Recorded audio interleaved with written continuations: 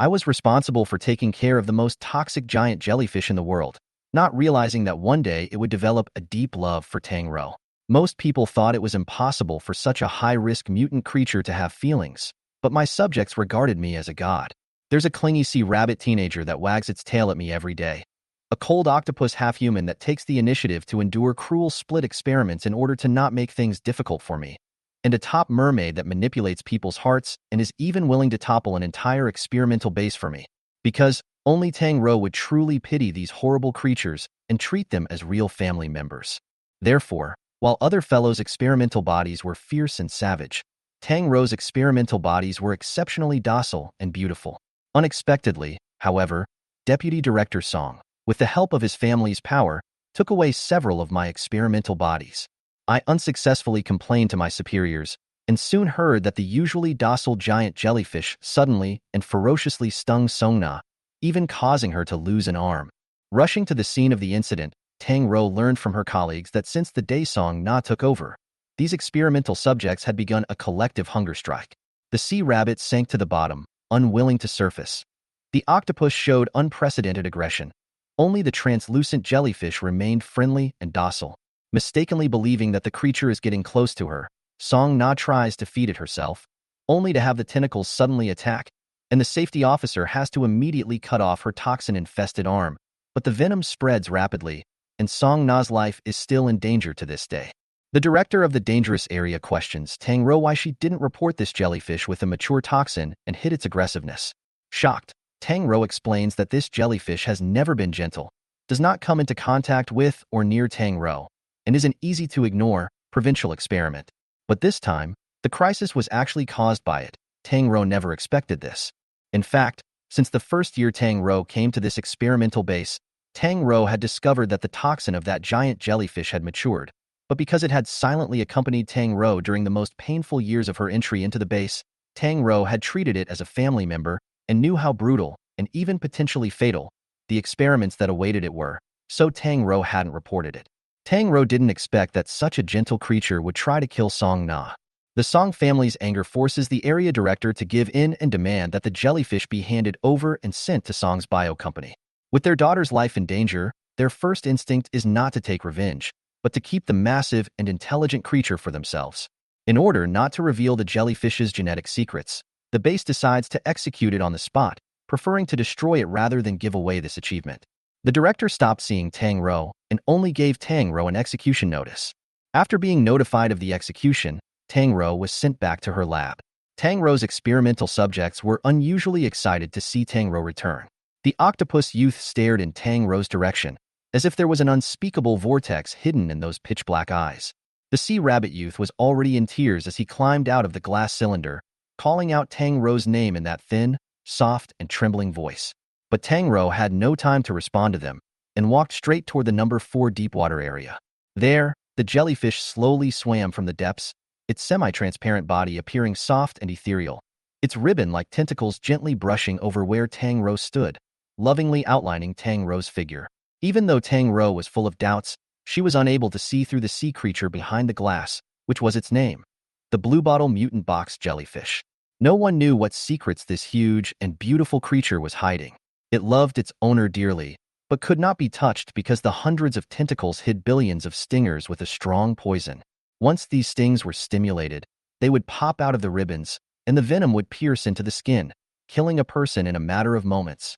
The mutated jellyfish possessed an intelligence close to that of a human. It knew that it could never touch Tang Rou, so it could only silently watch Tang Rou through the huge glass. Although it had no senses, every cell could sense Tang Rou's proximity, and it adored it more than life itself, ordering itself with difficulty to never touch Tang Rou. But that didn't include others. It would not allow anyone to break the bond between itself and its owner. When Tang Rou first opened the box board, the jellyfish floated up, carefully gathering its fluttering band and bringing its soft head up.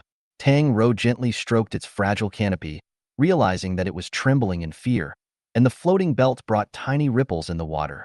A look of intolerance spread across Tang Rou's face as the countdown to the main character opened. Tang Rou was invited to leave the incubation chamber. The urging of the executives came through the headphones. Executing this giant jellyfish would be a huge loss for the experimental base. They dropped venom into the vast tank of water, Tang Rou closed her eyes. However, to everyone's surprise, the toxin of this mutant bluebottle jellyfish was stronger than they expected. After the first poisoning, it still floated in that water as usual. So they increased the toxicity level twice, each time stronger than the previous. But after 3 times, the jellyfish magically absorbed those strong toxins even though it melted off some of its body tissues. Even without experiencing a formal test, its performance completely surpassed the base personnel's imagination. In the end, it even absorbed a huge amount of toxin that was enough to hunt down 100 kilometers of marine life. Blue and white ripples appeared on the jellyfish's canopy, like some kind of ancient and mysterious spell. Such a change made the base instantly give up the idea of killing this experiment. However, a series of tests showed that as soon as Tang Rou left the place, the jellyfish would fall into an unprecedented depression, and those venoms could quickly harm it, with the floating belt showing a melted state.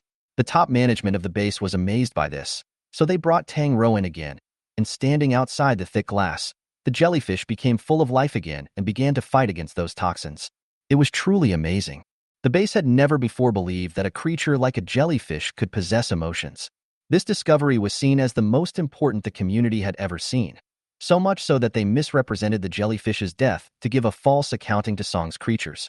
Then, a brand new number was registered for the jellyfish, and an entire 3-story highlight screen scrolled up to show a new round of personnel scheduling, and Tang Rou's name was not on the list. People speculated that because the jellyfish had hurt Song Na, Tang Rou had been implicated and removed from the experimental base. The rumors intensified and even became more and more similar. That was until someone caught Atherland, who had befriended Tang Rou, and asked him if he knew the specifics. Atherland just winked and told them to mind their own business. Finally, a few days later someone saw Tang Rou again, but Tang Rou had already changed her uniform to a different one, and her identity privileges had been upgraded from swipe card to iris recognition.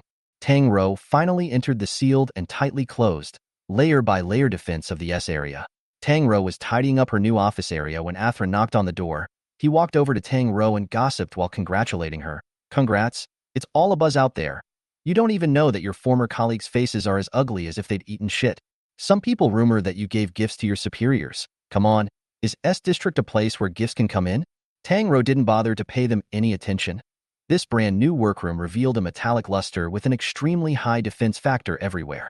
One of the entire walls was fully transparent glass, and behind the hidden tempered lines was an azure blue water, in which Tang Rou's jellyfish floated. The long and graceful tentacles scratched across the glass from time to time, as if trying to attract Tang Rou's attention. Tang Rou knocked on the glass panel and said with a smile, "Go play by yourself?" The jellyfish seemed to really understand Tang Rou's words, and reluctantly hooked down its palm affixed to the glass panel with its floating belt, slowly contracting its umbrella cover and wandering deeper into the depths. Atherland stormed back against the doorframe and sked. "It's amazing that he actually understands what you're saying, hearing or seeing. That's not right. He shouldn't even have the appropriate senses."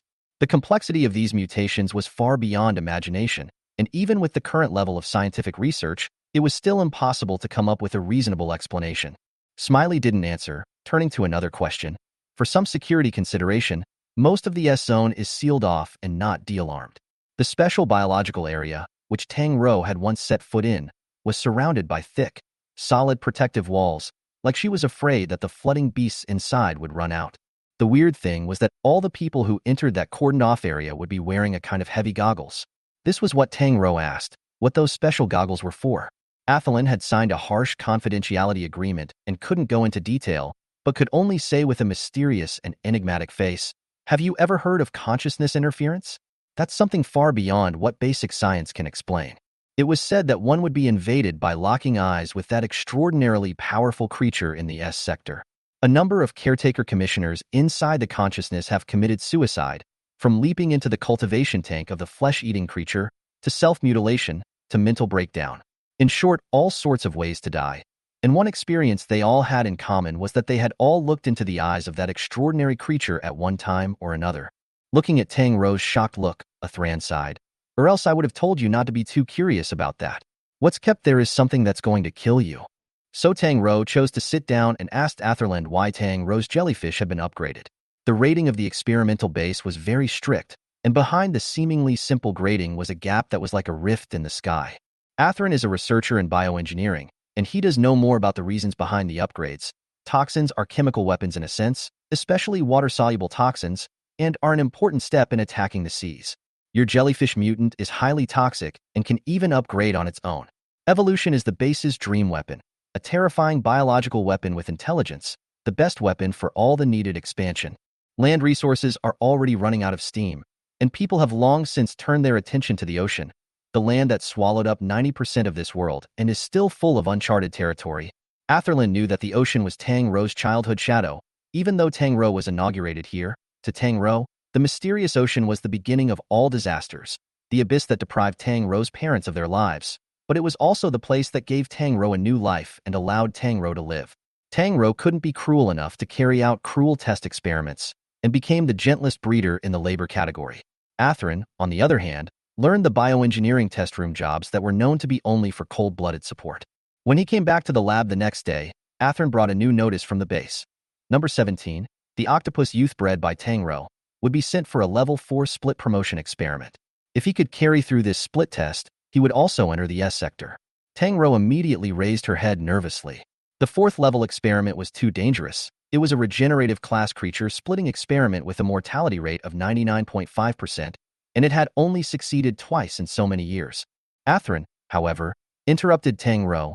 You don't have the right to decide. Even Tang Rou's engineers have no way to interfere with the base's decisions. Tang Rou's head hung low.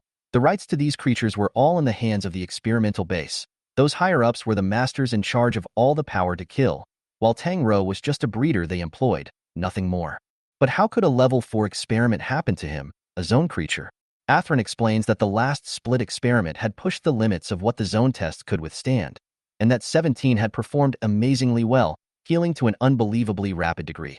The higher-ups thought that perhaps 17 had mutated a long time ago and had catalyzed biological potential under some unknown circumstance. Autonomous evolution was a proposition that made all engineers swoon. But if it failed, the experimental subject would die without a trace.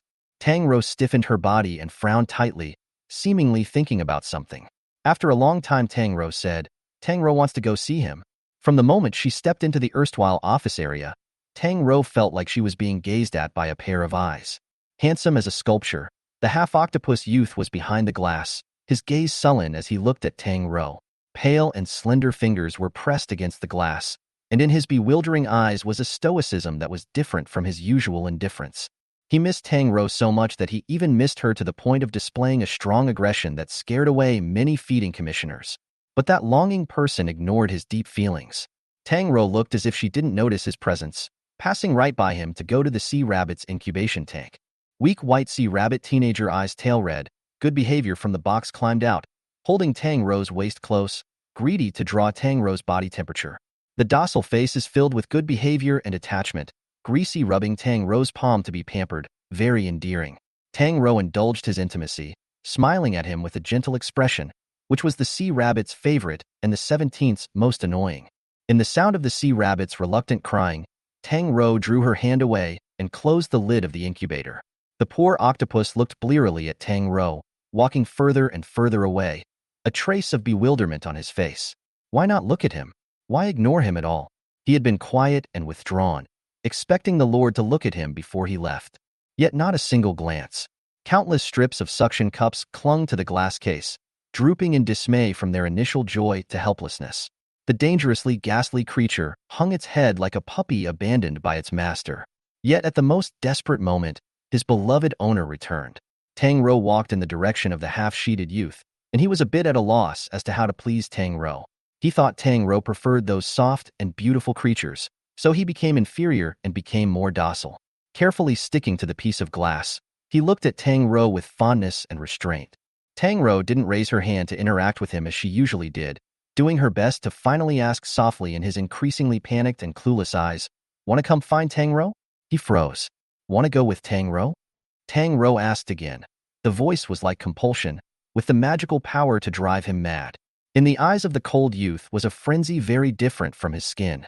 The tentacles were hard to restrain from sticking to the glass, and Tang Rou from the beginning to the end was so calm and smiling as she looked at the handsome creature behind the glass that was getting more and more out of control, and said extraordinarily clearly word by word, "Level 4 split experiment.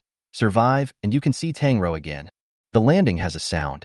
Going with Tang Rou became a demonic obstacle for the half-open youth, and desire would inspire the infinite potential of this creature. He was filled with desire, and his eyes were filled with a deep and horrible obsession. If I survive, I can go to Tang Rou. He was going to find Tang Rou. Tang Rou turned around, leaving the youth who was gazing at Tang Rou in infatuation behind her, and walked towards S without looking back. As the test with the highest split level, the level 4 split experiment would be conducted in the S area, which had the highest defense and safety factor. The half-octopus experimental body was enclosed in a tank by layers and layers of metal walls and chains, and was transported into the mysterious and dangerous S zone by a huge escort team armed with laser weapons. Once inside the test space, all personnel quickly evacuated the closed box, which slowly opened under the control of automated equipment. The bioengineers waiting behind the screen watched the movement of the tank without blinking. Soon broad, lion-like tentacles slowly poked out of the edges of the box. One or two, countless tentacles poked out. In the eerie, inky blue tentacles they spied a hint of a distinctive white. It was a half-octopus creature with the appearance of a handsome youth, its silhouette graceful, its movements slow and methodical as it emerged from the tank. Clean, tightly muscled textures covered the young, pale body, snaking profoundly graceful shapes across the bones. Everyone focused on him with bated breath for an instant. After stepping out of the tank completely, the inorganic glaze-like eyes rolled slowly as if searching for something. What was he looking for? One man asked, not knowing. Perhaps he was observing. Another denied him that he looked less like observing and more like searching. This was clearly one of the creatures with the highest danger index. So why did it seem so unaggressive at the moment, even a little eerily well-behaved? This anomaly was broken in the first attack. His ferocity shocked the engineers in the observation room, who marveled at the greatness of the creator. The handsome half-octopus youth with a vicious bloodlust, his attacking ability far exceeded their imagination.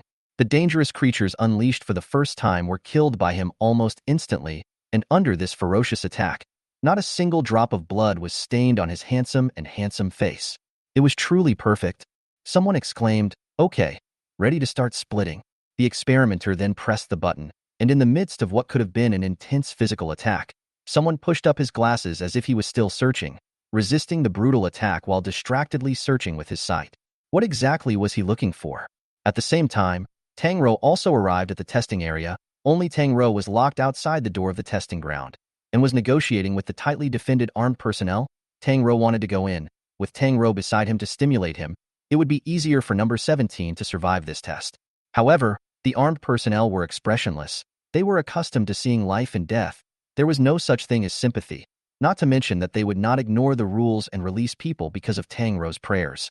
At the same time, a group of people came at the end of the corridor. They wore higher-level uniforms. The man at the head had wrinkles at the end of his eyes, still hale and hearty, with thin gold-framed glasses on the bridge of his nose. He was looking down at the light screen, bowing his head and exchanging something with the assistant-like person beside him. His right sleeve was empty, missing an arm. This was one of the senior professors of S area. Tang Rou remembered his surname Su, not long ago, had seen him covering the blood-spurting broken limb, was sent out of S area, did not think that the promotion of number 17 would actually alarm him. In the first two phases of the splitting and cutting experiments, the half-octopus youth swiftly dodged and was almost unharmed. The senior engineer of the truly awesome S district was surprised. Why was he previously divided in the H district? It's unreasonable. Someone added from the side. He seems to have had a font mutation. Font mutation? Did it actually exist? I vaguely remembered that there was also a zone not long ago where the creature font had mutated, as if it was a jellyfish. How incredible. The third phase of the test, the potent poison that was dropped only slowed it down, and the regeneration rate was reduced. The screen lit up with a yellow warning for the first time. That's awesome, carrying through so many tests before the life warning came out. Those people didn't mince words in praising it. Just then, Professor Su, who had been silent all this time, suddenly ordered to move up and add 3 yards of bioengineers, obediently dropping a higher dose of the weapon and observing the half-octopus youth. This time the injuries were very obvious. Under the yellow warning, the dying octopus dodged quickly, having many of his tentacle limbs sliced off, and his vitals dropping, like a game character about to run out of bloodstains and meet his demise. Fortunately, he didn't die.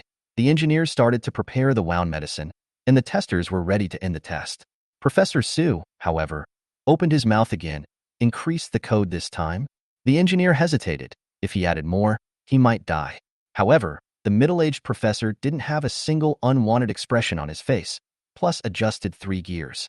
The researchers looked at each other with only room to execute. The violent destruction escalated once again. This time the amount of attacks was so huge that there was almost no room for the creatures in the testing area to survive.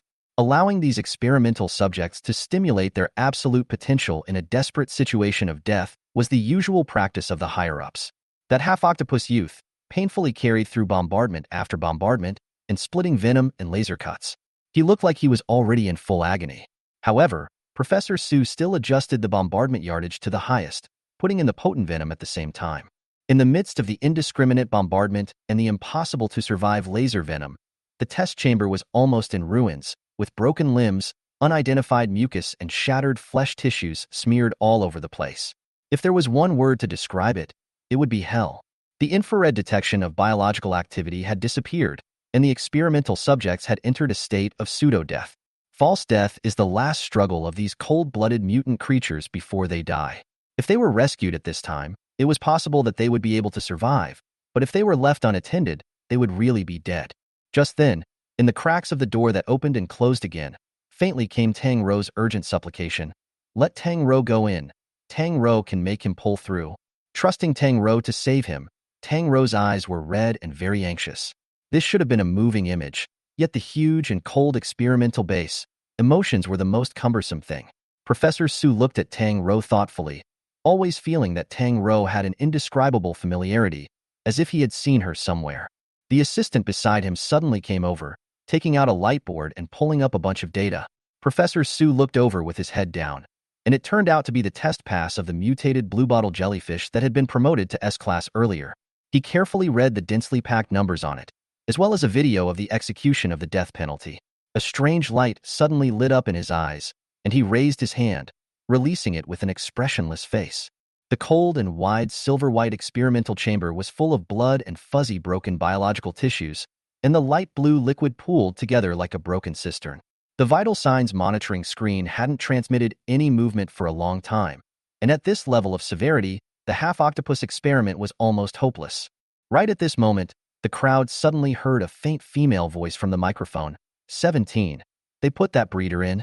In a world of dead silence, no one responded to Tang Rou, but Tang Rou still called out, seemingly afraid of frightening the sleeping people here, her voice soft, Alfino. This is the name Tang Rou quietly gave to number 17, only secretly shouted a few times. No one knows. Someone behind the screen was full of confusion. What was he saying? Someone replied, he's shouting Alfino. It's like a name. Someone realized what was going on and laughed. It's ridiculous to even give the experiment a name. The dripping scorn of the simple and ignorant female breeder echoed through the lab. But suddenly someone slowly stared at the screen with a frozen smile and let out a low cry. Wait? Vital signs back up? Professor Su looked over, his icy lenses crossing a cold light. On the screen, the airwaves signaling vital signs slowly jumped out of a curve. The vital signs were really picking up. Their voices were no longer surprised. Someone shuddered slightly and said, there's been some change in the experiment's biosignal spectrum. Alfino. The human female in the silver-white uniform continued to shout, as if trying to summon something in the midst of the dead silence. It was a memory that only they knew. On the day the name was given, number 17 looked bewildered, that cold, timeless face without warmth looking at her calmly. Tang Rou, however, knew that this was how the young creature looked when it expressed its disbelief. The little octopus at that time had just hatched not long ago and was still a hatchling, gradually reacting to the outside world amidst Tang Rou's day after day of crunching into the fiberglass. He began to interact with Tang Rou and gazed curiously at the human female before hearing her say softly, word for word, in the alien language he didn't yet understand, Alfino, that's the name I've given you. Do you like it? He looked at the girl blankly, at the one cherry red lip, and his dark green eyes misted up. This was his keeper. It was gentle. It was cute.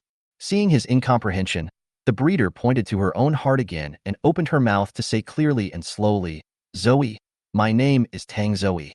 The little octopus half understood as it used its tentacles to peel open the unlocked hatch and poked out of the petri dish, staring at her blankly.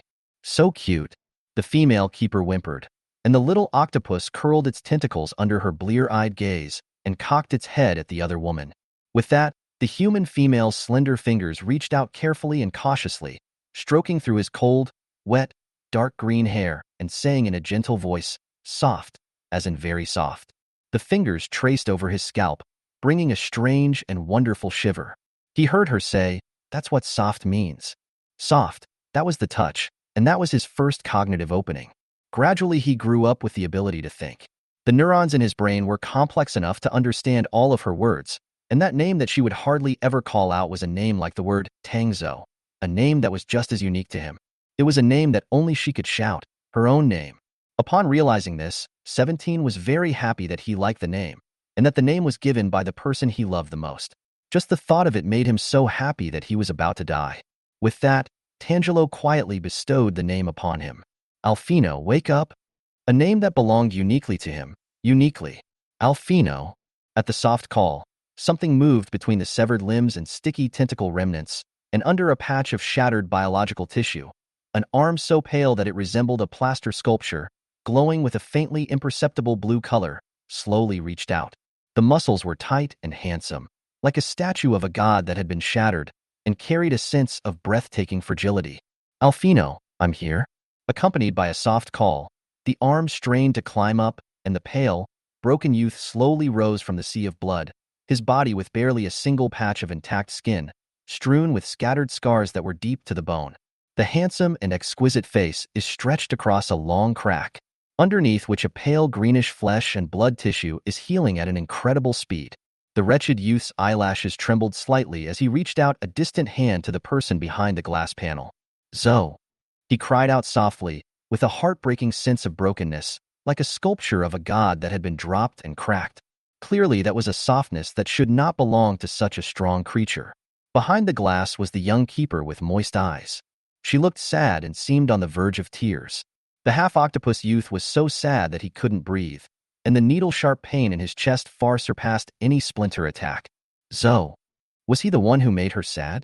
Then he would rather suffer more than see her sad.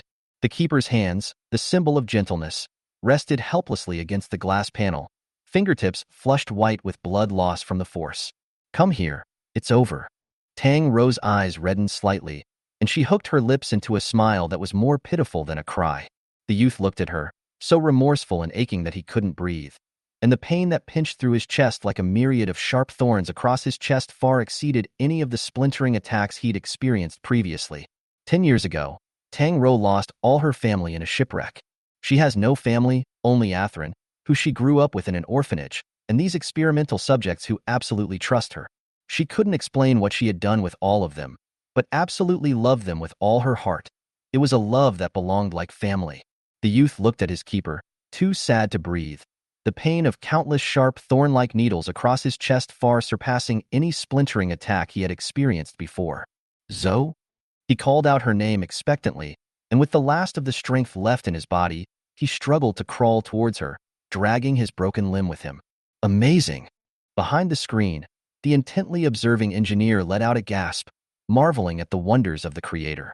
He was healing faster than any previous attack. His tenacity was astonishing, but what shocked them even more was that he had feelings. How was this possible? A cold-blooded animal. How did it possess feelings? The image in front of them carried an eerie yet cozy beauty, like a touching warmth underneath the coldest war. They looked through the glass panels at the youth who had almost been pronounced dead, miraculously awakening in this warm voice of care, changing his previous fierce and horrible appearance, and displaying unparalleled gentleness. But the glass panel reflected his figure. Wretched, dirty, broken. He approached with joy, only to be deeply humbled the moment he saw his own figure. He looked ugly now, his body mangled and torn, his hair muddy and covered with fine wounds, and the place was strewn with his broken limbs as well as his blood, which was very viscous. He remembered the exquisitely beautiful sea rabbit boy that his owner loved, and his eyes were full of inferiority and timidity. Number 17 hung his head, and his body, which had just wanted to come a little closer, retracted again, lugubriously covering his face with his hands. Tang Rou looked even sadder. A large number of traumas on subject A-17 have healed, and the newborn tentacle limbs seem to be experiencing controlled contractions. Controllable? He seems to be able to put the tentacle limbs away. This was another astonishing discovery. The keeper below was still softly calling out to him, "Alfino, don't be afraid. Put your hands down and come to me." The call of his keeper was to him the voice of the supreme god, and he was her most loyal follower, ever unconditionally subservient to her summons. The youth, who had shown appalling ability and danger in the sweep of the horrible weapons, was in some imperceptible pain, and the trembling of his touching limbs gave a hint of resignation. At the gentle call of the female voice, the dying youth slowly loosened his grip, revealing that beautiful, delicate face with a bit of longing in his eyes. His movements were slow, and the female keeper was patient, gently soothing him through a piece of transparent glass like a poor young animal in a state of stress. "It's okay. It's all right now. Come to me." The octopus's figure looked particularly pale in the mess. Like beautiful jade tarnished by silt, his bones were long and straight, covered with elegant muscles. He moved toward the woman behind the glass, his still intact tentacles carefully pressed against the glass, seeming like he was touching her. All he could manage was to follow her contours and stick to them, looking at her viscously and deeply.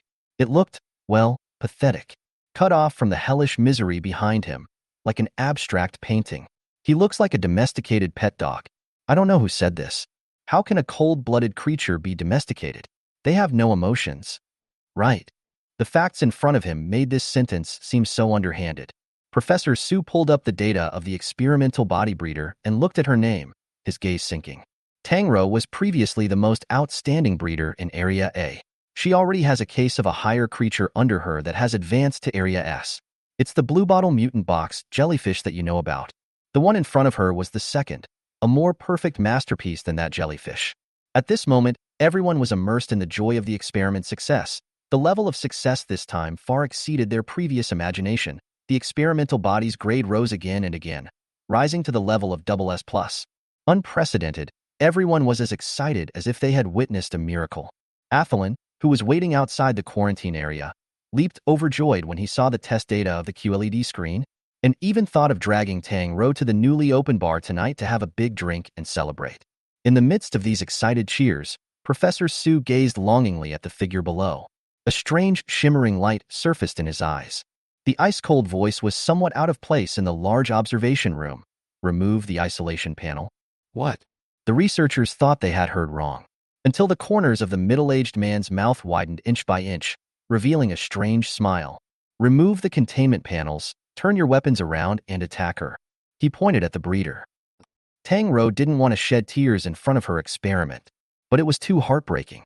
Number 17 was covered in wounds, her face that couldn't make expressions splattered with blood and broken tissue, like a broken-winged angel strewn with scars, falling into a dirty, muddy abyss. Amidst such heavy injuries, the youth's dark green eyes were filled with pleasure and happiness. Soft. Could he follow her now? Could he go to her now? He raised his hand, looked at the muddy palm with some remorse, embarrassed, wiped it clean on his waist and stomach, and carefully touched the glass panel. Would she resent his filth? He was a little uneasy. "With you?" He asked her to fulfill her promise. "Live and go with you." Tang Rou wiped away her tears and revealed a smile. "Soon you can come out. Congratulations, advanced." An incongruous blush appeared on his cold and elegant face. Hanging his head, he moved closer to the glass. "Call me name." The little octopus wanted to hear its owner shout that name one more time, the tips of its tentacles drooping downward like a shy little girl. Tang Rou couldn't help but call out to him, "Alfino?" "Well," he answered lowly, his ink-colored eyelashes lightly trembling with suppressed joy. Yet the cold-bloodedness of the higher power was far beyond her imagination. After seeing that there was still a possibility of evolution, they cruelly aimed their weapons at the unarmed and tender humans. The glass was withdrawn in a split second. Number 17 was stunned for a split second. Sensing the danger, his tentacles touched with the human's soft palm and instinctively gripped it. In the next second, the dark pupils constricted violently. He quickly rolled his feeder into his arms, shielding her with the most fragile human upper body, desperately trying to protect the human in his arms without revealing a single trace. Icy pale blue blood splashed on Tang Rou's face, and she opened her eyes in a daze, not knowing what had happened. Why did number 17 come out? Why were there so many explosions? The roar was deafening, and the half-human youth who was hugging her closely shuddered in pain, curling up to shield her more tightly. Tentacles replaced his hands and covered Tang Rou's ears, cutting off the horrible shattering sound. 17. Alfino? The youth held her, pained and horrified. They were hurting her. Chapter 14. Caution and Intimacy. In a broken wall, the newborn tentacles quickly wrapped Tang Rou up, carrying her as she darted and dodged. Tang Rou felt like she was imprisoned in an airtight cocoon, her body forced against his cold waist and belly. Everything about the cold-blooded animal was cold, and even if he was gentle with her, he wouldn't feel warm. Layer after layer of tentacles wrapped her up tightly, followed by a sense of weightlessness. Number 17 was moving fast, so fast that Tang Rou felt the sky spinning even in the cocoon. What had happened? The half-chaptered youth's speed was faster than all the soft mutated creatures on record, and his shadow was vaguely captured in the infrared flyby. The searing fury caused it to erupt into nascent tentacles, chopped off by the laser weapon. Regenerate, burst, and shatter, regenerate. Week after week. Amazingly, these obviously newborn tentacles were getting tougher and tougher one at a time, and the weapons couldn't even hurt him after the toughness of the epidermis reached a certain level. The young female keeper was embraced by him, enveloped in layers of tough tentacles. Once those tentacles were cut by the attack, there would be new tentacles that would quickly fill in the gap. It can almost be said that it is impermeable in protecting the one in his arms. And the anger appeared to a certain extent. Things appeared to be reversed. The half-chaptered youth went from fleeing to killing. He maniacally destroyed several launch ports, and the hard, dense, thick metal walls were smashed with countless horrifying marks. Even the layers of observation panels cracked. "Professor, it's not safe here anymore." Someone looked up from the vision. Things were about to get out of control. This was a species that had developed an unknown mutation and would be renamed. If he hadn't been shielding that human breeder, he would have probably already torn through this absolutely tight space and rushed out. The engineers sitting in the monitoring area didn't have the slightest doubt that this terrifying humanoid weapon would tear them to pieces in the blink of an eye. Professor Su's face was a mixture of astonishment and excitement, and he had an unspeakable surprise in his heart. This was God's creation, a gift from the heavens. This was the best experimental body so far. On the screen, the gloomy and terrifying youth raised his head. The dark green eyes looked straight over, like inorganic gems, cold, radiant, and filled with a killing aura. He's looking at the camera. The camouflaged camera, hidden in a silver color, was precisely stared at by him. Professor Su felt that the experiment was looking at him through the lens. That tingling coldness shook his spirit and made him even more intrigued. He looked over, like he was looking through his soul, like he was seeing his existence. It was amazing. Success. Succeeded. Professor Su finally opened his golden mouth. But no one was excited anymore, because the fact that things had come to this point only made them fearful. In this way, could the usual cultivation area in the S region still trap him? However, the crisis seemed to be more than that. A loud blasting sound came from the deepest part of the S zone's layer-by-layer closure, and the void shook as if some underground ferocious spirit was about to tear through the space and crawl out of the surface. Ding! People looked up. Professor Su's perennially silent alarm went off. The faces of the engineers who knew what that meant instantly faded from their blood and looked at each other. What's going on? Someone ran over in a panic and said, "Something's wrong." Professor Su removed his eyes from the screen and looked down at the alarm in a daze, his face suddenly pale, the joy and excitement that he had just experienced fading to nothing. Subconsciously, he raised his hand to cover the empty sleeve of his missing arm. The researcher who ran over was dressed in a high-level uniform, his voice full of fearful trembling. "Special control zone, level 1 alarm." Even Professor Su, who hadn't shown a look of worry even when the half-chapter youth was about to break the wall, actually had fear surface on his face. That meant that perhaps something extraordinary had really happened. "Tang Rou, wake up. Tang Rou, can't sleep." Someone was shouting at her over and over, through the speakers hidden in the experimental chamber.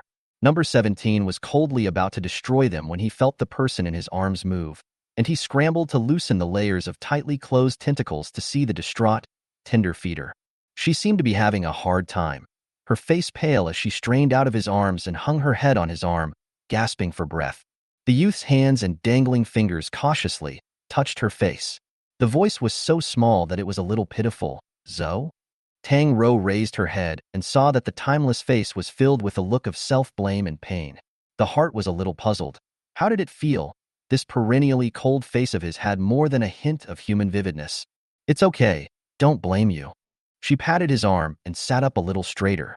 It had been really bumpy for too long and wanted to throw up. Tang Rou was dizzy, feeling the little octopus shifting in and out of shape in a heartfelt and overwhelmed effort to make her more comfortable to lean against. "Tang Rou, can you hear me? Zoe?" The ill-timed horn sounded again, and Tang Zoe lifted her eyelids, a little confused. Atherland? It was indeed Atherland's voice on the horn. She was furious, and her voice was still a little shaky. Your 24th filial piety-kissing son, little octopus, is out of control. The rescue team couldn't get close enough, and attempts to anesthetize him didn't work. So, can you climb out on your own? Tang Rou, huh? She looked up at number 17, and the other person instantly withdrew his gloomy look of coldly staring at the speaker and looked at him quietly and nicely, period, justifying his actions of not letting anyone get close. They hurt Rou. So he was like a guard who desperately defended his master, hiding her in his arms all the time, seriously injuring one batch of people after another who tried to come in. Tang Rou's face was so bad that she was still dizzy from closing her eyes. She remembered the sudden withdrawal of the glass panels, the nuclear fusion-like dangerous weapons suddenly pointed at her, trying to trade her life for the evolution of the experimental body. The experimental body was the most valuable asset. The breeder was worthless. She closed her eyes and leaned on 17's arm, her mind cold. But the youth's face was flooded with happiness, and he didn't even know how to put his hand. Lifting it for a moment, and then slowly lowering it, carefully gathering up the tentacles she had always disliked to touch, and gathering her in vain with joy. The speakers emitted a faint sound of electricity, and Atherland said, "Sister, wake up, your experiment now looks too wrong." Tang Rou moved her eyelids and looked at the octopus. The dark green eyes looked back at her with a bit of pressed joy. "Okay, let go of me, 17. But the other didn't listen.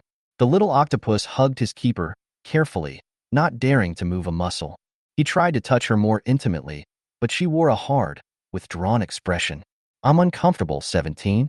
Tang Rou moved her body and said, "You don't want me to be sick either, do you?" The octopus was immediately remorseful and let go.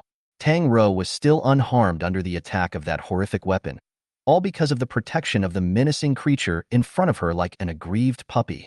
Chapter 15. The Clingy One. "Thank you." Tang Rou sincerely thanked him, raising her hand to wipe away the residual blue blood that stained number 17's thin eyelids. Under those icy, foreign-colored blood, the youth's handsome, deep face looked strangely magnificent. "You saved me, number 17, thanks to you. Otherwise she might have died." 17 blinked slowly, her eyelashes, dampened into wisps, traced a soft arc. She was thanking him. She was so gentle. Like, joy made his brain go blank, unable to do anything in response. "With you, can." Tang Rou touched his tentacles, eliciting those things to shyly curl up and wrap around her fingers, sucking gently, like they were pampering. 17, you may continue to follow me." There was little expression on the cold-blooded creature's handsome face, his dark green eyes repressing the grand revelry as he curled around her, little by little, uncontrollably, haughtily, and slowly, and then stopped again, unsure of what he was thinking. There was obvious expectation in his eyes, like a small child waiting for candy. "Shout me." Wanted to hear her shout that name. Under his puppy-like wet gaze, Tang Rou immediately understood. Smiling, she called out to him, "Alfino, candy for you tomorrow." After number 17's sad goodbye, as if he were living or dying, Tang Rou was finally carried away on a stretcher. After taking a shower, Tang Rou sat pathetically wrapped in a blanket on a bed in the custody area while someone checked her body in case unknown toxins or wounds were left behind. Tang Rou, on the other hand, was fidgeting with a scale. While changing her clothes, someone had found a bullet breach in the heart of her dress and a fine steel shell casing in the crevice of her underwear, presumably penetrated between the seams of the 17th tentacle during the intensive attack. However, this one bullet did not kill her. The healer looked at the breach in her intact skin and said in amazement, "Amazing. This can be called a miracle.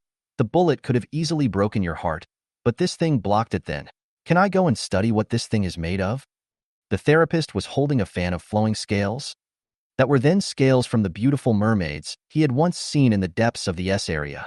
Tang Rou shook her head and politely declined, "I'm sorry, this is my personal item." That therapist regretfully placed the scale back into Tang Rou's hand. "Split weapons can easily penetrate tanks and heavy mechs. It's simply a miracle that you can be protected by this scale. The material it's made of must be quite precise. That bullet didn't even leave a mark on it." Tang Rou lowered her eyes to observe the thin, glowing scales, and indeed, as the therapist had said, there was not a single trace on it. But she was quite sure that this scale was previously stored in her outer pocket, and there was no reason for it to appear out of nowhere on the skin close to her heart.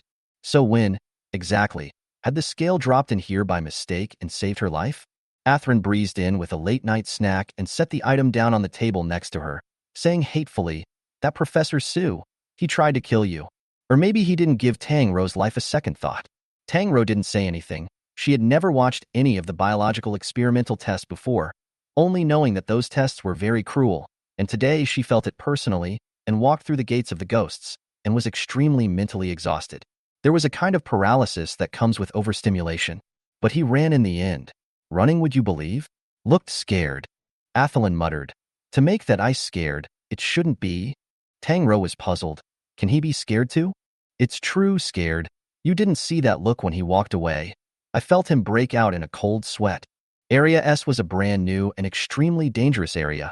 There was no telling what other ferocious dangers were there. Even Professor Su could be that scared. So I'm afraid that something extremely dangerous has really happened. After scolding the professor, Athelin couldn't help but sigh again. Wouldn't your experimental subjects be a little too clingy? All the other experiments are eager to kill their owners, but only yours, all of them are sticky. Still good-looking and well-behaved clingy elves, of course, they were still terrifying mass murderers to others. Tang Rou couldn't help but laugh. Number 17 is still young. He's worried about me. He's little? Athelin plucked up his voice, but after thinking about it, he nodded, indeed. Just hatched more than 2 years ago. It is indeed small. Tang Rou tasted the small wontons and chicken sauce. Her eyes curved up slightly. Tastes good. Which house is this? Specially went downtown to buy it for you. Newly opened net red store. Yummy. Next time I have time, I'll go buy some for the octopus sea rabbit to try. Athelin was silent for a while again, and then rationally analyzed. You this 17 just but the real killer, seriously injured several waves of people still cannot take you away from under him, presumably for fear of waking you did not create too much the noise, and did not kill. If you are killed by that Professor Su today, I estimate that he can lift the sky of the base. Tang Rou sipped the warm chicken soup and didn't say anything. As a result, he still listened to you, and let go when you told him to, seeing as I wanted to raise an experiment to try it out. Tang Rou didn't say anything else. She acted sensible as if she had withdrawn from the matter, observing from the perspective of a bystander. If number 17 hadn't evolved at that time, she was afraid that she would have died.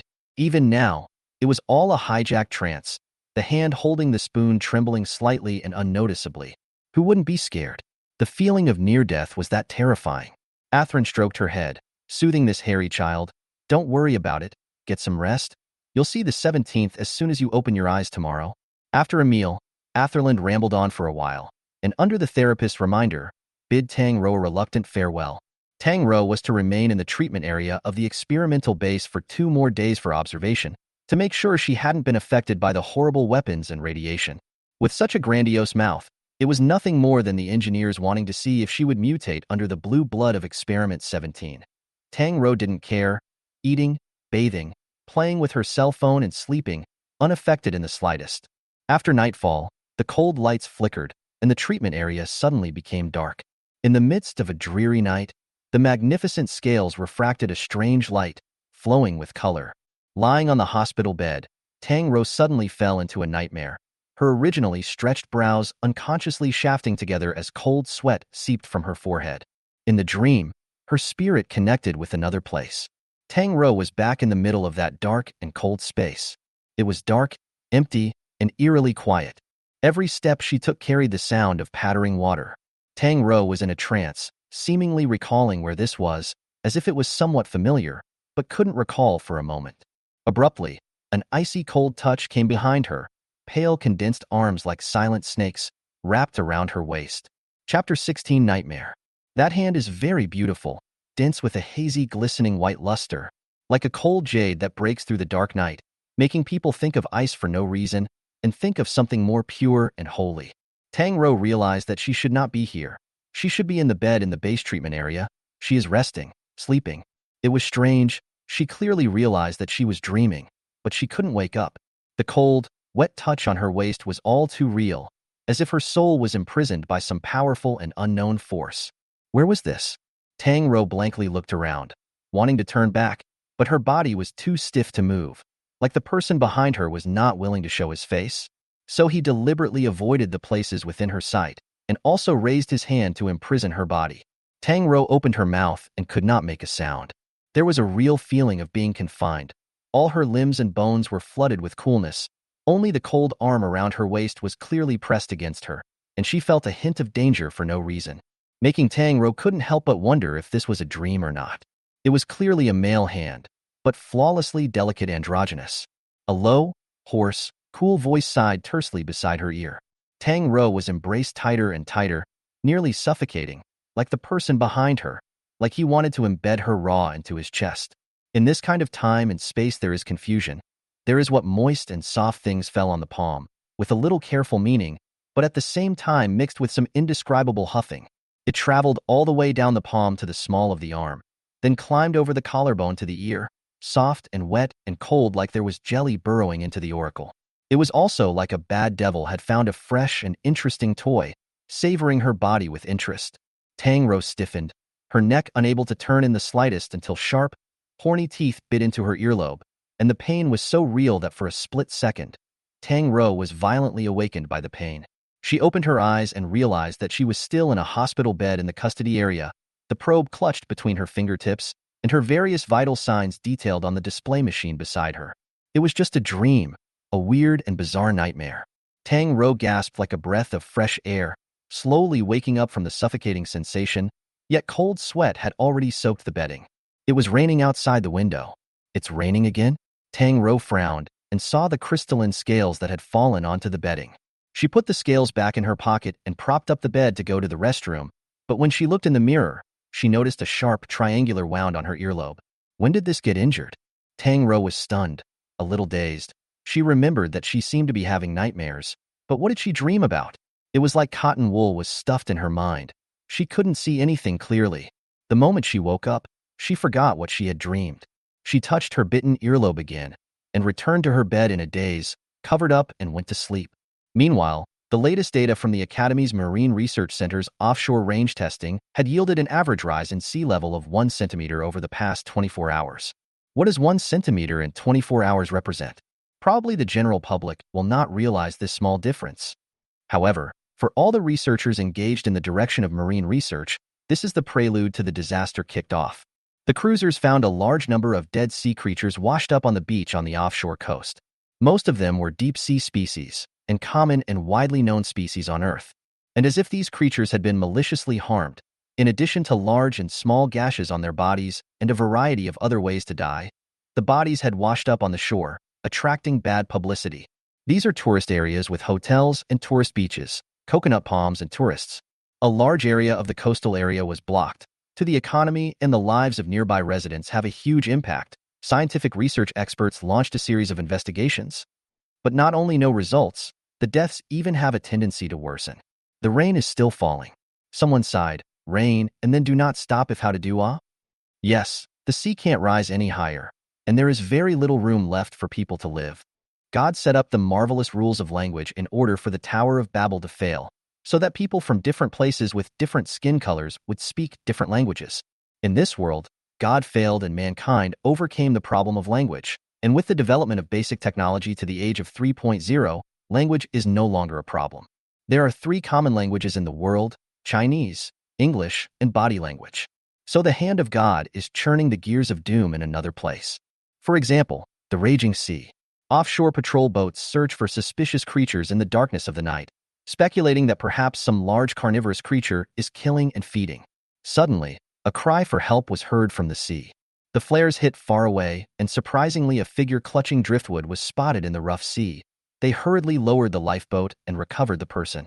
The man was dressed in clothes many years out of date and holding a soaked and broken handheld cell phone, an outdated device that was decades old in these days of all the wristwatch-type light screen terminals. Yet even more mind-boggling was the fact that this man was actually decades old. He said that the ship he was traveling on, the Salem, was in a shipwreck. Huge waves overturned their ship, and in the process of struggling, he saw a piece of door floating over, so he hugged the door and floated all the way over. He added that it suddenly started to rain heavily and the ship had sunk to the bottom of the sea, and he did not know how long he had been floating before he finally saw the patrol vessel. The Salem was identified as a sightseeing cruise ship that crashed into the sea 37 years ago, and it was documented that no one from that cruise ship survived, and that the wreckage had not been salvaged from the shore to this day. What was even more shocking was that at first they thought the man was talking nonsense, guessing that he was a prankster who happened to know about the crash of the Salem. Shockingly, however, the man's DNA was a match to the same name and surname of the victims in the gene pool who had been declared notified of the disaster decades earlier. The incident caught the attention of the military, and they sent in researchers and interrogators to torture him. But when asked what he had experienced, he knew nothing. When asked to recall, he was in a trance. He could not specifically say what he had experienced during the time of the shipwreck, but in his confused speech, the shipwreck seemed to have happened a few hours ago, not more than a day at most, and he encountered the shipwreck on this night and also encountered these patrol officers on this night. But how was this possible? The doctors examined him in detail and found the man's physical age to be around 33, the same age as when the shipwreck was reported. 37 years had passed without the slightest aging, as if he had stopped in the cracks of time and traveled 37 years in the blink of an eye.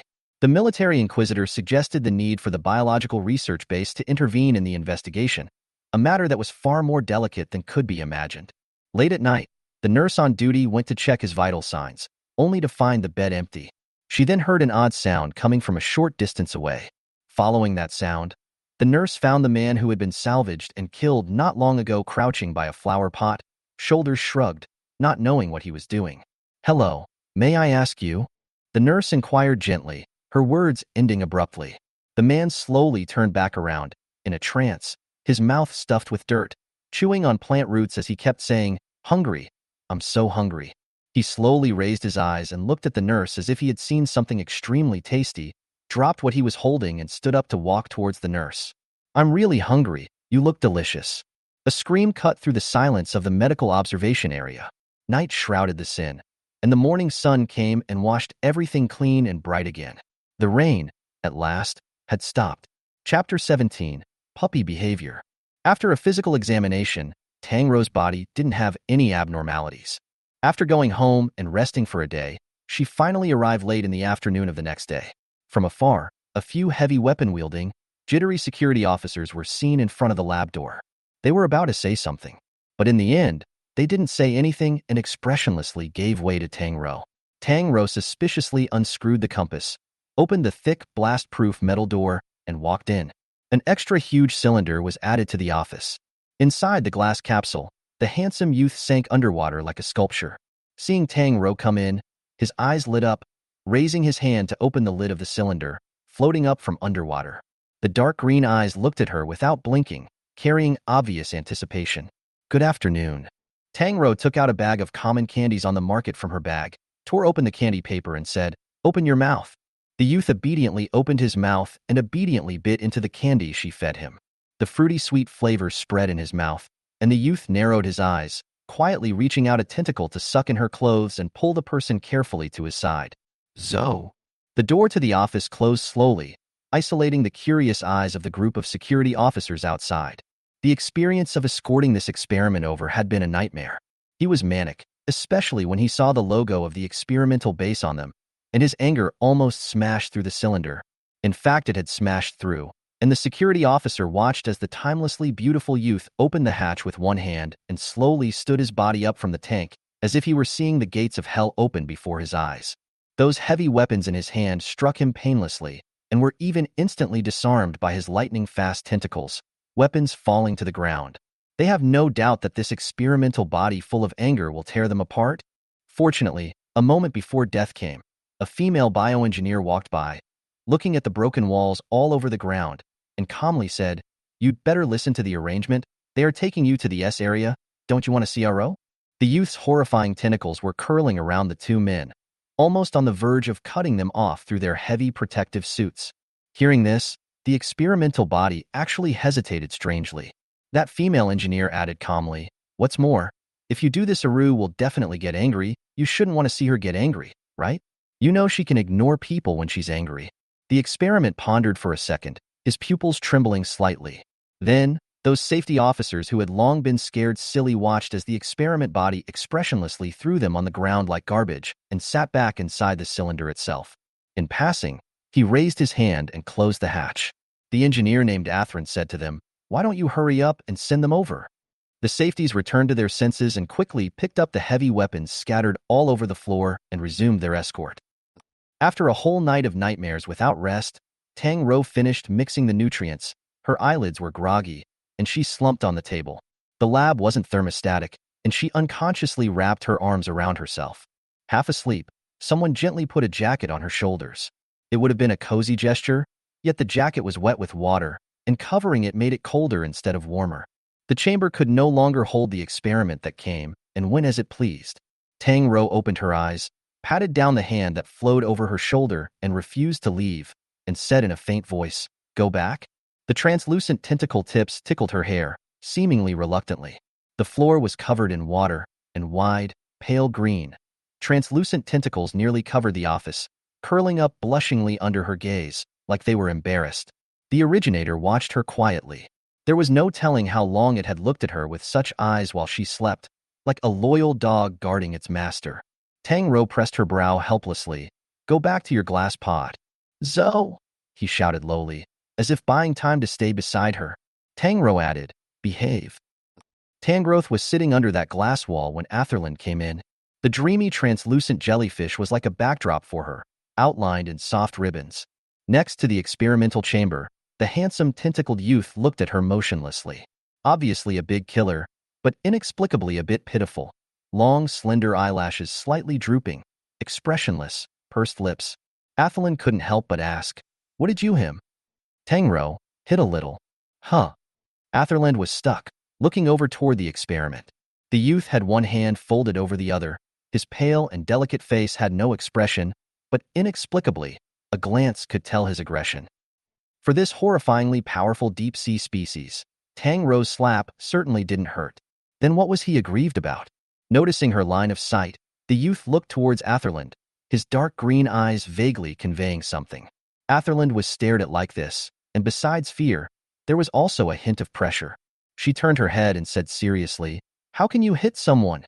Apologize quickly. Look at the aggravation given to others." Tang Rou turned her head back, and number 17 was looking at her blearily, like a puppy wagging its tail and gazing at its master. She couldn't help but put down what she was holding and walked over to his tank. The youth who had been aggrieved a second before was replaced with a look of implied expectation, and the tentacles that were clearly instantly taking lives were carefully attached to the glass like a shy young girl. Tang Rou opened the lid, and he immediately straightened his body and probed out. Dark green eyes looked at her quietly, not saying a word. Tang Rou suppressed her laughter and said in a thin voice, "I'm sorry, are you angry?" Number 17 was in a difficult position. He wouldn't be angry with Tang Rou, but didn't want to miss her rare proximity. At a loss for words, she reached out her hand. "Show me." The youth obediently put his hand on her palm. The finger bones were slender, the skin was flawless, and the sculpture was as cold and perfect as a sculpture. Tang Rou asked, "Did it hurt?" Atherland couldn't help but interject, "How could he?" He saw the youth nodding expressionlessly, his slender eyelashes drooping, causing pity. Tang Rou rubbed the back of his hand and apologized. "I'm sorry, it won't happen next time. Can you forgive me?" Atherland, "All right. She talks too much." The tip of number 17's underwater hidden tail stretches and curls up pleasantly, pursing her lips and haughtily averting her eyes. Chapter 18 Pure Youth.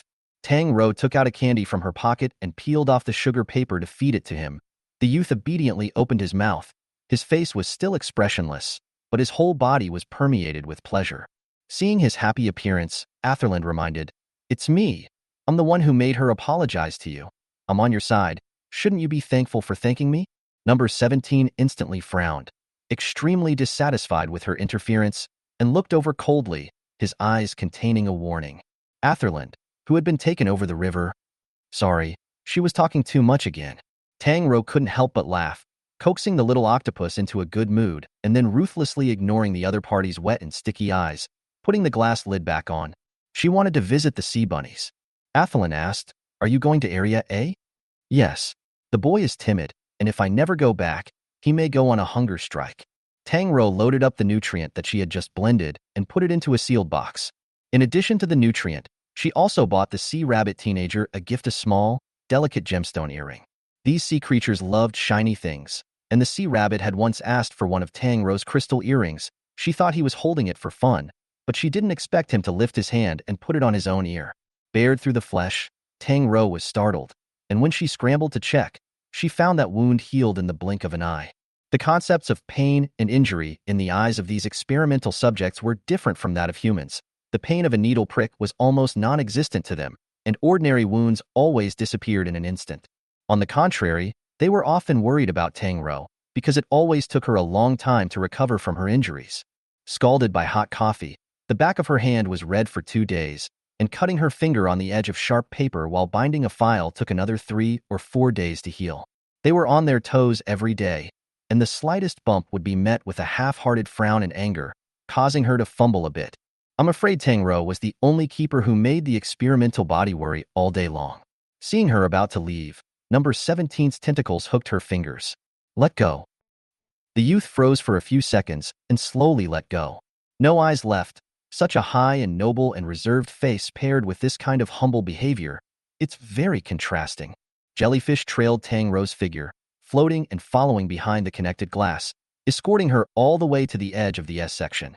Tang Rou walked all the way to Sector A. Those security guards holding down the outside of the partition put away their weapons and opened the gates, and under their silent, watchful eyes, Tang Rou slowly walked in. Coming face to face was a former colleague of Area A, Zhang Ning, who I heard had recently been promoted to deputy director. Little Tang, you're here. Zhang Ning stopped in his tracks and greeted her in a rare moment. Coming to see your former experiment? Tang Rou nodded. Yes, I made him some nutrients. In the past, Zhang Ning never paid any attention to Tang Rou. He came from a biology family, had a fiancée who was the daughter of a bio company, and carried the arrogance of a privileged son. Always sneeringly sneering, Tang Rou must have gotten her gold medal rating by some unorthodox means. Didn't he expect that he would take the initiative to greet her now, and even revealed a smile? Oh yeah, that 11 of yours is my responsibility these days. He's quite stubborn. Tang Rou nodded. I heard every day some time ago that he went on a hunger strike, so I wanted to come and take a look at him. Zhang Ning, however, said, hunger strike? He's quite fine, probably he was already fine when I took over. Oh really? Tang Rou was a bit surprised. I thought he would be sad for a while. Zhang Ning laughed. Cold-blooded creatures don't have any feelings, at most. They're just a little familiar with you, right? And they'll forget about it in the blink of an eye. Tang Rou frowned slightly, always feeling that his words sounded even more extraordinarily uncomfortable. Well, I'll go see him then. Zhang Ning took a step across the room, seemingly ready to stop her. He's resting, and he just had a test today, so it's better to leave him alone for now. This man had been stopping her. But Tang Rou surprisingly had no position to refuse. After all, 11 number 1 was no longer her own test subject. Right at this moment, an alarm suddenly sounded, and a sharp alarm echoed in the empty and wide metal corridor. At the same time, Tang Rou's communication terminal rang. Athelin called him, his voice anxious. Come back quickly. Sector S is going to be under martial law. Something's not right with number 17. What's wrong with him? Very manic, a little out of control, just broke the cylinder and ran away, injuring a few of our colleagues. What? Although Atherland said so on his lips, Tang Rou was very clear that if number 17 fell into a manic state, then the result was not as simple as injuring a few colleagues. Atherland's side seemed to be very urgent. The background sound was disorganized, and someone could vaguely be heard shouting, anyway, come back quickly. It's not just number 17 that's gone out of control. The entire S district is in trouble. Could it be that number 17's loss of control had something to do with the alarm that suddenly went off? Tang Rou hung up the phone looking grave. Zhang Ning listened to the whole process and comforted her. It's okay. Just give me this nutrient. Anyway, number 11 is also my responsibility now. You go and do something important. I'll convey the concern to him for you. Tang Rou looked at him twice more. The expression on the man's face was gentle, like he was relieving her of her worries. Then give him these, okay? These are all his favorites. She hesitated for a moment. It was fine to come back to see number 11 another day. She also had a better attitude towards Zhang Ning, lest he treat the sea bunnies badly. Trouble you, Deputy Director Zhang? Don't be polite. His attitude seemed friendly as well. Go get busy. Tang Rou transferred the items to him and turned around to hurry back to Sector S quickly. The man carried the sealed box containing the nutrient and slowly tightened his smile. He raised his hand to open the box and saw the half tube of yellowish nutrient inside. Holding it in front of his eyes and examining it for a few moments, he raised his hand and threw it into the garbage can on the side.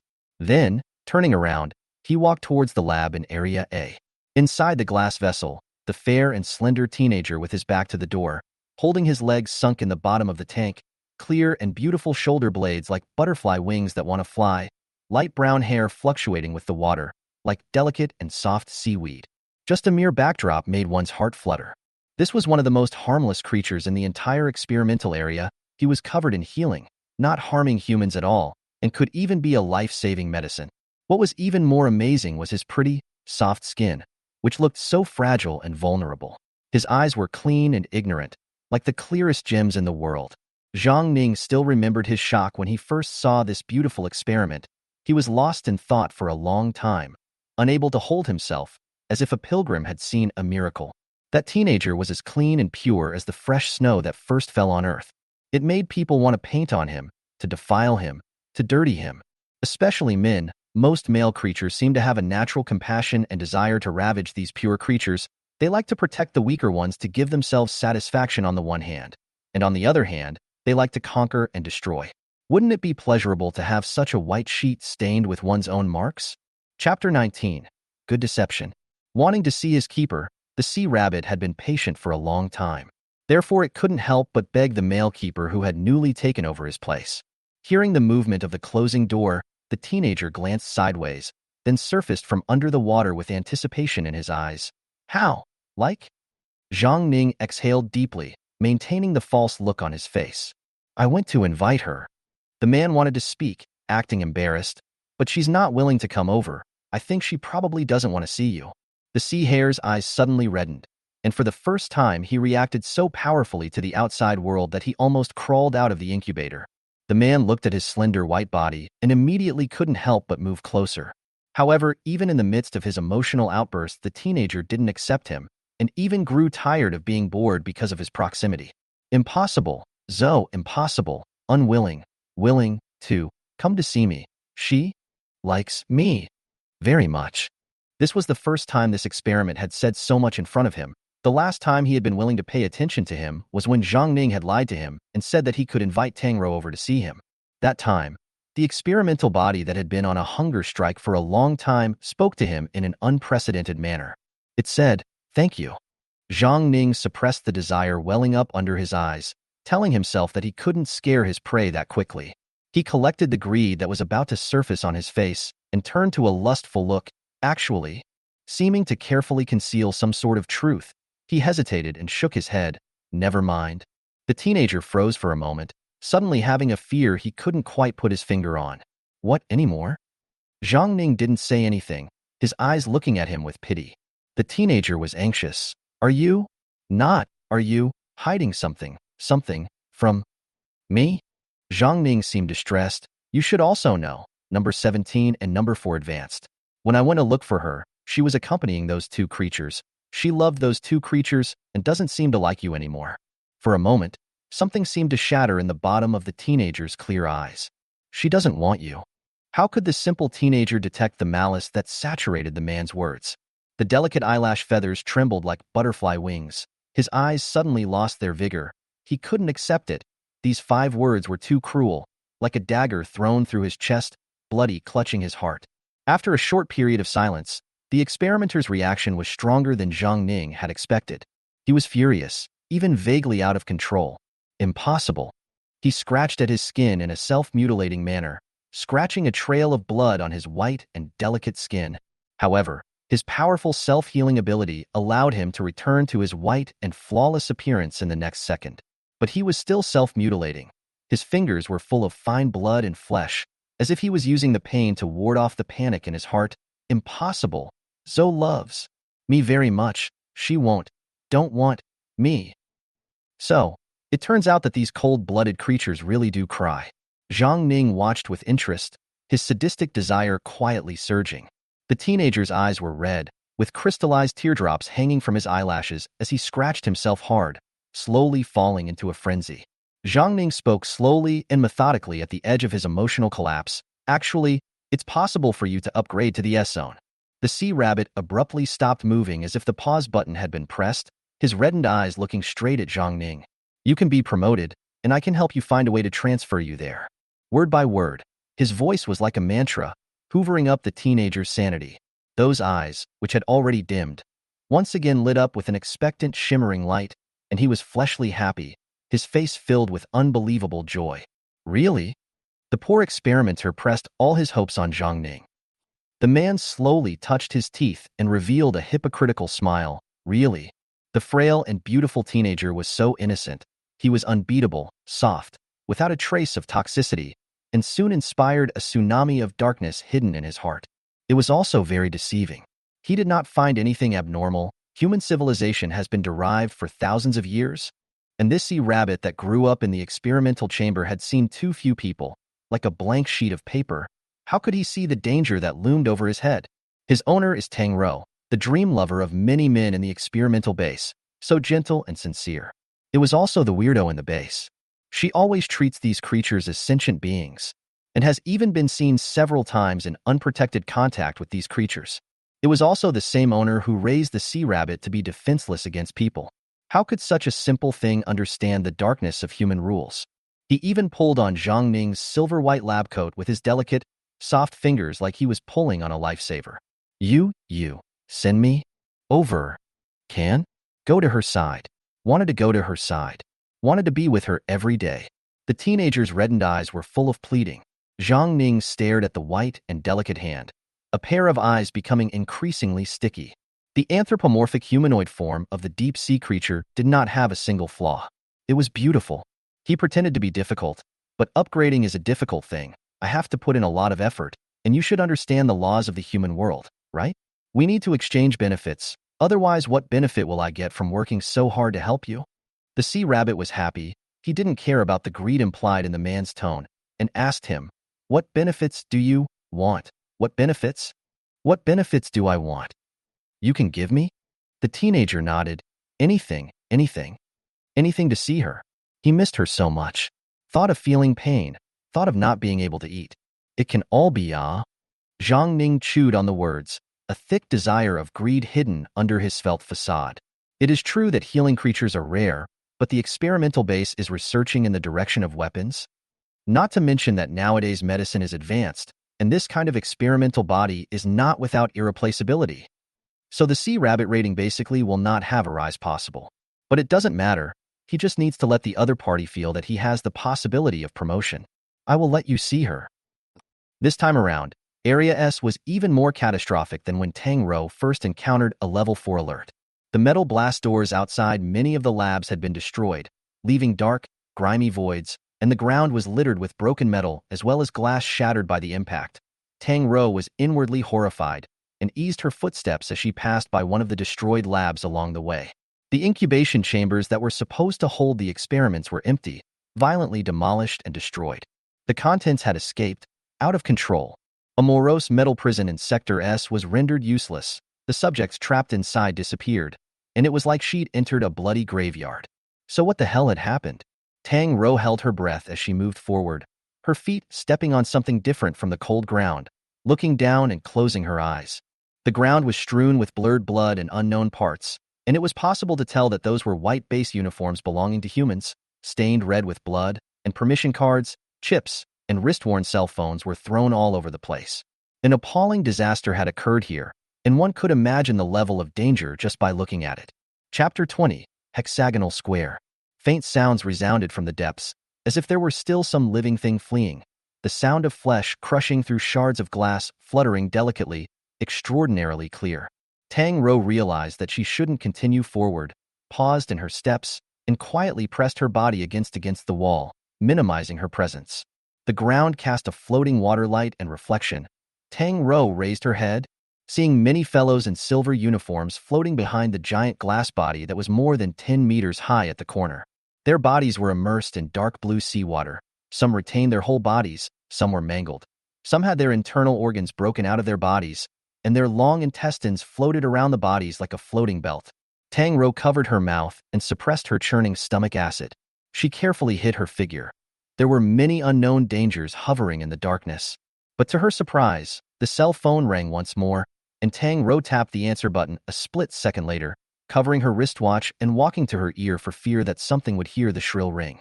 Atherlin's voice came through, vaguely trembling. One could imagine that she was facing some kind of fear. "Where are you now?"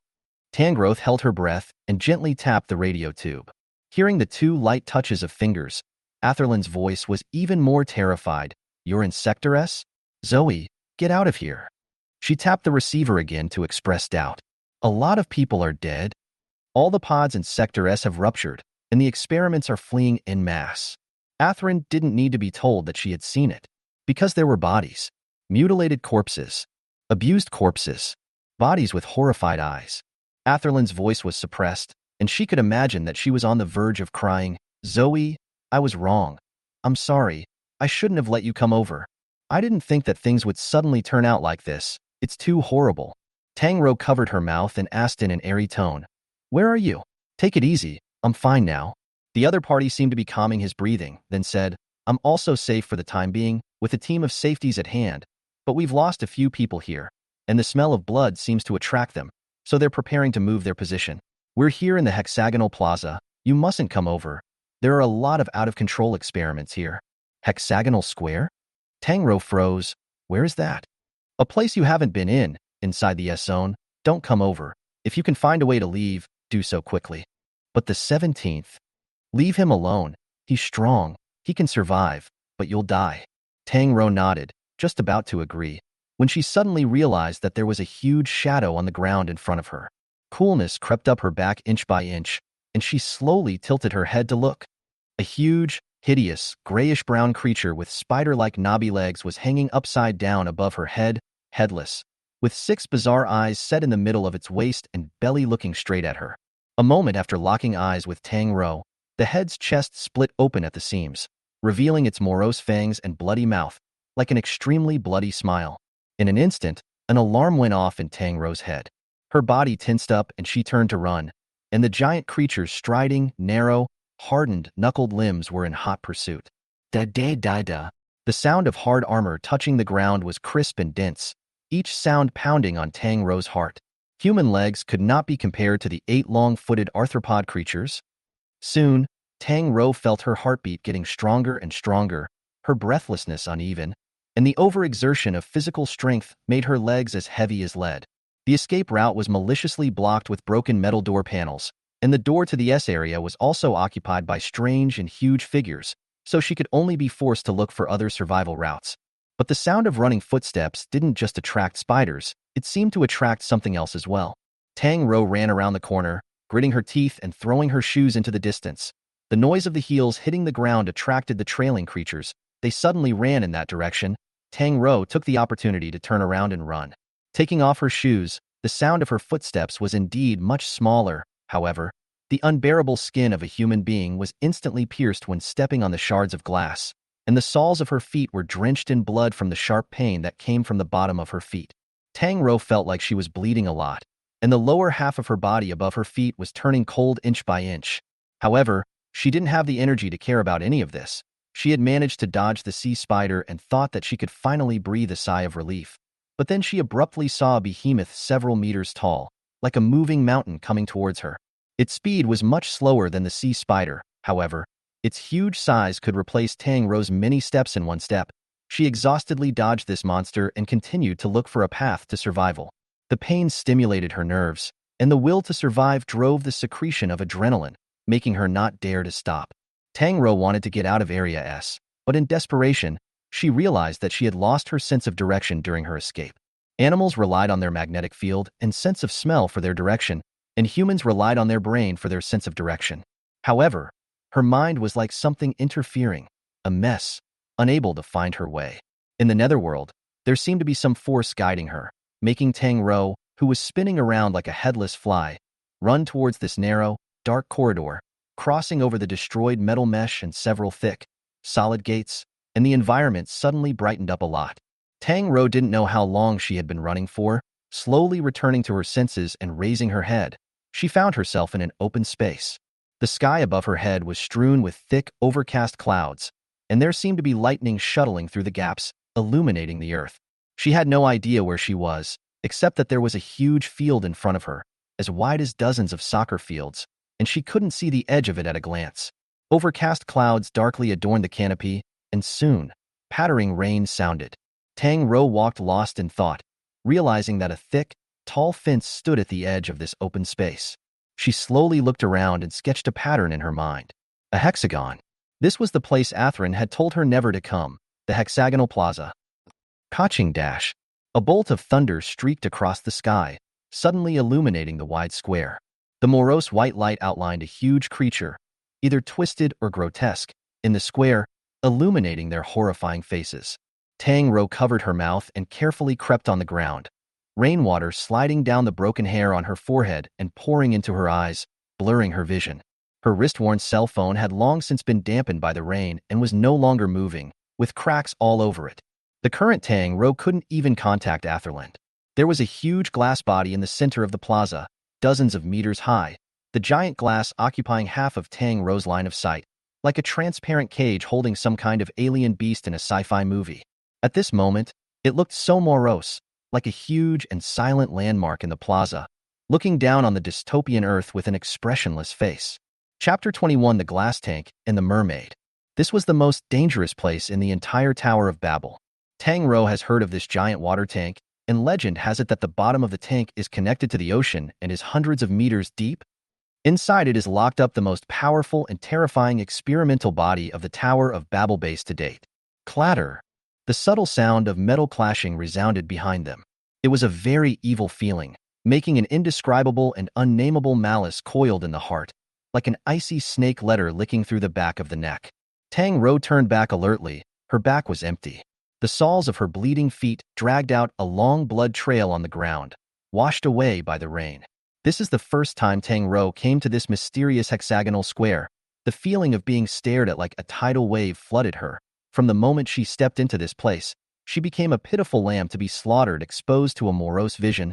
Species from the deep sea can see in the darkness even without light, but Tang Rou can't. She searched for a new escape route in an attempt to get out of here. However, in the process of walking around, she noticed something on the ground seeping light blue blood outwards. A broken horn that was translucent and glowing with a faint blue color. Tang Rou stopped in her tracks. The cross-section wound of the tentacle was seeping blue blood outwards. It hadn't dried up. It had just been broken not long ago. This was number 17's tentacle. He had been attacked. The line of sight continued forward. Spots of unknown creature corpses appeared. Their deaths were in different forms. This place looked like it had gone through a fierce conflict. Pieces of overturned armed vehicles and water tanks were scattered all over the place, mixing with the motionless bodies of those experiments. And the liquid on the ground wasn't simply rainwater anymore. It was mostly the blood of unknown creatures. Thankfully, there was no sign of 17. Her little octopus probably left alone in this situation. As long as it was alive, there was hope. Someone in the armed vehicle reached out their hand, their voice breathless. Help? Tang Rou bent down to look over and found that the lower half of the man's body had been crushed by the deformed armed car. She tore off a piece of fabric that had been hung up and strangled it tightly around the man's thighs to slow down the blood loss. There was only so much she could do to help him. The man looked steadily into her face and said, "Thanks." Then, pursing his lips, he prompted her again. "Don't go inside. It's dangerous. They are out of control. This is a strange escort." Tang Rou has never seen him. She wanted to ask what exactly had happened, why the Tower of Babel was suddenly unable to control these experimental bodies, but the man had no extra strength to answer her. He was ghastly white and had obviously lost a lot of blood. Tang Rou's state was no better, and she continued to stagger forward. Unbeknownst to him, he was unaware that behind him, but unaware that the blood flowing from his feet was being lightly sniffed by a behemoth, trailing along with his figure. From a long time ago, Tang Rou has thought, the Tower of Babel is forcing these mysterious creatures from the deep sea to produce a bigger and more terrifying power. Then if one day, human beings cannot control them, what will happen? Will the world go out of control? Will mankind be trapped in its own cocoon? The powers that be in the S-Zone are willing to pay a high price in order to gain great power and conquer the ocean. A life and death agreement of responsibility is added to the contract of every incoming bioengineer, a job that carries infinite dangers. At the experimental base, death can even be called a rare event. Deaths often caused by riding creatures during transportation, deaths caused by creature rage during experiments, deaths of feeders dragged into tanks during feeding and turned into experimental body lunches. These deaths were commonplace, but in the final analysis they were all small-scale. Now what? Sector S, the place with the highest danger factor in the entire Tower of Babel base, was out of control right now. Shocking thunder streaked across the earth, suddenly illuminating everything, and a huge shadow appeared on the ground. Tang Rou turned back creepily. Not far away, the behemoth sniffing her blood was creeping forward, covered in wrinkled grayish-brown skin. No eyes on its face, only two nostril-like things sniffing the ground, flanked by immense and incomparable ears. Tang Rou was desperate and cowered next to the giant glass tank, carefully hiding her body. Behind her, in the clear glass, was dark, murky, ocean water with no visible edges. She couldn't control the fact that she was bleeding from her feet, nor could she control the fact that she was spreading the smell of blood like a delicacy with a tantalizing aroma, allowing the monster to come towards her step by step and devour her. She had no strength to resist. One step, one step. Each step carried a subtle tremor. The huge and ugly monster was already closing in on her eyes, and Tang Rou closed her eyes tightly. However, the expected pain didn't come. From behind, a pair of slender, white arms reached out and looped around her waist, and someone covered her mouth, silencing her cries of alarm. Icy cold seawater enveloped her body, Tang Rou's heart beating like a drum as she was dragged into the water. The splash of water startled a small wave as she was pulled down into the wide tank, leaving only her eyes and nose. There was a roar as something heavy hit the ground. The huge behemoth lowered its head to the ground, sniffing at the original location where she had fallen to sit. The extremely close distance forced Tang Rou to see extremely clearly. Even the wet and writhing in the thin mucous membrane under the countless mollusk-like veins were clearly visible. Icy cold embrace, sticking extremely close. Tang Rou's clothes have long been wet by artificial seawater. Sticking to the body, ringed in her waist is an unnoticeable slender arm. Like a flawless and delicate jade, is a bright color in this roiling darkness. "Hush," said the man behind her in an airy voice. "Be quiet, they cannot see." The faint air voice inexplicably brought a sense of security. The creature didn't come near the pool, only sniffed the ground, found no prey, and dragged its massive body slowly away. As he said, they were invisible. But Tang Rou's attention couldn't help but be drawn to the person behind her. Wet hair fell on her shoulders, a light golden color snaking down like seaweed, more like the holy sunlight that fell into the water. There was crystal clear film in the middle of her long, pale fingers, the outline extremely beautiful, like a craft. They floated in the cold seawater, the seawater hiding the bloody air under their feet, and the person behind them seemed to move for a moment, then said in a low voice, "You're hurt?" Tang Rou turned back.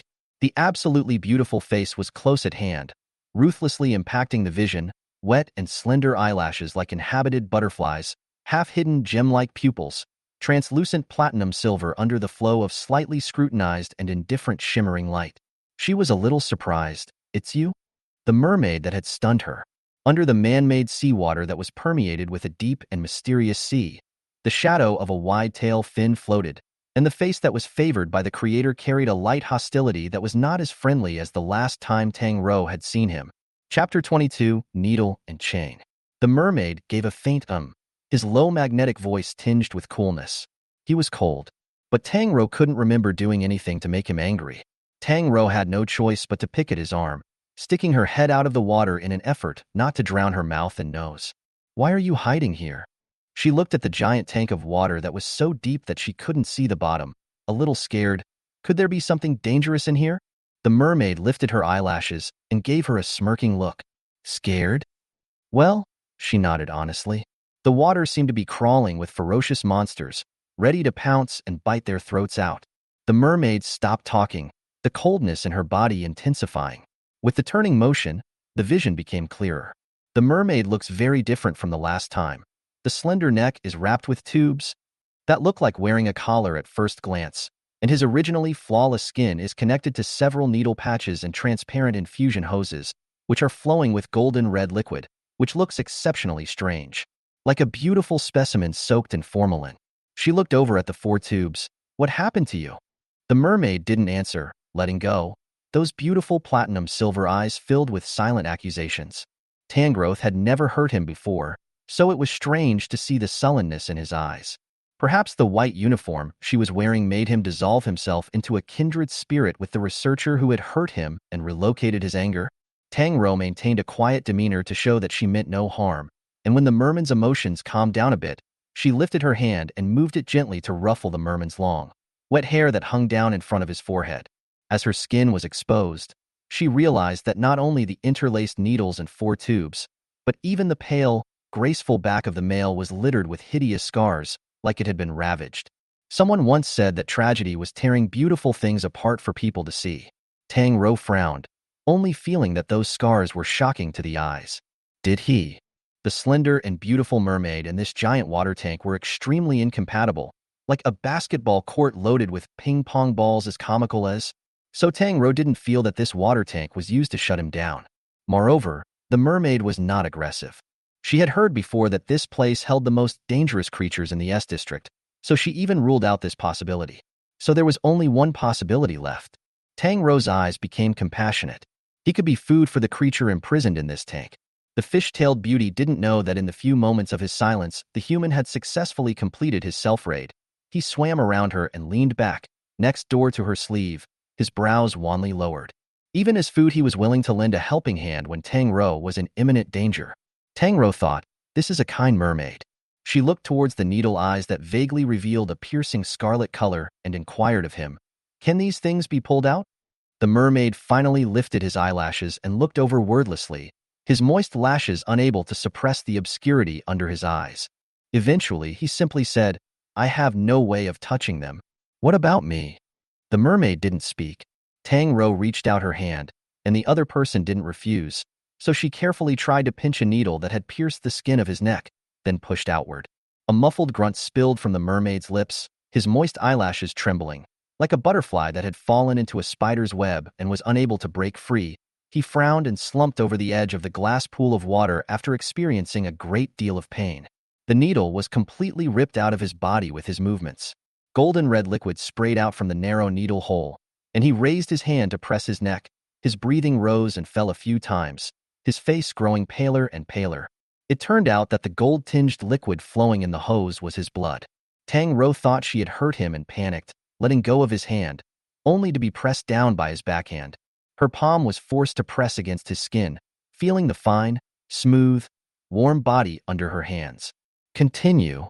His voice was weak. He didn't seem to have much strength. Help me. Tang Rou seemed to understand. For some reason, he couldn't touch these things, but Tang Rou could. So he wanted to endure the pain and let Tang Rou help him take these things off.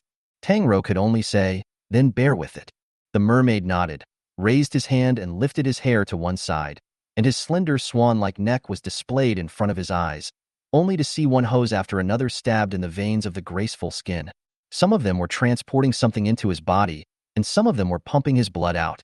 The translucent hoses went deep under the water, connecting to nowhere. Tang Rou gritted her teeth, pinched one of the syringes on his neck, and pulled it off with ruthless force.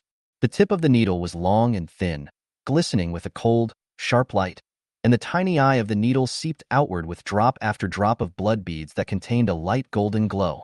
The mermaid hung her head, her wet hair covering her face, leaving Tang Rou with a slightly arched neck, the bones clear and distinct, like bamboo joints carved out of white jade.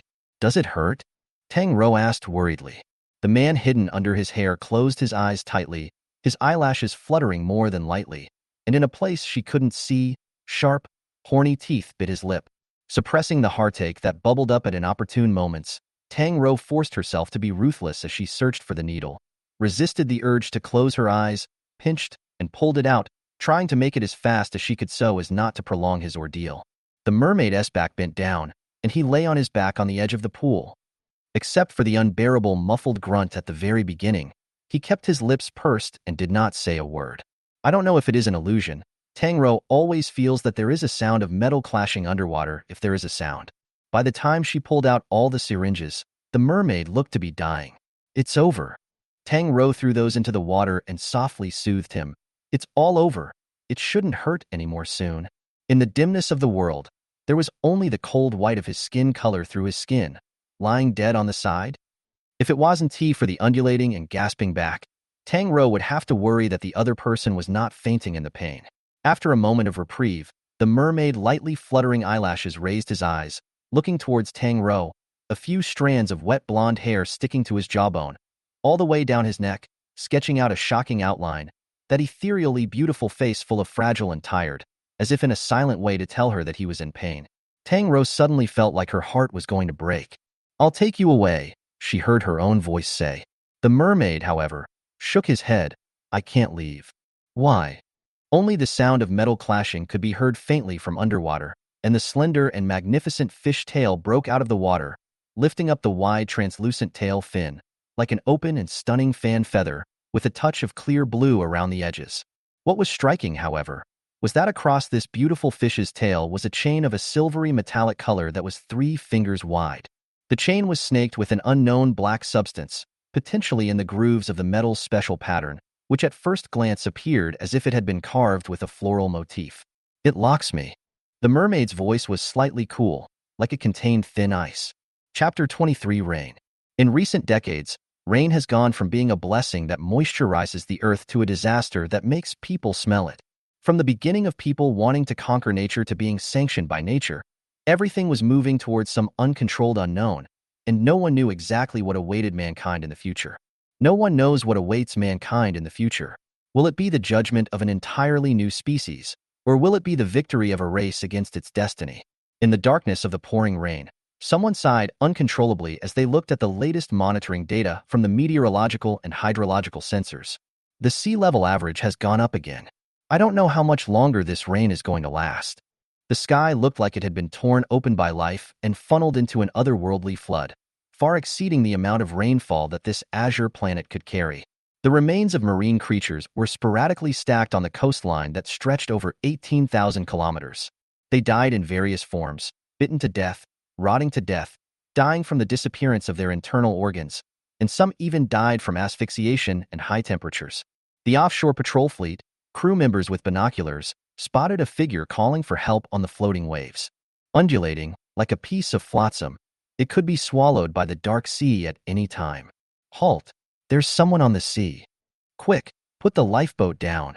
At 3 o'clock in the morning, the Arms Control Biological Research Base was lit up all night long, and the young scholar who had just arrived home hadn't even had time to take off his jacket before he received another call from the base. Major, the pinfile man, has been spotted again in an area 500 nautical miles apart from the mainland. The man pinched his brow and re-pulled open the door to his home to return to the darkness of the night. The room was silent, like no one had ever returned. These people found in the sea, who had declared their deaths, were uniformly called pinfile people. These people appeared normal, but went berserk after a period of time ashore, showing varying degrees of mutation and attacking ordinary humans. The military had no choice but to centralize and quarantine these people. In the silver-white corridor, Senior Colonel Yamada of the Hottentot Virus Research Center came draped in the moonlight, and someone had already presented the first report on those people. A total of 13 pinfile people have been found in 6 seas tonight, and according to preliminary verification, all of their death declarations came from a maritime disaster at the same place at a different time within the past 60 years. At the moment, these people are behaving normally and have not appeared to be attacking people. Inside the high-density, one-way tempered glass, in rooms separated by solid metal walls every 10 meters or so, the people who had been brought back from the sea sat alone, some wrapped in blankets and staring, others mouthing words. Yamada asked, "What is that man saying?" The researcher turned on the radio facility and said, "He says he's hungry. Has he been given food?" As before, they don't eat. A path came to an end, and before a certain room, Yamada stopped. Inside sat a young woman with a clear, gentle-looking brow, wearing a long, classic dress. The woman is looking straight toward Yamada.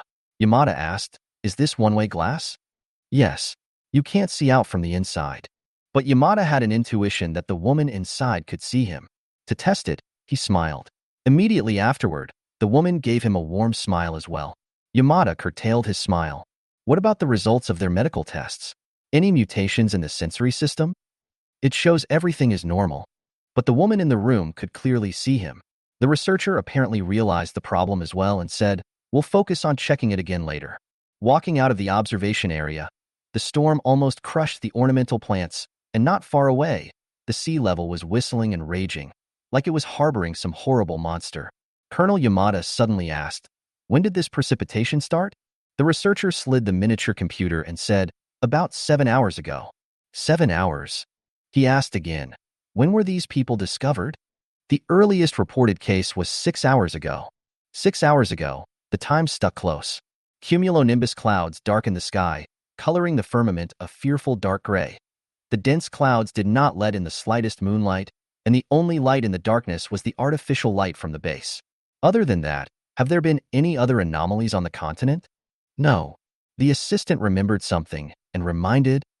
During the afternoon, the Tower of Babel biobase had sent out a closure directive and requested support from the NOAA base adjacent to it. Yamada turned his head sideways and asked, "What time in the afternoon?" The researcher glanced at the screen and his expression changed for a moment. 7 hours ago. Coincidence, a term people often attributed to things that coincided unexpectedly. 7 hours ago was when this rainstorm began. Certain unexplained, small probability events happen to occur at exactly the same time, and people tend to say, what a coincidence. But can there really be that many coincidences in the world? A butterfly in South America gently stirs its wings and brings about a catastrophic hurricane far off the coast.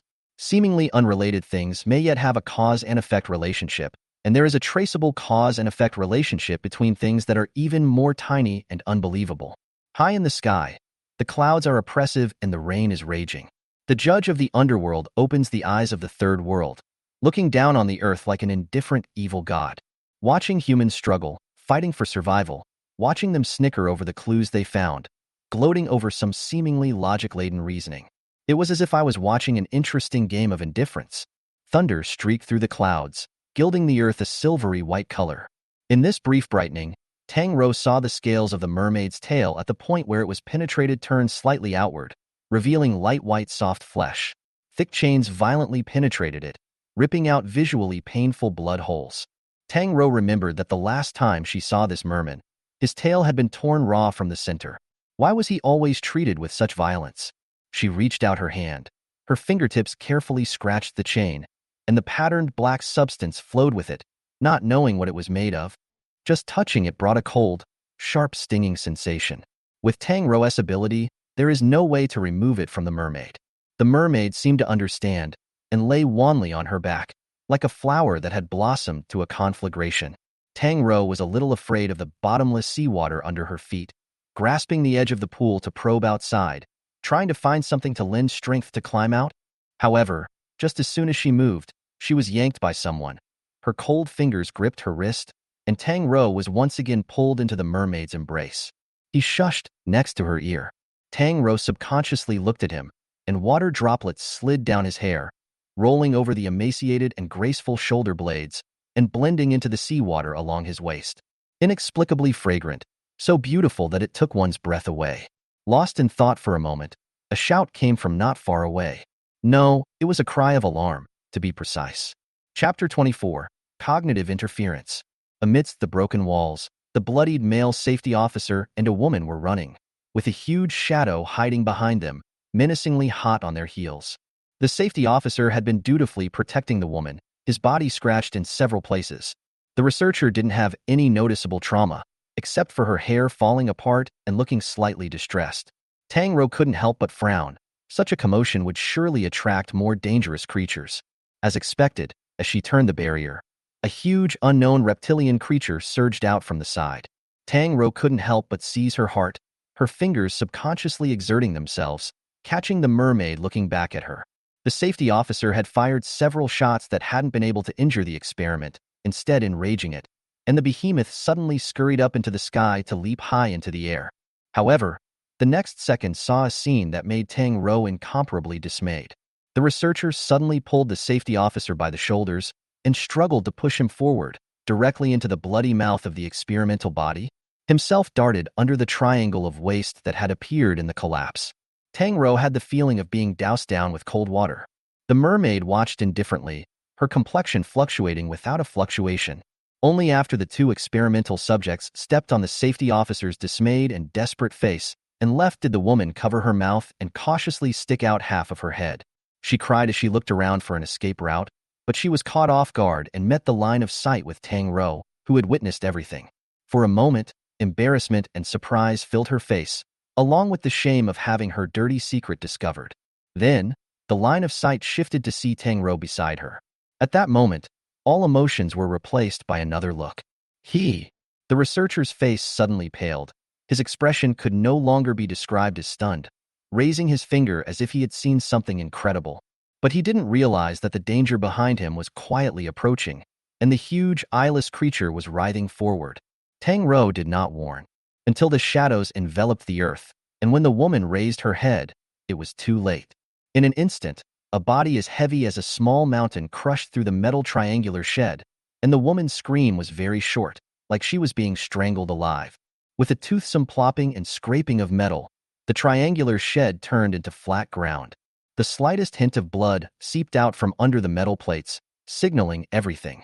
At some point, the rain had stopped. A cold wind blew through the cold, wet clothes against her body, and Tang Rou let out a monotone of stomach acid churning. The mermaid lifted her head from the crook of her arm and looked towards her. Tangelo blushed very poorly, her brows knitted together, her blood-faded lips quivering. Yes, humans were a species that got sick very easily. They were afraid of the cold as well as the heat, afraid of being hurt as well as dying easily. She wanted to vomit, but her stomach was empty. Tang Rou began to dry heave, uncontrollably. The images of the woman's death continued to resurface in her mind. The shocked look before her death and the scene of her flesh being crushed and shattered were like a tumor taking root in Tang Rou's mind, churning her nerves and causing her to dry heave uncontrollably. The first time she had faced death so close, it was too much for her to bear. Covering her mouth, she couldn't quell the churning of her stomach, and soon regurgitated to the point where her eyes glowed red. At a certain moment, Tang Rou heard a warmthless sigh.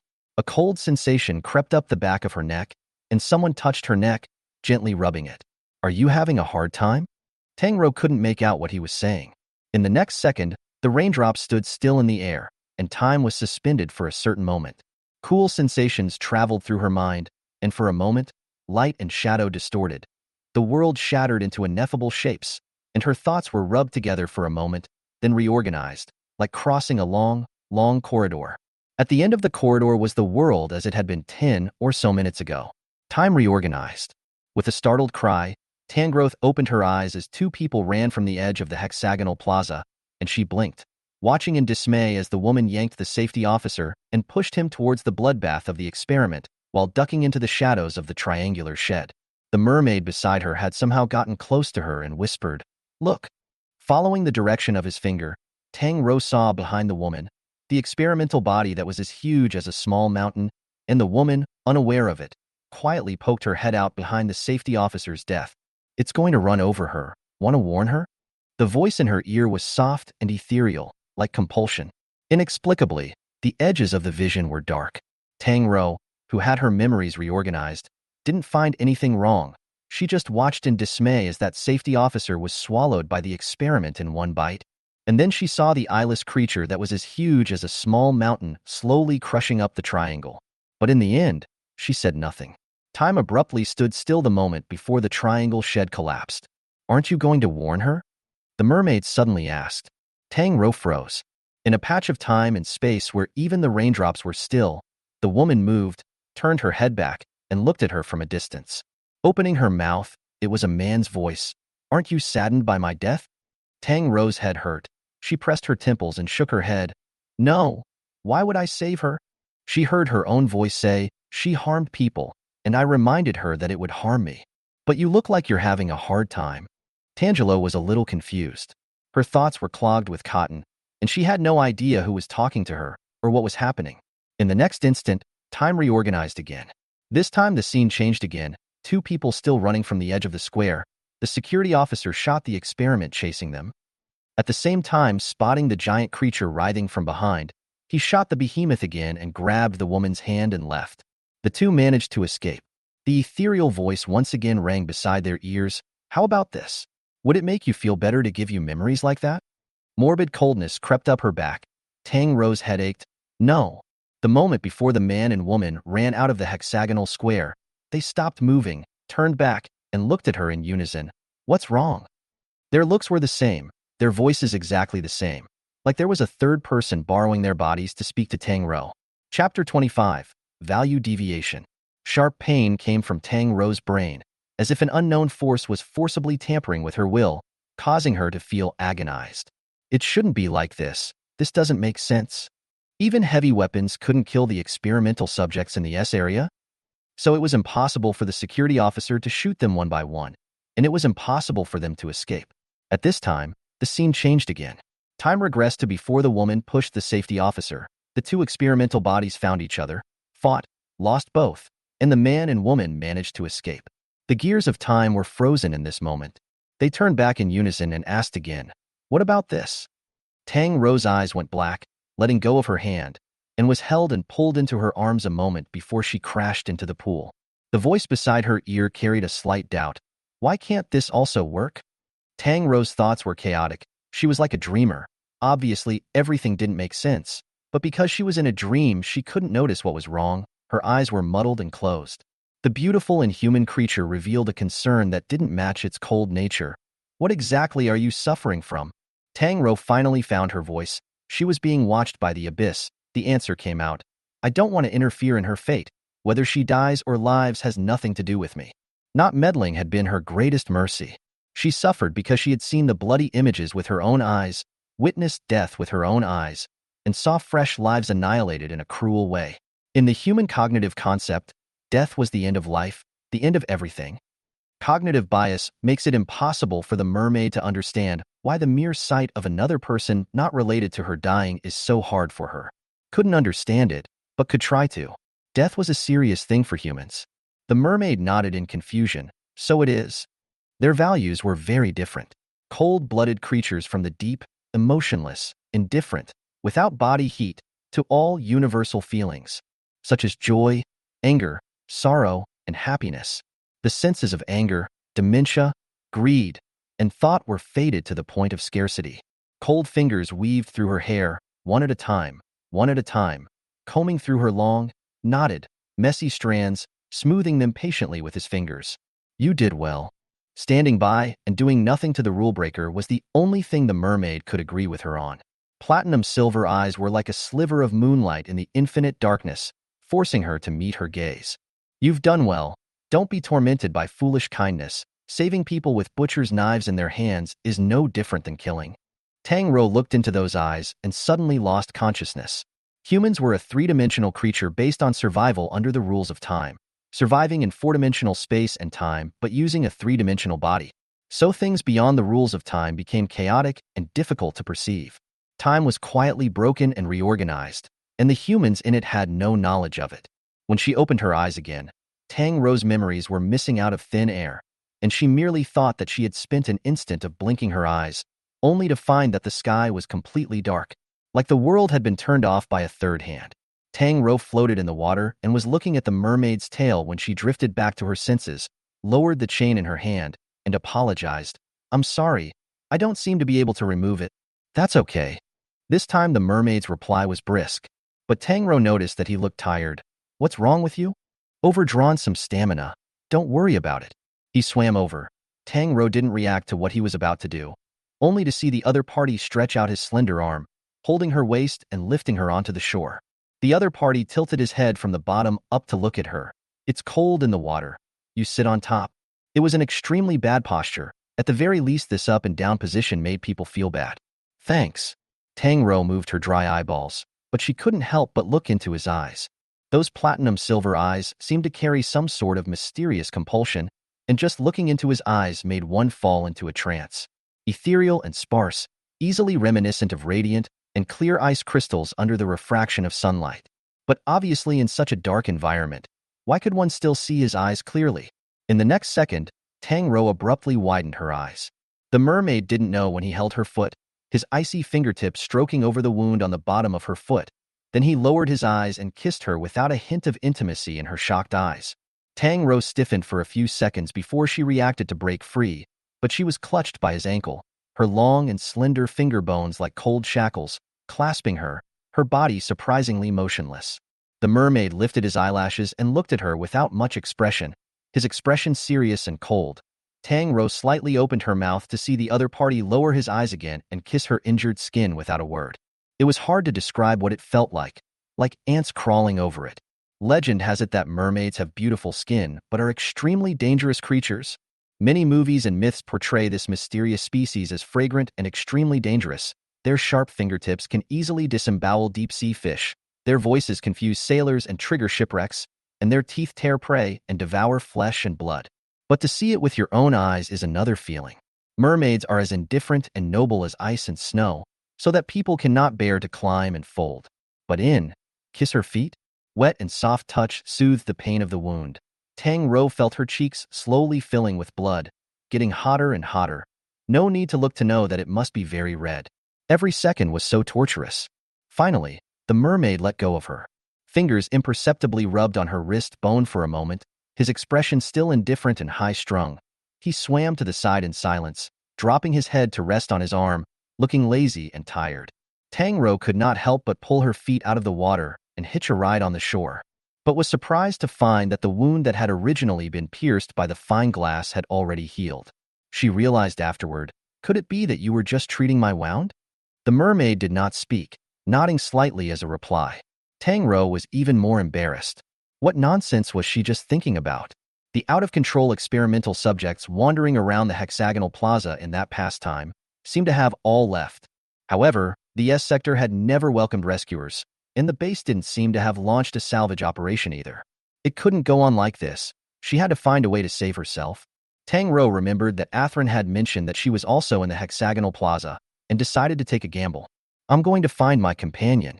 She stood up slowly, holding onto the glass wall, and said to the mermaid, "Thank you for healing my wounds just now. I hope you feel better soon as well." After Tang Rou finished speaking, she turned to look for an unoccupied passageway, and the mermaid suddenly looked up, the pupils of her eyes tightening. Wow! The metal chains were tugged and touched the glass wall, bringing a crisp sound. "Don't go." He reached out, but grasped nothing. She seemed insistent on leaving and had walked out a few meters away. The mermaid looked at her fallen fingers and thought of something, a subtle glint running through her eyes. Chapter 26 Differentiation. The giant glass body was located in the center of the hexagonal square, covering the sky and holding unknown creatures in the water. Staying here was not a good choice. Tang Rou thought that if she waited until order was restored by the rescue, she would have to apply upwards to transfer the mermaid to her own lab. And the more important thing right now was to get out of here, stay alive, and rendezvous with her colleagues who were still alive. The ring belt at the edge of the plaza was a series of closed doors. Perhaps Athlane and the safeties she spoke of were behind one of the room doors. As she passed a flattened sheet of metal, Tang Rou saw blood oozing from the ground. It appeared that there were people crushed to death under these pieces of metal, and she carefully made her way around that area and toward the ring road. However, the hexagonal square, which had been quiet for a long time, suddenly heard a da-da-da-da sound, like the tight sound of some kind of hard tissue rapidly striking the ground. Tang Rou subconsciously looked up and saw a few long, narrow-jointed limbs rapidly crawling towards her. It was that sea spider. Its speed was so fast that it was creepy, and its abdomen was split open with a bloody mouth, poking out a scarlet, narrow tongue like a snake's. Tang Rou retreated in a panic, but stepped on some kind of mucus, her feet burned, and her whole body suddenly lost weight, falling backwards on her back. Her thin back hit the cold ground, and her afterglow saw the terrifying spider leaping up in the air towards her, her eyes watching as the huge knuckles pressed down towards her. The sound of flesh being pierced made a dull syllable. Wet, warm liquid splashed on her face with a subtle foreign fragrance. Tang Rou's eyes were open, but her brain was down for a moment. The slender arms that didn't belong to her were propped up on either side of her ears, her handsome muscles tensed from the pain, and the wet, light blonde hair fell over her face, bringing a slight itch. Through the shadowed golden aura, she saw those platinum silver eyes. In the nick of time, this mermaid, who had only met twice, unexpectedly appeared and stood in front of herself. Frowning because of the pain, Tang Rou's eyesight traveled downward and saw that the extremely beautiful and magnificent fish's tail was penetrated by dark brown horrible knuckles. Blood pattered down the wound, as if it were a rain of blood with dark golden awnings. Tang Rou's eyes widened, unable to utter a single word. She looked at the mermaid who had blocked the fatal blow for her in shock, her lips mumbling for half a day, only asking in a daze, "Why?" The mermaid did not answer her. Her jewel-like eyes lost their luster, and her arms gave way, falling off and crashing into her arms. The sea spider suddenly tightened up after that ferocious to the point of a click, its 6 pitch-black eyes moving, drawing out its blood-stained limbs and quickly retreating away. Tang Rou didn't notice those. The mermaid was lying on top of her, and the tail of the injured fish was 3 meters long. Even if it looked slim and lean, it was impossible to ignore that it was a broad-shouldered, narrow-waisted male, and when the other party pressed down on her body, Tang Rou clearly felt the heaviness. His body was cold, and golden red blood flowed out with his wounds, quickly haloing Tang Rou's clothes in layers of red. Tang Rou held his shoulders and shouted in a trembling voice, "Wake up!" The mermaid was tired, wanly opening his eyes, allowing Tang Rou to pick himself up hand over hand, like a puppet at the mercy of others, his forehead resting feebly against her shoulder. Fishtail was badly injured, blood laced with golden awns flowing all over the place. Tang Rou quickly took off her own jacket and wrapped it around his injured area, lifting her hand and pressing down in an attempt to stop the bleeding. However, the stream of warm, cool blood felt like it was mocking her naivety as it gushed out from between her fingers, quickly coloring the entire jacket gold and red. The mermaid looked at her wordlessly. Tang Rou took a deep breath, pressed down her emotions, and grabbed the mermaid's hand and pressed it to the place she had just pressed. Press it. Then, wrapping her arms around the other's waist, she laboriously dragged the mermaid over to the pool, hiding him in the algae bushes under his puzzled gaze. "You wait here for me." She was leaving? Why did she have to go? Minute had already shown her how dangerous it was to leave his world. Why did she still want to go? Tang Rou stood up, but found her sleeve being pulled. The mermaid raised her eyes in a patch of algae to look over, an undetectable confusion hidden in the bottom of her eyes. Inexplicably, it reminded her of an abandoned critter. "I'm going to find a tow truck to take you away, or you'll die," Tang Rou said, her heart running through another wave of trepidation, her voice calm. "You hide here. If I don't come back alive, when order is restored here, you take this and go to an engineer named Aine. She'll take care of you." Tang Rou put her information card into the merman's hand, wrapping his fingers around it so that he could hold it in place. The mermaid looked at her steadily, lifting his hand to wipe away the crystalline tear stains that hadn't yet air-dried at the ends of her eyes. "But aren't you afraid of death?" In this tense situation, Tang Rou inexplicably wanted to laugh. "No one is not afraid of death." He asked again, his eyes filled with sincere doubt. "Does it have anything to do with you whether I die or live?" "There is." She touched his head. "Don't think about the mess. Hide it. Be careful." Tang Rou covered the algae in her hand over him, hiding the mermaid's magnificent yet fragile figure. Then, tensing her complexion, she stepped on the ground with her bare feet and quietly ran towards the ring belt. Tang Rou remembered seeing the motorized carts that escorted the goods on the way here. Those kinds of things had their own batteries and shouldn't lose their function due to a power outage. Her movements were very light, and her feet on the ground barely made any sound. But she didn't realize that many terrifying figures were slowly emerging behind her. Dark and slimy tentacles flailed and wriggled slowly toward her from the floor, walls, and dark places she couldn't see, as if debating where to strike and devour her. The eyeless behemoth moved silently out from around the corner, its massive ears twitching to catch the faint sound of footsteps, and slowly shifted to follow. However, it heard the sound of an unnameable voice before it touched the woman's back. An elegant, ethereal whisper emitted at a special frequency that could only be heard by the fey creature from the deep. His whispers were like truth, a force that these creatures could not defy. The hideous, unnamed creature, as if the pause button had been pressed, froze in the air for 2 seconds and then quietly faded away, as silent as it had appeared. At the edge of the giant glass cylinder in the center of the hexagonal square, pale arms reached out and plucked away the layers of interlocking seaweed from their bodies. The merman sat up slowly and methodically, raising a hand to smooth away the moss that stained his hair. He showed some rare confusion. Humans were creatures that seemed well understood, but were a bit more complicated than he had imagined. But it had to be said that the human's regard for his life put him in a happy mood. After combing the remaining algae from his body, the merman merely raised his hand and the manic creatures that were surging in the shadows stopped. Chapter 27. The Suffering Beauty. A series of da-da-da-da-da crunching sounds rang out as the spider-like creature went and returned, its forelegs even still bearing the mermaid's golden red blood. The culprit that had run through the fish's tail was back. The arthropod-like creature, which was clearly several times larger than the mermaid, was dead taut, as if it had been shackled by something out of nowhere.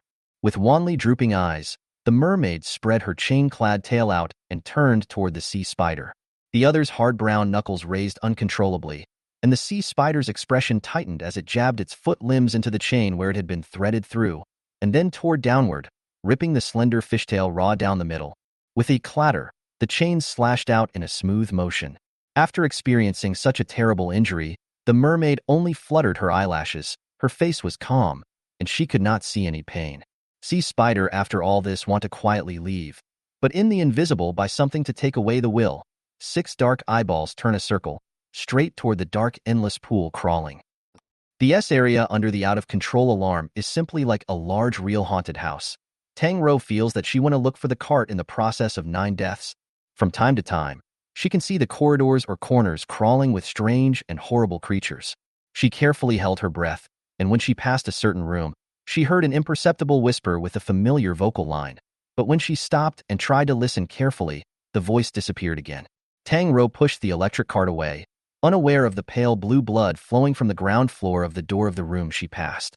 In the shadows, the translucent broken horn curled up, translucent with light-colored blood, just like its owner who was slowly losing his vitality.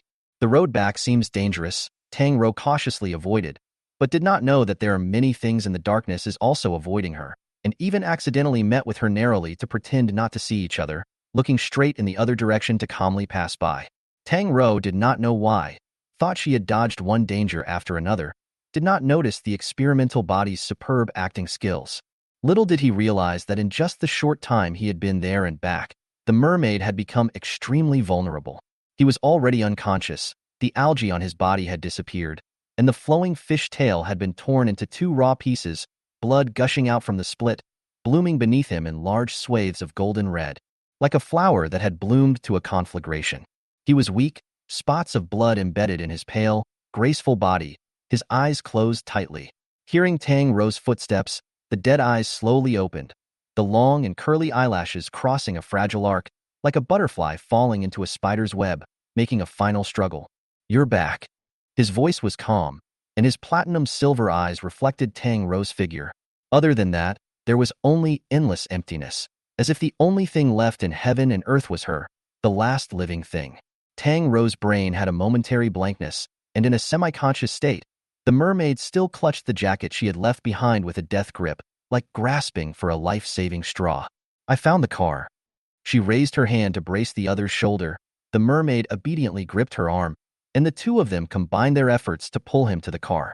In the middle of the carrying process, a large amount of blood oozed out of the fragile fish's tail, and Tang Rou watched, her tightened spirit like a bow stretched to its limit, which might collapse if a little more pressure was applied. At the same time as the electric trolley was activated, the mermaid slowly lifted his eyelashes. He woke up, his light-colored eyes streaming with a dull light, his entire body exuding a weak and unbearable aura of near death. "This mermaid is really heartbreaking." Tang Rou lowered her voice and said to him, "I'll take you to my office first, there's medicine there." The mermaid nodded without any hesitation. This unconditional trust even surprised her. The broken tail secreted a layer of mucus that seemed to be protecting the injured flesh and blood, and the badly injured fishtail was slowly and subtly healing. Tang Rou traveled all the way through the huge and dangerous hexagonal square. Fortunately, this time she didn't encounter any strange creatures. The corners of the narrow metal corridors were faintly flickering with red shimmering light, and the cameras were hidden in the shadows, immovably capturing everything.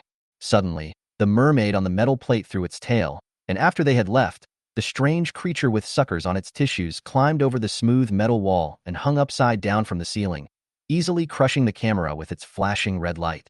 Tang Rou's lab had a triple defense house.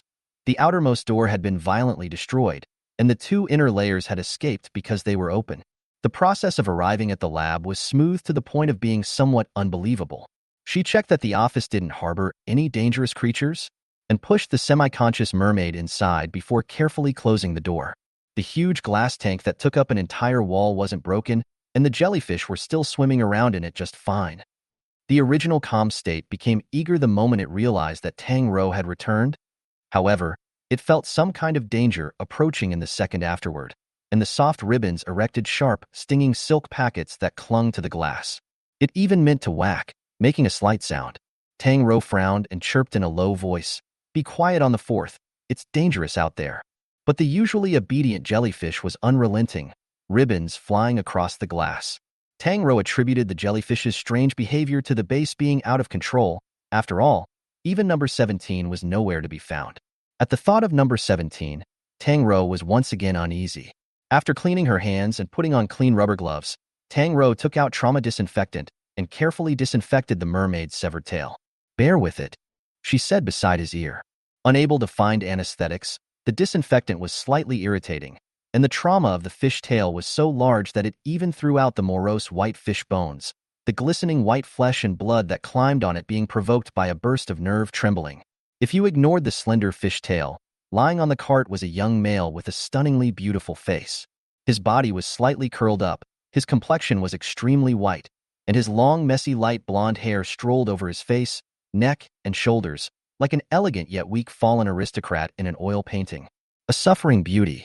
Tang Rou sighed and muttered. It's clearly an experimental body from the S sector. How can it be so soft and weak?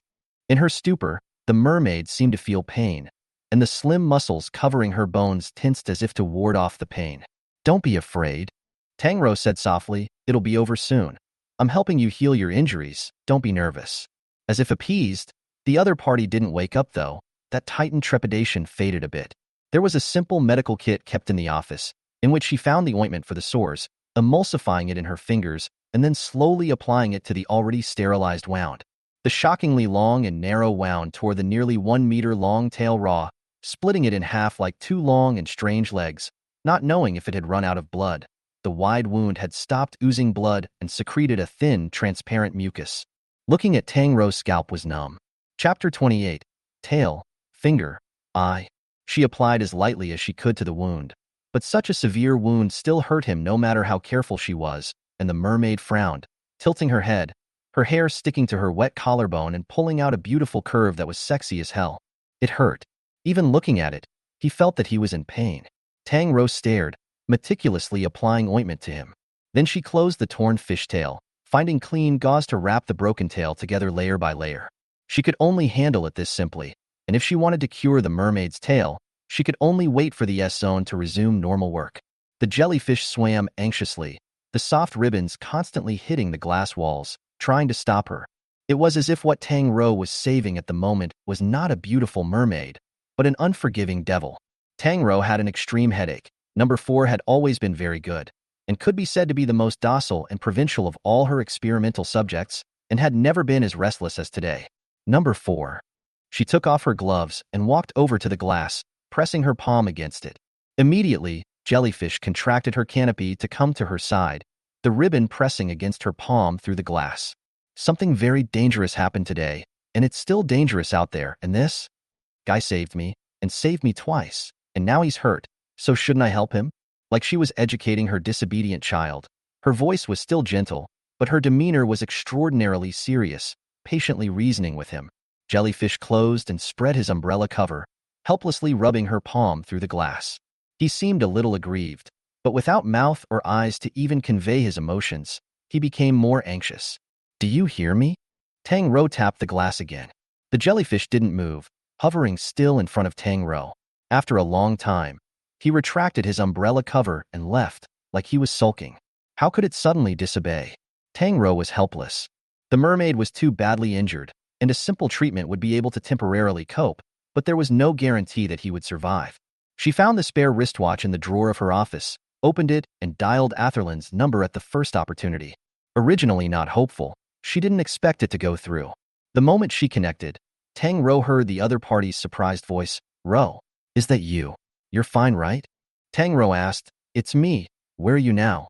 Are you still in Hexagon Square? Hexagon Square? No, we were picked up by the rescue team about 2 hours ago. Tang Rou froze. Rescue team? Yes. Atherland didn't notice the oddity in Tang Rou's voice and said as if she had survived a robbery. The rescue team found us, and I thought I was going to die. You don't know how terrifying the experimental subjects in Sector S are. Tang Rou interrupted her crying and asked with a frown. Where did you wait for the rescue team? The hexagonal square? Yes, there are safe secret passages underneath the square. I was scared to death when I couldn't contact you at first. If they hadn't told me that you were safe, I wouldn't have dared. Vaguely, Tang Rou's mind flashed a certain idea, so fast that she could not catch it. You said, someone told you I was safe? Yes, the rescue team that came over said that. They said you're safe, so I don't have to worry. Rou, where are you now? Tang Rou pondered, her mind a mess. I'm in my office. It's not in good shape. I still have injured people here. She asked again. Is the situation out there under control now? Not yet. We've been moved out. Athrun also sensed something was wrong. The office? Are you still in Sector S? Z. The sound of electricity suddenly interfered with the call tone.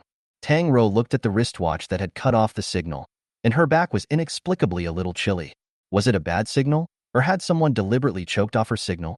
Turning back, the mermaid had woken up at some point and was opening those jewel-like eyes, looking at her wordlessly from behind. There was no electricity, so there were no lights on. The light was dim, and that cool face was illuminated by the glass wall of water, like an elfin phantom hiding in the shadows. He surveyed the unfamiliar room with a slight scrutiny, looking from the soft couch to the desk where papers had been swept to the floor, and then to the glass wall that was already floating with jellyfish, his platinum silver eyes like inorganic jewels, glittering with a faint, broken light. Those eyes turned to the lower half of his body. The torn tail had been wrapped in layers of gauze and looked a little awkward, like it was dragging a white cocoon. Watching the mermaid tilt her head in confusion at the bandages, Tang Rou was a little embarrassed. The wrapping was indeed unattractive, but it inexplicably set off the long-haired beauty like a butterfly that had broken out of its cocoon, ready to feather and flutter its wings and fly away. "You're awake?" A gentle female voice sounded not far away, breaking his deep concentration. Tang Rou squatted down in front of him, revealing a friendly look. "Does it still hurt?" Legend had it that all of a mermaid's energy came from the tail, and when the tail was injured, it would become weak. But that was just a legend. As for him, Tang Rou felt that when his tail was not injured, it should also look like it would be fragile as well. The mermaid raised her eyes to gaze into her eyes, her gaze clear, as if she wanted to see through her soul. After a moment, wanly dropping his eyelashes, looking moody, he gently wiggled his tail and was stopped by Tang Rou. "Don't move. I've given you medicine to give it a little more time to heal." He didn't seem to like being tied up. I don't know if it was weakness or unhappiness. He was in poor spirits. Tangelo pulled the healing kit over and sat down on the floor next to him. "Ruffle your hair." The other party raised his eyes in disbelief and heard her explain, "Your pinhole earlier looked like you were in pain. It is best to apply some medicine as well." So that was it. The mermaid understood what she meant and raised her hand to obediently ruffle the long wet hair away, revealing the long, glistening white neck. Light veins protruded from underneath the glistening skin, outlining a clear outline, pinholes littering the delicate pale skin, looking filled with a sense of abuse and inexplicably adding a hint of seductiveness. Tang Rou wasn't a pervert, and she didn't have any special XP, patiently wiping over those needle holes flooded with pitiful red marks with a cotton swab soaked in disinfectant water, and after a simple disinfection, she began to apply the ointment again. He was fairly cooperative, not saying a word but looking docile. His ears were much more pointed than a human's, with translucent, crystalline winged fins that flared outward, their edges as blue as a fish's tail, reminiscent of elves in Western mythology. But mermaids also belong to the species of fantasy stories. Tang Rou applied it without distraction. The ointment in her fingers had melted, and it was applied to the mermaid's collarbone, which was slightly cooler than human skin, where there were a number of reddened pinholes, and the caliber of the needles wasn't too small, and they looked rough, leaving fading scars on his skin. Tang Rou gently blew on it, like she did with her own experiment. "It doesn't hurt, does it?" At a certain moment, the mermaid revealed a strange look. He pursed his lips, dropping his slender eyelashes. His eyes fell on her fingers, his eyes full of ignorance and incomprehension, looking very stoic. Chapter 29, Being Alone. The warmth and softness of the fingers belonging to a human woman, with a cool salve melting on the surface of the skin. While it eased the numbness of the wound, it brought another strange feeling. It was odd, unprecedented. The mermaid was forced to endure Tang Rou's active touch. Her expression changed from the strange ignorance at the beginning to stoicism and trembling, which seemed to be very difficult. "What's wrong? Does it hurt?" Tang Rou asked with concern as she noticed the other party's slight avoidance. Under the light golden hair, the translucent ear fins moved, the pale skin vaguely flushed with a thin red, and the mermaid bit her lips and didn't say anything, appearing particularly fragrant. It turned out that the skin of cold-blooded animals could also turn red. "What's wrong with you?" The mermaid moved his eyes away and closed his mouth to answer. Even he himself wasn't sure what was wrong. Tang Rou paused briefly as his men continued. He was quiet, making no sound from start to finish, his delicate features shrouded in a shadow that projected his silhouette in a taboo manner. The body shuddered violently at a certain moment, ducking backward to avoid her touch. Tang Rou looked down and realized that there was his waist. Do mermaids also have itchy flesh? A few strands of long seaweed-like hair remained between her fingers. Tang Rou tickled her hand and let go. "It's already done. You can rest for a while." The mermaid had her back facing the wall, not knowing what she was thinking. The two clear and graceful shoulder blades were like butterfly wings that were lifting their wings to fly. Looking at the back, it looked like she was in a daze. Tang Rou put away the medical kit, took off the disposable rubber gloves, and casually threw them on the sofa. I don't know how long it took, but the signal finally returned. Atherland's phone call came through once more, his tone carrying a strand of gnashing annoyance. They just said they made a mistake and confused the other person with you. What? The rescue team explained that it was an information error, and that they had mistaken the other woman who had been rescued for Tang Rou. That's why even after repeated inquiries from Atherland, there was no confirmation of identifying information, and no additional manpower was sent to search for Tang Rou, who had disappeared in the S district. Confused? Tang Rou didn't feel right. Rigor had always been the tone of the Tower of Babel base, and they were doing high-risk work where the slightest mishap could cost lives. Would anyone really confuse such obvious identity information? Zoe, are you still in Sector S? Yes, I'm in my office. Atherland took a deep breath. Crap, Sector S is blocked from the outside by the base. You can't get in or out now. Is your office safe? Is the defense door okay? Tang Rou calmed the strange feeling in her heart and forced herself to calm down. The first door is broken. The two behind are unlocked, but the defense factor is low. Atherland also didn't dare to bring too much psychological pressure to Tang Rou. You find something to block the door, try not to make any noise, don't go out in the office, and wait for rescue. That was all that could be done. When will the S area be powered? The room was too dark, and the night was a little chilly. Atherland hesitated. It's hard to say. The entire Tower of Babel's power supply system is a bit problematic. In order to preserve the power, Tang Rou and Atherland are ready to hang up the phone after a few more brief words. Before that, she says, I have an injured mermaid here. Mermaid? The voice on the other side was drawn out. Well, she glanced at the power level and said, I'll tell you more about it when I can meet up, and you'll first report the news that this experiment is seriously injured. Tang Rou mainly wanted to see if the mermaid, this experimental body, was important in the Tower of Babel. If it was important, hearing that he was dying from his injuries, the base would surely try to send extra manpower to rescue him, so that Tang Rou would also have one more possibility of being rescued out early. However, since then, the signal had disappeared once more. In the silent darkness, there was never any news waiting for the rescue team. Every now and then there was a sound from outside the door, some sort of creature walking past, dragging something along with it, or the crisp sound of stepping on glass and metal, and the inhuman footsteps of hard feet landing on the floor. All sounds that set the darkness off even more terrifyingly. The formerly familiar office suddenly became dangerously heavy. Tang Rou never dared to make a sound. She was lying on her desk, her hands propped up on her forehead, strands of her hair falling down and covering her face. It looked very depressing. She was very sleepy, but did not dare to sleep, and forced herself to fight, but could not control her while gradually drowsy. The clear and low voice rang out coldly. What is your name? In the darkness, only the mermaid's eyes emitted a ghostly shimmering light. Tang Rou loosened her hand and raised her head. Rou, my name is Rou, the soft Rou. Soft? The mermaid repeated lowly. So this is your name. And you? Do you have a number? She sobered up a bit, letting go of her hand and looking over toward the fish-tailed beauty. It was impossible to actually see anything. Tangrowth was human and had weak night vision, but the mermaid could see her clearly. No. No number? Her pretty eyebrows lifted, seemingly surprised. And some pity. He hemmed. How could there be no numbered experiments in Sector S? Tang Rou fell silent from her thoughts, and the mermaid over there, still waiting for her answer, never got a response, frowned slightly, and after a few moments, braced her arms and moved slowly. Tang Rou heard a voice. What's wrong? The other party didn't say a word, moving to her side, stretching out her slender arms to lie on her legs, tilting her head from bottom to top to look at her. All that could be heard in the darkness was each other's breathing. Is it because you're scared by yourself?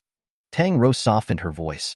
The mermaid didn't say anything, his delicate face pressed against his arm, not knowing what he was thinking. His silence was taken by Tang Rou's acquiescence, so she didn't resist. After all, this mermaid was badly injured. A mermaid that had no number was often injured, and was roughly chained with a chain running through its tail every time it was seen. Tang Rou guessed that being treated so roughly, he shouldn't be any cherished experimental body, because as far as she knew, noble species were cared for by specialized people. Unless conducting split experiments outside of fear of bumping, Tang Rou really cannot imagine. If it is a valuable experimental body, How would it be repeatedly run through with an iron cable? That kind of way is too simple and too barbaric. Could it be that it really was food for the extraordinarily advanced creatures in the giant tank? With the help of the vague shimmering light, she saw the bruised mermaid with her eyes closed, quietly tilting her head on her knee, her hair already dry from being out of water for so long, softly draping over her pale shoulders. Obviously a male body with broad shoulders and narrow waist. The arms could see the outline of thin and clear muscles, but it gave people a feeling of soft and quiet beauty. Mermaids were truly a magical creature. She couldn't help but raise a hand to touch the long, satin-like hair, and the mermaid's eyelashes fluttered imperceptibly as she heard her ask, "Do I need to put you in the water?" Without opening his eyes, he shook his head. The transparent fins of the transparent ears showed beyond the hair, their edges glowing with a deep, quiet blue halo. Chapter 30. Dreams and Changes. It was a mysterious creature once only seen in fantasy stories, a figment of people's imagination, and this encounter with the mermaid finally proved that she hadn't been dreaming a light-hearted dream 10 years ago. Creatures like mermaids always seemed to save her life, both in the past and in the present. Tang Rou's infinite goodwill towards this species rose from the bottom of her heart. She suddenly asked out of the blue, "Do your tears turn into pearls?" The mermaid raised her eyes to look at her, seemingly unable to comprehend this question. She asked again, "I've heard that mermaid meat can give you a long life and bring the dead back to life if you eat it?" The mermaid smiled, a pair of light-colored eyes glowing in the darkness. "You want to try?" Tang Rou thought about it and asked tentatively, "It's not appropriate, is it?" His voice drew up slightly. "You really want to try?"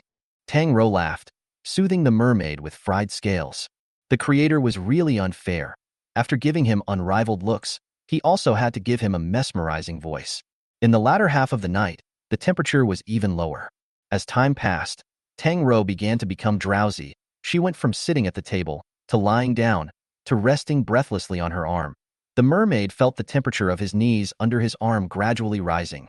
Her body temperature was warm, different from the cold seawater. He liked it. Gradually, however, this temperature made the merman feel wrong. He frowned and tilted his head inquiringly. "What's wrong with you?" Tang Rou moved her eyelids, raising her hand to touch her forehead, sighing, "I seem to have a fever." "Fever? What do you mean?" The mermaid asked suspiciously. Could it be a feverish period? Had she reached mating season? Humans had a mating season too? Tang Rou didn't know what the mermaid was thinking as she patiently explained. "It means sick." "You're sick?" The mermaid repeated softly.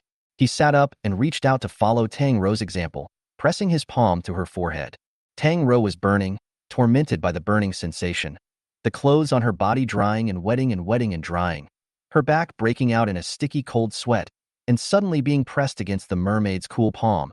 She felt more comfortable instead. She gave a weak smile and winked at the mermaid. "Your hands are a lot like fever-reducing patches. Does that make you feel better?" He asked sincerely.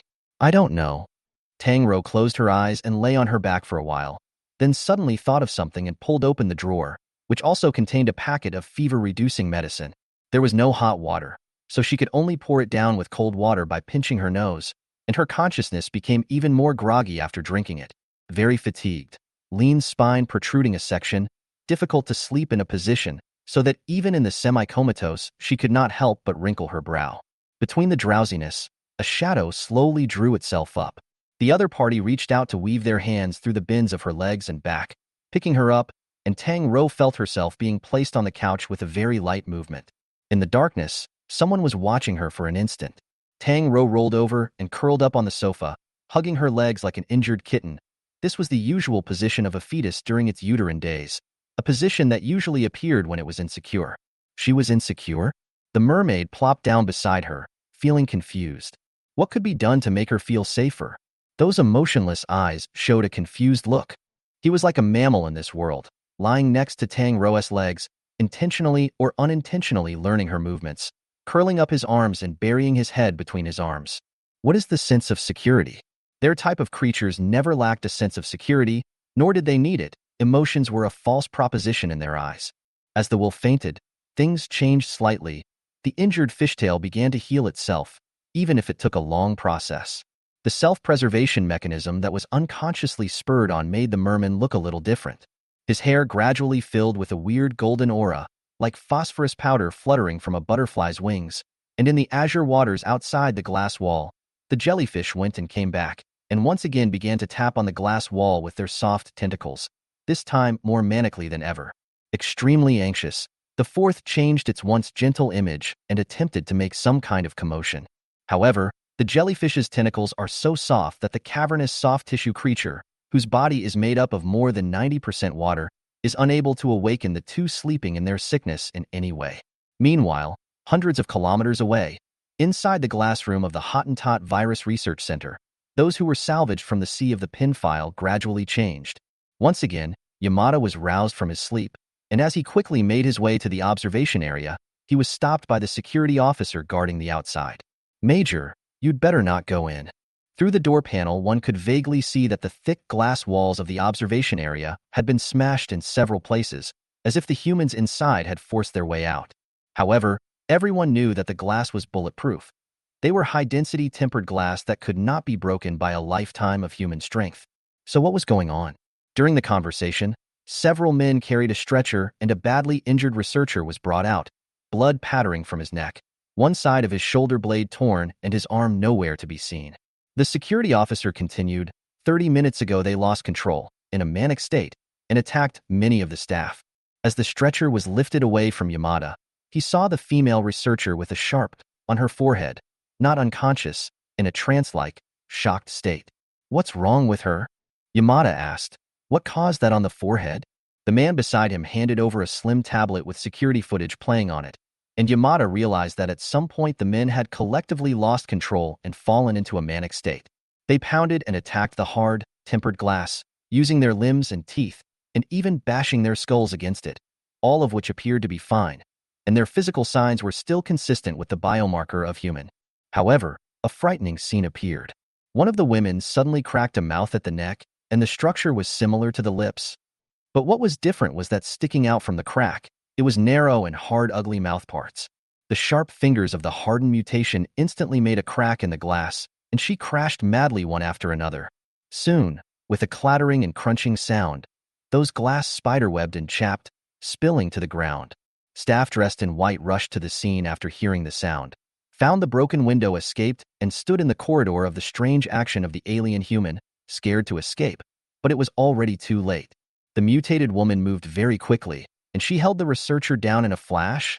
The narrow stabbing and sucking mouthpiece plunged into that experimenter's forehead with indescribable speed, like a mosquito sucking blood, sucking the brain marrow in the poor researcher's skull with the sharp beak part. A staff member on the side of the organization said, "We performed an autopsy on the body of the deceased researcher and found that their medullary tissue had disappeared and their brain showed a hollow state." Chapter 31. Ghost Ship. Yamada's tone was low. Is she the only one who's turned out like this? So far, that's the only one. Yamada stared at the mutated woman in the video and asked, "Where is she now?" Contained and locked in an underground monitoring chamber. The woman Yamada had the impression that she had smiled at him through the one-way glass not too long ago, and it was then that Yamada felt a pang of strangeness. There was a kind of alarm that came from biological instinct. He asked again, "Is the DNA of these people a sure match to someone from decades ago?" For sure, all the characteristics show a match with those killed in the gene pool. But this one on the video could never be called human. They were out of control and eating humans in bizarre ways. The one recovered not long ago had once attacked a nurse at the hospital as well. But there was no mutation of physical signs, merely tearing into her with his teeth. What the hell is going on here? Could it be a mutation? The authoritative biovirologist fell into deep thought, and after a few moments, he ordered, "Go and take another look at the place where these people were found." The bright moon was hidden by thick clouds, and a booming fog rose over the endless sea. Someone reported to the captain and asked, "Is it necessary to return to the ship?" At the same time, the spotter said, "The radar monitoring range is shrinking and visibility continues to decrease." There was an unprecedented amount of fog at sea, but it was just when they were about to return to the sea that they received an order from the biological research base.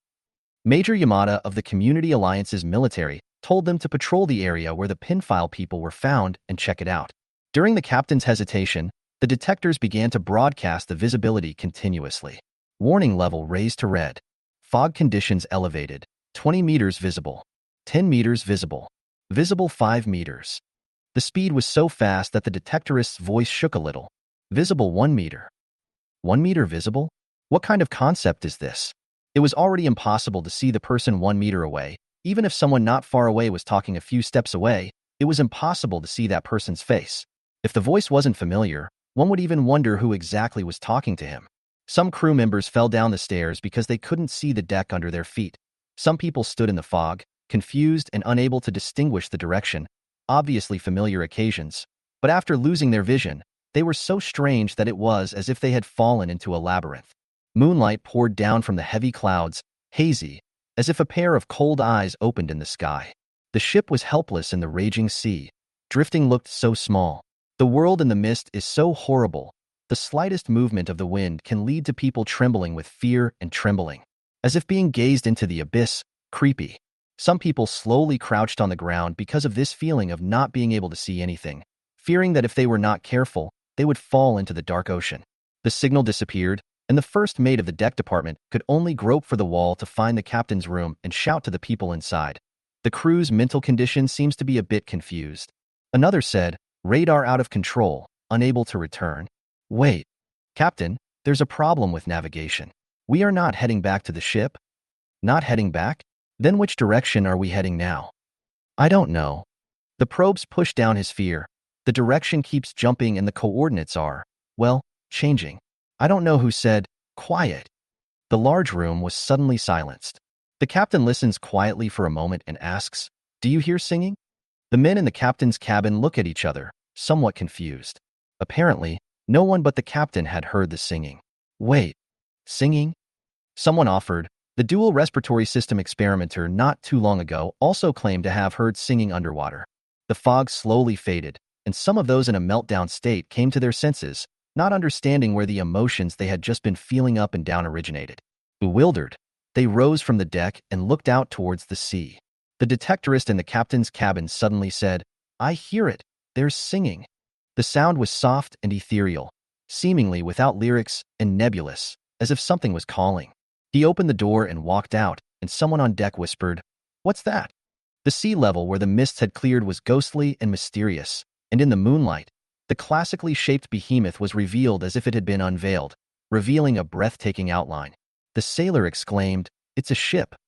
It was an extraordinarily extravagant and vintage ship, like the huge cruise ships in historical documents when the nobility traveled the oceans. In the 15th century, Columbus, at the behest of the Spanish rulers, set sail with many sailors and 3 ships to cross the Atlantic Ocean, kicking off the third high point in the history of human migration. They marveled, and discovered new worlds. In the praise of new things, mankind began to annex and expand, and the world connected into a complete map. And now, the discovery of the new world has become such a beautiful story of history that they have forgotten the tragic cost of this discovery, the engulfment and demise of many ancient civilizations, the demise and enslavement of races, the burning and looting of the people of that land, and the congealing of their flesh and blood into an elegy. The evolution of civilization is a war of constant encroachment, from discovery to war. In the mermaid's chaotic dreams, the world was quietly altered, and the keykeeper's lethargy had an eerie effect. After a long time, the fish's tail gradually heals. The secretive and unnameable power was suppressed, the rubbed order was repaired, and all returned to peace. In the latter half of the night, between half dreaming and half awake, Tang Rou felt some kind of wet liquid dripping down on her face, bringing about a sharp, stinging pain. She opened her eyes, and it was pitch black in front of her. There seemed to be some kind of sticky sound in the darkness, followed by a shimmering light that suddenly flooded the corners of her vision. However, the next second, those shimmering lights disappeared along with the sticky, writhing sound. Tang Rou was stunned, her thoughts returned, and her body stiffened. After her eyes adjusted to the light, she realized that it wasn't a pitch-black night in front of her, but a huge, strangely shaped creature that emitted a sticky liquid. It was so huge that it occupied Tang Rou's entire line of sight, so much so that her vision was obscured and she couldn't see anything. It slowly wriggled like a giant sea slug, only unlike that docile, soft-bodied creature. This huge creature had a long, narrow mouth split at the neck, inside of which was a ring of horny teeth that circled back to the depths, the 7-cheeked, eel-like horny teeth. The scarlet, malodorous mouth coiled around those sharp, horrifying teeth, slowly wriggling its mouthparts, swallowing the nutrient incubator dish Tang Rou had placed on her desk with an odd sound. Fortunately, that odd creature didn't notice Tang Rou. Two tentacle-like eyes erected on top of its head, so much so that it didn't see her lying on the sofa. Tang Rou stiffly turned her neck and found that the office door had opened. At some point, no, it was melted. The metal door was like melted asphalt, so sticky that it fell to the ground. Chapter 32. Healing Wounds. The two doors used for defense were dissolved. The sea slug's body fluids had a corrosive effect. It chewed on the petri dish, and the slime that dripped around the mouthpiece melted Tang Rou's seat, making a zippy sound, and in no time at all, it dissolved a pitch-black hole. Her face is afraid that she is also splattered with that kind of stuff. Tang Rou could not wait to feel the pain of being disfigured, and had to find a way to hide first, not to be discovered. The mermaid leaned back against the couch and passed out, her head hanging low. Tang Rou, taking advantage of the sea slug's preoccupation with devouring the items on her desk, moved with extreme caution to get up, reach out, and cover the mermaid's mouth. The other party's eyes opened at that instant. The moment of awakening, the eyes were somber, like inanimate robots instantly overcharged, bringing up an ichor of murderous colors. Upon seeing the person in front of him, the desire to kill slowly faded. He blinked, feeling the warm touch coming from his lips. The human was touching his mouth? Why was she being so forthcoming? Unaware of how far the plot floating around in his mind had skewed, Tang Rou held his breath, his eyes fixed on the fey creature that had wandered into the office. By the looks of it, it wouldn't be leaving anytime soon. Pieces of small black holes corroded into the tiled floor, and the entire room emitted an odd, pungent odor.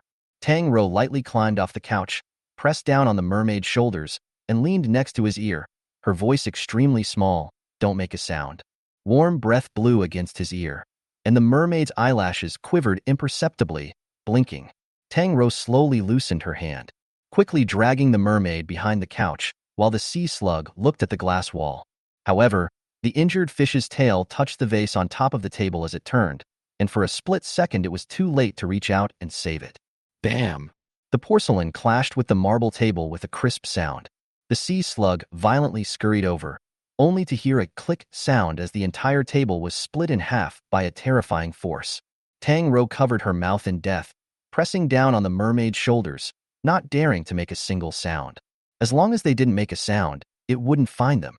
The sea slug frantically searched for living things, violently destroying cupboards and sweeping down bookshelves, and the sound of clicking wood cracking could be heard as the heavy force hit the sofa. Tang Rou closed her eyes and shivered with the heavy impact. Fortunately, the tentacle-like eyes of the sea slugs grew on top of their heads, and low down they were in the dead center of their vision. The huge writhing reflection was projected on the wall, and Tang Rou pulled the mermaid down, adjusting her position and having to distract herself to restrain herself from letting out a soft whimper at the occasional loud noise.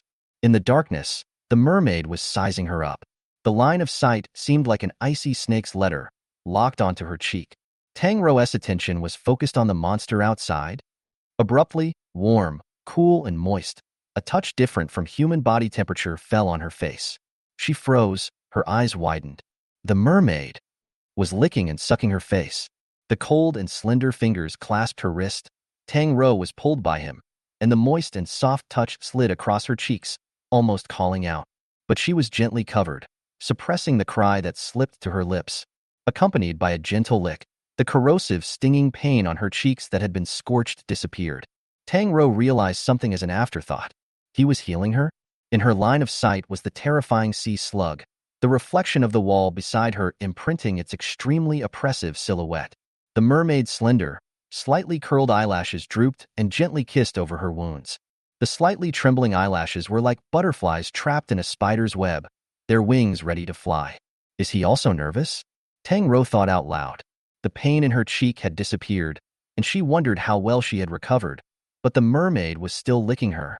No, it was more like an explicit kiss than a lick. "Stop, it's okay." Her voice was suppressed to a whisper, and she raised her hand to block it. Instead, the moist sensation followed her movements to her palm. Tang Rou was creeped out, pulling her hand away, and the next second she was clasped on the shoulder. The mermaid's movements weren't considered gentle, extremely oppressive. The slender body full of male features pressed against her, almost pressing Tang Rou to the floor. Worse, the mermaid's other free hand, if anything, lingered at her neck for a moment, slid upwards, weaved into her hair, and palmed the back of her head, making it impossible for her to dodge. Tang Rou was forced into an odd situation.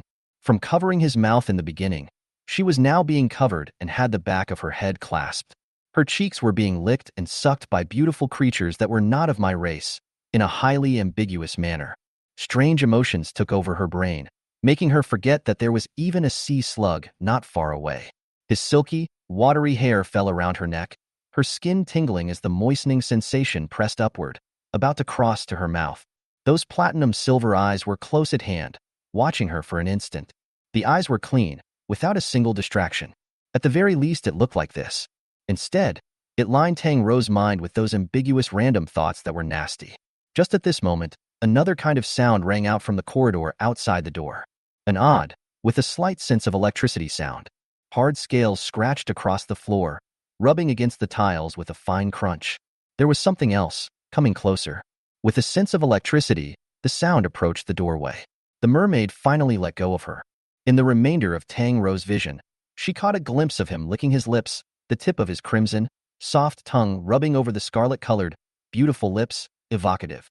He stared with intent at Tang Rou's cheeks, which had been restored as before, so smooth that not a trace of injury was visible. A slender shadow was reflected in the doorway.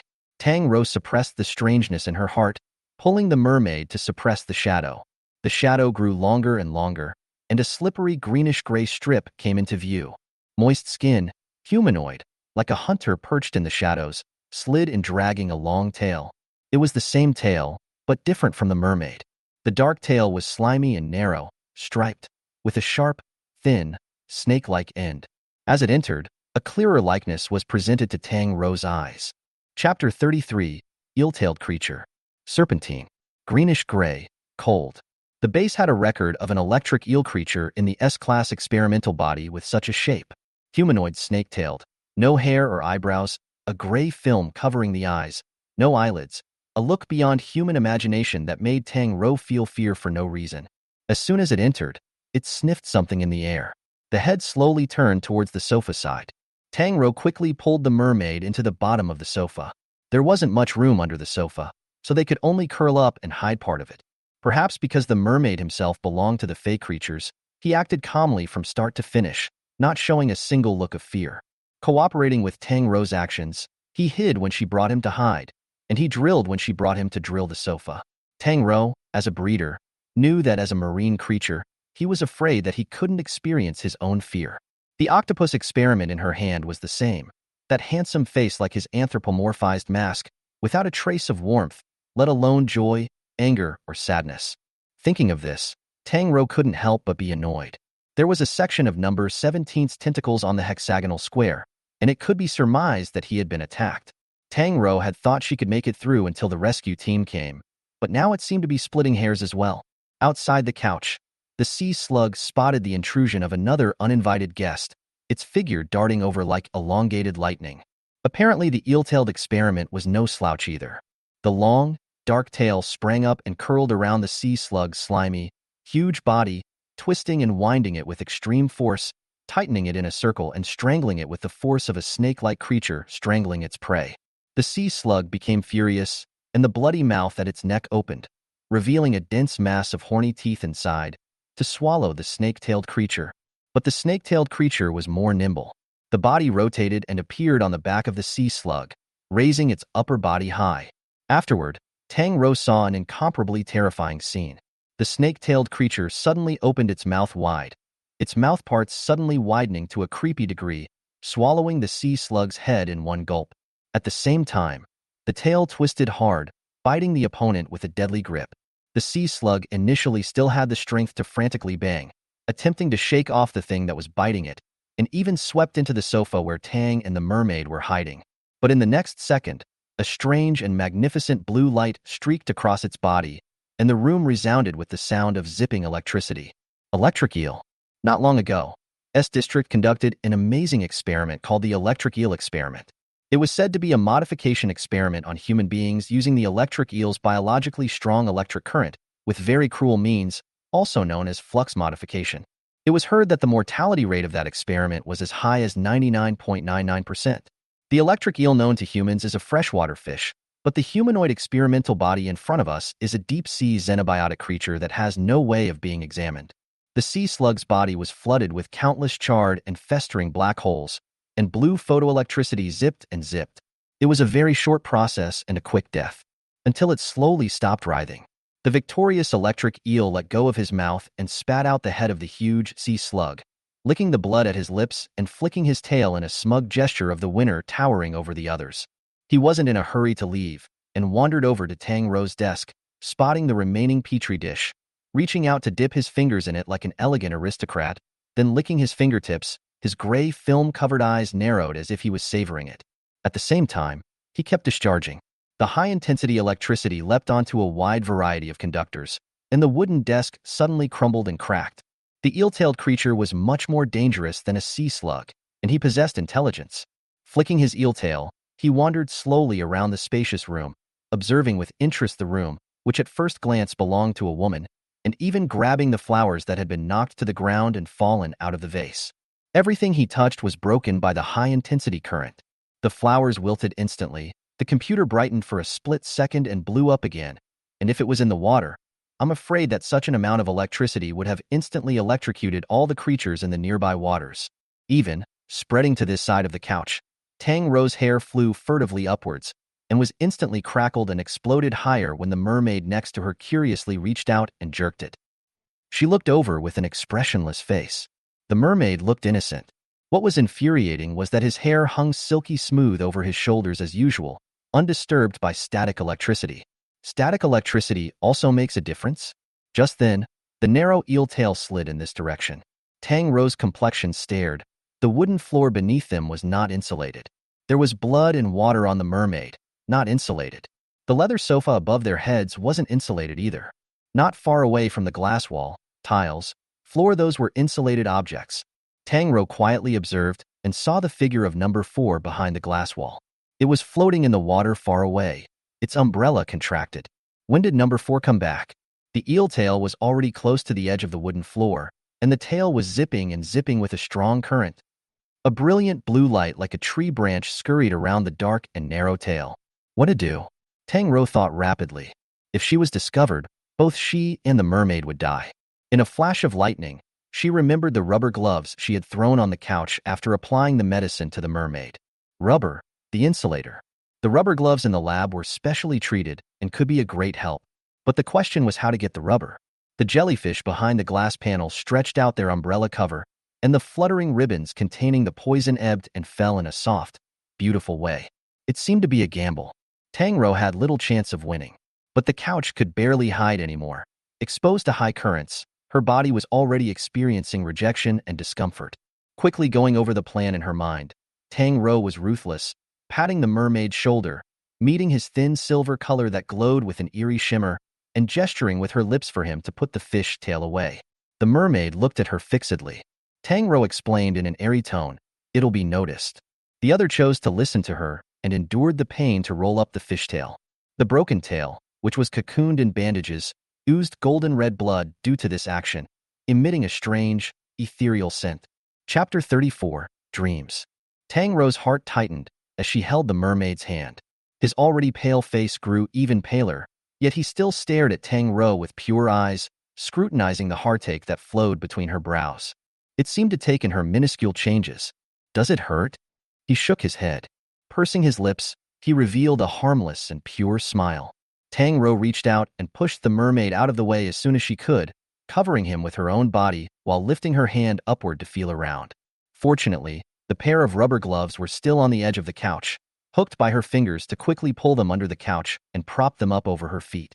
At the same time, a pair of greenish-gray hands gripped the bottom of the couch.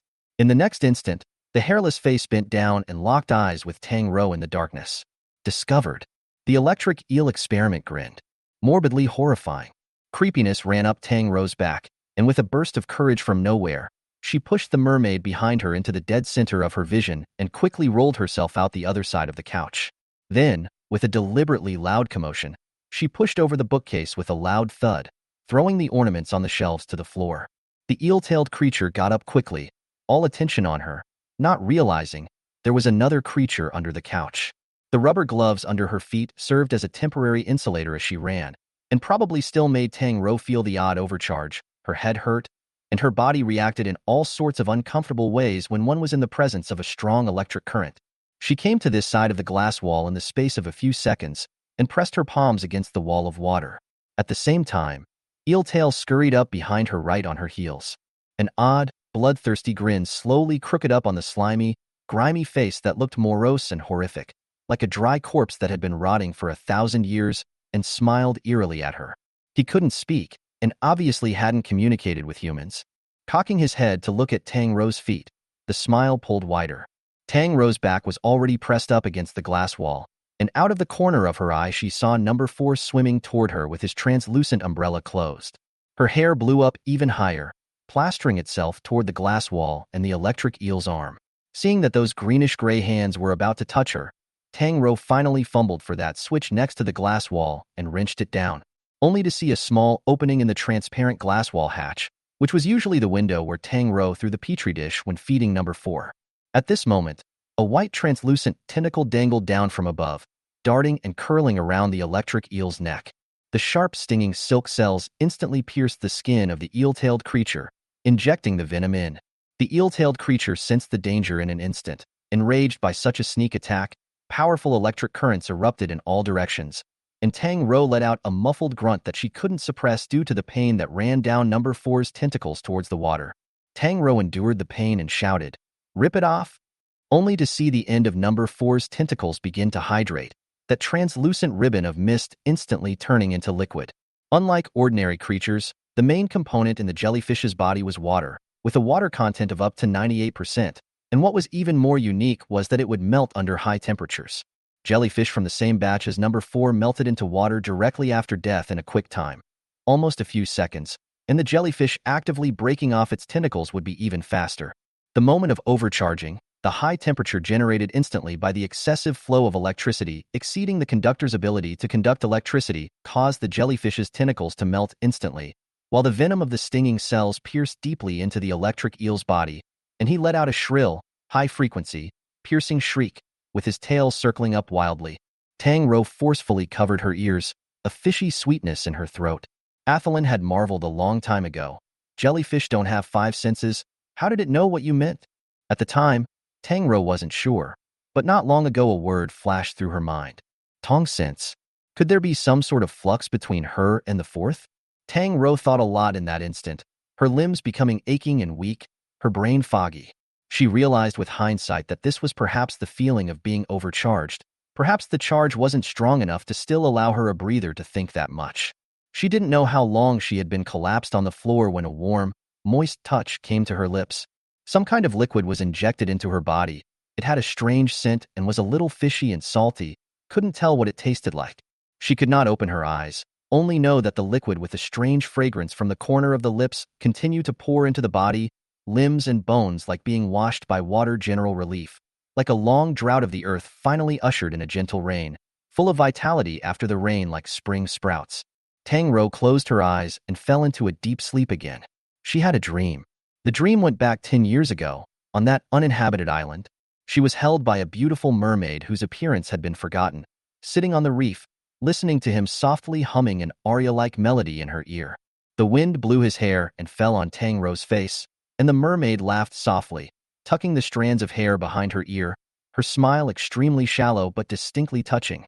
He loved her, kissing her ears and the top of her hair, cradling her in his arms as a beloved toy, bringing her food and treasures, wallowing in the depths of the ocean, ingratiating himself with her, intimidating her, trying to get a smile out of her. But soon she is picked up by rescuing humans when the helicopter arrives. The dream continues to stretch as she takes a god's eye view of the mermaid returning to the island. He was carrying shells and fresh fish from his catch, with beautiful coral and a smile, but he paused for a moment as he stood in front of the door of the cabin, sensitive to the changes around him, but still reached out and pushed the door open. But there was no longer the one he had wanted to see in the door. He paused for a long time, his body stiffening, and the whole island was awfully quiet. Thick cumulonimbus clouds gathered slowly in the sky, and he didn't move, his shadow lengthened by the moonlight, making him look lonely, like the last living thing on this uninhabited island. Loneliness. His back was permeated with a touch of sour loneliness. Tang Rou couldn't see his face, silently looking at his back from the third viewpoint. That loneliness carried a kind of abandoned aggression, and the moonlight falling on him, instead of being warm, was extraordinarily cold. She saw the mermaid slightly incline his head, his fingers picking up a string of shells and pearls strung together in a grass ring on the floor, a gift he had given Tang Rou. Chapter 35. I Will Find You. The mermaid stood in front of this cabin, looking horribly alone. It wasn't until the moonlight disappeared and the island once again welcomed the morning sun that he finally moved again. Tang Rou saw him slowly turn his head back, the features on his face gradually clearing into the face of a fish-tailed beauty. Those platinum-silver eyes locked onto Tang Rou in the third view, seeming to cut through the layers of mist, looking straight into her soul. He moved his lips, uttering silent words. It was a marvelous language Tang Rou had never seen before. But at that moment, she read his meaning. I will find you. Tang Rou couldn't tell if she was awakened by a shock or woke up naturally, only knowing that after waking up from her sleep, a sense of frustration that she herself didn't understand permeated her heart. The lab was quiet, and as she looked around, she realized that the terrifying eel-tailed creature had disappeared, and the sea slug's corpse was still there, electrocuted into a grotesque shape, and its thick head bitten off raw, with only a layer of skin attached at the neck. Obviously, she hadn't eaten for a day and a night, and had been electrocuted and drenched in rain. But Tang Rou's body was unexpectedly energized, and as she stretched her limbs, she felt as if she was even lighter than before. She slowly turned back and saw the light outside through the glass wall, only to realize that it was already dawn. The mermaid stood in front of the glass wall with his back to her, his long hair like soft seaweed sprinkled with gold, and like a seductive beacon. Number 4 hovered before him like a snow lotus in full bloom. The two of them stood like they were facing each other, long and silent. Tang Rou realized that Number 4's stinging silk cysts were already showing through the soft, fluttering ribbons, and a few tentacles poked out with the unclosed hatch cover, about to dangle down onto the mermaid. While he still stood unaware of the impending danger, Tang Rou sat up. Number 4. In an instant, the jellyfish's supple body froze and retracted the fluttering belt. The mermaid then stepped back a little in fear as if she had just realized it, her injured tail bending and leaning against the table. Tang Rou immediately stepped forward, noticing that the bandage wrapped around the fish tail was already oozing golden red blood outwards. The wound must have disintegrated. She gave Number 4 a reproachful look, not realizing that the other party looked even more aggrieved. The bandage was wrapped around the glass panel, a look of wanting to say something that couldn't be said. Tang Rou sighed, not understanding why these experimental subjects were so hostile towards each other.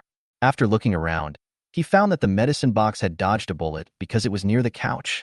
So he tugged at the mermaid and dragged him back behind the couch and darted over to grab the medicine box himself. At the same time, he saw the wristband cell phone thrown on the wooden floor, which had also been electrocuted by the electric eel to a charred black color. This completely cut off the means of contact with the outside world. She crouched down in front of the merman with the pillbox in hand, and when she raised her eyes, she realized that he was staring at her unblinkingly with platinum silver eyes that reminded her uncontrollably of the dream she had just had. Perhaps because they were both mermaids, she substituted this mermaid's face into her past memories.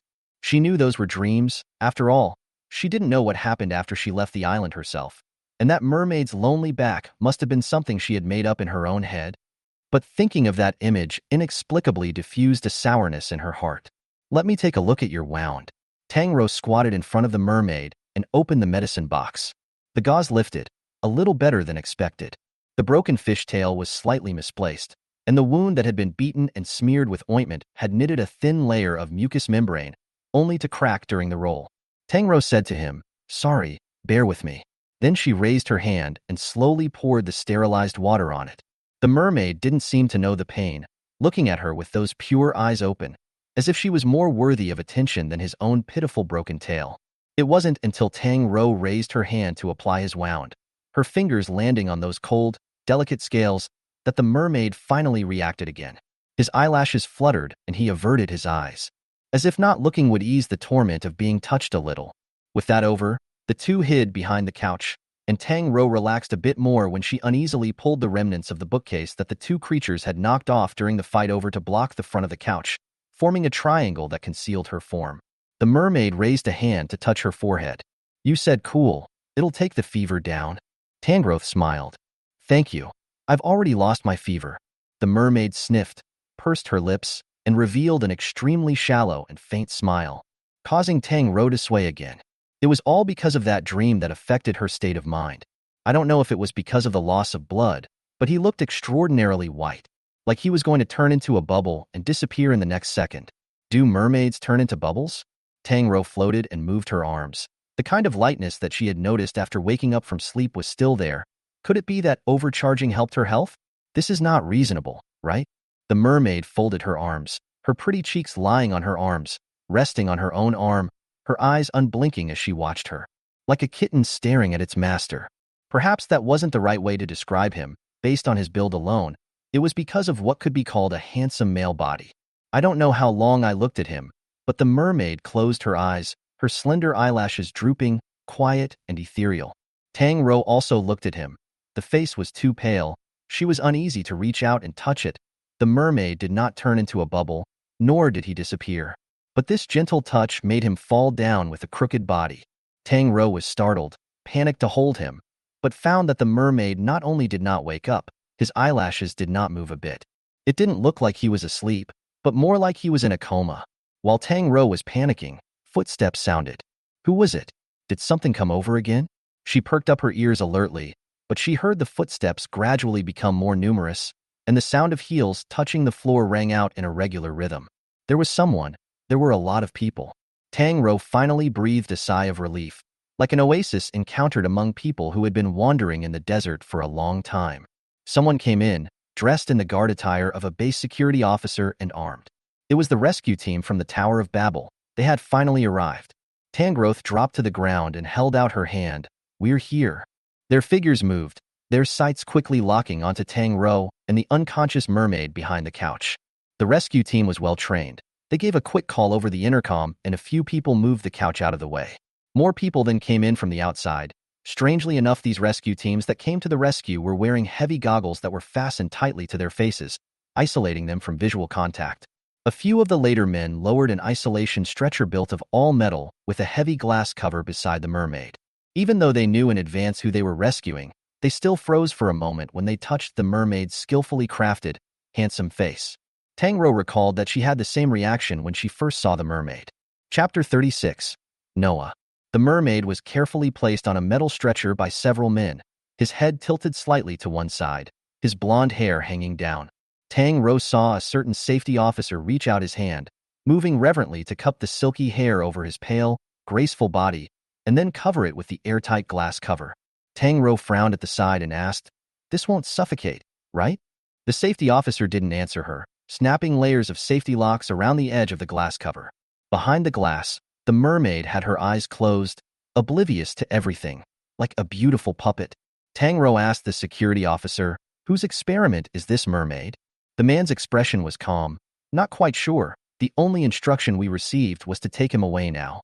They were contradictory, on the one hand treating him with care and attention, on the other hand deliberately describing him as insignificant. Tang Rou asked again, "Then is he an S-class experiment?" The man again said he couldn't tell. "Then where are you taking him?" The security officer had a miniature headset hanging from his ear, and it seemed that someone inside had said something to him, and he expressionlessly told Tang Rou, taking him to treatment. After saying that, he added, "This is out of humanitarian concern, and has nothing to do with his status or rank." What did that mean? Hoping that this mermaid didn't even have a breeder or a lab. This treatment was too bad, wasn't it? She asked some more questions, and the other party fought and answered nothing. One question and 3 answers. He was finally carried away, like a seemingly delicate but long-dead eternal flower under sealed glass. And the moment the stretcher didn't pass around the corner, Tang Rou's heart gathered a layer of weightlessness without warning. Her sixth sense told her that letting these people take the mermaid away would be a bad decision, but she didn't know where this strange feeling came from. Recalling that look in the mermaid's eyes before she passed out, quiet, complex, made Tang Rou drift off into an illusion that the other party had known her for a long time. She followed her out, but the group disappeared down the corridor. After the mermaid was taken away, number 4 returned to normal. Someone came in and cleaned up the mess of the room, taking away the gruesome bodies of the sea slugs. Logistics came over to take a look, bringing a microcomputer to enter what needed to be re-added, and finally came to the conclusion that the entire lab needed to be refurbished. Number 4 floated outside the glass from start to finish, like a giant frosted flower in suspension, translucent ribbons touching lightly around the glass panels, drawing admiration from a few of the staff. It's beautiful. It looks so gentle. I've never seen such an approachable and friendly experiment. I've heard it's highly poisonous, the most poisonous creature at the Tower of Babel, but it looks surprisingly docile.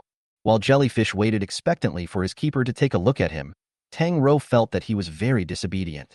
But looking at the way he kept levitating out the window was a bit unbearable. In the end, she sighed and touched her fingers to the glass panel, and immediately number 4's fluttering ribbon rolled over and circled around her hand on the glass, like a child who had done something bad and couldn't help but please her in order to be forgiven. The people next to her revealed looks of awe, as if they had seen some kind of spectacle. Shortly afterward, the medical team received Tang Rou into the treatment room, scanned around in the roller of the spiral detector, another bout of blood and filming tests, and came out to be hugged by the pouncing Atherlin bear.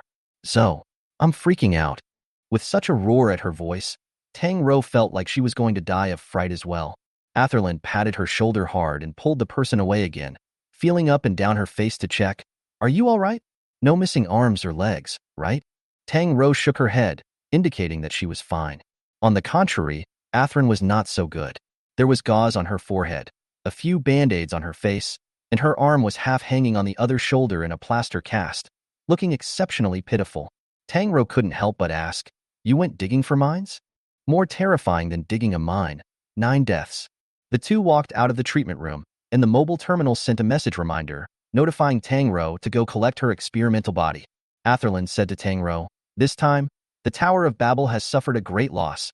Nearly half of the experimental bodies that S-Sector had spent huge amounts of money to maintain died, and the labs were all destroyed." Tang Rou was surprised. Why did so many die? Atherlin thought for a moment and said, "These experimental bodies are not herd animals. They can't tolerate each other and will fight as soon as they meet." Saying that, he looked Tang Rou up and down with a complicated expression. "And your number 17 took huge credit here." "What do you mean?" "They tuned the surveillance your number 17, he took out.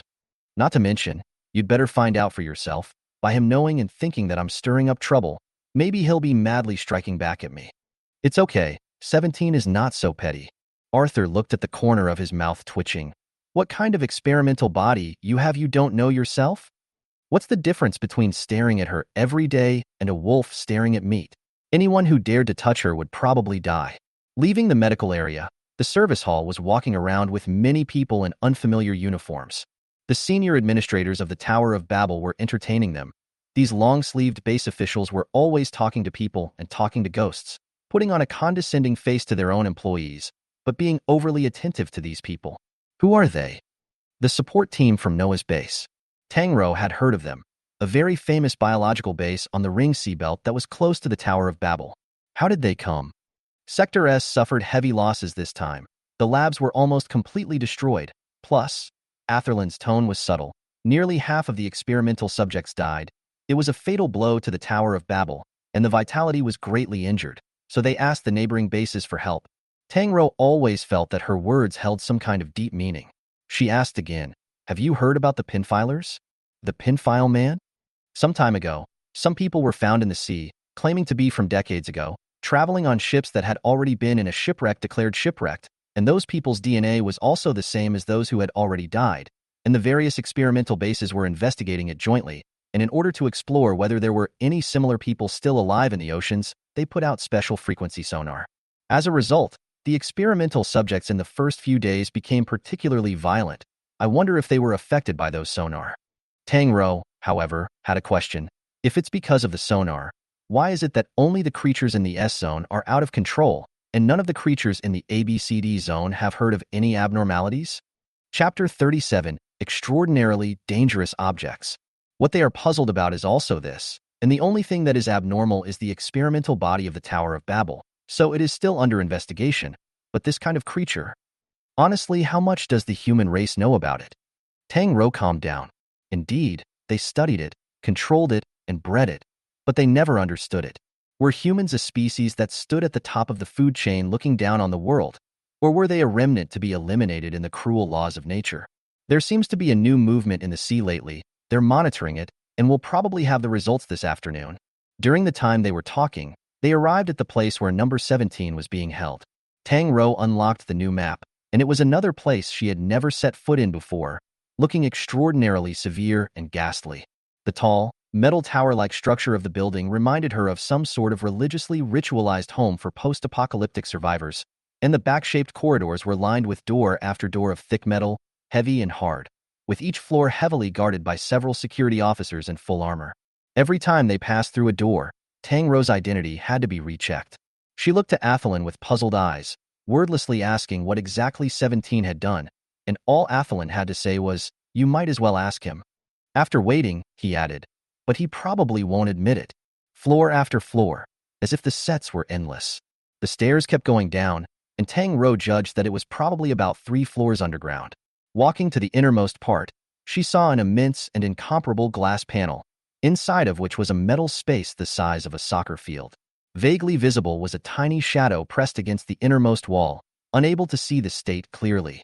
Tang Rou asked, "Is there a door? Let me in." The heavily armed security guard seemed uneasy, and Atherland helped out from the side. "She's Tang Rou, the gold medal breeder of the S sector. Haven't you guys heard of her?" Looking at their impassive appearance, she then pointed to number 17 inside. "The things you guys are strictly defending are all free range in her office, the kind that doesn't even add a chain to crawl all over the house." Tang Rou? What is this description? Athelin stood beside Tang Rou Fox Fake Tiger.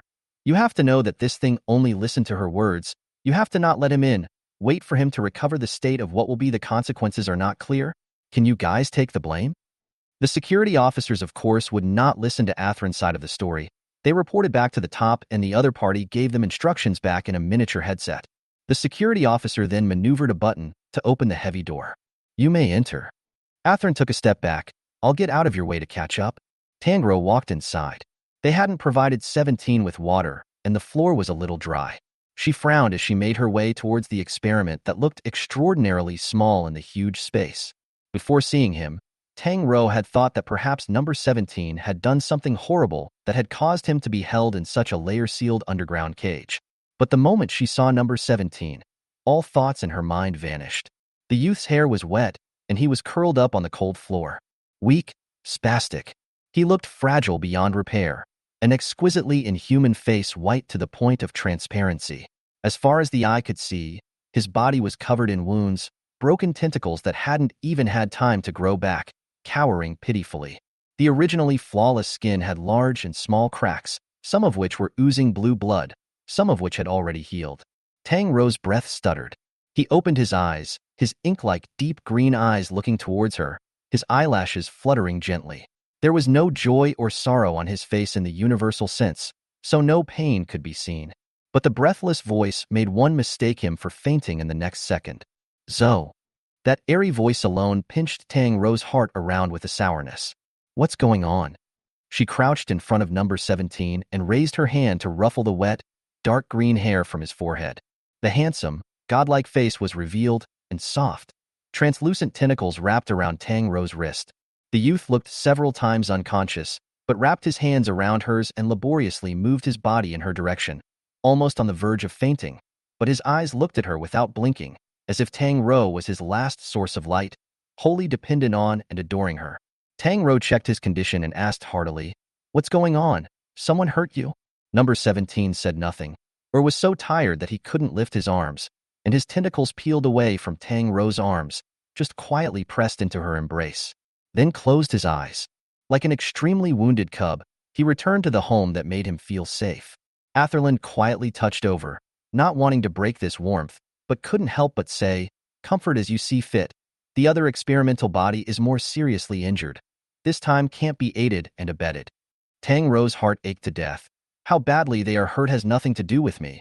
But why do they want to hurt the little octopus?" "No, you called him little octopus?" The corner of Athelland's mouth twitched. "Yesterday, the base row accessed the surveillance and found that they were indeed attacking your little octopus en masse. But your little octopus is also?" Tang Rou was stunned. Her voice couldn't help but rise. "They're collectively attacking number 17?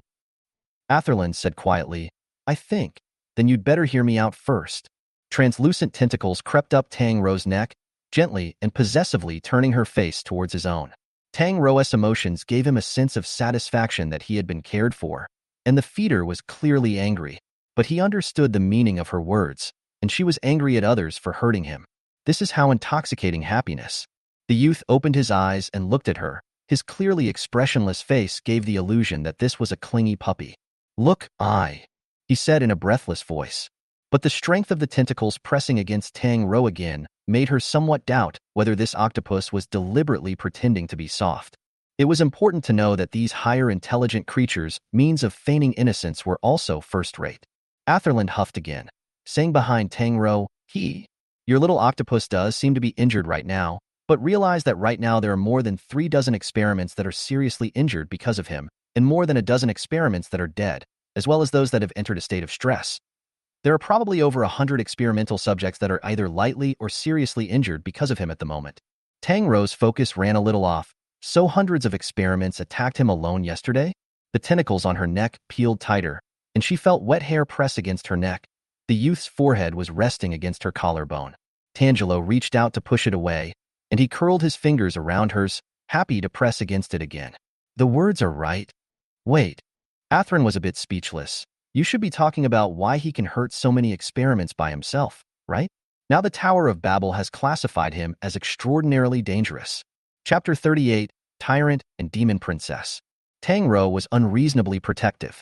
"It's too much. Number 17 is the victim, and now you're classifying him as dangerous instead? Because he's really dangerous." Atherland was breathless. Tang Rou sneered, "Look at him. Where is he dangerous?" The youth duly played the role of a soft and charming lord's demon consort in her arms, tugging at her neck to commiserate. His natural killing tentacles curled up, but revealed a few pitiful phases. Tang Rou was the furious tyrant, tugging at his tentacles and asking, if those experiments didn't attack him, would he take the initiative to hurt others? It wasn't clear if it was intentional or not. The tentacles were soft. The youth drooped his eyelids and had a weak face. Okay. Your little octopus is the most innocent and pitiful.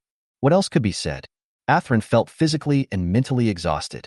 Although this time number 17 had hurt more than 100 of the base's precious experimental subjects, but at the same time, it had also made the base regrade him, and such a powerful and highly intelligent creature that obeyed its master's instructions would undoubtedly become the trump card of the Tower of Babel. Even though on the surface it appeared that they had lost a third of the extraordinarily high-grade creatures, they possessed an existence that was more dangerous and powerful than those, which wasn't considered a loss, but rather an unexpected blessing. Tang Rou, however, was out of her mind. The collective loss of control of the experimental bodies in the S area can be explained with sonar experiments, but attacking number 17 together is a bit unbelievable. These sea creatures are not herd animals. They are very independent, indifferent, and do not pay attention to things other than themselves. Killing is their instinct engraved in their genes. And instincts don't make them deliberately attack only one target. So 17 must have something different from the others that caused him to be targeted en masse. This was one of her speculations, and the other speculation was that these creatures were drummed up by some unknown force, and that force controlled them to attack number 17. If this speculation was reasonable, it was horrible, because it means that some powerful force beyond human understanding is hostile to 17. Leaving this tight metal cage was much easier than Tang Rou had expected, and she received feedback just after applying, followed by the door opening wide. Someone even thoughtfully asked, "Need an escort vehicle?" Tang Rou glanced at number 17, and the other person indicated that she didn't want to enter a closed establishment, so she politely declined. An S-class experimental body that wasn't being held by an escort vehicle sounded a bit out of the ordinary, but no one was stopping them. From the moment number 17 left the metal prison, everyone in the building seemed to have been cleared out ahead of time, with only a team of security officers with heavy weapons following behind them. Leaving the tower-shaped building, Tang Rou was guided to the makeshift lab through a secret underground passageway. After all, he couldn't be taken on a big swing through the S-zone. Coming out of the secret passageway coincided with several Noah's base security officers. They all raised their weapons when they saw Tang Rou holding the hand of a youth who looked like a special creature, pushing out the door like that without any protection. Then they saw the security officers who followed them out in the secret passage. Their expressions were very shocked, like they had seen a new continent. Could it be that the Tower of Babel base still had free-range experimental subjects? Tang Rou didn't know that her behavior had triggered a tsunami in the hearts of the security officers of the approaching base and brought the little octopus to the makeshift laboratory. The hole was still clean and bright. The previous lab was badly damaged. It'll take a few days before it can be repaired. Tang Rou poured culture medium into number 17's tank and rattled it with her hand. "It's ready. You'll live here for now." The little octopus suddenly revealed a troubled look again. looking at Tang Rou with some weakness. He was afraid that he thought he had ruined Tang Rou's lab. Tang Rou touched his dangling out tentacles again. It's not your fault. It was invaded by a strange experiment. Atherland, you should stop aiding and abetting the enemy, you dimwit. After a while, there was a knock on the door, and they said they wanted to take 17 for a checkup. They wanted to escort him to the medical center, but the octopus was unwilling to let go of Tang Rou. There was no other way. Tang Rou could only enter the treatment room with him, only to wear a heavy protective suit on his body. Number 17 held her hand through the heavy gloves, like a poor puppy that couldn't leave its master. Fragile, aching, eyelids wanly half closed. Like the spirit was tortured. Under the greenish-white skin, faintly visible pale blue veins. The wounds have already healed, but the mold is still a bit melancholy. The experimental subjects are all tested by machines. No medical care dares to get close to them. But it will also be slower because of this. Tang Rou waited in boredom, and was asked by the engineer on the intercom to bring a stick of his blood out, and sent in the blood-drawing kit by the small hatch. She took it, meticulously took the alcohol cotton and wiped between 17's wrists to sterilize it, and pushed the air out of the syringe, telling 17, I'm going to stab it in. It might hurt a little, bear with me. The other looked at her with an expressionless face, and in fact moved tamely and cooperatively. The pain of the needle extracting blood was almost imperceptible to him. The pain of each split experiment was the real pain, and pain was hypersensitive to creatures like them. The needle was specially made, and with a little force it pierced the tough skin of the experiment. Inexplicably, the mermaid came to mind. I wondered how he was doing, and if his tail was any better. Tang Rou's movements were very light. 2 fingers pressed the needle, and a tube of light blue blood was released into the tray. The moment the needle was pulled out, the eye of the needle had already healed quickly. Tang Rou still pressed a piece of sterilized cotton on it. Press down. The youth obediently pressed down on the needle hole that no longer existed.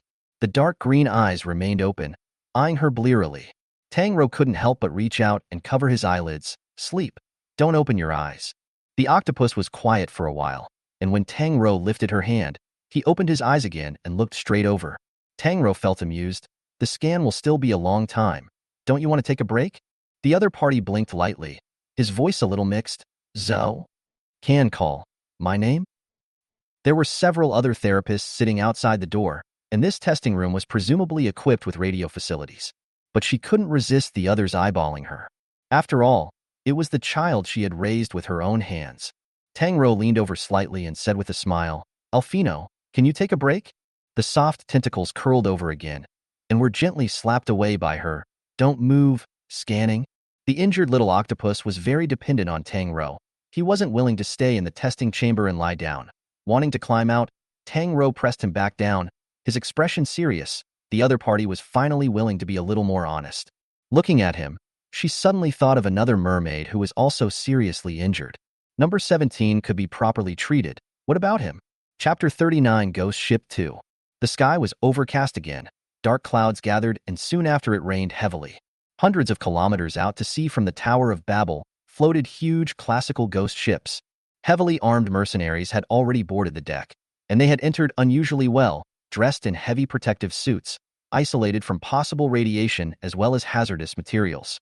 Patch headphones were worn in their ears, keeping them in communication with the outside at all times. Pushing through the first door, the lights suddenly brightened.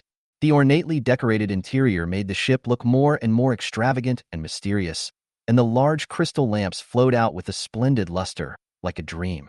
Everything is new and clean, not stained with dust, as if a banquet had been held not long ago, and you can even see the delicate figures of those who are mingling under optical refraction. These real images or hallucinations? The mercenaries froze. Music gradually sounded in their ears. Some were the first to come back to their senses, only to realize that their clothing had changed, from heavy protective clothing to exquisite and luxurious suits and dresses. From nowhere, a tuxedoed valet handed him a glass of swaying red wine, the specially contoured hexagonal glass with sharp edges refracting the light of the huge crystal lamp overhead, and in a trance it looked as if someone was shedding tears. A second, a third. The whole group was mesmerized into this feast of lights and shadows. They forgot their names, they forgot what they were doing, they forgot where they were. The patch headphones were gone, and no one heard the more than anxious commands inside. The ship is sinking. Please return quickly. Roger, please respond. The ship is sinking. Unfortunately, These commands eventually turned into an empty sound and annihilated into the sea water. Humans have always had a mind for exploration and curiosity. These two unique qualities make people different from other animals. Learn to use fire, continuous out of civilization. Look up to the vast starry sky. No wings can also fly to the blue sky. Cannot breathe underwater, but can dive into the deep sea. Even if the rotation is divided into day and night, you can use artificial light to compete with the moon. Exploration. So that mankind to the top of the food chain, to become the master of this planet, but also will eventually push people to dig their own graves to perish. What exactly is the end of civilization? Drip dash. Athelin tapped his horn frantically and lowered his window to shout at the people in front of him. It's a green light and you're still not going. Are you blind? The traffic jam made her extremely cranky. Tang Rou was in the passenger side browsing the messages sent from inside the Tower of Babel. Calm down. Road rage can easily cause traffic accidents. It's been stuck in this street for 50 minutes. A pregnant woman in labor wouldn't even take that long. Tang Rou said, that's because modern medical care is sufficiently advanced. In the past, where a pregnant woman went into labor for less than 5 or 6 hours. Athelin still honked furiously. 100 years ago, the population of this azure planet swelled dramatically. Space carrying capacity, food carrying capacity, and energy carrying capacity reached their upper limits at the same time. And the population exploded to 25 billion with only 10% of the Earth and sea occupied. At the same time, the fertility rate suddenly dropped, and a large number of women were deprived of their fertility by unknown forces. It was as if there was a third hand that was curbing human reproduction. And so, under the pressure of aging and the burden of medical care, the human fetus incubation pod was created. Women who still have the ability to bear children are protected by the syndicate, and they are lured with generous material conditions to voluntarily give birth. The newborns of Tang Rou's generation have undergone genetic modification, and diseases caused by genetic defects have been cured. Examples include cancer, tumors, bone as well as blood disorders. But the continued expansion of the population brought more pressure to life. For example, traffic. Atherland kept honking his horn until a traffic cop came along and flashed a warning sign. There's a sudden accident up ahead. You can't pass, so turn around on the left. Accident? May I ask what kind of accident? Sorry, this is not convenient to inform. The car's AI immediately made a new route, and Atherland turned onto the sea ring road as soon as he hit the handle. From afar, the road that had just been intercepted with a large cordon, many vehicles turning around, and some congested into a circle around to watch the action. What kind of accident happened, ah? Atherland glanced sideways at Tang Rou. What are you looking at? So serious? Tang Rou closed her computer. An internal notice, a 40-person mercenary team disappeared at sea. The specifics were not announced. The Hotterdam Virus Research Center has sent out a request for assistance. Hotterdam? Is that the combined Hotterdam military virus base? Tang Rou nodded. The sea level continued to rise. The world plates were redistributed. The countries were connected into a sole continent. The national system basically existed in name only. The world appeared a brand new system called the United Community of Humanity. The level of virus research in Hotan was the highest in the United Community. Tang Rou supported her chin and sighed. My name is on the aid formation list. Atherland gloated with a wow. Not long ago, living people were constantly being salvaged from the ocean, all identified as people who had been declared dead in shipwrecks over the last 100 years. Immediately afterward, these salvaged people developed mutated conditions that attacked and preyed on the living. 5 days ago, a last-century-style ghost ship appeared in the waters off Hotterdam, and a group of 40 mercenaries were lost 20 minutes after landing. The ghost ship then disappeared from the sea. This request for support from the major bases was precisely to find out what exactly was going on with these visions. The fresh sea breeze briefly blew away the gloomy clouds overhead. The air on the sea ring road was nice, and it was rare that it didn't rain. So Atherland opened the convertible top and raised his hand to blow the wind. Tang Rou inclined her head and saw a lot of people gathered on the coast not far away.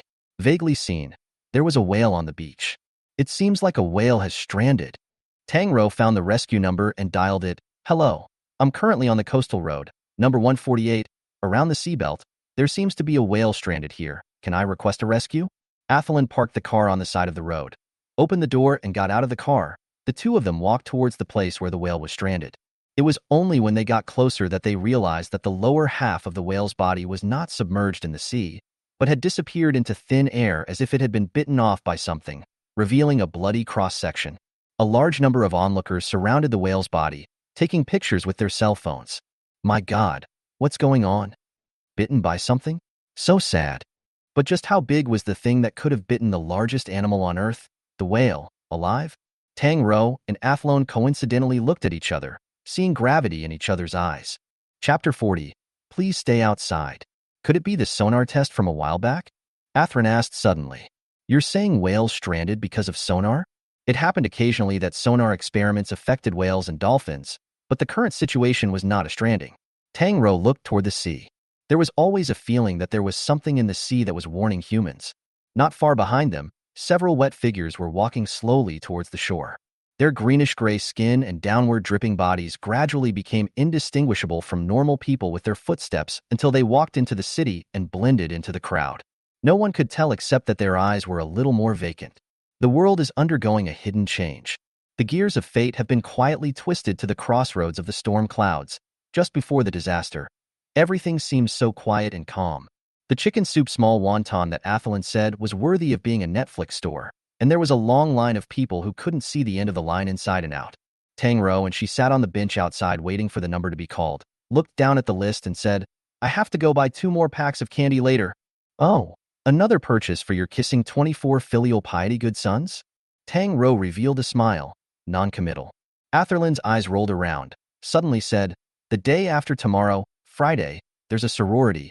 Why don't you go with me? Tang Rou shook her head. Not going. Go. Atherlin tried to pout. I'm embarrassed to be alone. Tang Rou asked, is there any benefit? Atherlin burst into a rage. You want benefits for going to a sorority with me? Tang Rou bowed her head. Oh, then don't go. I'm determined to forget about that son of a bitch Xiao Ning. You're not going to support it? Xiao Ning was also an engineer at the base, Atherlin's high-ridge flower Capricorn ex-boyfriend, an overwhelmingly large iceberg. For his sake, Tang Rou hadn't been dragged by Atherlin to buy lost love drunk. While she was hesitating, the sirens whistled by. A police car ran across the road not far away, and many people curiously looked out sideways, muttering, what's going on? Could there be a robbery? No way. There's a sky eye system everywhere now. Who'd do something stupid like that? Tang Rou glanced at it, lowered her head, and didn't take it to heart. But soon after, the second and third police cars passed one after another. When she looked up again, what she saw wasn't just police cars. There were also military tanks and Tower of Babel biological bases bomb-proof vehicles. It was important to realize that this kind of battle was extremely rare in peaceful times. As Tang Rou stood up, she saw that not far away, people from the military began to expel the masses. A long cordon had been pulled up from the end of the street in the distance, and armed men jumped down from a military pickup truck and began to evacuate the masses. Stay away all. There's an accident ahead. Get out of here now. The glass windows shuddered with some subtle frequency, their reflections cloudy and unclear. The ground beneath their feet also emitted a vibrating sensation, as if the earth was trembling. It can't be an earthquake. The people indoors apparently also felt such a vibration and ran outside in a panic, but just as they ran out, they were driven away by armed men. A horn sounded from the bomb-proof car, echoing through the noisy streets. Sudden accident ahead. Please take shelter indoors. Repeat. Unexpected accident ahead. Please take shelter indoors. Please lock the doors and windows and go indoors. Do not move outside. Donovan and Athelin were pushed and shoved into the ravioli store, and through the clear glass windows, they could vaguely see people running at the end of the street. Some in cars, some on legs, some being picked up by military vehicles, and some running madly with children in their arms. A woman ran from a distance, a little boy of 7 or 8 in her arms, one shoe running off, her hair disheveled. The door to the ravioli store had been closed, but the woman rushed over and slapped frantically, crying and yelling, Let me through! Let me in! Please! The owner hurriedly unlocked the door and let the woman in. As soon as the woman came in, she shouted again, Pull the curtain up! Stay away from the window! What's going on? Someone asked, What's going on? What's going on out there? Tang Rou noticed that there was blood on the woman. The noise got louder all of a sudden. There shouldn't be one of those vengeful psychopaths. Could there be a terrorist attack? Someone held a cell phone and said with a trembling voice, Look guys, look what's this. What is it? Someone came over to look. More people opened their phones, and I don't know who yelled out, It's on the Hot 100. Oh my God, what is this thing? It's so scary. Is it a special effect? Tang Rou followed suit and opened her phone, and just as she clicked on the social software, She saw the heck out of it. A few exploded phrases. Sea monster. Sea monster attack. Monster destroys city. Unknown creatures appeared in the coastal area. Tang Rou clicked into the video that had topped the highest heat, but it showed that the video was already 404.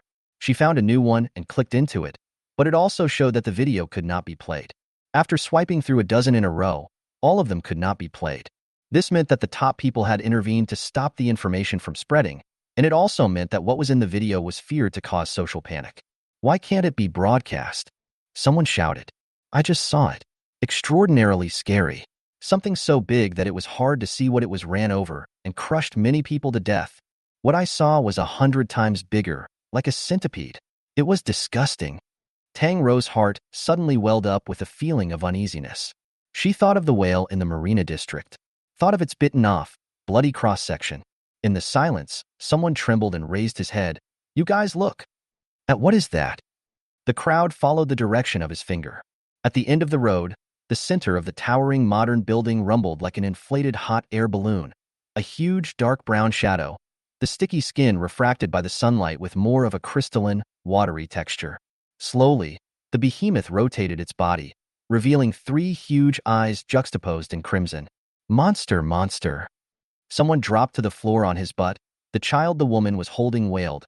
The glass trembled at a high frequency, and the crowd exploded with a roar, a raucous melange of various discussions overlapping with horrified intakes of breath, orchestrated. In the distance, the behemoth crawled by, its figure disappearing into the concrete forest. It was followed by an even larger, hideous figure, and the ground shook with it. Gunshots came from the distance. Or maybe it was more than guns. There were more dangerous weapons. Someone covered their ears and backed away from the glass window, asking the owner worriedly, Is your glass bulletproof? Is it safe? The boss looked at him silently and didn't answer. How many of the glass in restaurant-type civilian stores are bulletproof? Chapter 41. Zoe, what in there? The people besieged in the store didn't know that those sea monsters outside were fake creatures of the ocean.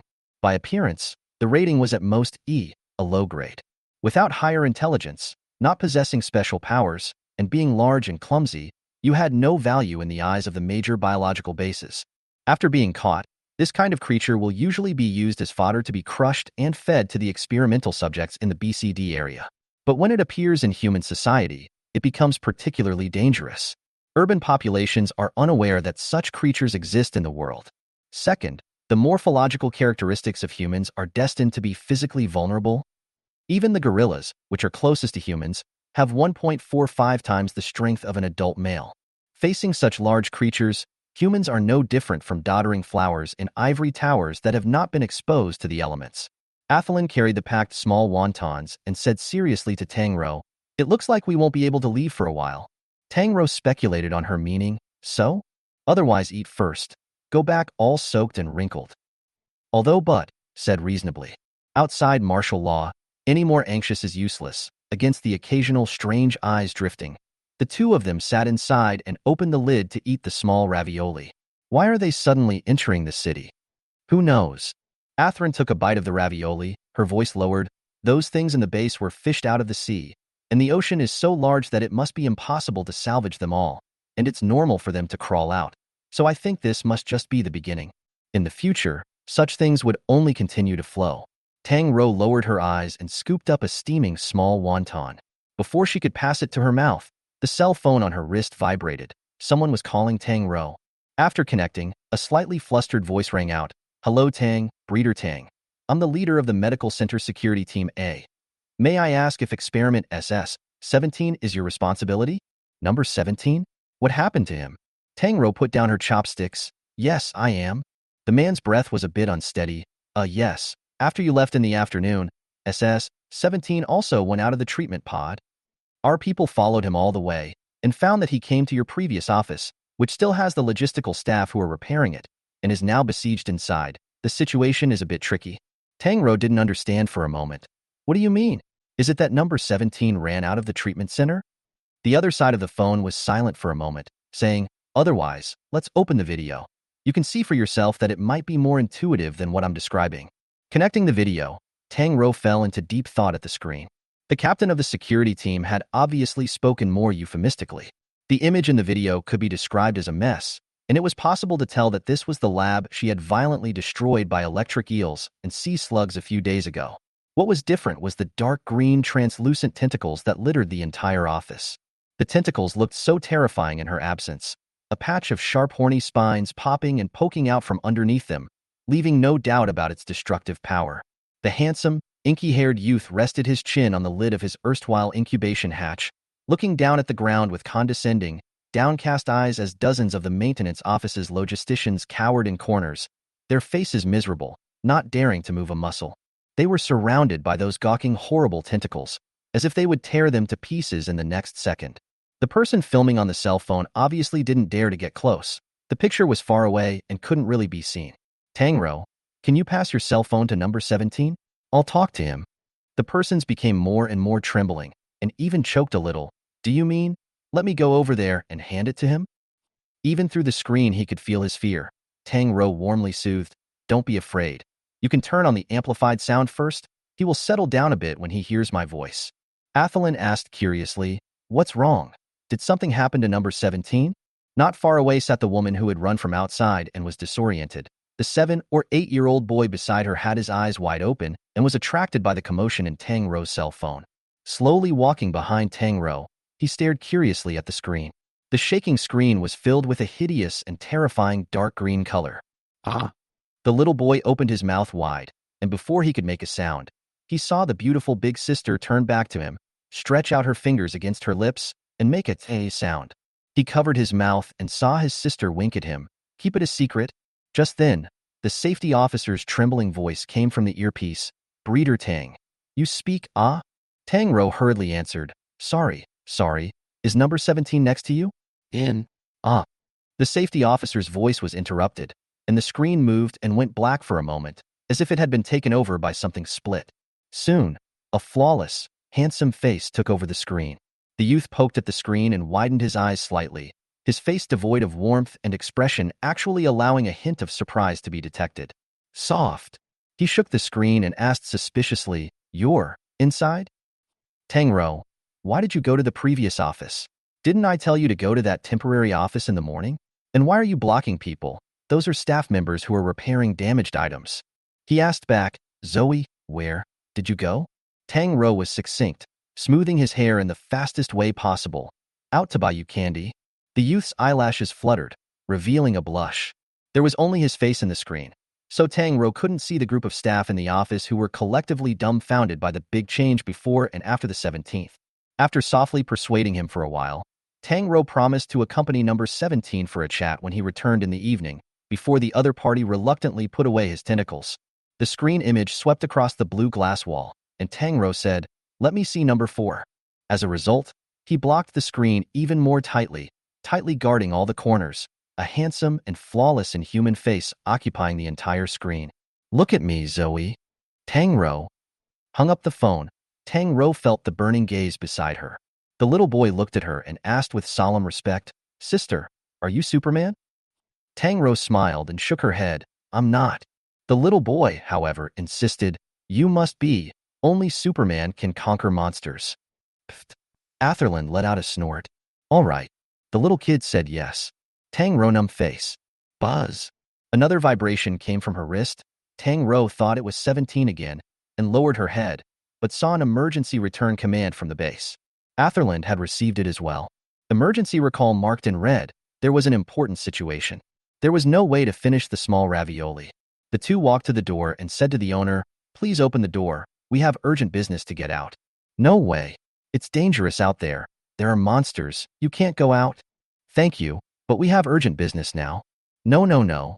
Behind him, a big brother stood out, born tall and strong, lying in the doorway like a small mountain. What's outside is so scary. Aren't you two unarmed girls going out to die? Right. The military are telling us to stay indoors. That is, if work is more important, can it be as important as staying alive?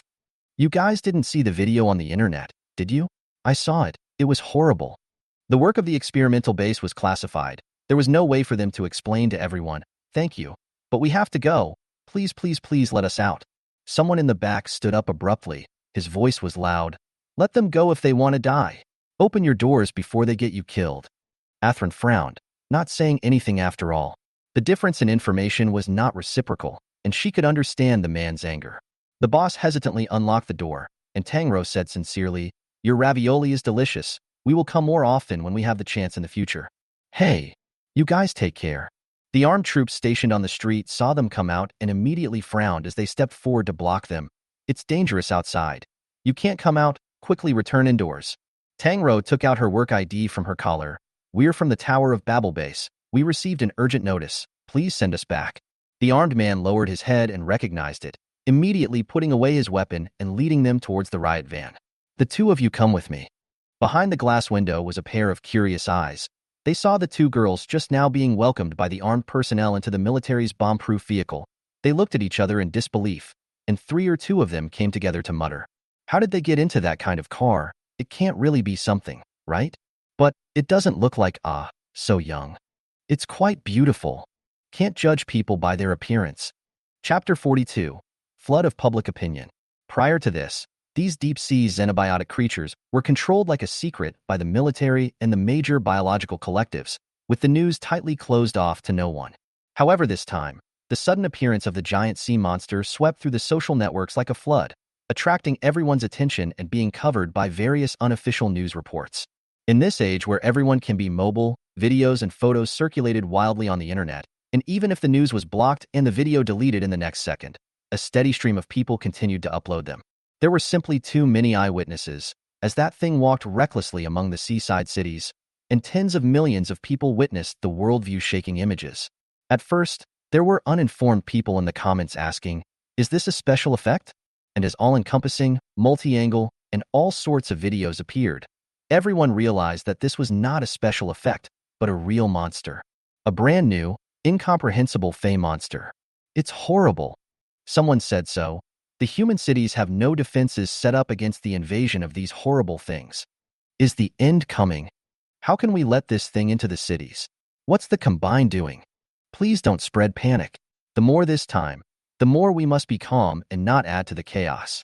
Who says human cities don't have any defenses? We can't be damn eroding termites. Let's use our keyboards to fight the monsters." The base held countless emergency meetings and came to the conclusion that those unknown lowly xenobiotic creatures were derived from the ocean autotrophs, which were previously underwater. Although there were countless patrols in the offshore waters every day, they were unable to catch the embryonic eggs in the entire ocean, so there must be unknown creatures lurking in the water. Previously, they had never publicly appeared. They had all been fished ashore by humans. And now that they had openly appeared in the midst of the human city, it meant that there would soon be a steady stream of monsters attacking the human city in the future. With the first time, there would be a second time, a third time, and countless times. The meeting was held for more than 9 hours in a row, with all the major bases tandem video conferencing, and Tang Rou, as the senior breeder of the S area, was also pulled into the emergency program. It was already past 4 in the morning when the last session ended. The base set aside 5 hours of rest time, and the meeting continued at 9:30. Everyone saw this and simply didn't go back, going back to the office to squint for a while before returning. Tang Rou rubbed her sore neck and returned to the temporary office, and number 17 immediately lifted the lid and climbed out. Rou. The youth didn't know how long he had been waiting here, like a puppy waiting for its master to come home. If Tang Rou hadn't returned to this office but had gone straight back to her apartment, he was afraid that he would have been waiting like this as well. "Been waiting for me?" Tang Rou unconsciously slowed down her tone and walked over towards the octopus. "Did you eat the little wontons I brought you? Like it?" "Like it." Couldn't actually taste it, but as long as it was from her, she liked it. These fey creatures rarely slept. They spent most of their time motionless with their eyes open, and with Tang Rou, the most thing 17 did every day was wait for her. Keeping them was part of Tang Rou's life, but Tang Rou was the whole of their life. Tang Rou asked, "Cold, right?" "It was delayed when I came back. It tastes better hot." Good." He replied without much care. "Cold or hot, don't care at all. Those are not important." Watching her approach, tentacles carefully wrapped around the hem of her coat, the youth rubbed his cheek affectionately against her palm, the tip of his high nose carving delicate lines into her palm. What mattered was her. Her coming over at this time was an unexpected surprise to number 17. Tang Rou glimpsed some flakes between the youth's dark green hair and pinched it off to find it was shredded paper. Only then did she notice that the wrapping paper seal on the desk where the temporary office had been moved had just been removed. Presumably, the little octopus had done it before she returned. All the trash had been received in the dumpster. There were undried water stains on the floor, and his tentacles were stained with bits of shredded paper. Diligent and thoughtful. So why do they say that experimental subjects are dangerous? Tang Rou subconsciously raised her hand to help him wipe off the pieces of paper stained on his tentacles, her fingers unconsciously landing on the other person's skin, one by one, disrupting the rhythm of her breathing between gentle touches. The octopus curled up a bit, the tentacles obediently wrapped up, wrapping around her wrists and arms. A little cold, Tang Rou dodged back a bit, patting him. Don't move. 17. It briefly subsided for 2 seconds before it wrapped around again, opening those moist, dark green eyes, and even reaching out with a slender humanoid arm, wanting to touch her shoulder. Zoe. He began to call her name again, his pale fingers running down her clothes to the soft, long hair that hung over her shoulders, quietly twirling it in his hand with a single twist. Tang Rou asked while picking the shredded paper that had been plastered on his body like leaves in contact with water. You cleaned my office for me? Well, thank you, 17. That's very sweet. She reached up and rubbed his hair. Without saying a word, number 17 turned his head sideways, his body tensing slightly to take in her touch, his senses fully immersed under her warm, delicate fingers, like being slid through the warmest, clearest stream of water. Why was she so soft? Every part of her body was so soft. He closed his eyes, not daring to look directly at her. The tough skin was a film of cold, sticky water, and the feeder's warm, delicate fingers were slowly, gently stroking from top to bottom. Even though he knew that she was only trying to help him remove the shredded paper stuck to his tentacles, number 17 could hardly restrain himself from tensing up and letting out a slight tremor. Upon wiping a certain tentacle, his body abruptly stiffened. Being electrocuted, he opened his eyes in confusion and dismay. That tentacle was even more clueless than its owner, rubbing against her hand against his will, not as flexible as the other tentacles, a little taut. Like a puppy that pleases its master. Tang Rou raised her head and found that number 17 had bit his lip at some point and turned his face away, his wet hair covering his eyes like he was lost in thought. She raised her hand and cupped his jaw, forcing him to turn his face. The youth looked up at her in slight panic, his wet lashes drawing a soft curve in the air. What's wrong with you? Tang Rou asked suspiciously. Not feeling well? The youth's eyes widened. He wrapped his eyelashes around them, clearly submerged in the water, but he undulated a few times as if he were breathing through his chest, then said periodically, comfortable, comfortable. Tang Rou felt like she was overthinking it. Humans would always brainstorm simple words into extra complexity. He raised his hand to hold Tang Rou's arm in the moment she was floating, and the tentacles that curled around her clothes intensified to wrap around her waist, bringing Tang Rou violently in his direction a little. What's wrong? Tang Rou braced herself against his shoulders, pulling away some distance, only to be wrapped tighter around him. Chapter 43. Love.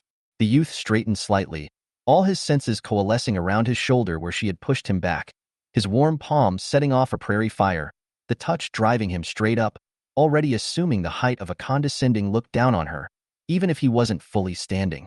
His pale, craggy knuckles pressed against the edge of the glass pool, his handsome face adorned with soft, damp, dark green hair, slightly bent and resting softly on his forehead, his eyes looking magnificent due to the refraction of the light. The trance was like an abyss, alarming. His gaze lingered on Tang Rou's face, containing some sort of complex and deep sentiment. Rou, he shouted again, his tentacles encircling her tighter. What's wrong? Tang Rou was urgent by number 17's abrupt change in mood, and had an inexplicable awe. The tentacles wrapped around her wrists, tugging Tang Rou almost to the point of pressing against his waist, her vision taken up by the beautifully defined muscles straight ahead. He bit his words very softly, his voice unusually low and hoarse, like the airy sound of uneven breathing. The tentacle that led her wrist pulled her to the chilled tentacle, driving her fingers to touch it. The cold-blooded creature's tentacle was icy cold, with a slippery film of water. Tang Rou raised her head to meet the eager look of number 17. Those gem-like eyes looking at her eagerly, her voice even carrying a hint of pleading. Rou, just like that, please? Tang Rou was a little surprised. When would he say those two words? That period look, like a puppy wagging its tail at its master, longing for his attention and petting. It was indeed very much like the behavior of a puppy. Tang Rou was a little uncertain. Why do you want me? To touch you? Youth blinking that pair of watery, dark green eyes, some bewilderment. He himself cannot say, but the eyes are in a more eager longing. The color of the extremely light, thin lips pursed together. Teeth helplessly ravaged the lips. Looks extraordinarily pitiful. Tang Rou asked, "Is it because you were injured 2 days ago and were too scared?" The fey creature that came from the deep sea didn't know what it was to be afraid, but longed for her touch. So he panicked and nodded his head, answered haphazardly, and followed her words, pretending to be afraid. Harm, fear, fear. So it's because you want to be soothed by your owner? Tang Rou obediently stroked his head and pinched his ear. Don't be afraid, you're already safe. He came over and squinted his eyes, his long, slender eyelashes trembling. The lab chambers in Sector S are being reinforced. Nothing like that will ever happen again. She stroked his head like a calming kitten or puppy, but that wasn't what 17 wanted. Unable to open his eyes insatiably, he grew restless again, bracing his tall, upright body and almost crawling out of the glass case. Don't move. It was too late for Tang Rou to stop it, as more and more tentacles crawled out of the tank. Splashes of water continued to roam out of the wide glass tank, like someone had rattled and stirred up a tsunami. Butterflies lifted their wings, and the sea erupted. Stop it, 17, stop it. She dodged the splashes and restless tentacles, but still couldn't stop the escaped experiment. The octopus felt the cold flow of blood inside him speeding up, even generating a vague heat. He was sure that that kind of shivering feeling was transmitted by the skin that the feeder's fingertips were pressed against. As if overcharged, it set off an unbearable electric current in his body. The magically charged fingertips landed on his arm, and even a gentle stroke was like a fine, soft whip lashing against flesh that had no power to fight back, bringing on a wave of intolerable, complex sensations. He was a little dazed, and the frequent and violent beating of his internal organs in his chest drove his eardrums to hear electric shock after electric shock. Too nervous, he was nervous. About to die because he was nervous. He loved Tang Rou, her touch, her proximity, her breathing, her voice, her hair, her nails, her smile, her reassurance, the way she let her eyes go when she was lost in thought, the way the tips of her hair curled slightly upward, like the folds in her uniform that pressed out unobtrusively, the way her eyes narrowed when she was happy, the white teeth that showed her lips when she smiled. He liked her enough to give his life. Did she want his life? He hung his head in thought, really starting to get scared. He was willing to give his life, but what if she didn't accept it? Harm, fear. Zoe, fear. He said along with her words, his slender eyelashes like broken feathers, hanging down helplessly, looking melancholy like a fallen and wandering aristocrat. Tang Rou heard his voice in her hiding, and raised her eyes to see his helpless eyes. Rou, I am afraid. Tang Rou froze. The clothes on her body were already completely wet with water, sticking to her body uncomfortably. Large sheets of water gushed out of the glass chamber, overflowing the tank with a clattering sound, and the floor was covered in water, looking a mess. The man who started it all, however, looked strangely flustered, the fear of abandonment written all over his handsome face, which was clearly devoid of warmth and expression, in a state of confusion. He opened his hand and said almost pleadingly, "Come, don't go." Tang Rou felt that things were getting weirder and weirder. What are you afraid of? Can you tell me? Could it be a stress reaction after experiencing trauma? A psycho-emotional disorder? After all, Atherland said that hundreds of experiments had attacked him, so it would be understandable if psychological shadows appeared. But the premise of all this was based on the other party possessing feelings of universal significance. In the time she was lost in thought, the other party became even more urgent, and before Tang Rou could react, the tentacles flew up to curl around her waist, arms, and shoulders, wrapping Tang Rou layer by layer and pulling her to a slight stagger. Rou. The youth murmured her name, his head pressed against her neck. Rou? From a distance, it looked like a pair of lovers whispering with their necks crossed. Zoe, I'm afraid, don't go. A low, hoarse, gentle voice flowed from her collarbone to her ears. Tang Rou felt a sense of crisis of losing control, and forcefully pushed the person outward. Stop, 17, you can't do this. The waist was imprisoned by him.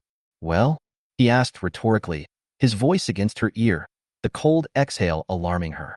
Her hair was starting to get wet from him as well, and the force of the shove was too much for him to handle, and with a gentle tangle, the two of them were in a complete state of embrace. The little octopus wrapped his slender humanoid arms around her shoulders, and Tang Rou felt that her feet were already dangling in the air, unable to touch the ground. and her body was forced to press up against his cold, empty chest.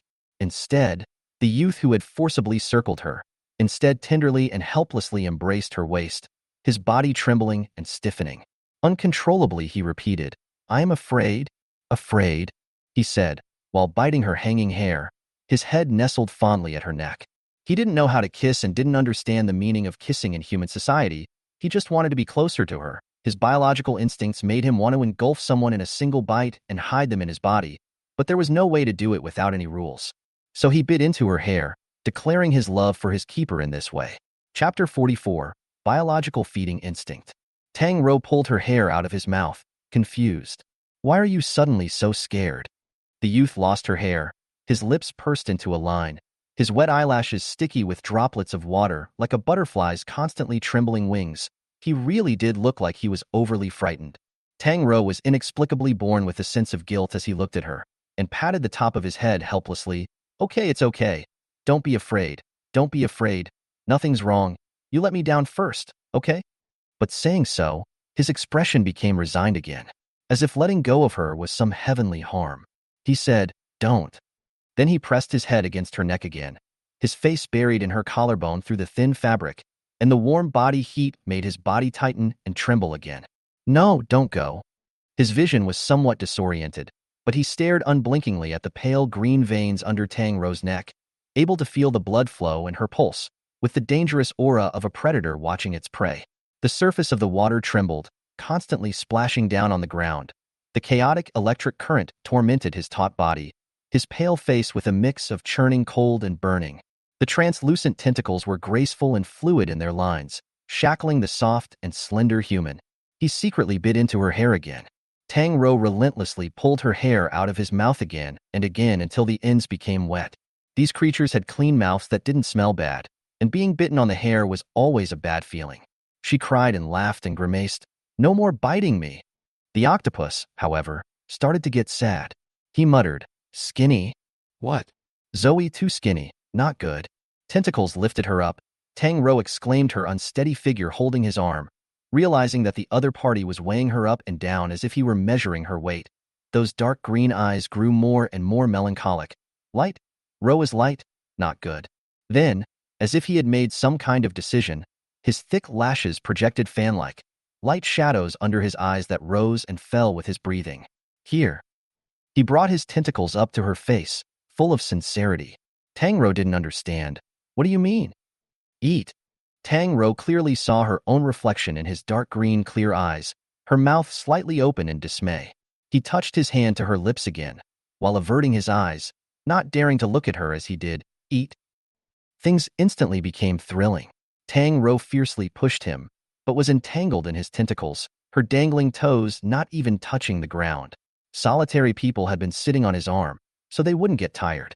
Her retreating and resisting color made the little octopus stiffen. Her dark green eyes once again showed a wounded look, as helpless as a pet discarded by its owners. "You don't want it?" As if it had suffered some great grievance.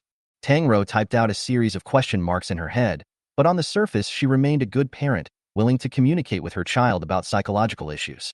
She tentatively asked, "Do you know what eating means?" The youth nodded. If he wasn't simply pathetic, Tang Rou would have thought he was driving. "Eat you up? Is this the one to eat?" She pointed to the packing box stowed in the trash. "Eat you like a little wonton?" The youth nodded again, his eyes colored with anticipation. "Why?" Tang Rou couldn't help but scare him with her eerie tone. "If you eat it, you'll die." As she leaned forward as she spoke, the youth's eyelashes once again fluttered uneasily twice, looking more like shyness at this point. "It will grow back?" Meaning the tentacles could regenerate? It wasn't exactly stupid. Tang Rou continued to scare him. "Then what if I were to eat all of you? What about the kind where you'll be eaten up by me and die?" The youth stiffened and asked, "Eat it all then. You won't be able to see, Zoe?" "Eat it all, and you won't be able to see me." Tang Rou nodded, her tone morose. "If you want to be eaten by me, I'm going to eat all of them, braised and steamed and stir-fried, and the ones that can't be eaten are frozen in the freezer to be eaten slowly." Those eyes widened a little, and in the next second, he violently hugged Tang Rou, his body trembling. Tang Rou was strangled and couldn't breathe, pounding his arm and stifling a coughing sound. The octopus released her with another handful, drooping the tips of his tentacles like he was remorseful. Pursing his lips, his eyelashes quivered as if he was doing some sort of mental struggle. He raised his eyes and asked sincerely, "Zo, wanna all eat me?" Tang Rou reflected to herself. She found the words astringent. Something was wrong with her thoughts. She was dirty. She knew that this eating in the little octopus's mouth was not the other way around. He was just a simple child who had just been hatched less than 3 years ago. But even if he is a child, it does not prevent Tang Rou from getting up a mischievous mind. After all, today's 17th is very abnormal and disobedient. She nodded her head and said very seriously, "If you want me to eat you, I'm going to eat all of it, the kind that will die." This time he didn't hesitate, looking her straight in the eye and nodding, "Good, good." Tang Rou was surprised. "You'll die." He still said, "Good." A look of willingness. Tang Rou was confused instead. At this time, she hadn't realized what it meant for a male animal to be willingly eaten by a female in the natural world. He was a higher intelligent creature, possessing a human appearance and unlimited dangerous potential. Tang Rou always subconsciously treated him as a simple and harmless kindred spirit, forgetting that such a kindred spirit still had some kind of instinctive talent. "You're not repaying the favor of that little wonton, are you?" She looked at him with skeptical eyes. The octopus clearly didn't understand, but he could guess that Tang Rou had misunderstood him, and that misunderstanding made him sad inside, as sad as if he had genuinely been ignored by her. The tentacles wrapped around her once more eagerly, tugging her towards his body, and his mouth chanted again, "Rou, me, Rou." He tried to explain, tried to express the searing, rolling emotions, tried to make her feel his intense and deep love, but unfortunately his vocabulary and language system was not perfect, making it difficult for him to fully describe his feelings. He urgently got close to her, using physical contact to express his love that he had nowhere to clamor for. Tang Rou was startled and struggled in panic. "Stop it! Let go!" Wow. As a result, in such an abnormal state of number 17, Tang Rou was pulled by him and fell into the pool, soaking wet. Number 17. She was thoroughly angry. "What the hell is wrong with you?" The incubation chamber's tank wasn't too deep, and the tentacles held her up and dragged her out of the water. Tang Rou coughing as she glared at him. "Have I been spoiling you too much lately? Or do you not want to stay in my lab anymore? Want to find you a new breeder?" "Zo." The pupils of his eyes suddenly tightened, and it was hard to suppress the panic and huff that flowed out. Tang Rou slapped away his wrapped tentacles. "Don't touch me." This cold voice was like a pot of cold water being poured down. The youth's little bit of pitiful anger was instantly extinguished, turning into a pleading murmur, "Zo?" Chapter 45, Underground Secret Tunnels. Tang Rou didn't say anything, bracing her body for a hard leap, tumbling out of the glass chamber with unsteady steps. Number 17 realized that he was wrong, and the way the owner left made him terrified. Immediately to tail her and climb out of the tank, but Tang Rou pointed to her nose and said in a cold voice, "Go back?" The octopus paused. He shouted, "Rou," but there was no response. He carefully stretched out his tentacles to follow her, only to hear his keeper's icy voice that was different from usual, "Don't come near me." Zo was really angry. The youth saw water stains dripping down the corners of her coat, quickly converging into a puddle on the ground. She should be cold, hugging her arms to remove her wet jacket. The clothes underneath were thin, and she wrapped a random blanket around herself from the cupboard and sat down on the couch. From start to finish, not a single glance was given to him. Tang Rou raised her hand and looked at the time, realizing that there were still 2 to 3 hours before the meeting would continue, and it was too late to go back to the apartment to change and wash at this time. So she simply began to rub her own hair, turning the warm air to the maximum in an attempt to dry it directly. A small shadow of a tentacle showed up next to her feet. Tang Rou wiped her skirt as she watched the tentacle hover near her calf, carefully curling its tail tip. One could imagine how aggrieved its owner would look at the moment. She smoothed back a handful of wet hair helplessly and tried to compose herself. To be an attentive parent who was good at communicating with rebellious children. 17. Do you realize what you did was wrong? The youth raised his head, his eyes slowly brightening. He looked at Tang Rou in a daze, pursing his lips, with a look of wanting to get closer but not daring to, like a fallen prince with a melancholic temperament, but didn't look like he felt he was wrong. Knowing that the wrong next time still dare, Tang Rou has long seen through his trick of pretending to be good. After thinking about it, she took out a candy from her bag, peeled off the candy paper, and walked over to him. "Open your mouth." Number 17 was still bewildered, but his body was a beat faster than his mind. and his thin lips had already opened a slit. Tang Rou stuffed the candy into his mouth. Her gentleness made him feel aggrieved. Rou, are you angry? As soon as Tang Rou moved closer, the youth's tentacles began to get restless again, wanting to hook her waist, the sweet taste in his mouth melting away. Dark green eyes followed and narrowed, looking happy again. Tang Rou, however, retreated farther away the moment before the tentacles wrapped around her. Seeing that number 17 was about to climb out after her, she said, "Stop, or I'll get angry, like I just did."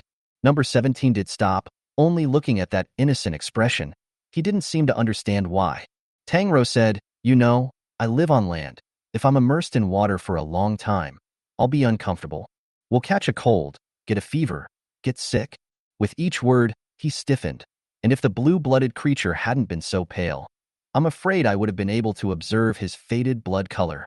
And Tang Rou raised her arm. "I'm not as strong as you are, so you can easily hurt me, right, 17? The youth immediately shook his head and said eagerly, "I won't hurt, Rou. But you've just sort of hurt me already." Tang Rou raised her arm and showed him the red patch under her wrist bone where she had accidentally hit the glass wall because of her fall. "You see, even though you were unintentional, you would have hurt me if you tried to control me despite my wishes." A look of remorse did come into those dark green eyes. He looked dismally at the red mark and slid toward the water, his wet hair falling down to cover his eyes as he clutched at his tentacles at a loss for words. Tang Rou pointed to herself and said warmly, "If I don't want to do something, please respect my wishes, can't you, 17? The youth looked at her blanket-wrapped, all-wet appearance, and would no longer do anything other than nod. "Good boy." She finally smiled. "Thank you for understanding." Octopus nodded. "Good girl." He was remorseful. Had he made her sad? After scrubbing herself down almost to the bone, Tang Rou changed into a clean wrap and rested on the table. She knew that number 17 was watching her, wagging his tail and begging for mercy, all stiff and half-plopped in the glass capsule, a gesture of absolute humility in acknowledgement of his mistake. In fact, if he wants to pull Tang Rou with his strength is as easy as a hand. But he will not. Even if he has just shown such a frenzy, he has never really hurt her. He wouldn't hurt her, he just wanted to pull her into his world. Even wanted her to eat herself. Tang Rou slumped on her desk and slept for a while as the clock jumped to 8:30. With a petri dish and a few packages of Sea Bunny's favorite candies ready to go over and check on him. It had been a long time since I'd seen him, and I wondered how he'd been doing lately. Number 17 silently watched her back leave, wanting to call out to her, but not daring to speak. Her eyes were hanging like a poor puppy that had been put into a cardboard box and abandoned in the street. Why didn't she turn around and say goodbye to him? Compared to the military chaos in Area S, everything in Area A was normal. Not experiencing a large-scale experimental body riot, it was safe and smooth. Returning to the door of her former office, Tang Rou suddenly developed some feelings of nearness to the countryside. She raised her hand and knocked on the door, guessing with some anticipation what number 11 looked like now. Has he been doing well lately? Did he listen well to the new breeder? Tang Rou had already tried to find a way to apply for a transfer order from above, however. The application had never been approved due to the riots that had gone into a state of rectification some time ago. The teenager who hadn't seen her in a while would probably complain and pout when he saw her, and might even cry, and Tang Rou couldn't help but smile at the thought of it, with a bit of a headache. That was a little clingy too, much more rowdy than number 17. But after waiting for a long time, no one opened the door. Tang Rou knocked on the door again and waited. As a result, the door was knocked open a crack by her. Tang Rou raised her hand, and the door opened with a push. "Excuse me, is anyone there?" The large office was empty. Where did the people go? Tang Rou suspiciously walked over to number 11's incubation chamber and found that the water had just been changed, and there was a trail of wet footprints on the floor that continued all the way to the inner door by the bookshelf, where the footprints disappeared. Did it go to do experiments? Tang Rou raised her hand and looked at the time.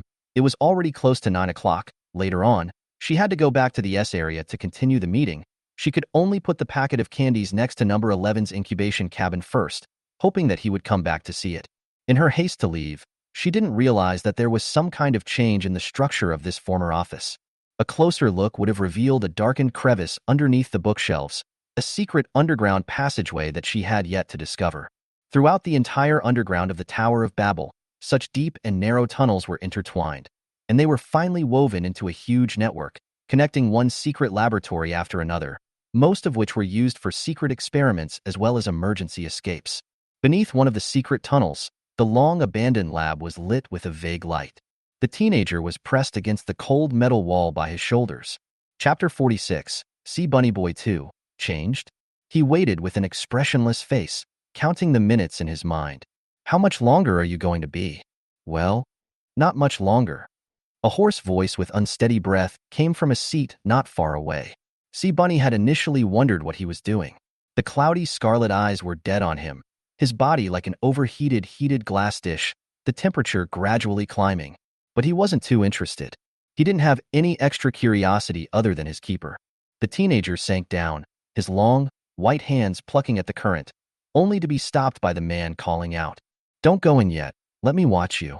The man's body was trembling, paralyzed on the improvised bed directly across from the water chamber, his back against the wall, his voice sticky and pleading as the metal plates vibrated again and again, growing a fine, hazy mist. The vapors were perhaps the heat from the sweat of the man behind him. He was agitated, vaguely maniacal, his eyes full of greedy, sickly lust. Behind the glass is clean and clear artificial seawater, pale and delicate sea rabbit teenager long beautiful. The pair of light reddish-brown eyes are clean and clear, simple and spotless, long slender eye hairs like two small fans floating with the water waves. The beauty makes people want to destroy him. The male experimenter let out an unpleasant low growl similar to what mammals are used to making, and physiological tears flowed from the corners of his scarlet eyes. The teenager ignorantly raised his hand and pressed it against the edge of the water chamber, and crystalline droplets dripped to the floor with his quizzical tilting of his head, swimming in a small patch of carpet. Black shadows grew like a growth over the experimenter's heart, the eyes as beautifully clear as jewels swaying in confusion with his movements. So wanting, so longing. So much that he wanted to lock him up and take him for himself, so much that he wanted to put him in a cage like a pet, with only himself as a master, to feed him, to nurture him, to dirty those clear eyes again. Zhang Ning stretched his neck, his head tilted back, his pupils flipped into their sockets from overexcitement. Physiological saliva hung from the corners of his mouth that he couldn't wipe off in time. The teenager was lacking in interest, like a pretty puppet without a soul. There were no other feelings except for the desperate desire to see the owner with a single mind. The man sat the sea rabbit teenager on the water hatch and made him obey his commands. He wanted to watch him. His sweaty hands pulled out of his undershirt, his belt had fallen to the floor at some point, his white work jacket had been thrown somewhere, and the air was thick with sweat and an oddly fishy odor. So well behaved. This healing creature looked meek and innocent. The teenager's soft white 5 fingers rested on the glass, the delicate fingertips slightly compressed and deformed, transmitting a little light powder. Zhang Ning stared dead at that little bit of color, fantasizing how soft and tender it would be. Number 11 is a healing creature, like the most wonderful and moving beauty blooming in the cold artificial seawater, his obsessive gaze glued to the teenager's face, body, the neck's slightly protruding throat knots and tendons on the beautifully slender limbs for a split second. Ha! He wrapped his gaze around the beautiful humanoid creature, a sickly flush rising to his well-maintained face, and let out a hard, messy, strangled sound. The teenager sidestepped his ears, avoiding the gaze that disgusted him. The new keeper's sticky breath was like rotting, stinking coral. He stood completely apart from this unintelligible behavior, pondering with boredom when the other man would be done and when he would get to see Zhou, while listening to the man behind him babble, saying he was his muse, the source of his lust, begging him not to look away, sprawled out on the carpet like a seething addict, looking up at the teenager sitting on the water hatch from the bottom up, reaching out fishy hands to try and hold his toes. The sea bunny teen couldn't understand or care, and when his ankle was scratched, the changing couldn't wait to open his mouth for a kiss, which the teen dismissed as an attempt to bite him and quickly pulled his foot out and sank into the water pod. The skin that had been scratched a little became so disgusting, vaguely pasted with a layer of wet slime. Holding back an intense huff, the sea rabbit rubbed the patch of pale skin until almost a layer of skin fell off, closed his eyes and lay down on his back under the water, not moving. Only the keeper could touch him. Only the keeper. He can't wait to see his keeper. Can't wait to see what kind of reaction Tang Rou will have when she sees herself.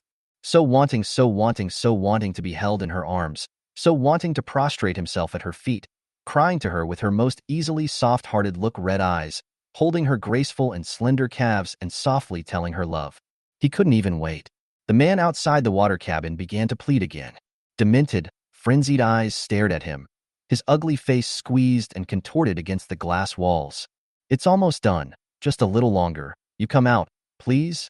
The male lab technician couldn't seem to speak in complete sentences and had to pause and grunt before he could break off and finish the latter. You look at me now?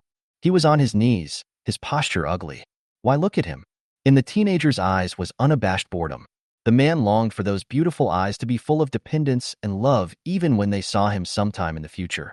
It must be possible that a simple-minded sea creature like this will naturally gather around his feet like a stray dog that has been fed a bone if he cares for him for a while. He could learn the female keeper's feeding tactics. The sweaty hand meaningfully pressed the teenager's profile back and forth through the glass, his fingers touching the cold glass but fantasizing that he was exploring his soft and delicate body. He also wanted. Wow. Okay. The pretty teenager towered over him, a little impatient.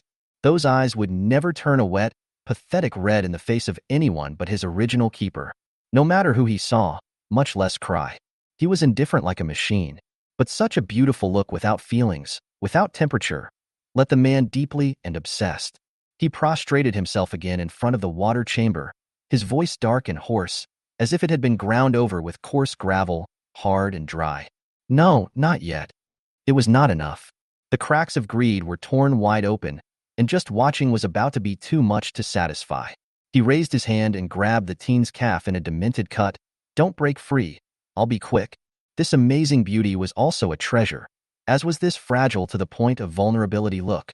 This body that had little strength and fell with a gentle push was a treasure. The cold mind that had no worldly values was a treasure. His pure and pitiful appearance was a treasure. However, the sea rabbit teenager was not transferred to the S district as expected, and he did not see the feeder. The man sought him out more frequently. Sometimes it was in the late afternoon when no one was around. Other times it was late at night, and he always took advantage of the fact that no one else was around. Avoiding everyone's ears, he carried the sea bunny in a tank of water, pretended to take him to test the room, and then contemplated him with both eyes with impunity in a confined room behind a narrow escape tunnel. This disturbed the rest of the sinking underwater for the sea bunny teenager. But Chongning promised to take him to meet the owner. He asked each time, "When can I see her?" The man told him, "Next time. Next time I'll take you to see her." However, it never happened. From start to finish, the sea hare never saw his keeper again. Not a single person spoke in the large conference hall at the Tower of Babel-S. The atmosphere could be described as condensation. A huge square-wide screen hovered in the center of the ring-shaped long table, and on it were the people in charge of the various biological bases, as well as the consortiums that had the right to speak. Tang Rou sat at the very edge of the gallery as the S-sector breeder, her eyelids heavy from not resting all night. Her cell phone lit up for a moment, and a text message popped up. "The most beautiful woman in the entire universe. Why are you so out of it? Didn't sleep well?" Tang Rou lifted her eyelids and saw Atherland scowling at her from a few rows away. She braced herself to type. "Don Quixote, it's only a couple hours. Hard to sleep well, right? Don Quixote, let me ask you a question. I'm feeling a little depressed about 17. The most beautiful woman in the universe. Oh? Expand on that. Groping is always more interesting than a meeting. Atherland's surface is serious, but a face is hidden because of the reflection of the cell phone screen. The corner of the mouth is hung with an odd smile. Tang Rou's temples hurt, typing with a bitter face. Don Quixote, don't get me wrong. He wants me to eat him and feeds his tentacles to my mouth. An abrupt choking sound came from the serious conference hall. Tang Rou expressionlessly raised her head and watched as Atherland apologized to the person next to him while taking out a paper towel to wipe his mouth and then the coffee that had sprayed all over the table. Brain bust. Chapter 47, Pacifying the Flock. After a long time, the phone lit up again. The most beautiful woman in the universe sent a link. The amazing, magical nature. Taking stock of those male creatures in nature that were willingly eaten by females after mating. Not turning is not a unionist. Tang Rou looked up to see Atherland's face, illuminated by the reflection of his cell phone, giving her a subtle you-know-what smile across the crowd. At the meeting, several senior leaders of the Tower of Babel were arguing about something. It sounded like a social pacification program had been discussed. How about, for now, disclosing the parts that won't cause panic? So said one of the senior titles at the long table. Let's just say that the world still has many new species that have yet to be discovered. The idea was actually reasonable. From the available data, humans have explored less than 3% of the oceans. 3% seemed so insignificant in the vast unknown ocean. Then let's publish some diarrhea samples and say that it's a new species that has just been discovered in the deep sea.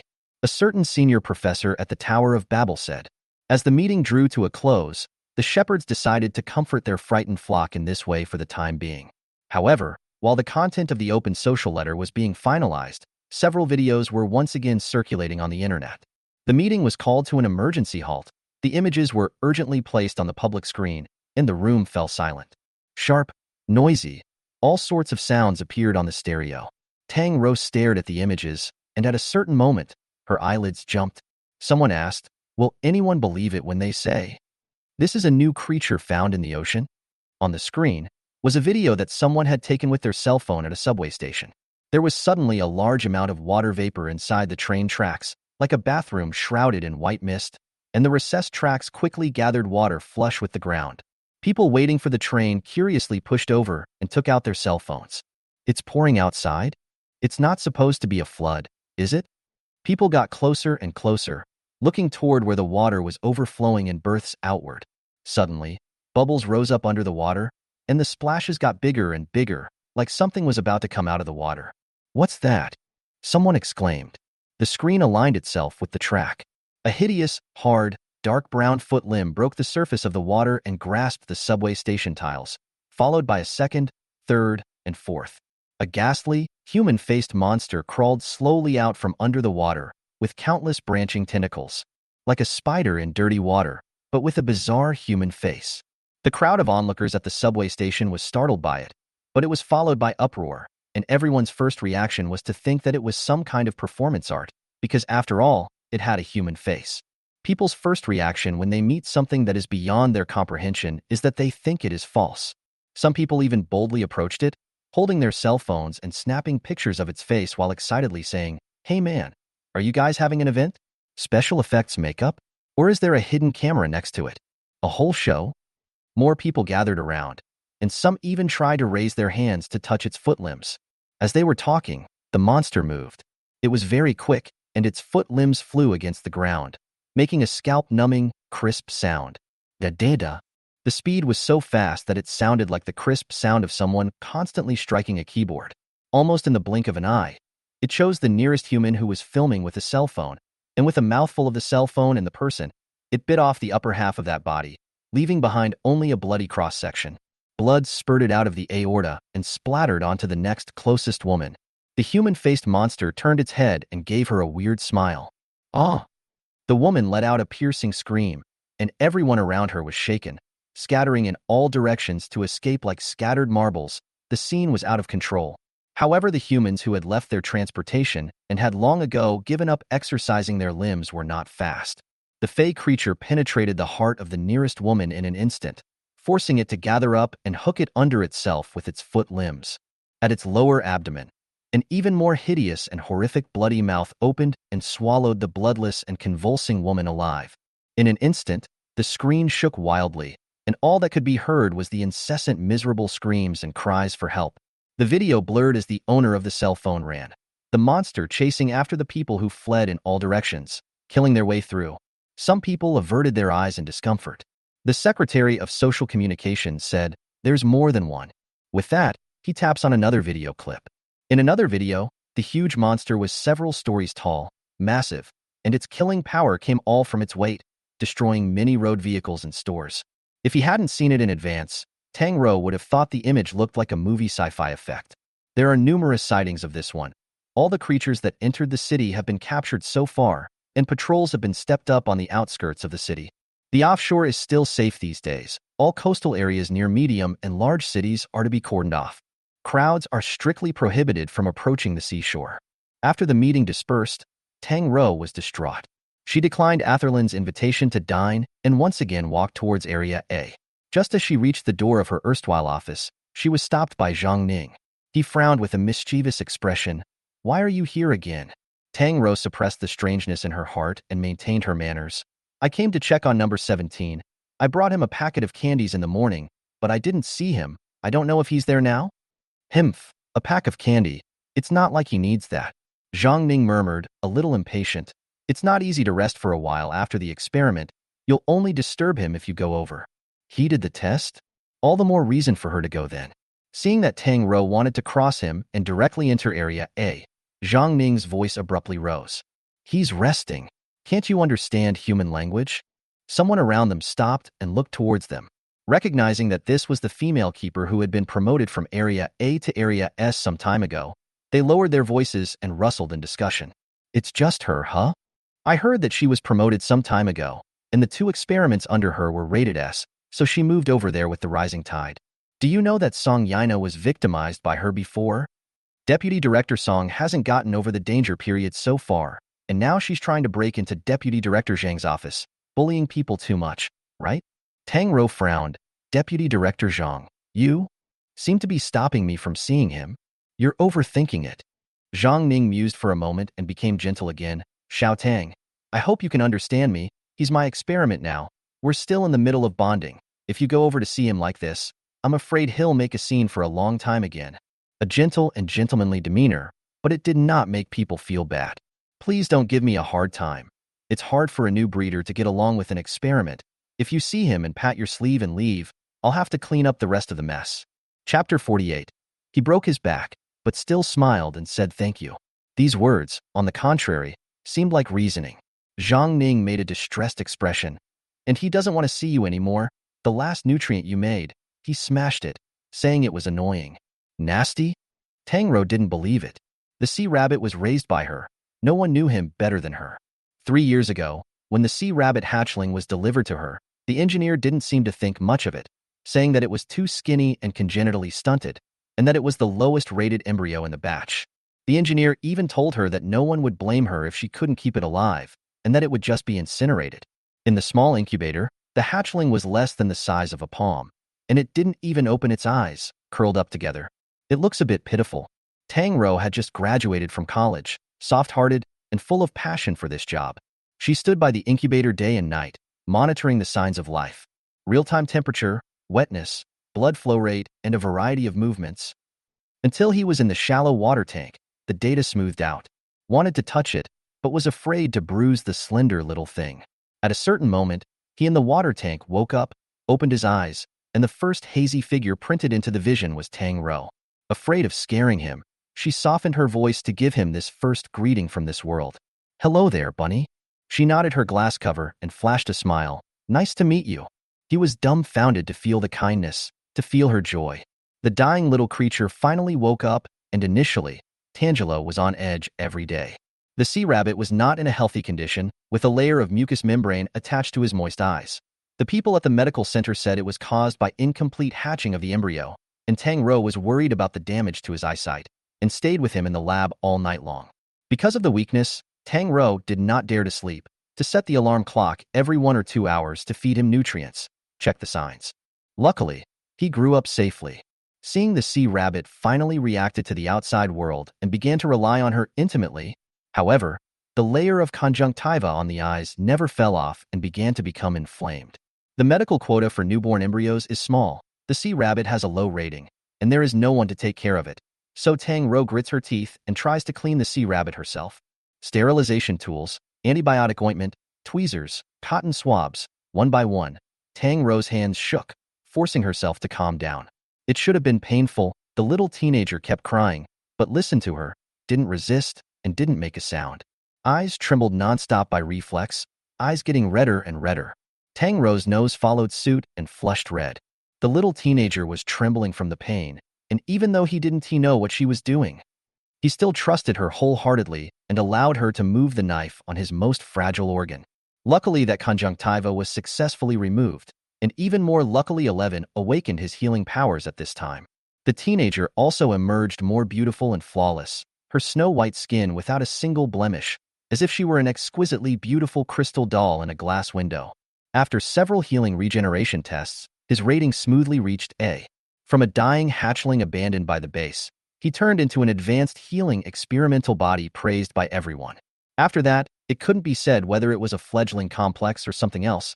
Tang Rou had always been Sea Bunny's #1 object of trust, and he would only get close to Tang Rou alone, and would also behave obediently in front of Tang Rou. So such a sea rabbit would smash her nutrients out of anger? Tang Rou didn't quite believe it. Impossible. She slowly shook her head. I'm going to see him. Please respect my thoughts. Zhang Ning directly raised her hand to block her way, looking furious. I'm his new breeder. Don't you know what a sense of proportion means? Tang Rou sneered. I'd like to ask you why you keep stopping me? What do you mean? Zhang Ning asked rhetorically. Is there anything else I can do to him? This is the base. So many pairs of eyes are watching. The sounds of rustling spectators around them got louder. That's it.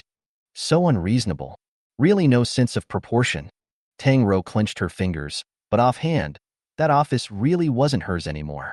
Just then, someone called out to her from behind. Breeder Tang. Tang Rou turned around and found that it was a senior clerk from Tower of Babel. Professor Su wants to talk to you, and wants you to go to the conference room now.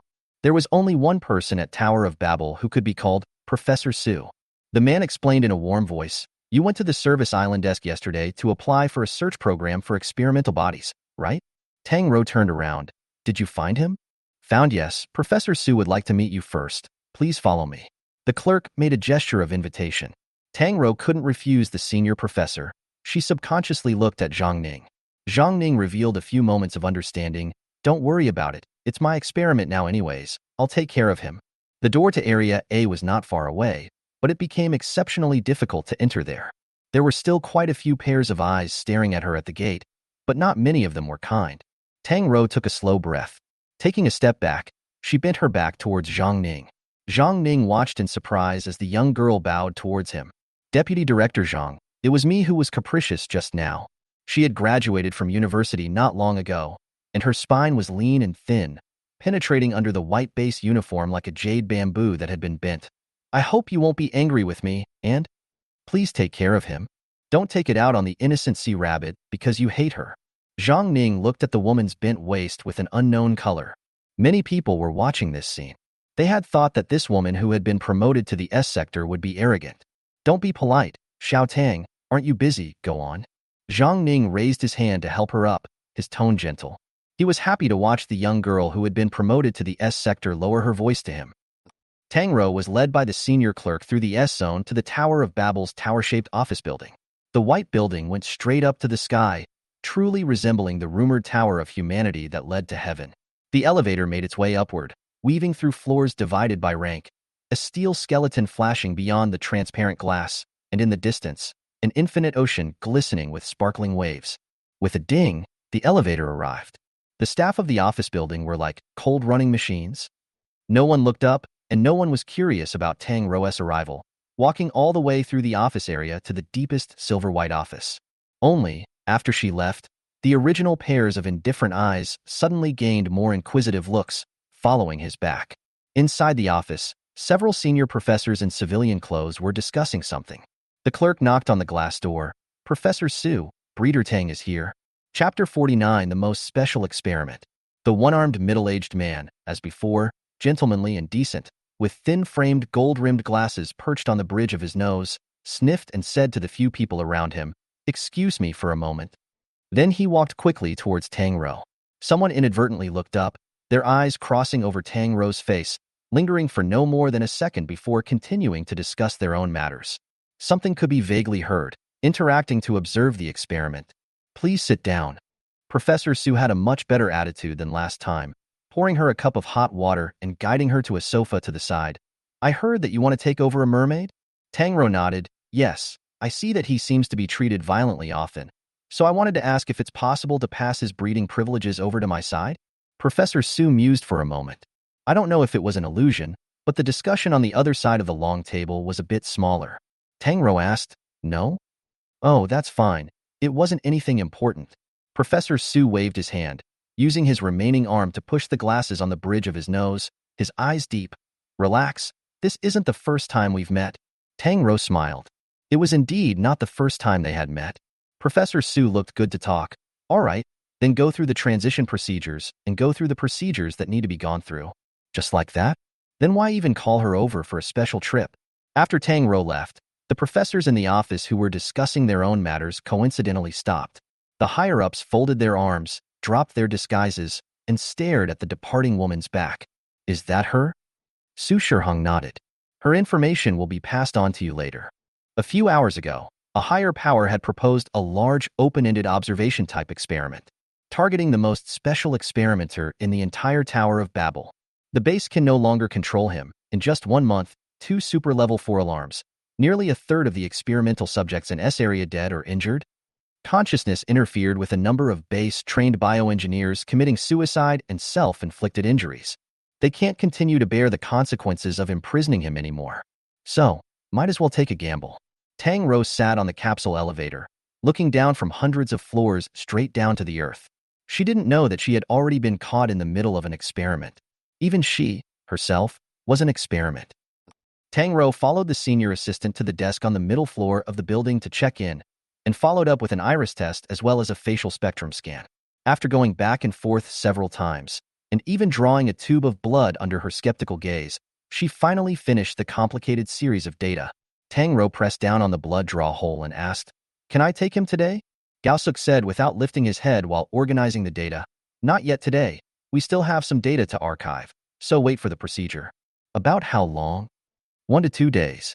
Tang Rou asked again, "What program is this experimental body in?" Takasuk was silent for a moment, and where Tang Rou couldn't see it, the commands of the higher power came from the patch headset in her ear. Combining the fabricated script, Takasuk said in a calm voice, "It's being fostered by a breeder in Sector S. He's a remnant from this batch of experiments, and doesn't have any value or aggressiveness."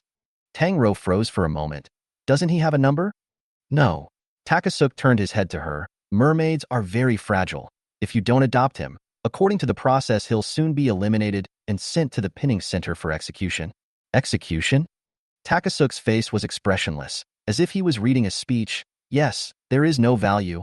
It's a defective product, so it has to be executed." Tang Rou stood in place. The mermaid, which was rare even for its ornamental value, was so close to being sent for execution. She confirmed again, "There's no aggressiveness?" "Yes." The man gave an affirmative answer. "The upper half of the body resembles a human. The lower half of the fishtail, non-toxic, does not have the objective conditions to form an attack." This was a pertinent statement and passed Tang Rou a piece of information. Indeed, there was not the slightest trace of biological characteristics that might exist for an attack. The senior assistant continued to be busy, like a cold machine. Only when entering the information while looking down did a hint of trembling and awe quietly leak out. After entering all the information, his attitude changed for the better. "Just wait for the rest of the process. You can go see him first now." Tang Rou didn't think she would come to this place again. This was the same test chamber she had come to when she first stepped into the S area. A deep blue light inside the huge glass surface. Just looking at it was like being sucked into a whirlpool of seawater. Light and shadow overlapped, and the huge chamber was empty. The senior assistant opened the door for him but didn't go in himself, waiting outside. Along the way, all the security officers carried a special kind of goggles on their eyes, silver metal with chips interwoven. Tang Rou stood still and asked in a warm voice, "Do I need to wear those glasses?" Gaosuk froze. "You don't need to." It wasn't that she didn't need to, but that she didn't need to. This kind of sentence was strange. Tang Rou's mind suddenly echoed back to what Atherland had said. Special goggles to ward off intruding consciousnesses. She had signed a harsh confidentiality agreement, and such privately revealed words could not be asked. The other party should still have business to attend to, bringing her in and then impatiently leaving with a casually flippant attitude. Tang Rou escorted Gaosuk to the cubicle, which looked like a more sophisticated and taller laboratory. So the kind of glasses Gaosuk was wearing was to go to another lab? Tang Rou walked towards the dark room, and just as she entered, a clicking counterlocking sound came from behind her, and several solid metal gates sealed at the same time. Her cell phone vibrated in the next second, and she opened it to find that it was Takasuk outside the door sending her a message. "Please don't worry, locking the doors is a normal step. Message me when you come out in a moment, and I'll open the door for you." In theory, locking the door was indeed a normal step, but it wasn't experiment time now. The only sound that could be heard in the empty room was the sound of one's own footsteps. The camera in the corner flickered with a faintly undetectable red spot of light. The space was too big, and it was eerie to walk with echoes, like someone was following you. Even the light was extraordinarily dark. Tang Rou suppressed the feeling of hairiness in her heart and stayed close to the pod, trying to recognize the figure from the dark glass chamber, yet she found nothing. "Are you there?" No one responded to her, and the echo of her own voice was faintly heard in the air. This time it wasn't in the hexagonal plaza, but a heavily defended indoor lab pod. Why put such a body type, which was on the small side of experimental bodies, in such a large water chamber? Anyone? She asked a few more times, and still there was peace. Where was the mermaid? Tang Rou circled around the huge, empty glass chamber a few times and saw no one. This silence continued until Tang Rou was planning to leave, when there was finally a sound behind her. Whoa! The polarized tail fin cut through the artificial seawater, bringing up a wind chime-like crisp sound. Tang Rou turned her head back, and this time, finally saw that mysterious and unpredictable figure in that water chamber. The soft seaweed was like a floating veil. The light gold color was not light, but his hair. The stunningly beautiful creature revealed his silhouette, looking toward her across the distance. Chapter 50, Legendary Mermaid, Willing to be Stranded for Love. He swam out of the shadows, his long light blonde hair spreading out like algae, slowly stretching with the dark tide, like satin dampened by water. The silhouette was graceful and defined, with a hint of stunning severity. The mermaid raised her hand and pressed it against the glass wall, like she was caressing her cheek through the air. Those eyes, even through the eerie darkness, gave the illusion of confinement. Over billions of years of evolution, certain creatures evolved unique self-protections, and the more beautiful something was, the more deadly it was. For example, the dreamy jellyfish, the thorns of roses, the white poisonous oleander, the brightly colored plants with the colorful poisonous mushrooms. The more beautiful something is, the more it lowers one's mental defenses. It would kill. Tang Rou knew it clearly, but the moment she saw him, she was still compelled. The slender merman in the huge blue tank looked like a demonic specimen set in crystal by a mad scientist. His upper body was unclothed, his skin was pale, and his injured fish tail had already healed, with a narrow scar in the center. To Tang Rou's dismay, a chain had once again been violently run through that beautiful fish tail. The slender silver chain fell all the way down, cutting an icy arc in the water chamber. The two of them stared at each other for a long time, and the mermaid raised her hand and hooked it at Tang Rou. The fish's tail then swung gently, and the mythical shadow floated up. Tang Rou inexplicably recalled the stories of Jiqi, where soul-sucking demons seduced the scholar in the mountains, were compelled by the beautiful skin, sucked away the yang energy, and abandoned the corpse. But she still went over. Ghostly, Tang Rou climbed the ladder that she had fallen down once before, making her way up the long steel frame. Wow dash! With a light, shallow sound of water, the mermaid emerged from the water with half of her head, her wet blonde hair outlining the contours of her cheeks. In the darkness, only those eyes glowed. Tang Rou came to the hatch opening, carefully sat on it, looked at those eyes, and said softly, "It's been a long time. Do you still remember me?" Fearful of disturbing the falling butterfly. However, those platinum silver eyes were darkly frosty, and their eyes were cold. Tang Rou felt that the way he looked at himself had scrutiny, indifference, assessment, and what she couldn't understand, a raging dark tide. He didn't intend to greet her, diving silently from underwater, his exposed eyes like the fins of a shark in the ocean, symbolizing the arrival of danger. Tang Rou's hands and feet went a little numb. The human eyeballs had extremely poor night vision and could barely capture any images into the dark environment. As an afterthought, she wondered if the light here would be too dim. Looking back, the mermaid was close at hand. She was caught off guard as she locked eyes with him, and like falling into a silver vortex, her brain was dazed, and some sort of extremely dangerous feeling flooded her mind. The sixth sense, organoleptic awareness, is also called supersensory perception. It was one of the biological instincts of humans other than the five senses. This instinct pulled the alarm in her head, making her want to run away. "Zoe!" A low, husky, moving voice called her name. The mermaid floated out, revealing pale, clear collarbones, and reached out to her. On top of that bare skin, it unexpectedly pierced a few hoses again, the tips of the needles crimson and glowing with a cruel, gaudy color. Tang Rou watched as his hand slowly fell on her cheek like a snake, ruffling her long hair along her ear and gently rubbing it along her fragile neck. The 5 fingers were cold and wet, the fingertips slippery, and cold and ambiguous. The alarm grew louder in her head. Tang Rou smelled the danger, but her body was stiff and unable to move, her consciousness and flesh peeled away, like a lamb to be slaughtered. Those scrutinizing eyes looked her up and down, the feeling at her neck becoming clearer and clearer. What was he trying to do? Was he angry? Goosebumps rose on the back of her neck, her fear transferring to the mermaid's eyes, and I wondered if it was an illusion that he looked angrier. "Afraid of me?" he asked. Tangelo felt like she should say something to break the ice, but couldn't open her mouth. "Don't be afraid of me." He slowly came out of the water, leaning closer and closer, gradually exceeding the safety limit.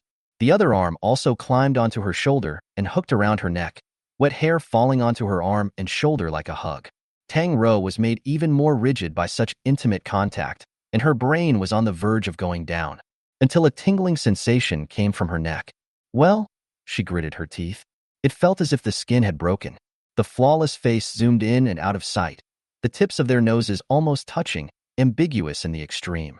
He looked at her, his delicate lashes almost sweeping across his face, his inorganic eyes mingling with emotions she couldn't read, eventually boiling down to disappointment. Thin crimson lips were close at hand, and he gently spat out a few words. 4 times. Icy coldness enveloped Tang Rou, as if she was in a glacier. The fingertips sought out her aorta. He sighed in general. "You always disobey." Always? What did it mean? Danger loomed unseen. A sixth sense pulled at her mind again. A piercing warning to flee, to run. Danger was looming, to get out of here fast. But body and mind were cut off, completely out of control. Tangelo had no idea how huffy the mermaid had been the moment he opened his eyes a few days ago. He had been locked back into the cold, run through the fish's tail by greedy people, injected with drugs, cut off and drained of his flesh and blood. Yet even more than all of that, he couldn't accept that she was gone once again. How did she leave herself again? He had come ashore in search of her, to this place, to be held captive by greedy humans who had done cruel things to him, committed inhumane sins. The despair of being abandoned again and again was colder than the sea and almost drowned him. He thought that humans probably felt the same way when they were drowning, didn't they? Why don't we just let her taste the bitterness she had suffered? Those greedy thoughts grew wildly in his mind like seaweed. They were savagely life-giving, tearing at the few mercies he had. The one and only mercy he had for her. The young woman's dark hair hung down, tangled and intertwined with the wet blonde strands, and as the merman watched, some of the color of madness fell from his eyes. His thin lips moved slightly as his body floated higher, his upper body almost pressed against hers, towering over her, trapped beneath him without the slightest bit of resistance. The syringe attached to her neck was ripped loose, and a few drops of crimson blood dripped onto her face, bright red intermingling with tender white, particularly piercing. It greatly stimulated the mermaid's vision. He tilted his head, eyes welling up with fascination, lifting his fingers and wiping the blood away from her face, admiring the image with pleasure as if he were painting with his own blood. Humans were unfaithful, weak-willed, and easily tempted, also extremely prone to betraying their mates. He knew that. Chapter 51. A dedicated and paranoid species. Mermaids were a race of long-lasting love, with a lifelong partner system, and loyalty to their loved ones even to the point of being faithful until death. Most mermaids' partners passed away, and the one who was alive would also be depressed and die soon after. Therefore, he didn't really understand why someone would leave him again and again. Weren't humans fascinated by mermaids? Didn't humans love beautiful looks? The mermaid curiously came up to her neck and sniffed, like he had found an extremely delicious delicacy. Thin lips almost pressed against that skin, like lovers with crossed necks and ears. Good fragrance. He greedily pressed against the scent of her neck, his eyes filled with hot possessiveness. Instead of being abandoned by her once again, it would be better to make her into a puppet that wouldn't move, wouldn't piss him off. That way she could be with him every day. Sharp, horny spines emerged from his fingertips and silently stood up behind her slender neck. "It doesn't hurt." His tone could be described as gentle coaxing. "It'll be quick. Bear with it and become mine, okay?" The chaotic consciousness of Tang Rou did not respond. "Then let's take that as your default," he muttered to himself. It wouldn't hurt. He would quickly drain her blood and feed her his own flesh and blood, turning her into a puppet with only him in her eyes, obedient and at his mercy through an ancient ritual, never to be separated. But in a flash of lightning, the mermaid saw something. The fingertips that were about to pierce the human's fragile neck froze. He cocked his head slightly, the pupils of his eyes hidden beneath his wet blonde hair locking into pinpoints as he stared at her neckline. A hand reached out. Tang Rou's brain went down and her body suddenly loosened, finding herself easing out of the stiffness and able to move. Uncertainly, she followed the mermaid's rigid line of sight down. to find that the scale that had been made into a necklace pendant had fallen out of her clothes and was hanging around her neck, gently swaying. The mermaid touched it and looked up at her with complicated eyes. She lifted the necklace around her neck and waved it in front of his eyes. "Is this yours?" The mermaid was a bit confused and nodded very slowly. She carried her scales close to her body. Did this human also secretly like him? Tang Rou touched that scale and muttered, "Can't afford to pay it back." 3 times. This scale had saved her life. He had saved her 3 times. In the hexagonal plaza, hiding from the experimental body, being pulled into the water by him, once. Defending her from the horrific foot limbs of a sea spider, only to be run through himself, once. And this scale, shielding the fatal blow to her heart in the 17th advancement experiment, again. 3 times in all. "Thank you." Tang Rou forgot the fear she had just felt from an unknown source and said sincerely, "If it wasn't for you, I'm afraid I would have been long gone." The mermaid looked fixedly at her smile. In the next second, slightly widened her eyes with a look of disbelief. Surprisingly, she raised her hand and touched his head. "Can I touch you?" Tang Rou's hand landed on the mermaid's hair and gently tickled it, asking a redundant question. This would have been an incomparably offensive action for the haughty mermaid, but by her doing it, it made him unable to resist a bit. Even liked it. Her fingers stroked gently through his hair, occasionally touching his scalp in a comforting way that made him sway. He indulged in her touch, hearing her coaxing voice like a child's. "Thank you. In a couple days, I'll take you away and come to my place, okay?" Tang Rou used the soft tone she used when communicating with her own experimental body to soothe the fish that looked a little unhappy. "Now we have to wait for the formalities. Don't worry, I won't hurt you, and no one will hurt you after coming to my place." The mermaid narrowed her eyes slightly, her wet white cheeks subconsciously following her palm and rubbing gently against it like a cat whose fur had been smoothed. The roles were reversed. Clearly, he was the one who wanted to take her away. How did it become like this? "Not saying anything is taken as your acquiescence?" This sentence came out of her mouth, and Tang Rou always felt a bit familiar, as if she had just heard it before. Looking at the odd-looking mermaid, she touched his face again with itchy hands. Wasn't it said that he didn't have any aggression? The mermaid was still out of his mind, opening those beautiful eyes and looking at her without blinking. Tang Rou was afraid that she would never be able to understand what it meant for a dedicated and paranoid race like mermaids to gift each other scales. And she surely couldn't have dreamed of what meaning it would become in the mermaid's eyes when she carried the mermaid's scale with her and made it into a necklace and hung it close to her neck, intimately on top of her skin near her heart.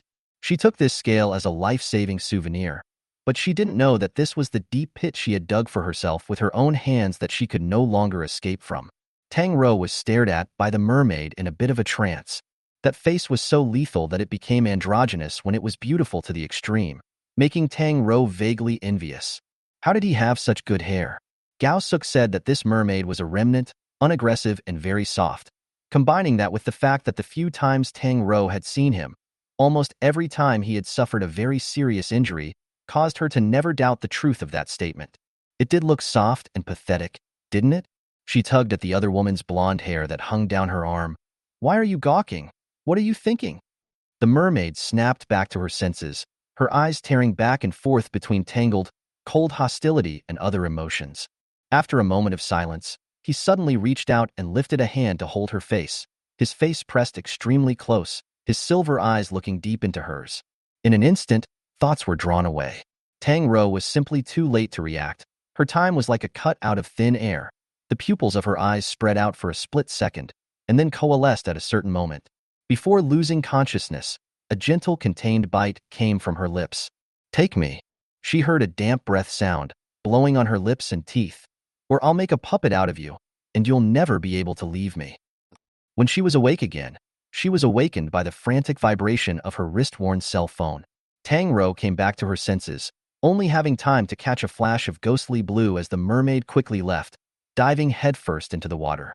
The huge tail of the fish flipped up the water, splashing Tang Rou all over the head, and by the time she rubbed the water droplets on her eyelashes clean and looked over, the mermaid had already sunk to the bottom, like it was sulking. Tang Rou was puzzled. Her cell phone vibrated frantically, and Tang Rou tapped the answer button, climbing down from the shelf. Takasuk's voice came from the receiver, whispering urgently, "Breeder Tang, why aren't you out yet?" Tang Rou asked suspiciously, "Didn't I just come in?" You've been in for over an hour. What? Tang Rou glanced at the time on her wristwatch and turned back to the glass chamber behind her. How could it be? She clearly remembered that she had just come in. How could it have been over an hour? Takasuk didn't say anything. In an azure blue, the mermaid looked so slender and weak, her body attached to tubes again. The heavy chains hung from the fish's tail, almost pulling him to drown under the water. Tang Rou was about to leave, always feeling as if the mermaid was angry. Her memory lingered on when she had just climbed the steps, a little confused. What was he angry about? I'm leaving, she said tentatively. The mermaid kept his back to her, as if resisting her arrival. Tang Rou was a little lost, and could only silently walk out the door. I'm sorry to have disturbed you. I'll see you next time then. Chapter 52, Wagging Tail and Begging for Mercy. After saying that, Tang Rou turned around and suddenly let out a hiss. There was a bit of pain under her ear. She raised her hand and touched it, realizing that her earlobe was red, swollen, and moist, and a piece of skin at the back of her neck transmitted a stinging pain at the slightest touch. With a dazed look on her face, she didn't realize that the mermaid with her back turned quietly stuck out her tongue and licked her teeth. Erica's thin lips were a crimson red, like the petals of a ravaged flower. Long, soft light blonde hair fluttered in the water with his movements, and the mermaid turned her head, watching her back disappear behind the door. On the way to send her away, Takasuk's eyes kept drifting towards Tang Rou's ears if at all. Tang Rou looked at her suspiciously, and the other party averted her eyes for another second. Behind the bare ear, there was a crimson ambiguous bite mark. Tang Rou wouldn't know that when she went in to see the mermaid. Heavily armed security SWAT officers were already all over the door. Nor would she have known that back when she signed the transfer agreement. The higher-ups at the Tower of Babel had given 2 orders. If she failed, to simply blow up the entire sector of the lab module and detonate all the munitions buried in the SP module area. If she succeeded, then they would take control of Tang Rou, and thus that horrible creature. Fortunately, she had succeeded. Only those who had seen the surveillance knew that the breeder named Tang Rou had been struck by the strong electric current released by the enraged electric eel 4 days ago, and her heart had stopped. The vital signs were already in a medically irreversible state of permanent termination, and then after being fed blood and flesh by the mermaid, her body gradually warmed up. Legend has it that mermaid flesh and blood can turn the dead into white bones. In fact, even the existence of such a mysterious species as the mermaid was originally just a legend. When even his blood and flesh became a good medicine to bring back the dead, it was those already crazy superiors who instantly became crazy, like a dying dog sniffing a meaty bone, and it was uncontrollable.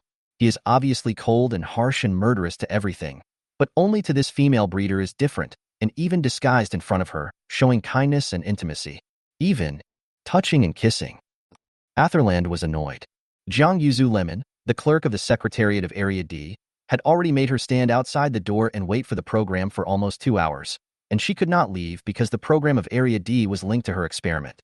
The blazing sun was so hot that it made Atherland's skin redden. She walked over and knocked on the clerk's desk. How much longer do we have to wait? Jiang Yueli lifted her eyelids to look at her, clearly rolling her eyes. Wait. I'll let you know when it's ready. The corners of Atherland's mouth twitched in anger. She and Jiang Yuzue Lemon had been looking at each other unfavorably for a long time. And as with all cliched stories, this bridge of 2 women falling in love with a man at the same time. Xiao Ning, a genetic engineer, had a superior family background, outstanding ability, broad shoulders and long legs, white and clean, and was a famous iceberg beauty. Jiang's secretary Xiao Ning is a male god, feeling that the male god High Ridge Flower inviolable. Never thought that one day, it was actually taken down by Atherland, this woman. No, it is more excessive than taking it down directly. Atherland put him to sleep. Jiang Yuzue Lemon, as if struck by heavenly thunder, fried to the outside of the scorched bones crispy, his own hold to the tip of the heart only dare to watch from a far male god, was tainted by her. At that time, Xiaoning saw everyone with a cold and ascetic face. Only when he saw Athlone will have a smile at the corner of his mouth. His voice is gentle. The most outrageous thing is, Athlone this woman like a peacock into the essence of the open screen every day. Often be seen she kissed Xiaoning, or sitting on his lap to let him feed himself, is a famous demon girl. Every time Xiaoning was red-faced and pursed his lips, but he was obedient to her. Everyone said that Xiaoning was miserable. He was in love with her. That year, Jiang Yuzue Lemon didn't know how many glasses she had crushed with her bare hands. It was really like her name, sour and lemony. So, the first time she learned that Athlon and Xiaoning had broken up, Jiang Yuzue Lemon ran around and publicized it to everyone. Now that Xiao Ning went on foreign missions, every time Atherland went to Area D, he would inevitably be rolled over by Jiang Yuzue Lemon. Atherland was even more upset. While she waited, she wandered around, and without realizing it, she actually walked to her ex-boyfriend's district. What bad luck. Atherland snapped out of it and turned her head away. Those who didn't know might have thought it was an old flame of hers. As they left, they passed a lengthy stretch of underwater tunnels. The experimental subjects in Area D didn't have single rooms each like the advanced creatures. They were mixed together and kept in large pools, and Athlane walked through the underwater tunnel, with all sorts of unsightly and ugly experiments floating outside the glass like a large dye vat. Most of them were products of human experimentation. Many were prisoners, and many were poor people who had volunteered for rehabilitation because they were poor. With the continuous improvement of medical standards and the decrease of mortality rate, the people on Earth were like bacteria that multiplied rapidly. The population increased without decreasing, and along with it was the decrease of the employment rate. The base promised a generous bonus to those who volunteered to undergo the transformation, and many desperate people ran for this bonus, volunteered to undergo the transformation. These experimental subjects that were put together to be raised often fought each other, and when they died, they were taken to be destroyed, and those that lived were kept. Athrun walked around the corner and suddenly realized that a shadow had been following her, and turned back to see an ugly thing full of lumps staring at her through the glass. Startled, she moved away from it, eyeing it with disgust. Rubbing the goosebumps on her arms, she blurted out, "It's ugly." Unexpectedly, the huge monster dodged and hid itself in the algae like it was hurt, and by the way it moved, it looked like it was feeling inferior. Athrun looked back at his former boyfriend's former office in front of him deeply, maintained the last vestiges of decency, and turned away with a blank face. If she walked fast enough, no one would see the resignation in her eyes. As Athrun went to Tang Rou's office, she saw the senior assistant at the Tower of Babel Management Center. With an expressionless face, he brushed past her. "Why are you having an affair with her?" Atherland walked over and looked curiously, then reminded her, "Friday's sorority has been moved to Saturday. Tomorrow night, there are a few quality guys from biological and pharmaceutical companies. Don't say sisters are unkind." Tang Rou was a bit surprised. "It's like this outside, and you still want to have a sorority? It's even more important to fall in love in front of life and death." Atherland was incomparably serious. Tang Rou rubbed her sore neck, somewhat resisting. "I'm about to arrive at a new experimental body. I don't have time." "A new experimental body? You need to add a new one when you already have 2 special projects in your hands?" "I applied myself." Atherland's eyes were strange. "What's wrong with you? Isn't 996 every day enough for you?" It was hard to coax that great god away and return to the office. The 17th, who had long been unable to hold back, peeled back the hatch and poked out his upper body, looking blearily toward her, like a puppy waiting for its master at home. Tang Rou believes that if he had a tail, he would have wagged it long ago. Chapter 53, Moments of Motherly Love Gone Bad. Zoe.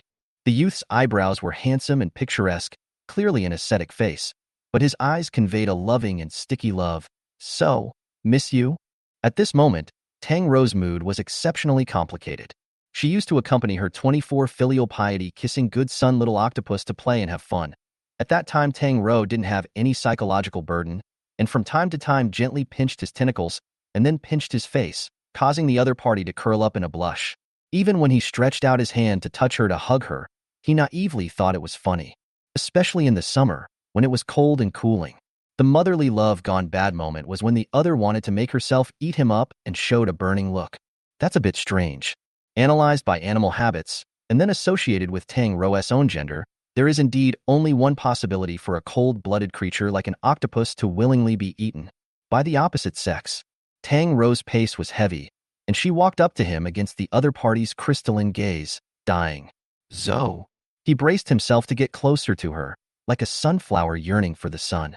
She raised her hand to touch her good son's dark green, wet hair, and the other man immediately lowered his eyes and obediently pressed himself against her palm, the tips of his tails curling in pleasurable curls.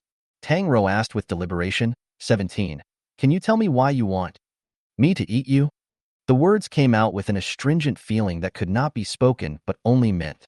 Number 17 didn't say anything, opening those jewel-like dark green eye membranes with a look of wanting to express and being embarrassed. It finally turned into action and lightly shifted to bring its tentacles towards her mouth. Tang Rou's heart went cold. Some more dishonest tentacles crept up her legs, wrapped themselves around her clothes, and hooked themselves around her waist in an inch. The same as once, trying to immovably hook her over and stick her into his arms. Tang Rou panicked and pushed him away with force. Don't say ah. He was pushed away as easily as if he had no strength, and wrapped back up as if he wasn't upside down. Hanging his head, his voice was very soft. To give Zhou, to eat. His look was too sincere, and Tang Rou's heart grew even colder.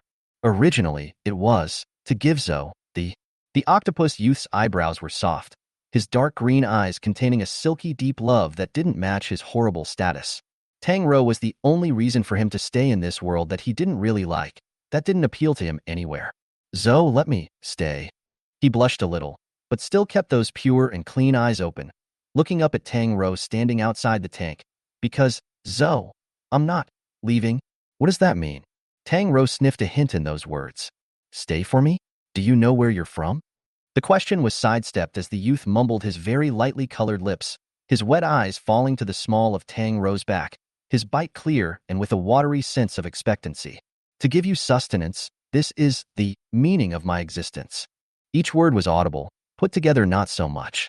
Tang Rou lowered her head, looking at his increasingly clingy movements as he wrapped himself tighter and tighter around her, and where his gaze reached the belly, the eyes went black.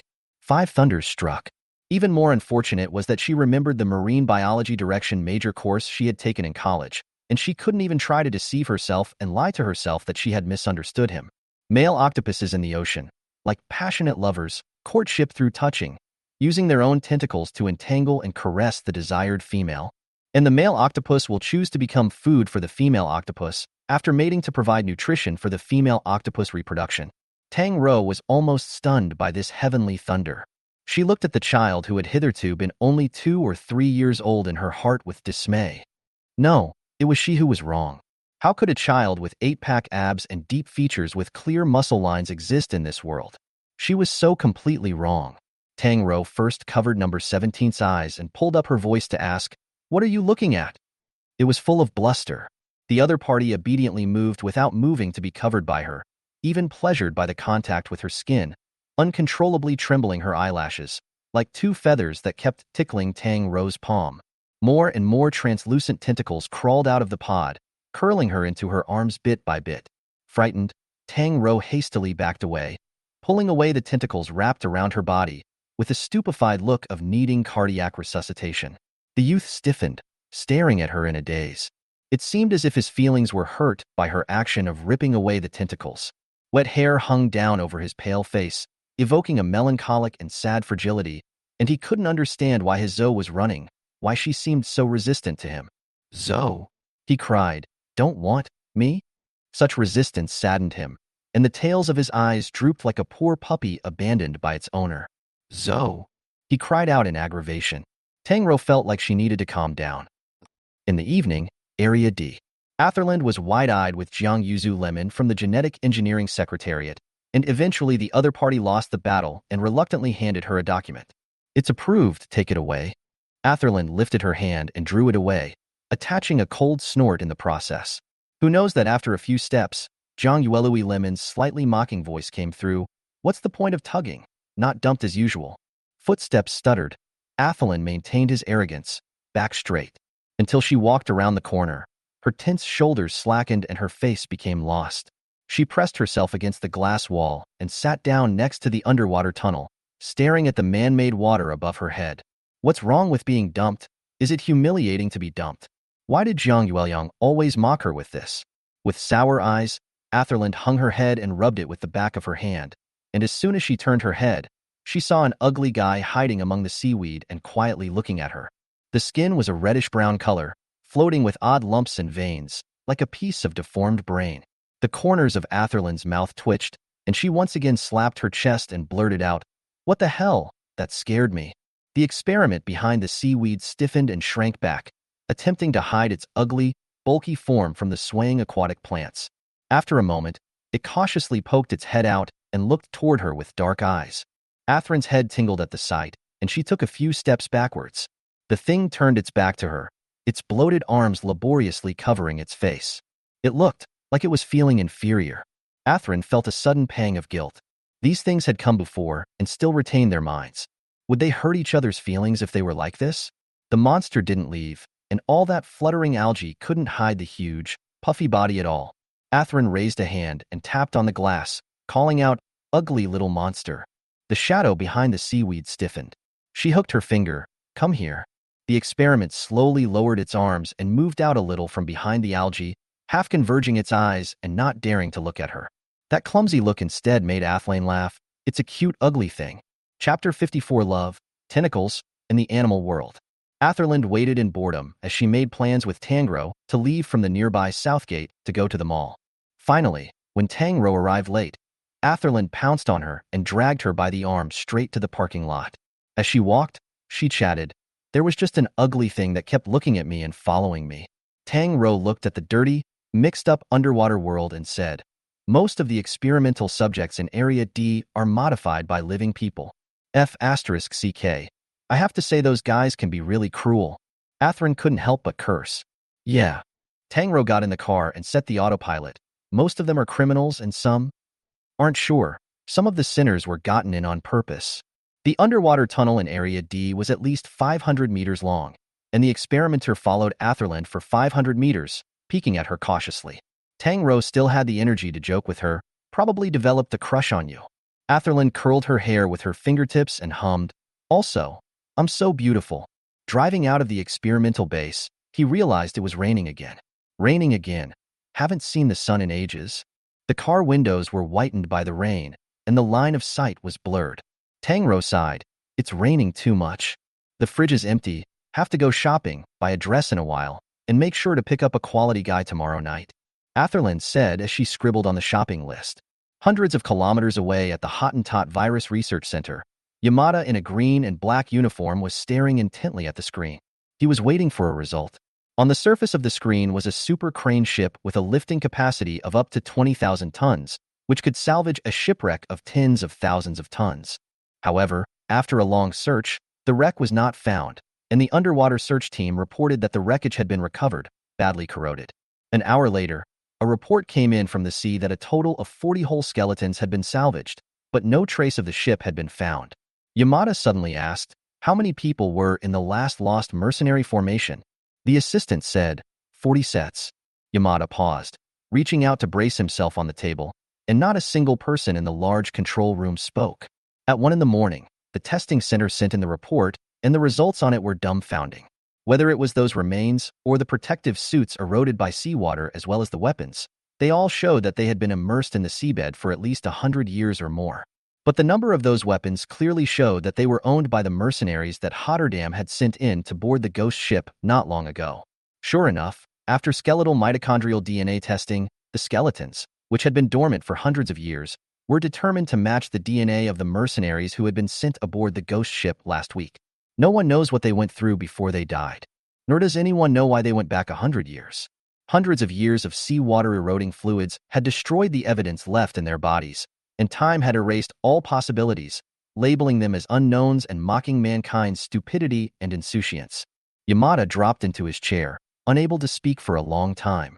His palms were already damp with cold sweat, and a lingering chill hovered in his spine.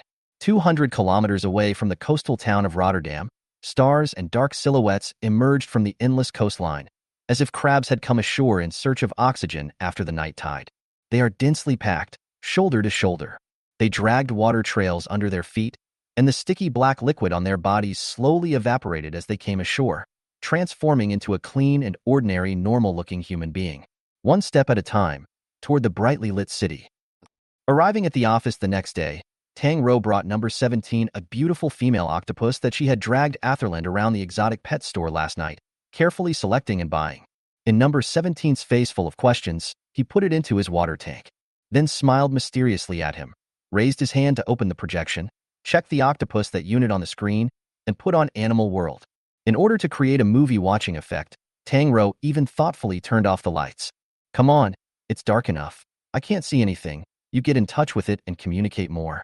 On the 17th, the documentary began. The narrator's low, mellow baritone voice narrates, "The way octopuses mate is very different from common mammals, and the male octopus's reproduction organs don't exist independently. One of its 8 carpals has an elongated anterior end, paired with the image of the 2 octopuses on the screen beginning to engage in the great harmony of life. Tang Rou's expression was serious and earnest, paired with occasional nods of her head. It looked like she was in the middle of an academic study. As a qualified breeder, she must properly guide her experimental body.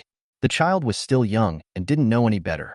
Tang Rou set an example, her eyes glaring like copper bells, not missing any detail, smacking her lips from time to time and marveling, feeling the magic of nature.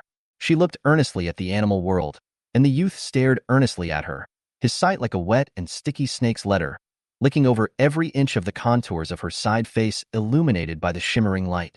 The handsome half-octopus youth looked at her slender neck, her hair loosely pulled behind her ear, her curly and fine eyelashes, his gaze burning and devout.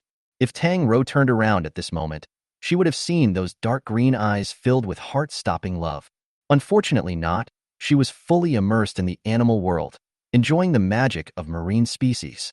Tang Rou watched with great interest, not letting go of any of her knowledge.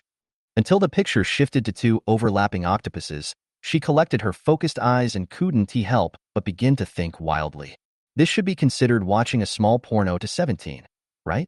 Would he look at it and get bloodthirsty, and then have some kind of indescribable reaction? Tang Rou's head was full of yellow waste, harboring some kind of indescribable mood. She quietly looked towards number 17. As a result, she turned around and found that the youth was not watching Animal World, but instead, like a sculpture in the darkness, he was looking at her intently. The eyes were obsessively moist, like fine spider silk, entangling the person in it inch by inch. The translucent tentacles in the darkness quietly climbed up her skirt, gently sucking on it with their suckers and rubbing it intimately. Tang Rou choked. "What are you looking at me for? Don't study hard yet." The youth innocently tilted his head to reveal a expression. Tang Rou had to admit, she felt herself being adorable by him. She raised her hand and cupped his face, pinching that good-looking face into a slight deformation. "Don't look at me like that." Number 17 blinked, letting her pinch himself without resisting in the slightest. It could even be described as 100% obedience. Tang Rou would do anything to him to make him happy. Coincidentally, Animal World's thick baritone voiceover came into his ears. The mating of an octopus also requires physical contact between the male and female to be completed. So every time it's time to breed, the male octopus will. Tang Rou felt her brain buzzing and flew loose. What was wrong with the little octopus? What was wrong was Tang Rou, whose little face was waxen and full of astringent scraps. He was simply trying to reproduce. How could a small octopus have shibboleths? In Animal World, the 2 of them each had their own agenda. Chapter 55, Jealousy and Losing Control. After watching, Tang Rou lifted her skirt and realized that the hemline had become wet. Number 17 panicked and averted her eyes, sheepishly hiding her tentacles. Fortunately, Tang Rou didn't take it to heart as she asked with a curious expression, "How was it? What did you think after watching it?" The octopus stiffened. He had just watched nothing. Fortunately, that expressionless face couldn't be seen even if he had done something wrong, and wasn't discovered by Tang Rou to be anything. He tentatively said, "Very good." Then he saw his keeper reveal an expression of relief. She smiled extraordinarily gently. "It's very good. I also think it's very good." Being complimented. He fluttered his eyelashes and cheered up. The youth carefully hung his head and brought his wet hair to her hand.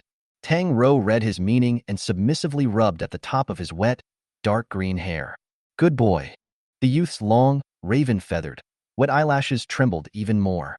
Tangelo turned on the light, stood up and walked over to his pod, wistfully searching for the small female octopus that had been placed in his tank. It was the prettiest female octopus in the entire mall, and she dragged Athrin around for 2 whole hours to choose it. It turned out that after looking around and around, she didn't see anything. The only thing in the crystal-clear water chamber was 17 herself. Could it be because the octopus was too small and covered by his tentacles? Tang Rou reached out to pick at the youth's moist, light blue tentacles, searching inside for the figure of the female baby octopus. Not noticing the stiffness of the body in front of her, the youth's long, slender eyelashes flew and shook a few times, slightly closing her eyelids with a stoic and intolerable look. Tang Rou pickpocketed the female octopus for half a day without finding it, but realized that her waist was wrapped around his tentacles. The little octopus was blushing, eyes half closed, a picture of being at the mercy of the king. Tang Rou raised her hand and pushed him, Where's that octopus? He frankly said, eaten. Tang Rou. Tang Rou? Pupils quake. You ate it? The youth looked innocent, blinking his eyes. Rou, didn't you give it to me to eat? Tang Rou opened her mouth, so overwhelmed for the first time in her life. No, that octopus was for you. After holding her tongue for half a day, she covered her forehead. Forget it. Couldn't say it. It's too hard to say. It's too hard. Raising kids is too hard. When Atherland came to find Tang Rou again, she found her lying on the table, obviously young, but looking indescribably vicissitudes. She asked suspiciously, "What's wrong with you?" Tang Rou opened her eyes, unable to speak. The expression looked bitter. Her skirt was also wet with a piece of it, and Atherland exclaimed, "What happened to your skirt?" After asking, she looked to the octopus on the side, self-conscious that she had spoken nonsense. The one who started it all was quiet as a chicken, sitting in the water chamber, looking quiet and docile. Atherland walked towards Donnie, sliding his finger across the screen and flipping through a photo display. Here's a few I thought were good tonight. I like this one, named Carter. Tangrowth lifted her eyes wanly, her expression flat. Atherland asked, not handsome? Average. It's still average? Atherland looked at the screen suspiciously and suddenly looked at number 17 again. No matter when he looked over, he was always staring at Tang Rou. The beauty of the non-human species on the youth's face, flawless beauty. It was clear at first glance that it was definitely not human in degree. Only that look was vaguely alarming. Also, I'm afraid your aesthetics have been spoiled. Atherland said sincerely, honestly, number 17 is really handsome. These sea creatures are indeed better looking than humans. Tang Rou was non-committal. After getting used to looking at this face, can you still find a boyfriend? Atherland made small talk with Tang Rou and said the first thing he shouldn't have said tonight. Moreover, he's so clingy. Will your boyfriend be able to accept it when you fall in love in the future? Originally a casual remark, he didn't expect the youth to suddenly avert his eyes and turn his eyes to Atherland for the first time. He asked, boyfriend, what means? Athelane, ignorant and smiling, explained to him. It's the human behavior of two people being together, loving each other, and desiring the other person to be their lifelong companion. At the moment she said this, she must not have thought of the imminent triggering, the horrifying sight of the sky crashing into the earth. The light dimmed inch by inch. It was cold, damp. It was like a morose dark green swamp. Abruptly erupted tentacles like a tidal wave spread all over the entire laboratory, blocking the doors and windows, flooding the tables and chairs, covering the sky. The light of the incandescent lamps overhead from the rapidly climbing tentacles stinted through one or two strands. The air was filled with appalling low pressure. The out-of-control experimental body only had the desire to kill. Tang Rou shielded Atherland in death, opening her arms to block her. Stop. They had been cornered, and there was no way to retreat. The only door in the room was covered by his tentacles. Amidst a dark green color, the pupils of the youth's eyes were as cold and hostile as ice, and his thin, light-colored lips pursed into a line. The extremely dangerous tentacles are coiled in front of her. Ready to start? Once Tang Rou is slack, it will start the killing mode. Atherland had long been trembling with fear, shrinking behind Tang Rou. Following her around all this time had caused her to forget the coldness and danger of these fey creatures. She stepped on the experimenter's red line, like stepping on a cat's tail. She could sense that the terrifying creature had really gotten up to killing. Tang Rou chided again. Stop, 17? The youth stiffened. He slowly raised his eyes and looked at his keeper. Countless interlaced dark green tentacles cascaded and climbed up the walls, cutting the office into abstract geometries like a bizarre backdrop. The youth stood tall and looked at them with downcast eyes, as if he were an evil god looking down on the world. Tang Rou's heart was beating fast. Number 17's state was spiraling out of control.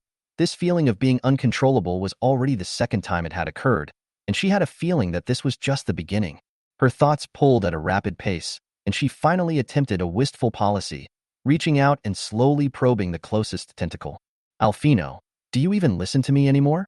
As soon as the soft palm belonging to a human made contact, the swashbuckling tentacle immediately carefully collected the horny spines in its suckers for fear of cutting her. Yes, be obedient. She gently soothed the grip twice. The tentacle wrapped around her arm along the slender wrist bone and climbed along the floor toward her leg. Tang Rou took a step forward, and the youth looked relieved and stepped back a little. She continued forward, her voice soft. Go back, okay? Be obedient, okay? Dark green eyes locked onto her face, slowly recovering some obedience under that very deceptive coaxing. The atmosphere froze, and cold sweat seeped out of Tang Rou's back. But still gentle, trying desperately to stabilize him. Alfino, stop it, you're scaring me. Scared her? The youth cocked his head and looked to his tentacles. A second of sourness welled up under his dark green eyes, and he hung his head, shielding his face as a feeling of inferiority filled his heart. He wasn't pretty. She didn't like it. She was always nice to that pretty sea bunny. She didn't like him and was afraid of him. Chapter 56. Pacifying the puppy. Atherland felt the tentacles that were hostile to him move away a bit. The lime green color that had climbed on the doorknob faded, and Tang Rou, who was blocking the way, had a thin back, but looked extraordinarily reliable. Without turning around, she said to Atherland, "You go out first." Atherland came to her senses and revealed a complicated expression. "Then I'll go to the parking lot first. You come quickly." Then, not daring to hesitate, he quickly twisted the door handle and dashed away. After Atherland left, the tightness on the youth's body loosened up a lot. Tang Rou grabbed the soft down tentacle and slowly stroked it, soothing his emotions, until the skin on the tentacle flushed green and blue inch by inch, a sign of accelerated blood. He couldn't help but raise his head. "Zoe, don't." The low, hoarse timbre was like a cello, and the tentacles spreading behind her were like blooming clusters of dangling flowers, and like open nets that slowly closed in on her. "Soft." He shouted her name in a single voice. Tang Rou softly inquired, "Don't what?" The youth was hooked by her feather-light voice to the point where he couldn't think. Only a hint of aggression was declared in his dark green eyes. There was a deep love gathered there. "Don't, boyfriend." The tentacle clutched Tang Rou's fingers, looking uneasy. "Want me?" It looked aggrieved, pitiful, and repressed. He cautiously moved closer, crouching his condescending body, his handsome and exquisite face pleasingly burying itself in the nape of her neck, calling out her name in a low voice. "Zoe, I'm so hard." The humanoid's slender fingers rubbed over her earlobe, loving the warm touch, and didn't dare press harder for fear of hurting her.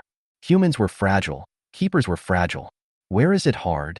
Tang Rou raised her hand to pat his shoulder. "Relax, I'm here." The slightest sound from her became the poison that made him fall. If he could hide her in his heart and carry her with him, how wonderful would it be? The youth lifted his head and touched her face, his voice tinged with urgency and pleading, "Here." He searched for her hand and pressed it to his chest. There was no heartbeat where the palm fell, but at this moment, Tang Rou knew it was completely over. The affection that she had always unilaterally recognized was mercilessly torn away from that hazy and unclear veil, revealing the original appearance of scorching feelings. The overwhelming tentacles slowly contracted, no longer aggressive, circling around her slowly. Tang Rou drew her hand away and touched his forehead, and he immediately pressed up, sticking to her palm and not letting it go. "Touch, I?" Obviously a frosty face. The behavior was like pampering. Cello-like tones ruffled the eardrums and fell on the heart. Tang Rou could only touch his ears, then touch his chin. Touching his neck, he suddenly gasped sharply. Tang Rou immediately withdrew her hand. "All right, let go of me." He hung his eyes, clearly unwilling. "Be obedient, Alfino." Tang Rou's voice wasn't too loud. "Have you forgotten what we agreed before?"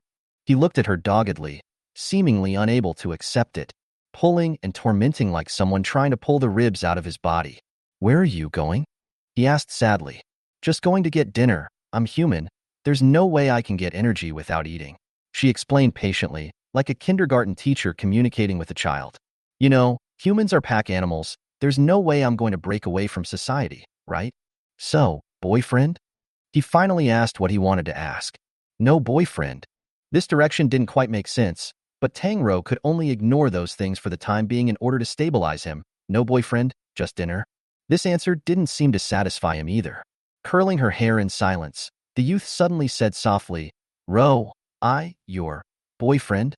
After saying that, he darted a glance at her and averted his eyes again. It seemed to be shy. Tang Rou felt that she had been frightened enough today, and she wouldn't be surprised no matter what she heard again. She was already numb. Tang Rou said helplessly, "You don't understand the meaning of these 3 words yet. I'll slowly tell you what a male-female friendship is in the universal sense later, okay?" Number 17 furrowed his brows. This was the most expression-like scowl Tang Rou had seen him make as of yet. He was unhappy again, but at the same time, he didn't want to see Tang Rou unhappy. So he suppressed the sulking and uneasiness in his heart and pretended to be obedient, nodding his head and tugging at her. As always, with seemingly innocent behavior whitewash heart manic desire to destroy, tentacles more and more tightly circled. Tang Rou looked at him. So, don't be grumpy, okay? He nodded, grabbed a strand of her hair, pinched it in his fingertips and crushed it, couldn't help but open his mouth and bite it. Tang Rou was silent, watching him blink those moist eyes at himself. The little octopus liked to bite her hair. It seemed to be a symptom of mixturation. Over and over again, Tang Rou withdrew her hair from his mouth. He stubbornly bit down over and over again. Just about to reprimand, met the other side of the wet dog eyes. The line. She found the scissors, endured the pain and cut a strand, tied it with a leather band and put it in his palm. Number 17 was both like a treasure and full of heartache, looking at Tang Rou's hair that was cut short by a section. Happy and unhappy at the same time. Tang Rou looked at this tangled look of his and felt amused, raising her hand to touch his wet hair. It's okay. It'll grow out soon. Her indulgence made him about to be drowned. Seeing that those tentacles were going to wrap up again, Tang Rou hastily backed away. No, this dress is going to be worn tonight. After coming out of the office, Tang Rou leaned her back against the corridor and let out a deep sigh of relief. Number 17 had indeed shown out-of-control behavior, and if she hadn't been on strict guard today, Atherland was afraid that it would have been dangerous. She didn't dare to think about it. Moving slightly before realizing that her neck was sore, Tang Rou rotated her shoulders as she walked towards the gate of Sector S. Atherland called, her voice a little shaky, asking Tang Rou about the situation of number 17, sounding like she was also terrified. Tang Rou hurriedly told her that she had been calmed down. Atherland was silent for a while, pretending to be relaxed and urging Tang Rou to hurry up and go out, but in reality, I'm afraid she's still in shock. Passing by the area in S District that hadn't been repaired since the last time the collective lost control was destroyed, Tang Rou felt like she was being watched. Icy, scrutinizing, disappointed. Her pace lurched and she looked around. It was empty. She frowned and continued on. It felt like she had forgotten something. Just as she reached the gate of Area S, she saw on her face someone pushing an electric water tank forward, in a hurry, with her head lowered without looking at the road, nearly bumping into Tang Rou. She sidestepped to the side to give way to that person, and as she passed by, she realized that this was a familiar face. It was that middle-aged woman who had once sent her to the S District to pour a potion. Her name seemed to be Qin. Director Qin. Tang Rou shouted out. Ah. The woman jerked her head up, looking dazed. What for? She looked particularly nervous, and Tang Rou detected a drop of blood on her raised cheekbone. Nothing, just saying hello to you. But as soon as the words left her mouth, a crashing sound came from the thick walls of the water tank that Director Qin was pushing against, and from the pattering liquid gushed out from between the cracks of the tank and landed on the ground. Tang Rou's heart suddenly tightened. Chapter 57. The Dying Swan. The woman looked down in alarm and clutched the handle of the cart. Those hands were well maintained. No traces of time could be seen, and could prove the owner's usual delicacy. But Tang Rou found that the crevices of her nails were stained red, looking like blood. Director Qin, you? Before the words were finished, the woman shrank backward warily. Her neck twisted unnaturally, and she pushed the electric trolley and hurriedly left. Everywhere it was odd. Tang Rou turned back to look twice more, her pace getting slower and slower. The uneasiness in the bottom of her heart expanded. The crashing sound coming from that water tank seemed to appear after hearing her voice, like a reminder to her. Tang Rou stopped her feet. The image memory in her mind was fixed on a glimpse of that water tank before it was pushed away, and there was an imperceptible light golden color at the edge of the gap in the lid of the tank where the water gushed out. Thoughts gradually cleared. Dots of clues connected into lines. An image jumped into view. Some kind of terrifying thought coalesced in the mind. Tang Rou turned on her toes and walked in the direction where Director Qin's figure had disappeared. She didn't know that after she left, the dark door in the corridor was pushed open. In the dark secret passageway, the man half forcibly pressed the teenager's neck, close to his clear and elegant side face, his voice muddy. Look, I didn't lie to you, did I?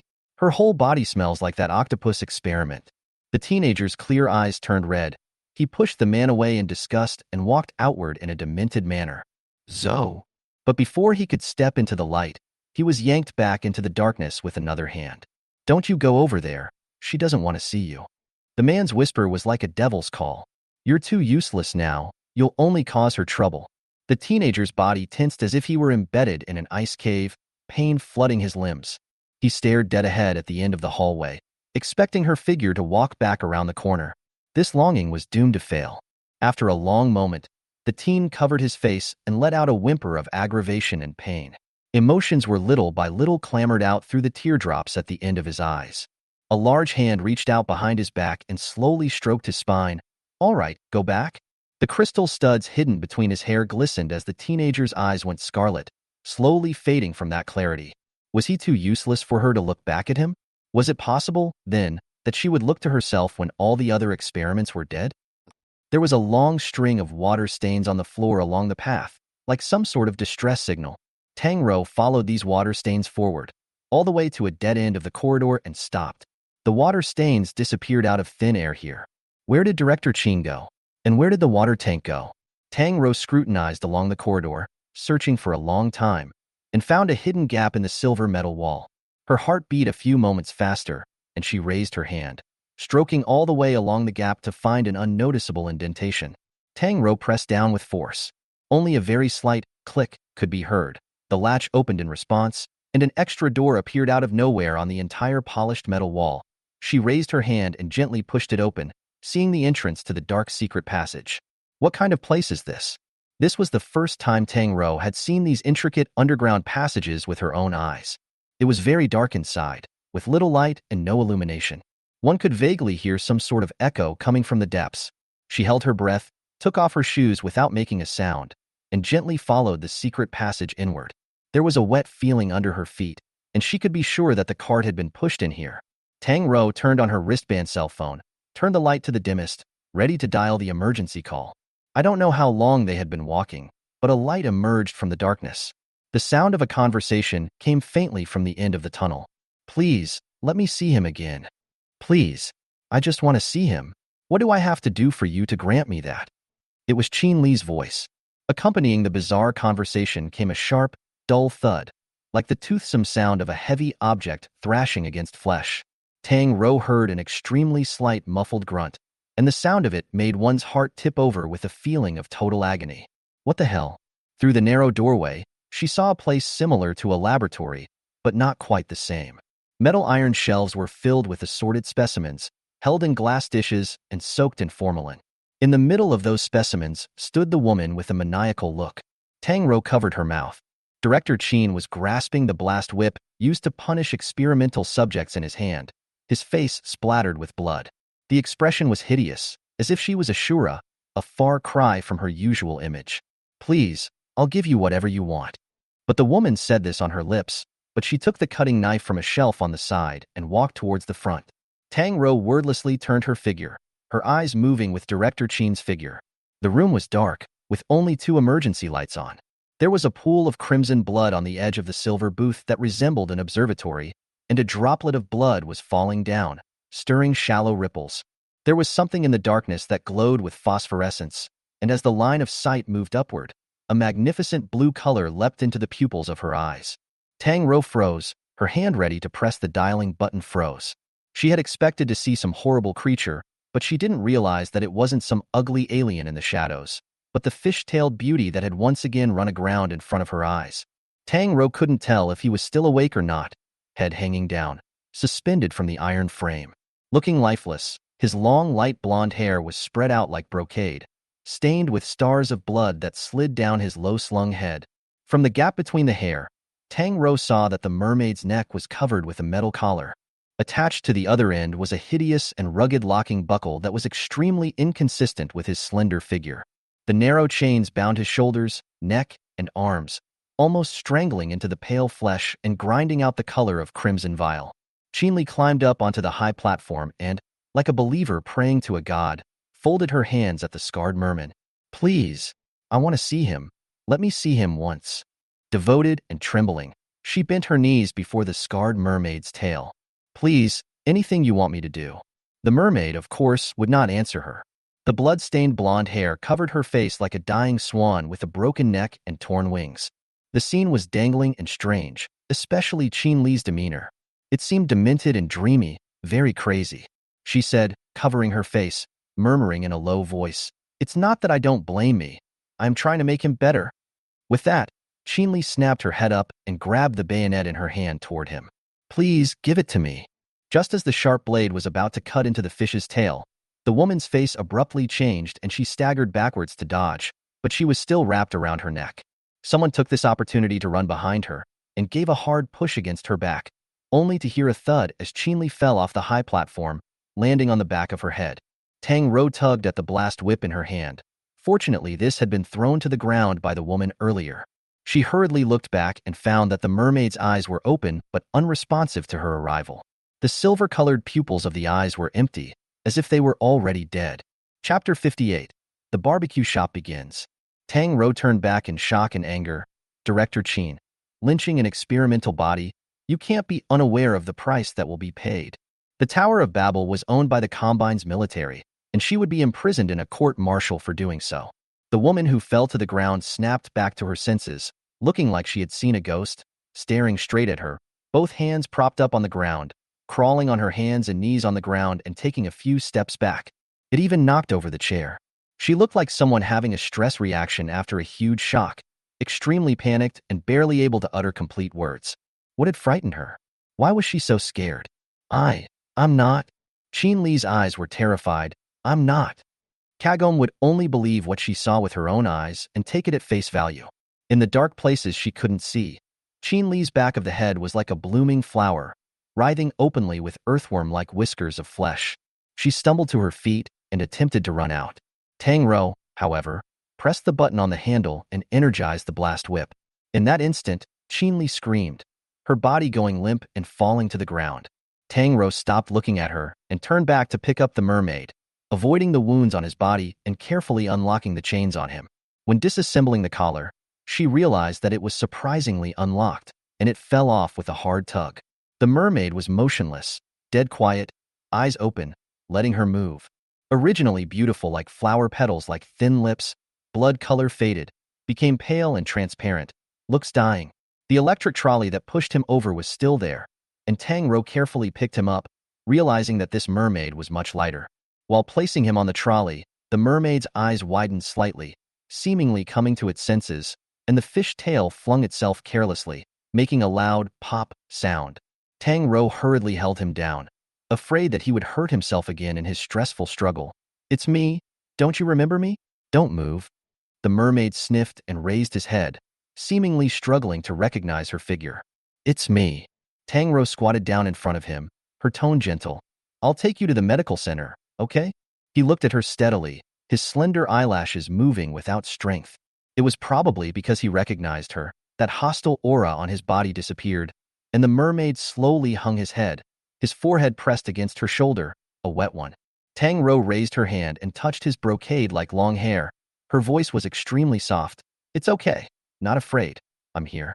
After a long time, the mermaid gave a muffled hum. In a place she couldn't see, the high bridge of her nose came close to her arteries that flowed with warm blood, and her horny teeth were hidden under her petal-like teeth. Stupidity and sticky vision. Tang Rou was so focused on bringing the injured mermaid away from this terrifying underground laboratory that she overlooked one thing. Why could Qin Li bring the mermaid out? The Tower of Babel base no longer conducted experiments at night. Most of the staff left from work, and the large base became empty and quiet, with only the on-duty staff present. Tang Rou sent the mermaid to the treatment center. The people inside looked exceptionally surprised to see him. Their eyes kept going back and forth between Tang Rou and the unconscious mermaid's face, as if they had seen something extremely shocking. In the end, they didn't say anything, and in silence, they took over the cart and told Tang Rou to go sign it. They were going to give the mermaid a detailed medical checkup and needed to observe her overnight. She turned to leave when her shirt was tugged at, only to look back and realize that the mermaid's pale fingers were tugging at the hem of her white outer robe in a death grip. And yet, she did not wake up. At the therapist's urging, she had to remove her jacket and cover him. After Tang Rou walked out some distance, she turned back and found that a few healers were looking towards her through the clear glass of the door, their sights glued together and full of oddities. Tang Rou couldn't help but touch her face. What were they looking at? She reported to the security center, and the Defense Department sent out a formation to bring out Director Qin, who had been electrocuted in the chamber, and put him in a confinement cell. Someone else called Tang Rou to take her statement. Outside the interrogation room, several management personnel in high-level uniforms stood. They exchanged something. Through the one-way glass, Tang Rou knew nothing. After everything was taken care of, the time was already approaching 10 o'clock. There were a dozen missed calls on her phone, and Atherland had been waiting for her in the parking lot for nearly 3 hours. 10 o'clock, the time when the nightlife was just beginning. The city's tall building complexes that led straight up to the heavens shone with splashes of neon, and hovercars crisscrossed with airborne rails like veins connecting this forest of steel. The land belonging to human beings was becoming less and less, but it didn't prevent this race from still having a vivid vitality. The car traveled through the hustle and bustle of the city, stopping at a famous high-class black beef barbecue restaurant in a certain shopping district. The interior of the store was exquisitely and elegantly decorated, with one guest room separated by a bamboo curtain, and shoes needed to be removed to enter the store. Tang Rou was led by Athelin into one of the cubicles. The wide, long table was already filled with men and women. The atmosphere was very nice. Someone's eyes lit up when they saw them come in. There's another beauty here. Coming late. You have to punish yourself with a drink. Atherland quickly gathered her emotions and blended into the atmosphere, confessing her sins in quick succession. A young man with light brown hair stood up and attentively pulled out a chair for Tang Rou. The man next to him coaxed loudly, "Abe's got a target." "What are you talking about?" The young man reddened and turned back to Tang Rou. "Hello, my name is Abel, from Noah's base." Tang Rou returned the smile. "Hello, Tang Rou, Tower of Babel." Abe hastily responded and sat back down across the table, taking a big gulp of water, his earlobes red. Several people introduced themselves individually, some from Noah's base, some from the biopharmaceutical company, and some from the virus management center and the biotesting company. In short, they were all in the same circle. There was a pretty girl sitting beside Abe. She looked at the red-faced Abe, and then looked at Tang Rou and suddenly asked, "What kind of work do the two of you engage in at the Tower of Babel?" "Atherin is an engineer, and I'm a breeder." "Oh, breeder." The girl's voice was subtle, and the interest of the few dumbfounded people at the table immediately dipped. Atherin added, "Zoe is the gold medal breeder." The girl whispered, "Isn't that still a breeder?" She turned her head to chat with a few people on the other side of the room. "A few of us belong to the scientific labor category, right? You work in genetic modification engineering, right?" "Amazing." A series of question marks crossed Tang Rou's mind.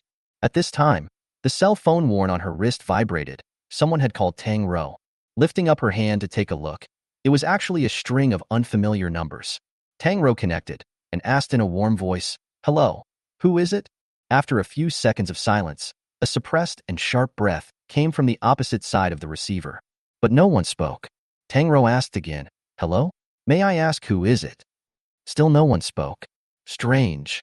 Tang Rou looked at the number suspiciously. Wrong number? At this time, Abel turned to her and asked attentively, "Ms. Tang, can I have some spicy food?" Tang Rou smiled and nodded, "Yes, thank you." Before hanging up the phone, an undetectable huff came from the receiver, masked by the noisy sounds of the grill. "What's wrong?" Atherland looked over. "No, someone just called me." Donut shut her cell phone and frowned. "Got through, but no one said anything. Prank, I guess." "Possibly." Tang Rou's eyelids kept fluttering. Chapter 59, Time Vortex Strange Story. The man retrieved his cell phone and looked to the side at the crying red-eyed teenager, clutching his arms and shaking. He cried into the already hung-up phone. "Zoe, I miss you. I miss Zoe."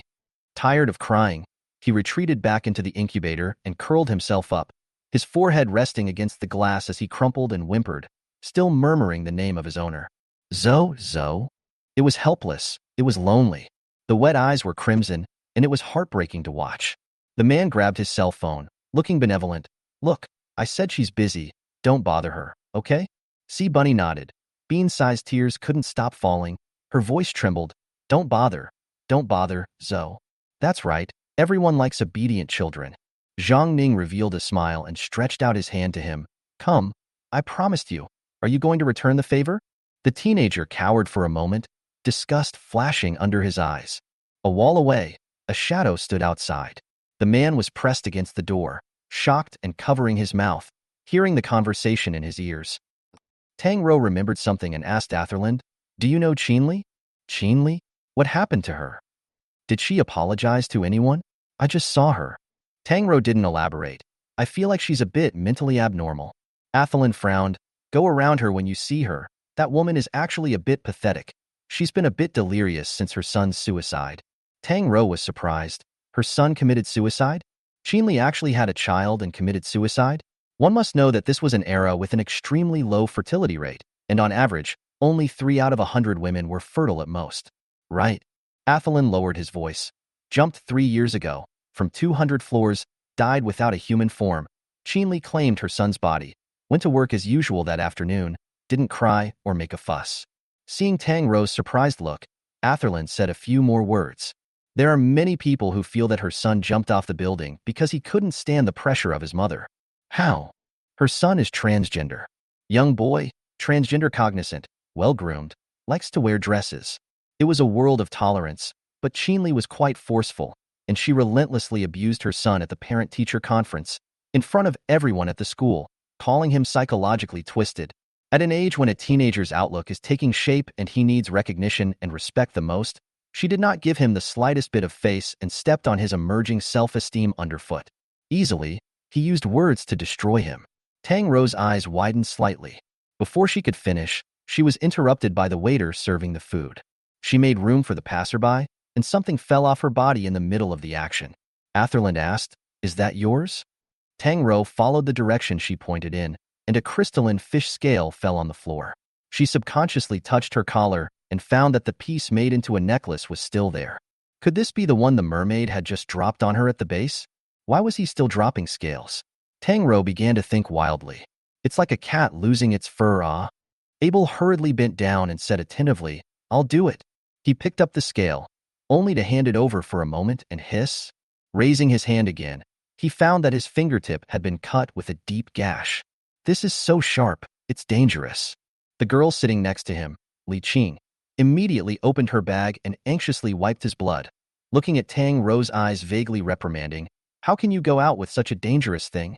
Tang Rou's concern to the edge of her mouth turned into, Abel was a little embarrassed. "I'm fine." The scale fell on the table. Tang Rou picked it up and held it in her hand. It was round and smooth to the touch, no edges. She looked at Abel's fingers suspiciously. The blood hadn't stopped. It looked like it was cut deeply. When she looked at the dishes on the table again, Tang Rou was dumbfounded. Several octopuses were neatly stacked on the charcoal grilled iron plate and were grilled to a sizzle. Aroma grilled baby octopus. This is a very fresh way of eating. Lemongrass stuffed inside the octopus and grilled together on the iron plate. Abe watched Tang Rou's vision freeze, explaining to her as he kept brushing the sauce on the tiny octopus. He said thoughtfully, "Brushing it like this will make it very flavorful." The corners of Tang Rou's mouth twitched, her scalp tingling as she watched him take the brush and keep brushing ghee on the tiny octopus body surface, sprinkling it with spices, and lemongrass, roasting it to create a burst of flavor. Equally devoid of appetite was Atherin.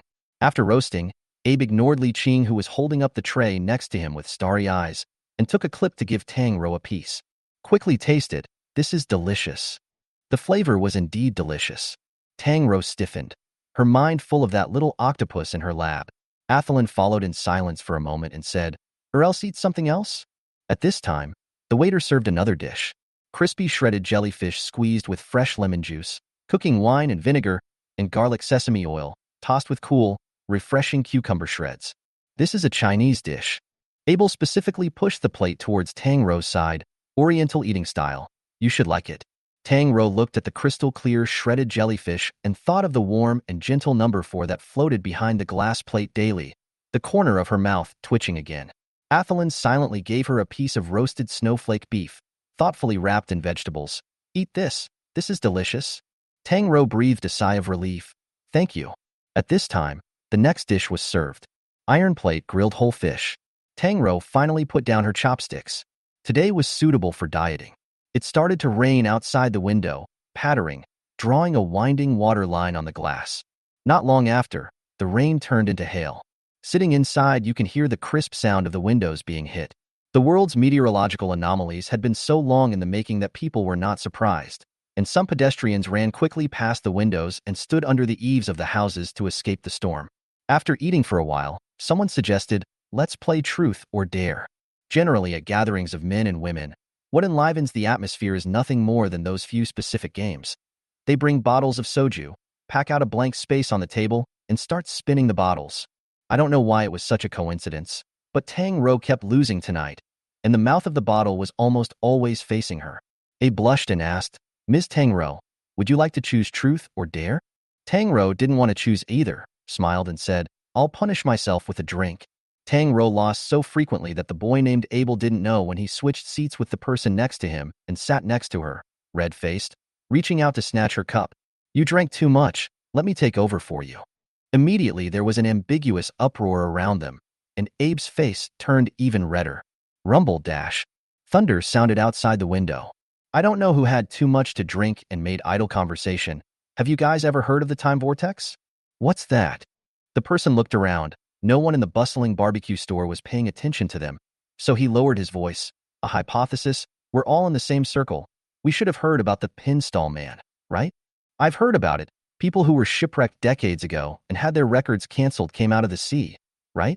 Right? Some time ago someone came up with the time vortex hypothesis, saying that time is reversible and that it's possible to go back and change the past. Chapter 60. Diners who disappeared one after another. Really? Aren't humans three-dimensional creatures based under the rules of time? It's hard to do it, isn't it? It's true that humans can't. The man straightened his clothes and said, Haven't you guys heard? There's a whole new religion popping up in the folklore, and it's all the rage. The light overhead suddenly flickered. The lamps emitted a slight, zipping sound. The atmosphere abruptly became eerie. Abel asked, What religion? Pagan gods. The man's bite was clear. Someone felt a cold chill on his back and shouted in the direction of the cash register as if diverting his attention. Hey, are the circuits in your house in bad contact? Why do the lamps keep flashing? Before the words fell, there was a sudden darkness in front of them. The surroundings were covered by darkness. Power outage. Someone let out a cry of alarm. What's going on? Some kind of strange panic spread in the darkness, making people become anxious for no reason. I don't know who suddenly let out a strange cry. Holy fuck. What is this thing? Why is it so sticky? Darkness shrouded everything, and the unknown inspired fear. The originally noisy barbecue restaurant quieted down at some point. The zippy sounds of the barbecue, the chatter, the rain outside the window, and the music from the store's stereo disappeared at the same time. The atmosphere filled with the aroma of barbecue and wine was suddenly mixed in with a hint of indescribable fishy stench and dampness that climbed down the back as if someone had turned on the ice machine. The light flickered and made a pop, cracking sound, as slight as if it had burst a bubble. A dull, ghostly greenish glow filtered through from the far corridor. Incoming call? Someone asked in a whisper. The air conditioning was working, making it feel extra cold on what was clearly a midsummer's night. I don't know who said it first. Doubtful? Why can't I see? I'm a little blind too. Tang Rou opened her eyes and realized that the entire barbecue restaurant was excessively dimly lit. However, all of this was nothing, and she looked fixedly at the person across from her. The girl called Li Qing was picking at her face. It seems like I have something strange glued on my eyes. Saying this, her fingers pulled hard. Tang Rou watched as she peeled the skin off her face like an onion. The human's originally thin skin became soft and putrid like melted asphalt, filled with the texture of mucus. When the first layer was peeled off, there were still bright red strands of blood connecting to the layer of flesh underneath, wanting to break. And what made Tang Rou feel horrified was that underneath that skin, there was actually another layer of skin, pattering and melting as it had just done. Huh? How come it's still invisible? She mumbled. Carter, sitting next to her, was completely dumbfounded and let out a horrified, caught-off-guard scream. But what Carter didn't know was that on his proudly handsome face, there was an extra eye that was standing between his brow bones, scarlet and eerie. Atherland subconsciously grabbed Tang Rou's hand. Holy shit! What the hell? In the next second, she lowered her head. Her own originally slender fingers were twisted and deformed, like melted asphalt. What was revealed underneath that layer of skin wasn't bone, but a crowded eyeball. What the fuck is this shit? The piercing screams came to an abrupt end.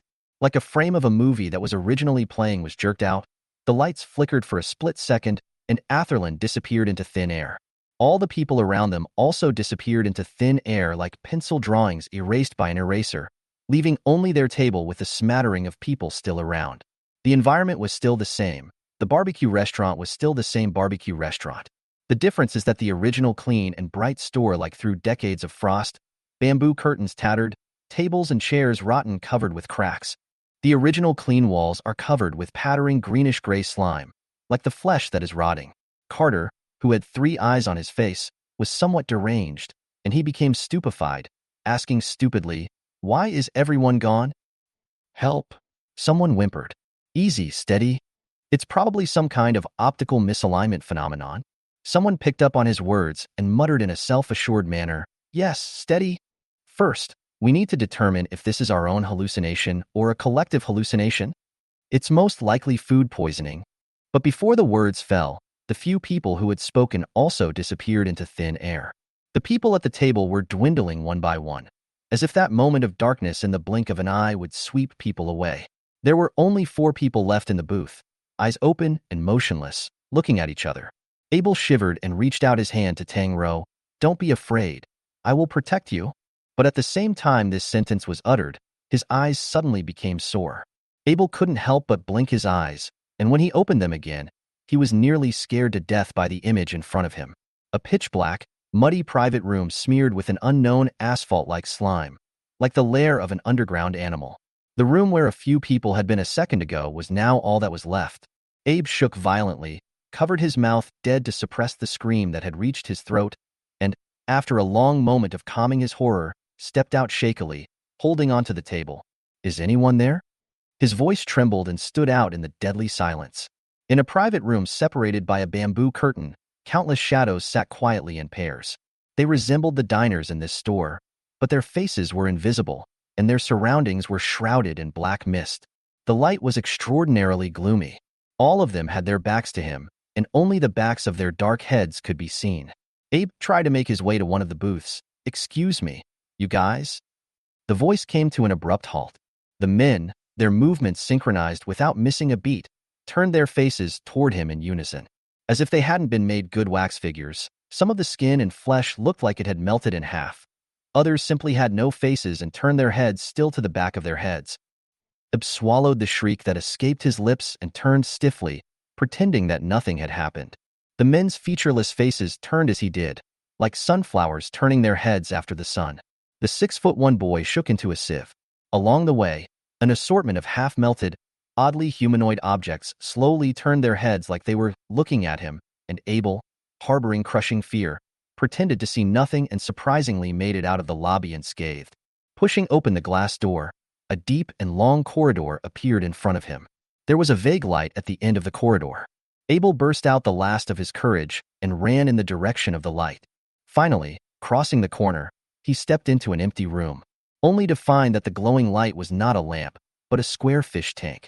On the side of the fish tank sat a man, slender and wrapped in a clean white-like lab coat, with soft light blonde hair draped behind his head. If it weren't for his size, Abe would have even thought it was an androgynous female. Abel noticed that he was barefoot, revealing a pair of long, flawless legs under the snow-white fabric, the tips of his feet pointing like jade. It was evocative. Chapter 61. The Fishbowl and the Silver Eyes. Finally seeing a normal person, Abe almost cried. He was incredibly choked up as he walked towards the man, his voice filled with trembling. "Hello, may I ask where this is? I don't know why my companions have all disappeared." The blonde youth looked intently at the fish tank and did not answer him.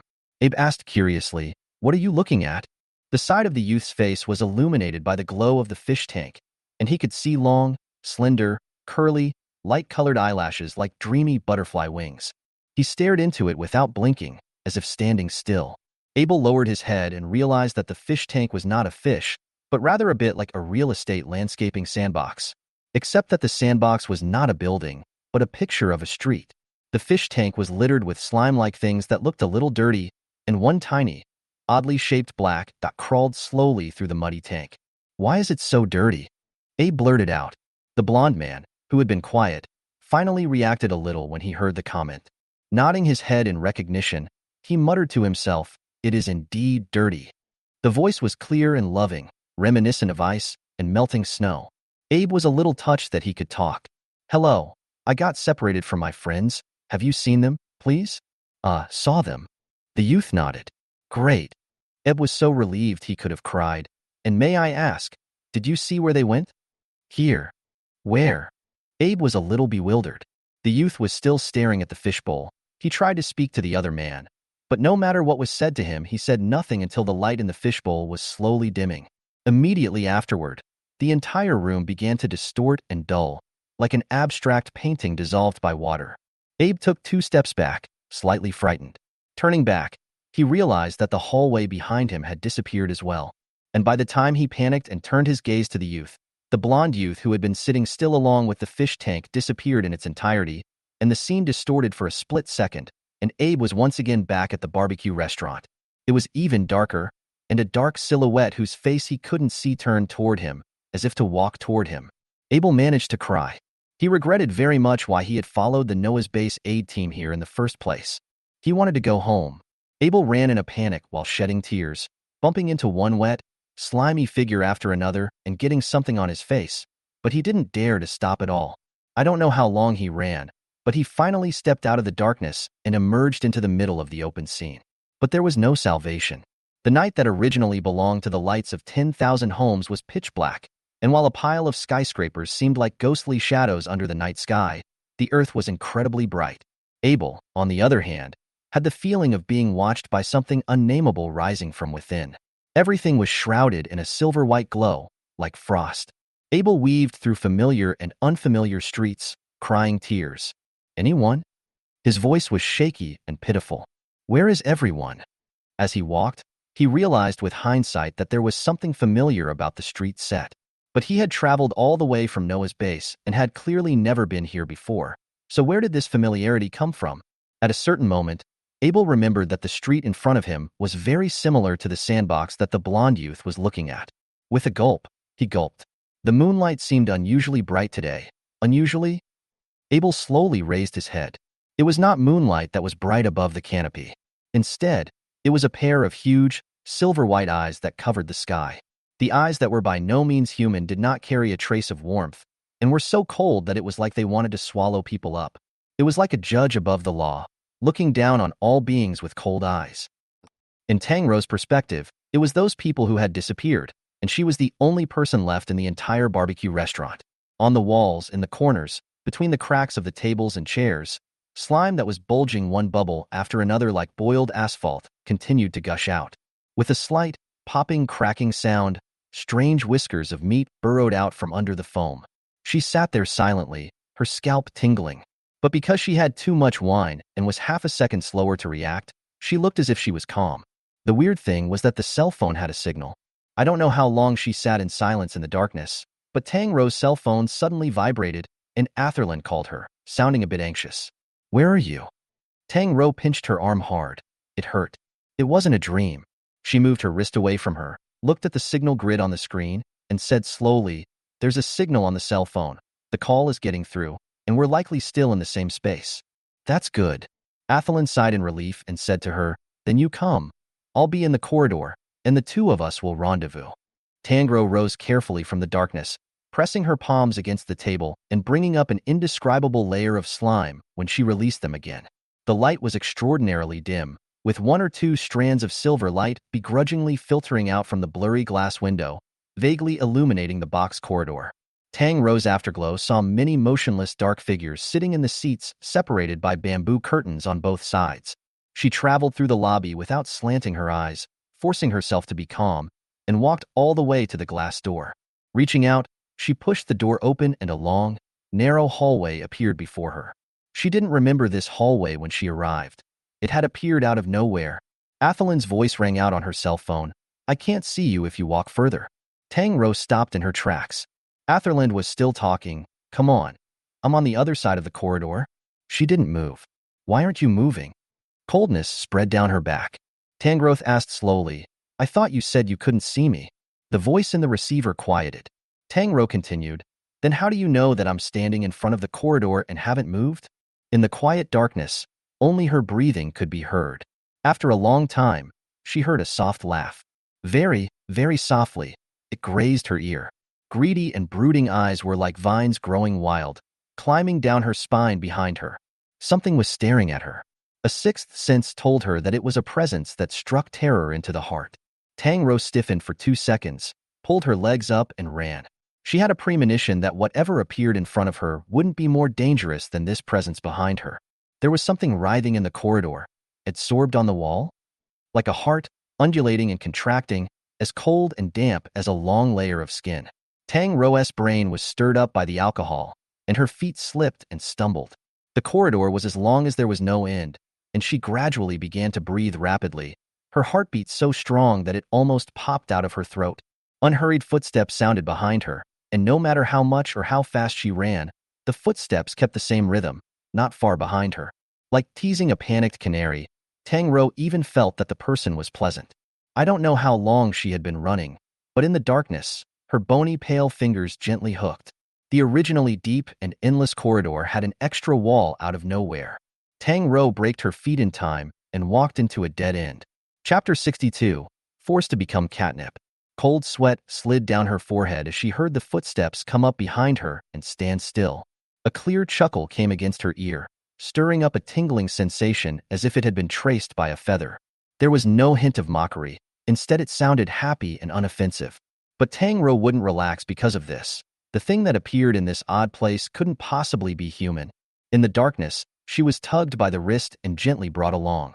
Her back pressed against a warm, cool chest, incorporating inexplicably familiar, but how could she not recall the strange fragrance between her nostrils? Her waist was clasped by the person behind her, and Tang Rou felt a bit of coolness fall on her eyelids as that person's fingers traced through the roots of her eyelashes. When she opened her eyes again, the world had some more light. The person behind her seemed to be very tall, and he leaned in and pressed down, his tall nose burying itself between Tang Rou's hair as he slowly inhaled. Very sick feeling. Obviously a completely dangerous scene. Tang Rou was unseasonably reminded of sucking on a cat.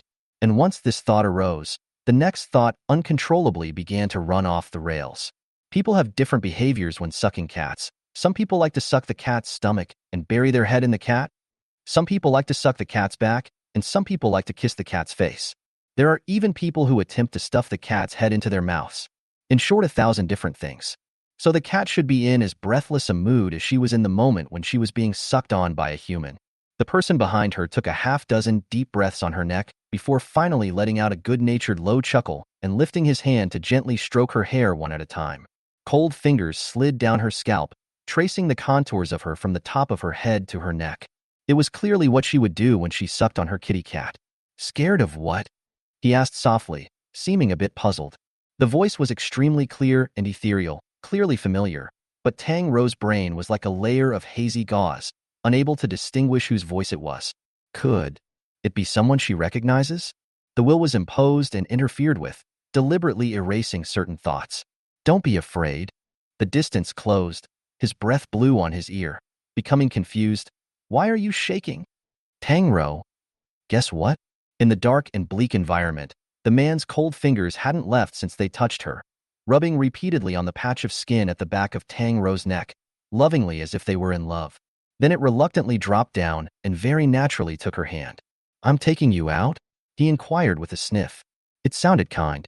Tang Rou, however, spied a feeling of a hungry tiger's groove.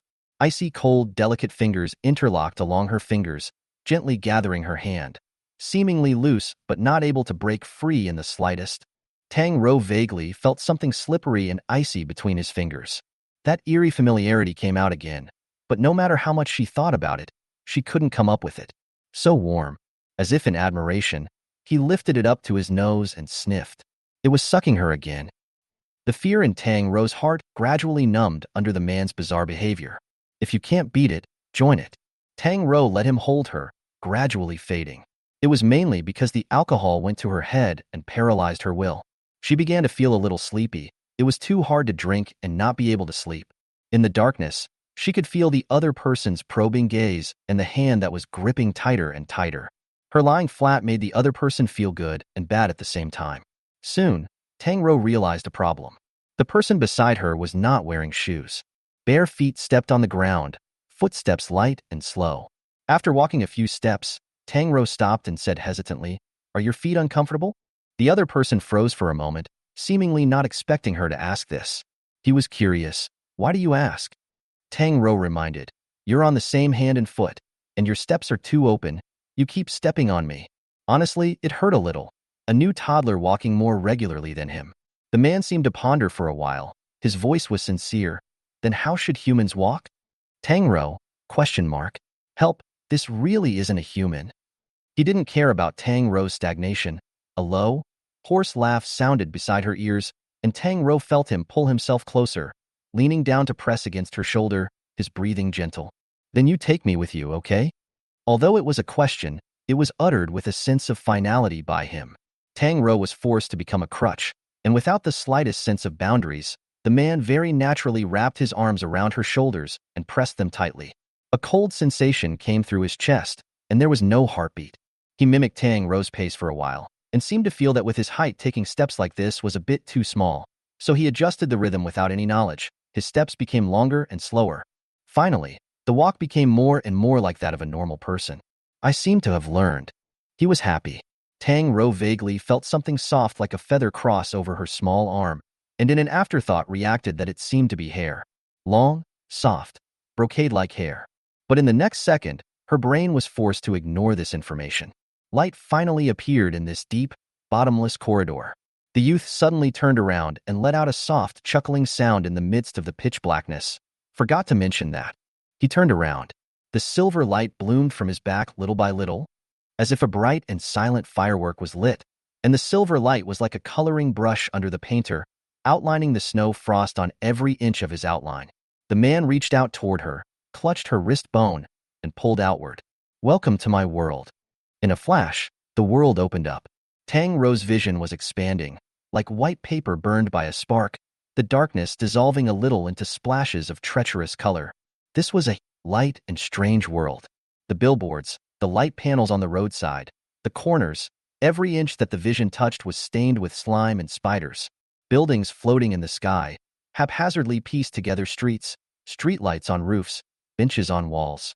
The world looked like it had been folded and flipped by the hand of God, or like a child's misspelled jigsaw puzzle, with all sorts of familiar sights jumbled and staged. Not far away there is a flipped building. The sharp triangular top upside down on the ground looks very anti-gravity through a floor-to-ceiling window.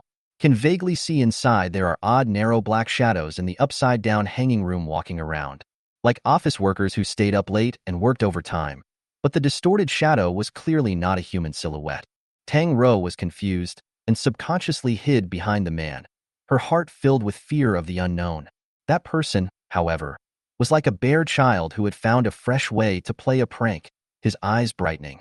His sight was so scorching that Tang Rou couldn't even ignore it if she wanted to. She pretended to be calm and took a step back, but was pulled back by him. Scared? Tang Rou didn't say anything. Hold on to me if you're afraid. His voice was pleasant, not giving her a chance to struggle at all. The man took her and interlocked her fingers, lifting her palms up and pinching them one by one to play with them. Chapter 63, Sweet Perversion. The moonlight in this world seemed bright. Tang Rou tilted her head to look at the sky and was startled into hiccuping. Could someone tell her why there was a pair of big eyes in the sky? Before she could get over her shock, her face was cupped by someone. The man's eyes burned into hers, and the bridge of his nose came close enough to sniff at her lips. Then blinking, he asked curiously, "What did you eat? It smells so good." Tang Rou was glad she wasn't eating leeks. Wine? Wine. He was full of anticipation. "Can I taste it?" said he, coming up to her lips. Tang Rou immediately covered her mouth in death. He was a little regretful, then took her hand and cheerfully announced, "Go find some wine to drink." His features were illuminated by the pair of silver eyes in the sky, and Tang Rou could clearly see his eyes, nose, mouth, and delicate, stern contours, but her brain couldn't recognize them. Like suddenly having face blindness, she could clearly see, but couldn't distinguish his appearance. Couldn't even see his hair color or eye color. Tang Rou simply gave up and lowered her eyes, but noticed that his clothes were somewhat familiar. It seems like, where have I seen it before? She struggled to think for a moment, and suddenly asked tentatively, "Are you able?" After a long time, he said in a single word, "No." Tang Rou gave an "oh." So Abe had bumped into him? How awful. Then he heard his voice without much rise and fall. "Abe is so hard to hear. You memorized his name?" Question mark. A sentence with no beginning and no end. This world is weird and illogical, and every now and then you can see some landmarks appearing in weird ways, such as a shopping mall appearing on the side of a building, forming a weird F shape. Another example was the marina Ferris wheel that slowly melted like asphalt.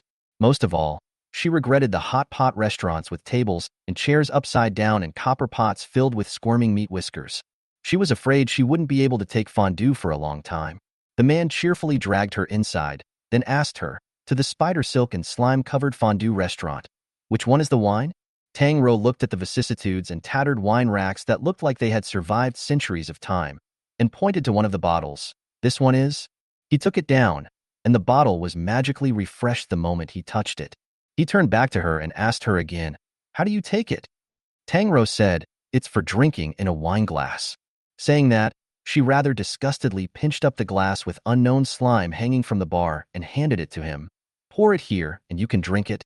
The moment the wine glass was touched by his pale fingers, it also turned brand new. Tang Rou looked at it, a little sour. Obviously, it was dirty when it was just in her hands. The man poured a glass, and the clear liquor fell into the glass, looking very good. As a result, he only took a sip and threw it away rather disgustedly. "It's awful." He looked at her with a furtive gaze. "Why do I feel that the—" "In your mouth." Tang Rou deadpanned and covered her mouth. "Don't even think about it. Pervert." She was dragged out again by the pervert, pulling her along hand in hand. The effects of the alcohol were becoming more and more apparent, and Tang Rou yawned slowly, teary-eyed. So sleepy. The next second, her face was cupped again. She was already numb. He looked at her with a burning gaze, very close, his voice gentle and clear. "Sleepy?" Tang Rou blinked away the teardrops on her eyes, peeled away his hand, took a step back and shook her head.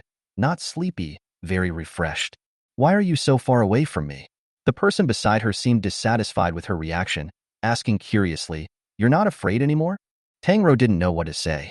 Her brain hadn't taken it all in yet. Her eyes saw it, but her mind couldn't react. The man nodded to himself. Tang Rou then started to meet jump scores, and was walking along when something suddenly popped up to scare her, like fleshy tissue falling from the sky and snapping into bloody foam in front of her. Like a human with a head that is eating itself with dilated pupils crawling out of the corner of the street. Then there was the ugly creature with 8 symmetrical eyes on one face. Then there was the bizarre sight of a half-melted humanoid crawling out of its mouth with its bloody mouth open.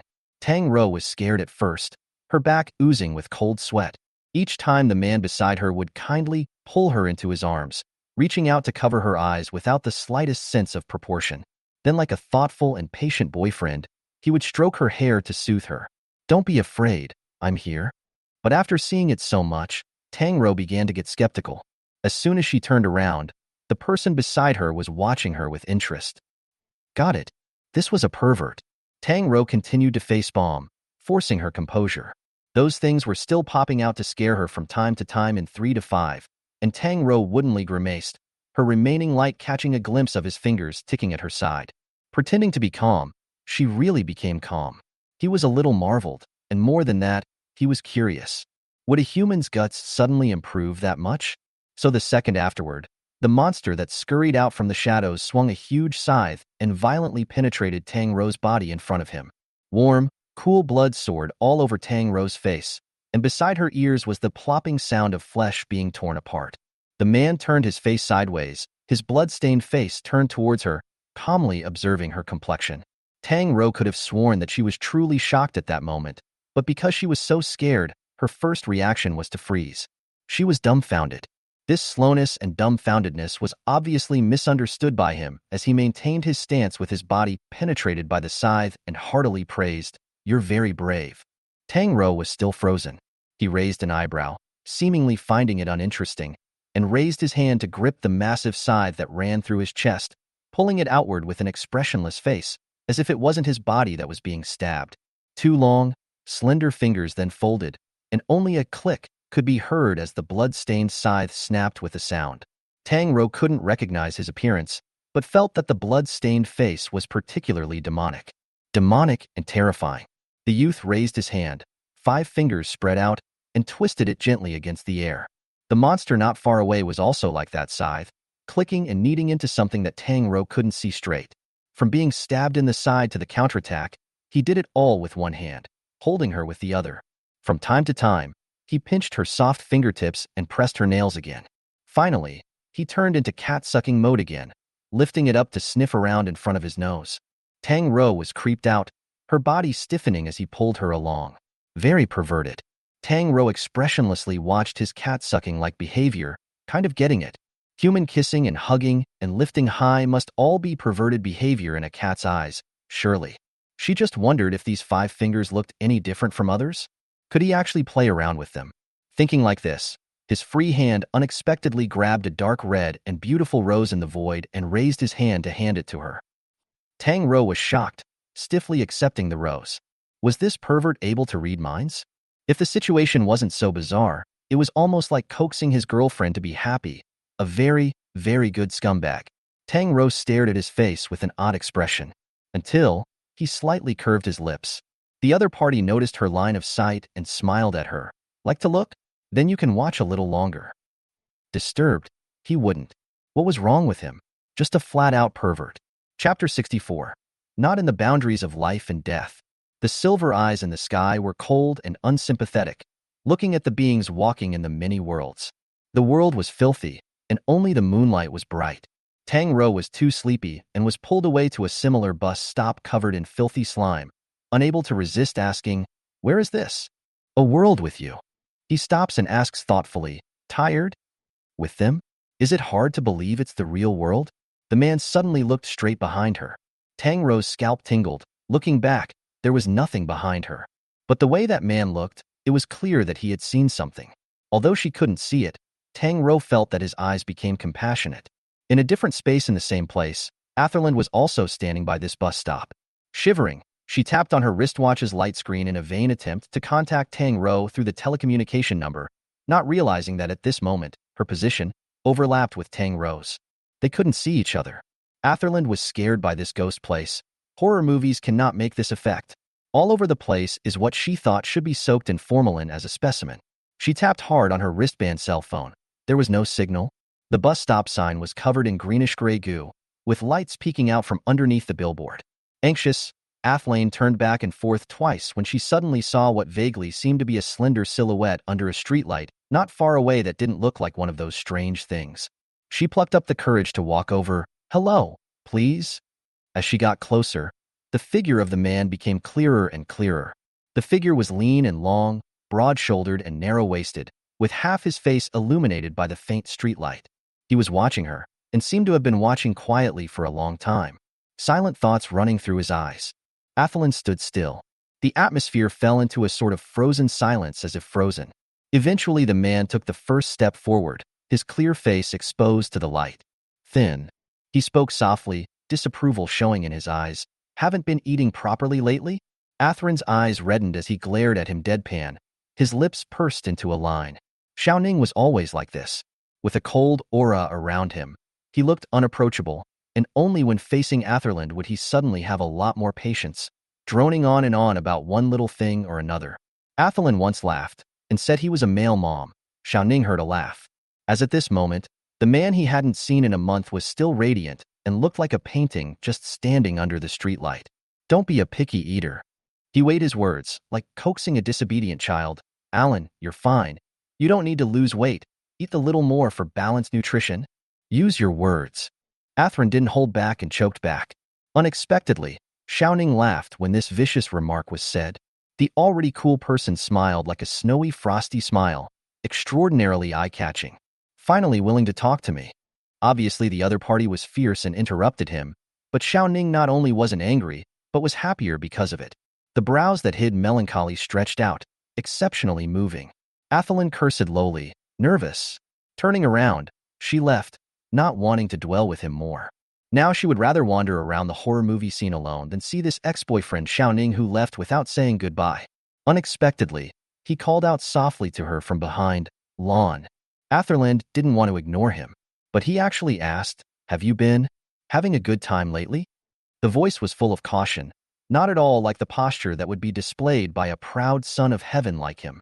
Atherland gritted his teeth a few times, and the tears in his eyes could no longer be held back, breaking down. "You have the nerve to ask me? Son of a bitch, dead scum. Broke up without even a reason, and now you have the nerve to pretend to ask me? Are you still not a human being?" Aggrieved. She was aggrieved. Why did you leave without saying goodbye? Why break up with her? Why come to care about her even after they were gone? Athelin's tears fell fast and furious. Xiaoning stood in the shadows, his face half bright, half gray and unclear. After a long time, he said, "I'm sorry." The blonde-haired youth slowly withdrew his sight and asked Tang Rou with downcast eyes, "Sometimes, I don't quite understand you humans." Why were the words that came out of his mouth different from what was in his heart? He was disappointed in most humans. But sporadically, there were one or two that would give him the idea that humans might be trustworthy as well. And the one or two clean souls would make him feel pity and regret. Tang Rou asked, "You were just looking behind me. What did you see?" "A sad, dead soul." He said calmly, "It's an inspired world." Chills ran down Tang Rou's back. Is this world fake? No, it's real. The clear, moist voice had no temperature or rise and fall, as if it were a narrator reading from a script, calm to cruel. In this world, people might meet someone they once missed. Tang Rou did not understand. Missed people? For example, people who have already died, but have an unwilling heart. The stronger the intention, the more real the form. He suddenly pointed to the billboard. And then this kind, it's very unreal. He's still living in your world. Tang Rou followed the direction he pointed and saw a person set on a flat surface, like a two-dimensional painting. He was wrapped in a white coat, his face slightly elongated and distorted, his proportions odd. Tang Rou was startled. As an afterthought, she realized, how is this person so much like Abel? Then saw the white coat on the mural man. Wasn't this the experimental coat of the Tower of Babel base? Tang Rou looked at the young man with an unclear face in front of her and asked suspiciously, "The clothes on you shouldn't be stripped off from him, right?" He faked a smile. "How could it be?" "How? Does it feel like it is?" Abel in the mural seemed to move, his body elongated and distorted, and on his distorted face was a pair of disoriented eyes that looked delirious. Tang Rou shook her drowsy head and asked, "How can I make him come out?" The youth reached out his hand, and with a vain tug, Abel's deformed head stretched out from the mural. It looked a little disgusting. Tang Rou asked again, "How can I make him wake up?" "Pain stimulation, like hitting him." Tang Rou smacked over without saying a word. The youth continued to slowly finish his sentence. "Or you can directly shout him awake, just like shouting at someone to get up." "Why didn't you say that earlier?" The man covered his face that had been slapped in vain, woke up with disoriented eyes, looked at Tang Rou, turned his head again, saw the youth, and his eyes widened for an instant. The next second let out a shrill, mournful scream. The youth expressionlessly shoved him back into the mural again. Tang Rou watched in silence and asked, "Is he dead?" The youth revealed a look of regret. "No." Tang Rou asked again, "What about you? Your form is also clear, ah? Are you an undead soul?" The man smiled. "Except me." He was the master of this world, not in the boundaries of life and death. Chapter 65, Sleep When You're Sleepy. The light was dimming. Xiao Ning stood under the streetlight, her brows gentle and sad, as well as reluctant. "Lon, the book I gave you on your birthday, did you open it?" "I threw it away." Athoran said with red eyes, "You've broken up with me. I don't want your broken book." I thought Xiao Ning would be angry, but to my surprise, he was relieved. "It's good that you threw it away." Sulking at being abandoned, Atherlin mouthed off, "Xiao Ning, don't think I still like you. If you didn't show up today, I would have forgotten there was a you." Xiao Ning looked at her in silence, unable to say a single word. The streetlight overhead flickered, and the vision grew dimmer and dimmer. Atherland was still continuing, "I'm just out to fellowship today, so please don't show up in my world in the future." After saying this, a sourness welled up in his heart. Xiao Ning's figure was pulled into the darkness little by little, but Atherland was oblivious. The warm and slender silhouette was swallowed up a little by the dark swamp, and his warm jade-like face was filled with sadness. The world is collapsing. The buildings in the sky were falling a little bit. Their irregular shapes were like broken jigsaw puzzles. Tang Rou looked at this fantastical scene and couldn't help but ask again, "Is this the real world?" "Sort of." He said something Tang Rou couldn't understand. "This is one of the countless worlds folded over the human world." Tang Rou didn't understand. The youth looked calmly into the distance, his soft hair hanging over his shoulders with an intolerant detachment. The pair of silver eyes in the sky emitted a motionless silver light that fell on him, appearing to make his skin grow paler and paler, and his shoulders looked like a layer of snow had fallen on them. "Humans," he murmured, his expression taking on a trace of imperceptible pity, "making gods and destroying them." Gods? What is making gods and destroying them? He seemed to sigh and regret. It's coming to an end. Tang Rou looked at him and suddenly had the illusion that he was lonely. The world was empty and gradually collapsing. There was a sense of loneliness and desolation.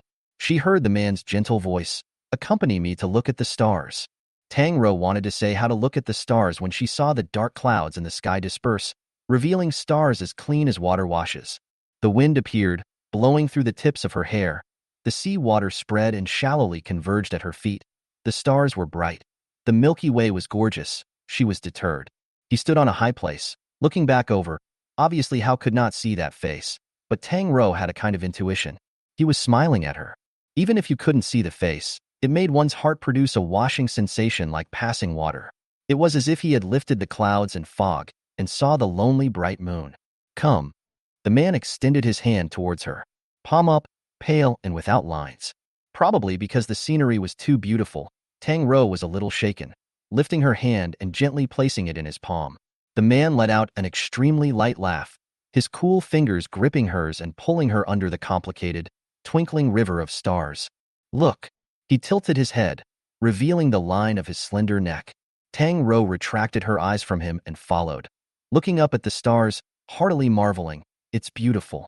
In her world, where light pollution was severe and artificial neon covered the sky and moon, the stars were no longer visible. Slowly, her eyelids heaved. She became sleepy. "It is beautiful." The person beside her sighed softly and tersely. If Tang Rou turned around, she would see the other person gazing into her eyes. If the human race disappears, 50 years from now, the sky will be like this again. His voice suddenly turned cool, full of deep meaning. Tang Rou felt a little chilled by the words. The edge of the world was shattering, and they were sitting on the last clearing. This treacherous journey was nearing its end. The youth raised his hand, his slender 5 fingers grasping in the void, revealing a smile. Rumble. A collapsing sound came from the distance. The earth beneath his feet began to shake. Countless crumbling cities annihilated into fragments. Tang Rou sniffed at the sound and looked over, but her vision was deliberately blocked. A building appeared out of nowhere in front of her eyes, coincidentally blocking the picture at the source of the sound.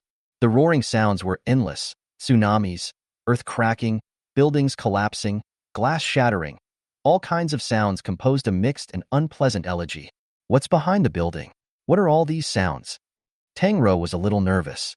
The youth raised his hand, his cold palm pressed against her ear, isolating the noisy sounds, and said warmly, "Keep looking at the stars and concentrate." For some reason, Tang Rou felt even more sleepy. Even though she forced herself to keep her eyes open, she couldn't resist the drowsiness that flooded her like a tidal wave, layer by layer. The youth kindly pressed her head gently onto his shoulder. "Sleep when you're sleepy." The other hand dropped down and continued to hold her.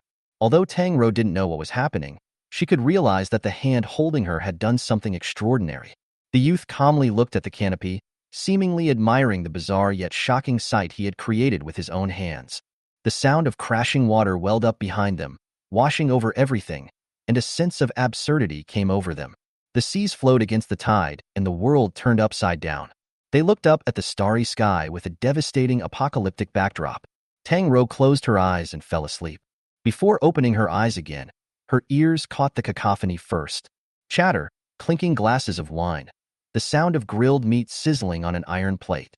A rich barbecue aroma diffused into her nostrils. Tang Rou came to her senses in a flash, realizing she was still sitting in the grill. Across the room, Ib screamed violently, covering his face on the table. "What's going on? I'm not dead," he yelled, attracting a ton of attention. Tang Rou was horrified to find that the clothes on Abe had disappeared, and all that was left of his body was a pair of boxer briefs.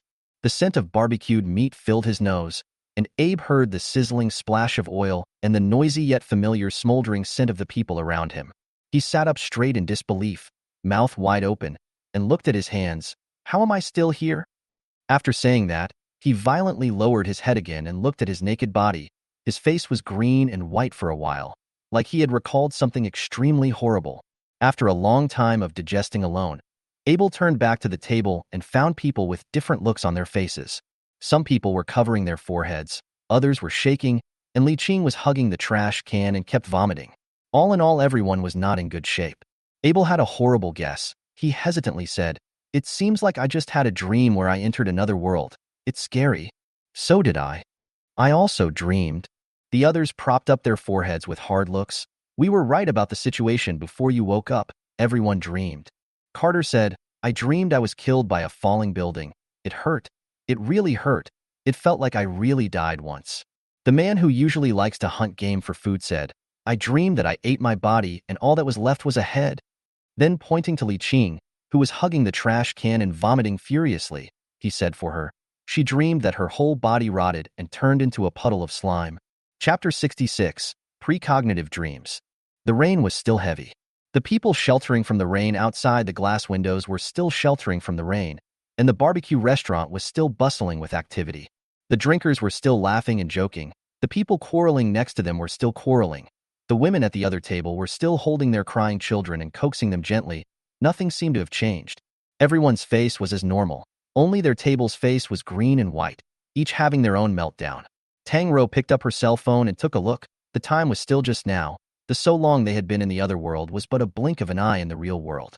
Everyone matched their statements. Almost everyone had been chased by unknown creatures in that horrible otherworld in a sorry state to escape. Coincidentally, the waiter came to serve the food, and Abe stopped him and asked ham-fistedly, "Did your store just have a power outage?" The waiter looks puzzled. "No, the power supply has been stable." Abe rushed out again and asked the next private room across the curtain, "Did you guys just see that? There's a lot of slimy stuff in here, and monsters." A laughing voice came from the side, "Dude, lost your game of truth or dare?" No one believed it. Apparently they were the only ones at the table who had entered that horrible world. Abe froze, walked back, and sat down. After a long time, he said, "I dreamed that I became a two-dimensional creature, living in a billboard," said looking up at Tang Rou, "and dreamed about you." The words stopped in mid-sentence, covering her face. Tang Rou's face was calm, but her heart was a bit flustered. "Ah yes? I don't seem to have dreamed of you." It was good that Abel was so immersed in fear that he didn't doubt her words. Everyone's expressions were palpitating, clearly having experienced something horrible. The only ones in the entire room who didn't have that kind of fear on their faces were Tang Rou and Atherland.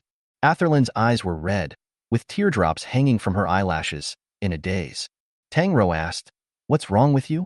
Atherland looked up at the words, frowning as if she had been awakened by the shouting, and suddenly stood up, walked outside, and came back and sat down after a while.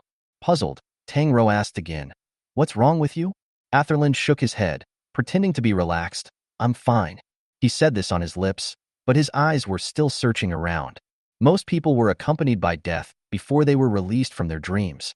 Abel in particular had an expression that could be described as worse than death, holding his head in agony. "So what was that just now? Was it a hallucination?" "I don't know who said, it doesn't seem to be." Everyone looked at the voice. The man raised his hand. An unknown object remaining in his fingers was writhing, and the arm he exposed was littered with tiny wounds. "I still have the wounds I just received, and this?" As soon as that slime-like creature was taken out, it seemed as if it couldn't stand the light and let out a soft, bared sound, turning into vapor that floated in the air. Li Qing managed to stop vomiting, and at the sight of that scene once again hugged the garbage can with a wow of dry heaving. After a long silence, Carter said, "Everyone is also from the biological research company, or else they are from the experimental base. I'm sure we can all face this calmly and revisit it in a rational way." "So do we report it?" "We can report the wound first, so that the base can test if there is any infectious substance left in the wound." Tang Rou then realized that the entire table had large and small wounds on their bodies, except for those otherworldly sticky substances that weren't there. The wounds that they had suffered on their bodies were all there. If one were to say that there was something different, it would be that the two of them, Athrun and her, were unharmed. Just then, an ear-piercing siren sounded with a shrill rhythm and high frequency. Tang Rou instantly heard that it was the city's emergency evacuation warning. Immediately after, the city sound system in the streets and alleys resounded with the announcer's mechanized and temperature-less voice. "Next, a tsunami level 1 red alert will be issued. Due to the tsunami's impact, tsunami wave heights of 200 centimeters or more are expected to occur at coastal tide gauging stations, and a tsunami hazard level 1 emergency response is about to be activated." The barbecue restaurant resounded with a succession of cell phone message alerts. The government system had sent warning messages to every city citizen, and someone took out their cell phone and read out what was on it. "A violent eruption of the undersea volcano in Luosong has triggered a transoceanic tsunami, and a tsunami wave has just been detected in the offshore waters of this district." Tang Rou pressed out her cell phone, and as soon as she lifted her head, she found that everyone's expressions were not quite right. Li Qing's face was ugly. "This tsunami. I saw it in a hallucination. Someone picked up, me too. Tang Rou's heart was shocked. Carter's face was serious. If I remember correctly, the bridge around the sea at the edge of the city's seafront would have been broken by this tsunami impact. Countless buildings collapsed, and the city's power supply system was about to be paralyzed. Those in the dream, could it be the future that had yet to happen? A lingering coldness lingered in the hearts of the crowd. It shouldn't be that coincidental, right? It was unknown who said a word. Yet no one was in the mood to answer him. Tang Rou hadn't seen the tsunami, but it was vaguely visible now. She fell asleep, and before she fell asleep she heard the sound of whistling water and buildings crumbling. Athrun held Tang Rou's hand under the table, and his body cringed. Responding to the evacuation, everyone was to return to the high interior before the tsunami arrived. The ladies left first, and were supposed to be sent home by the men, but the men at the table had been subjected to varying degrees of inhuman torture, and clearly had no strength left. Abel in particular, who didn't even have any clothes, had heard several female diners shouting pervert at him all the way out of the barbecue. On the contrary, Carter, who had been chatting better with Athelin before, was still calm. He pushed up his glasses and volunteered, "Then I'll walk the two of them back." Then he asked, "Both of you are staying at the hotel apartment at the Bubata base, right?" Athrun nodded, suddenly becoming ladylike again. "Then I'll trouble you." "It's fine, no trouble." He lifted his bag and walked ahead. Atherlin suddenly asked, "Did you guys meet anyone else in the dream?" Tang Rou didn't say anything. Carter also drove in silence, the lights streaming through the windows one after another, suddenly bright and dark, hitting his face, mottled and deep. When he was almost at the Tower of Babel apartment, he suddenly said, "I saw it." Athrun froze. "You saw it? So there really was someone else in the other world just now, wasn't there?" "I knew it." Carter added, "I don't know if I can call him a person, because the one I saw, he's been dead for years." Atherland suddenly stiffened. What Carter hadn't told them was that the first thing the man said when he saw him and knelt down in front of him, hugging his legs, was, "Great, I've finally met another person." His eyes were red and he begged Carter bitterly, "Will you kill me?" The car had turned into the gates of the Tower of Babel when Athlone suddenly said, "Wait, I want to go back." Carter in the front row turned around at the sound. "What's wrong?" Atherland pursed her lips and said after a moment, "I forgot something there." Tang Rou grabbed her. "There's a tsunami warning. It's not safe. Let's wait until tomorrow if there's anything." Chapter 67. Before the sun hits the Tropic of Cancer directly, I want your answers. Getting out of the car, Tang Rou could see that something was wrong with Atherland. Her eyes were red and she was a bit distracted. Tang Rou asked suspiciously, "Atherland, what's wrong with you?" Atherland pursed her lips and kicked the stones under her feet. "What bad luck. I just saw Xiao Ning, that negative man, at the barbecue store, and it evoked some sadness." Tang Rou sighed in relief. "Xiao Ning when?" "So it was a run-in with an ex-boyfriend." Atherland clenched his fists and gritted his teeth. "Just in that strange world in the hallucination, I saw him, and the two of us were chatting." As he walked, he realized that Tang Rou didn't follow him. Atherland turned back, puzzled. "Why aren't you walking?" Tang Rou was fixed in place, her eyes widening slightly. They passed the convenience store downstairs, and Atherland went in to buy a few beers. "When you're in a bad mood, you want to pour alcohol." Tang Rou opened the easy open can and asked as if she was not thinking, "You said, you saw Xiao Ning?" "Yeah. Annoying as hell, even daydreaming is a nightmare." Atherland beamed. "I can't be getting over that negative guy, can I? That's not cool at all." Tang Rou felt her heart beating fast. "What did you dream about?" "That dog man told me to find a good guy to have a new relationship and forget about him. Pissed me off." Tang Rou didn't say anything. Atherland slowly, also did not speak. The two were quiet until a droplet of water fell on the back of his hand. Atherland was a bit out of it, his eyes staring blankly at the beer bottle. "You say, I shouldn't really be able to forget that damn ex-boyfriend, right?" Tang Rou, however, thought that he might really be dead. Before parting with Atherland, Tang Rou said, "Let's talk about anything tomorrow." Unexpectedly, this sentence caused her to sleep less than 4 hours. At 5 o'clock sharp, with the light of day faintly rising, her doorbell had already been frantically rung. Opening the door, Tang Rou was startled by Atherland's appearance, her eyes full of red bloodshot eyes, her hair a little disheveled, like a female ghost that had just been fished out of the water. "What's wrong with you? Didn't sleep all night?" "Zoe, I'm not happy. There's something I want to get straight." The more Atherland thought about it, the more angry she became, gritting her teeth. "Before we broke up, he gave me a book, saying that it was a birthday present, telling me to make sure I opened it on my birthday, but it turned out that he ran away within 2 days, and I never opened it, putting it back in his office. Saying that, Athelin sneered again. As a result, that negative man mentioned that book again yesterday. Seeing that I didn't open it was obviously relieved. I would like to know what unseemly things were written in that book. Tang Rou steeled herself and put on her jacket. So what do you want to do? I'll accompany you.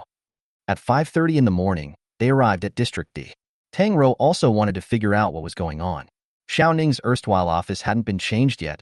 It was temporarily locked, and to get in you had to go to the records office to get a key. The duty is not Jiang Yuzu Lemon, but it is estimated that it is also a love of Xiao Ning. Heard that you have to get the key, rolled his eyes and said, you cannot enter. Without the consent of the person, office cannot be opened. Someone at the service desk muttered, not a small voice. Director Xiao, this ex-girlfriend is really difficult. Really, there are a lot of people pestering Engineer Xiao. What kind of cats and dogs are there? And don't look at whether they are worthy. Or not. What are you guys saying? Tang Rou frowned. Keep your mouth clean. Athelin stopped her. It's okay. Rou, let's go. Anyway, she had already heard many such comments when she was with Xiao Ning. Tang Rou was still wondering how Athelin was so good-tempered, but she didn't expect Athelin to lead her around the outside, jumping off the edge of the second floor and pulling open the window at the back door. Almost forgot. The window behind Xiao Ning's office has a broken lock, and I always enter through here. No one knows this secret but the two of us. Athelin flipped sharply and looked to be a repeat offender. Xiao Ning's office was just like him as a person, neatly tidied up, with an obsessive-compulsive, meticulous coldness. Athelin walked straight to the lounge of the suite, pulled open the door, fumbled in the desk drawer for half a day, and took out a box. Tang Rou followed over and watched as Athelin sharply unwrapped the ribbon on the box, and inside was a blue book. The Whalefall. It was a sad and tender story. Athelin turned the book over without hesitation. There was the sound of a key unscrewing the door from outside, and the little girl at the desk ran over in a huff, pointing at them and chortling. I thought something was wrong with you too just from watching the surveillance. How dare you go over the wall? Then she saw the unpacked box and became even more furious. How can you just unpack Director Zhao's things? This is someone else's private, said the man, silenced. Because she saw Athelin take out a diamond ring from the hollowed-out book. Athelin clutched the ring with a dazed expression. Tang Rou picked up the gouged-out book and found a passage written on its title page. She glanced at it and carefully placed the book in Athelin's hand. He seems to have written a paragraph for you. Athelin looked up blankly at Tang Rou, like a loosened machine, his movements a little sluggish, trembling his fingertips, and flipped open the cover. On the warm-colored title page was Xiao Ning's handwriting. Stumbling Thursdayly, pin bends like a silver hook insect tail, tendons and bones wantonly. Just look at the word, will think the other party should be cold eyes to see the world of the cool temperament. But Athelin knew that Xiao Ning was a gentle person. Through the handwriting, she seemed to see the other party's smiling eyebrows when she wrote this paragraph. Athelin, see the words as they are. We come from genes of absolute self-interest, and our bodies contain the code of survival for 10,000 years. We are stacks of matter, exquisite survival machines designed by our genes to preserve ourselves. All our cells are just subtle sparks generated by neuronal synapses. Perhaps even the essence of loving kindness is based on the law of fluting. But even so, I want to be close to you. I want to see the stars and dive into the deep sea with you. Wanted to perpetuate DNA with you, engraving memories into epigenetic genes. I generate abstract love and hate, joy and sadness. I want to raise my eyes to see you in the short, stacked hours of the future. Life is short. Allow me the selfishness of wanting to carve a physical imprint of me in your mind. May I ask, dear Ms. Atherland, would you be willing to accept such a selfish me? Before the sun hits the Tropic of Cancer directly, I want your answer. Shawning, 0601. Atherland clutched the pages of the book, her fingers vaguely white from exertion. The day she received the book, Atherland called him, but there was no answer. Then probably after too many calls, the opposite party finally picked up, but there was no sound. Just after hanging up the phone, Atherland received a breakup message from him. From then on, he was never contacted again. So, she never expected that the gift box she received that day would contain something like this. The sun hits the Tropic of Cancer directly is the summer solstice, June 22nd. But why? He never mentioned it. The house one after another came and a few more people saw this scene face to face. Do not say anything. A diamond ring. Isn't that a marriage proposal? Chapter 68. A beautiful bruised creature. They suddenly remembered that Director Xiao, who had always been unsmiling, always glowered before being captured by those people, and then revealed a gentle smile. Someone once boldly asked him, "Director Xiao, why are you so happy? Did something good happen?" He was gentle, a little embarrassed. His eyebrows contained a loving smile. "It hasn't happened yet, but hopefully, she will agree." Director Xiao is such a good person. No matter what he begs someone, he will agree. He smiled, so gentle that it made people drifted off. "I borrow your good advice. I hope so." Could it be that the thing that made Director Xiao go out of his mind with a smile? Was it a marriage proposal? Several faces were complicated.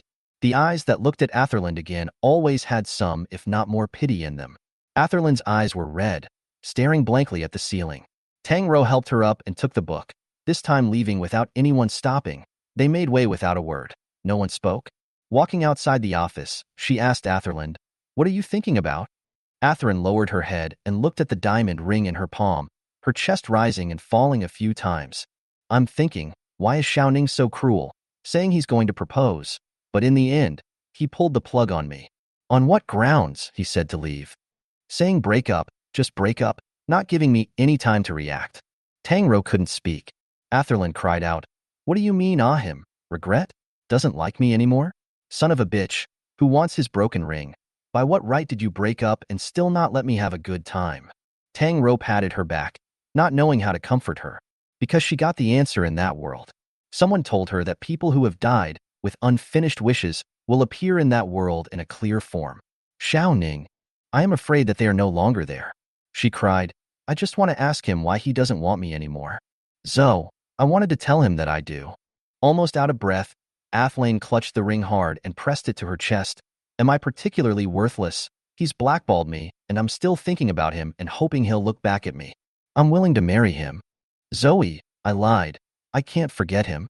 Atherland crouched on the floor, sobbing uncontrollably. There was an ugly shadow behind the underwater glass tunnel they had their backs to. It hid in the algae and watched her silently. It had had a greenish-gray skin, a body that was as ugly and piled up as a lump, and a pair of sad eyes. After digesting being proposed to and broken up with, Atherland was so emotional that she wanted to throw that ring away, and Tang Rou hurriedly stopped her. Atherland thought about it and clutched the ring back into her hand. "With red eyes," she said viciously, "also, when Xiao Ning comes back, I'm going to throw this ring in his face." Tang Rou just didn't want Atherland to throw away Xiao Ning's relics. It was also good that misunderstanding it like this was better than letting her know the cruel truth. Atherland hadn't slept all night and was tired of crying, so Tang Rou sent her back to the experimental base. She felt something was very wrong. In Xiao Ning's office, Tang Rou vaguely saw a pile of heavy documents under the corner of the desk and single bed, all of which were endorsed with the word "dismissed" in red. There might be some secret hidden behind them, perhaps related to Xiao Ning's death. But before she could figure those things out, she received a phone call. The medical center asked her to come over. From afar, she saw the medical center lit up with a morose white light, like a giant metal graveyard.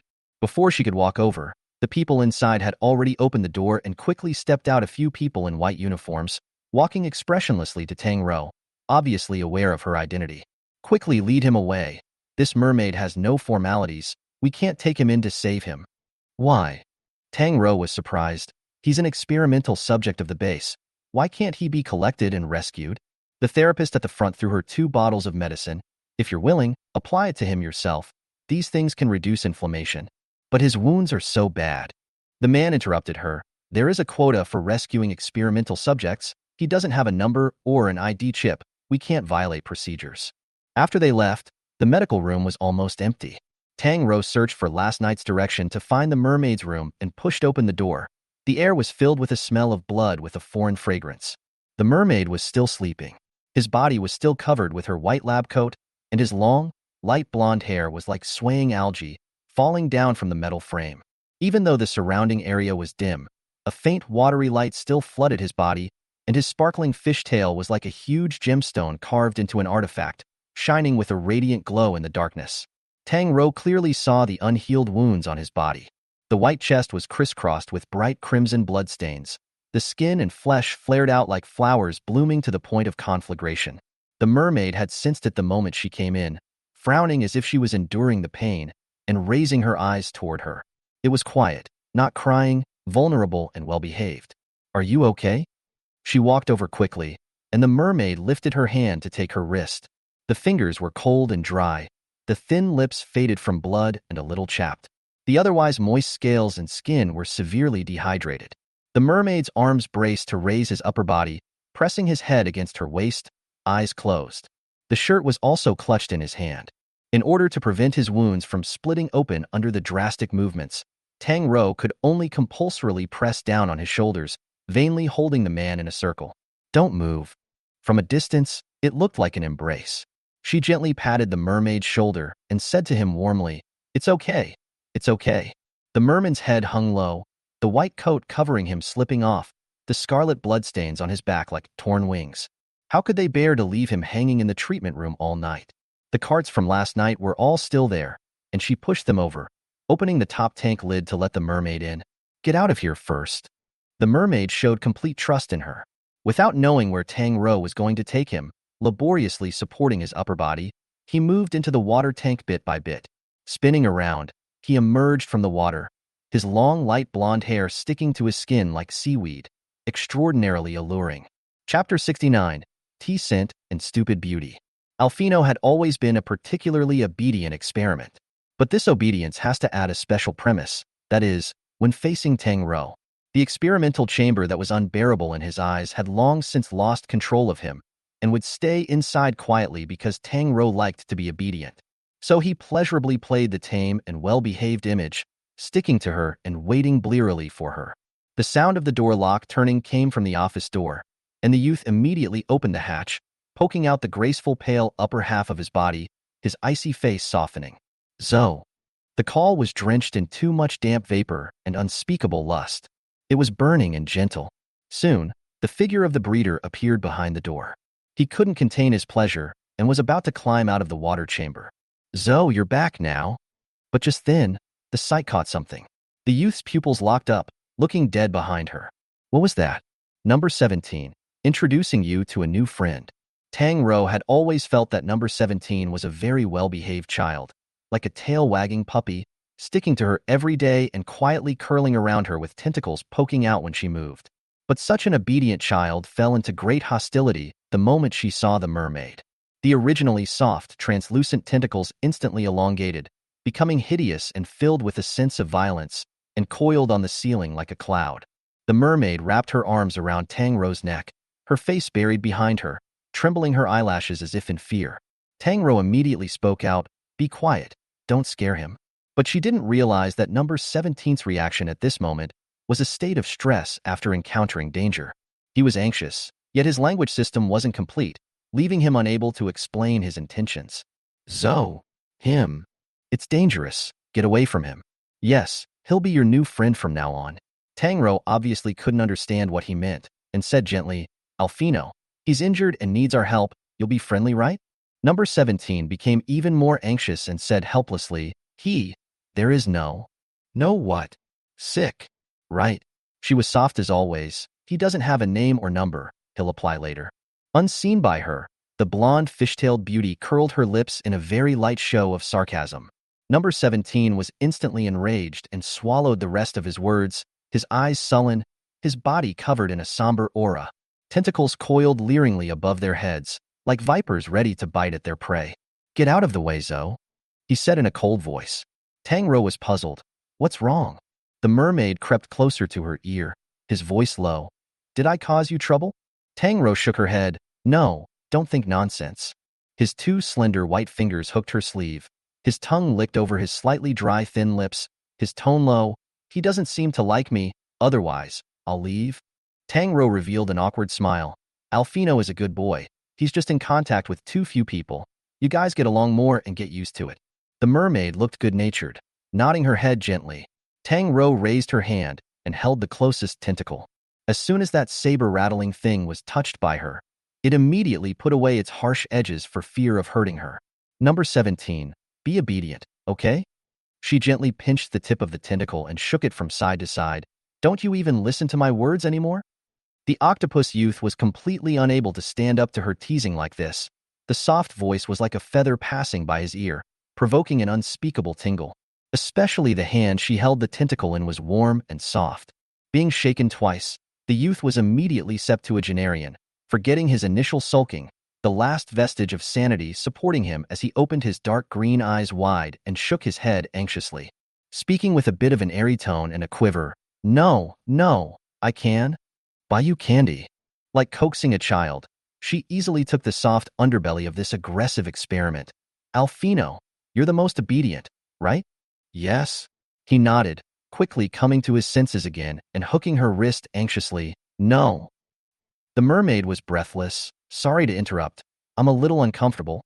Tang Rou was immediately drawn to him. Warm fingers loosened from 17's tentacles and touched the mermaid's scales that were a bit dry from lack of water.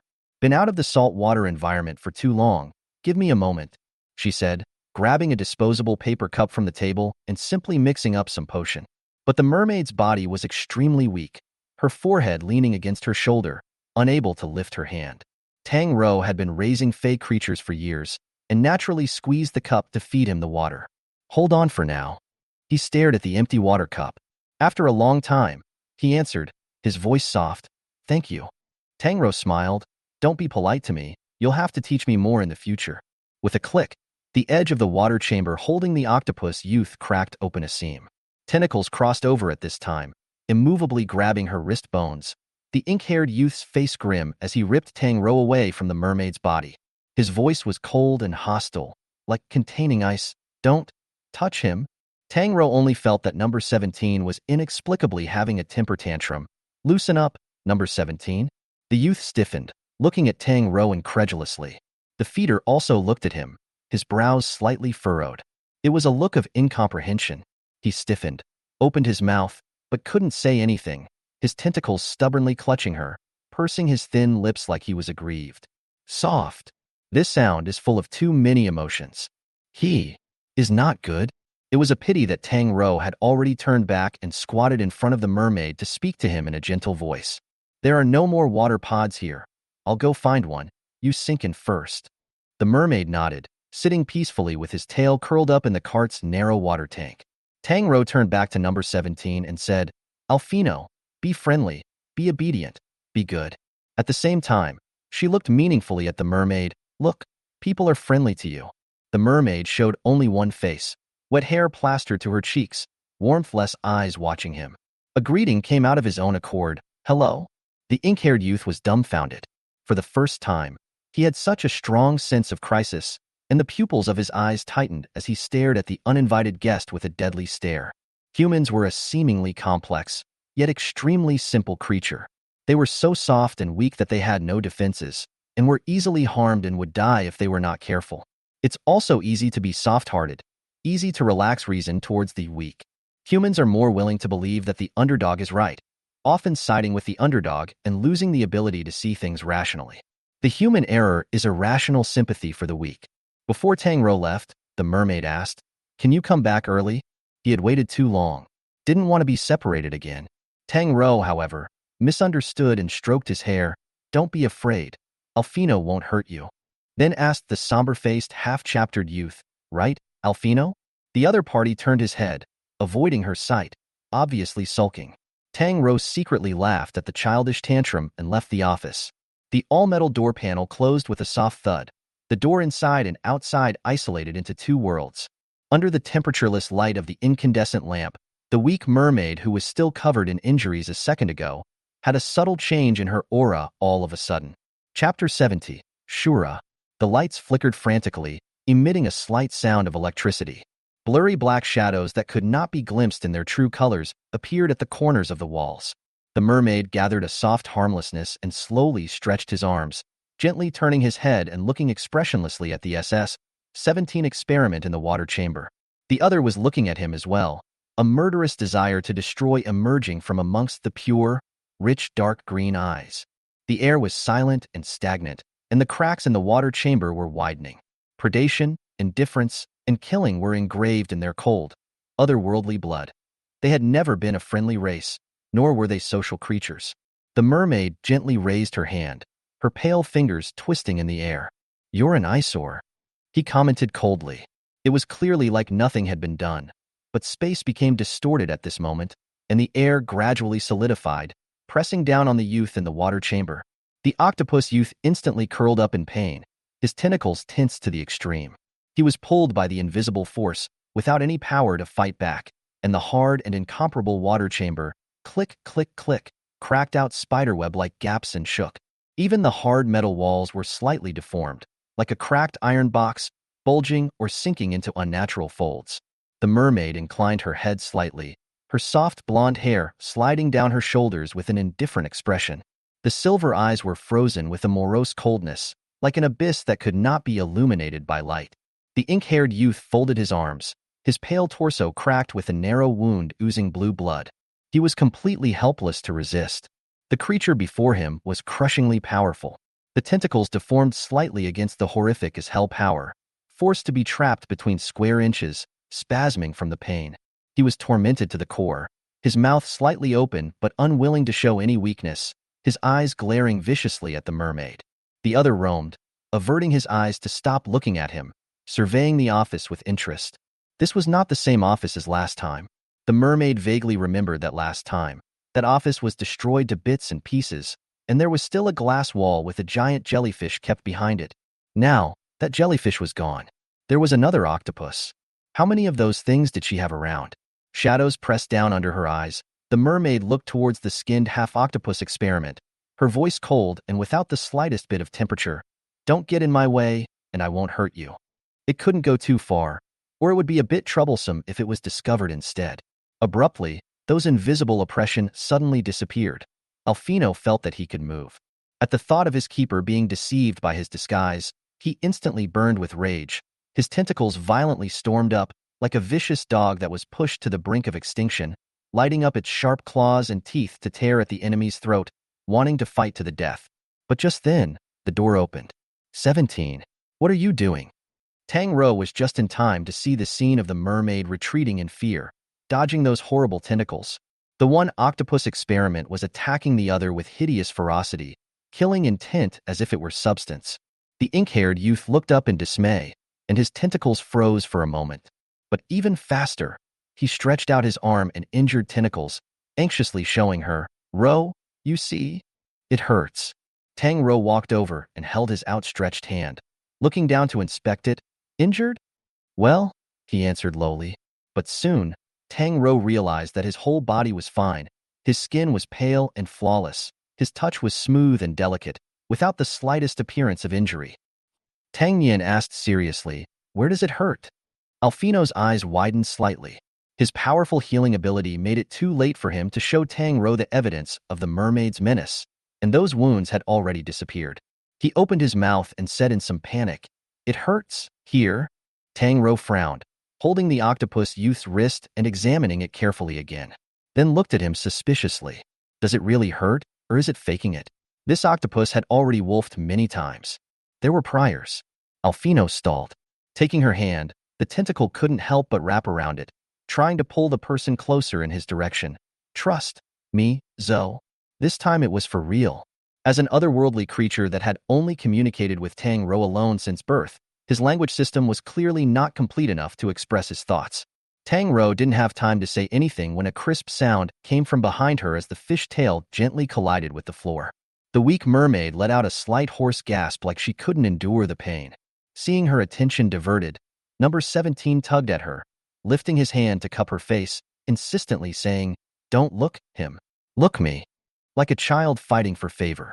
Tang Rou stared at his face full of inquiry. After a long time it dawned on her, and she said helplessly, "Number 17, let's talk about it later, okay?" "No way."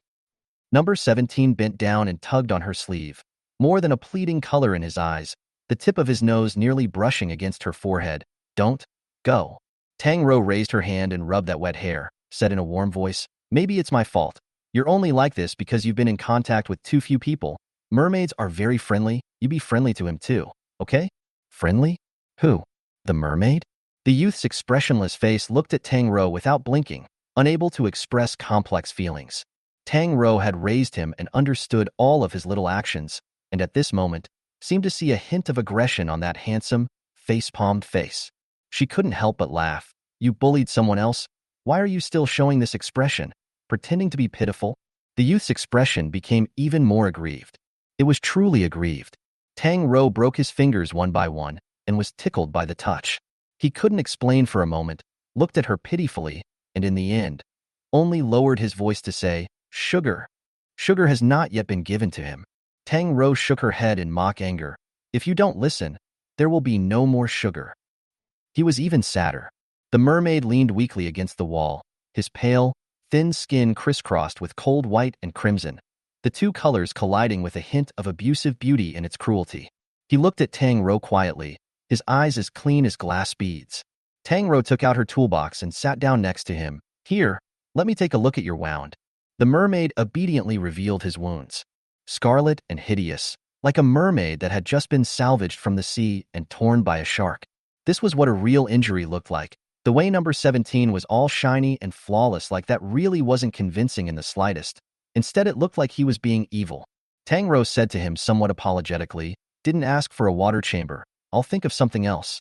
The other party gently shook his head. "No offense." The pain in Tang Rou's heart increased. She went to apply for water pods for experimental bodies and didn't expect those logistical departments' reasoning to reject her expressionlessly, claiming that the cost of a water pod could easily cost millions of dollars. They wouldn't provide this expensive equipment to an experimental body that didn't have a number or identity information. Tang Rou went to look for those abandoned pods again, but found nothing in the end. The base was indifferent to this mermaid. Worthless experimental subjects were all remnants in their eyes that could be sent to execution at any time and treated as fodder. The mermaid's wounds need to be sterilized first. But I didn't expect, just want to get some sterilization tools. A turn of the head, Tang Rou nearly exclaimed in shock. The mermaid fell to the ground, blood seeping out of his badly injured tail, and blood-stained scales falling to the ground. He trembled in pain, his eyes tightening. Several octopus tentacles were near him, and no matter how you looked at it, he had been attacked. Chapter 71: The Eternal Obsession. The air condensed with the scent of blood with a strange fragrance, and the faint breathing of the mermaid came from the corner. He was already unable to retreat, his back pressed against the cold metal wall, and the slightest hint of blood soaked under the ice sheet textured scales. "With a face as cold as ice," Alfino said to Tang Rou. "Fake." But Tang Rou didn't listen. She picked up the mermaid and examined his injuries, the other party's eyes half converging, his icy body leaning against her. The injured fish's tail rested on her leg, and his hair was intertwined with hers. It looked like the whole person was carried into her arms. The ink-haired, ink-eyed youth was suddenly chilled to the bone, and his tentacles were vicious and ghastly, coiled in dark clouds of shadow. Let her go. Unaware that such an action sat in the image of dangerous exclusivity. The emotions of experimental subjects are far more intense than humans, and they do not hide their love or hate. Unless they deliberately disguise a harmless and friendly image for Tang Rou, for the most part, they are indifferent. When the bottom line was offended, number 17 became terrifying. His entire body was suspended high in midair, looking down on him, each tentacle carrying a destructive force, his translucent suckers stabbing out sharp barb-like horny spines. Facing that mermaid, he was unsure. He couldn't bear the fact that the feeder was deceived by such a dangerous existence, so even if he died, even if he couldn't fight the other party with his power, he wanted to fight to the death. However, she unexpectedly blocked in front of him. In the nick of time, the tentacle turned its direction raw, but it failed to avoid it perfectly and grazed her cheek. Tang Rou let out a muffled grunt. Her entire face turned to the side, her pitch-black hair falling in disarray. At first glance, it looked like she had been slapped. The delicate facial skin belonging to a human was red with a patch of red, vaguely oozing with blood. Number 17's chest rose and fell sharply twice, hastily looking toward Tang Rou. "Rou?"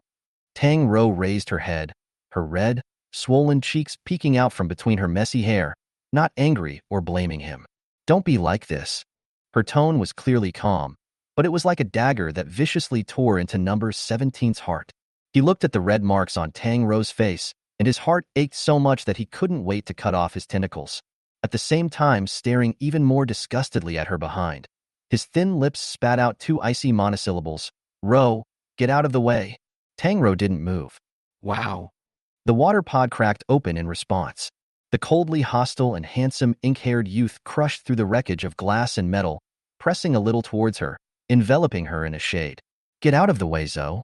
He must reveal the demon's true colors. But it didn't occur to the black or white naive experimenter that he would frighten his tender human keeper with such a move.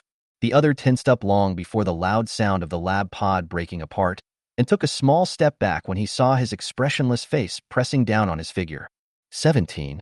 She took a deep breath and tried to calm down, but there was a hint of alarm in her voice that she didn't even realize she had. Stop, I'll take him, just calm down. A trace of imperceptible awe held in those gentle eyes that used to be his favorite and deeply infatuated. Like a sharp knife, it easily pierced Alfino's nerves.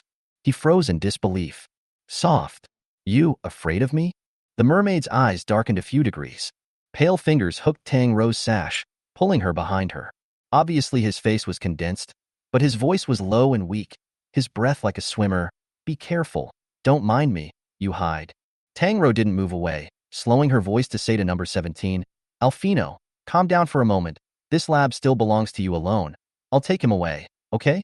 The tension was like a wire, taut to the breaking point.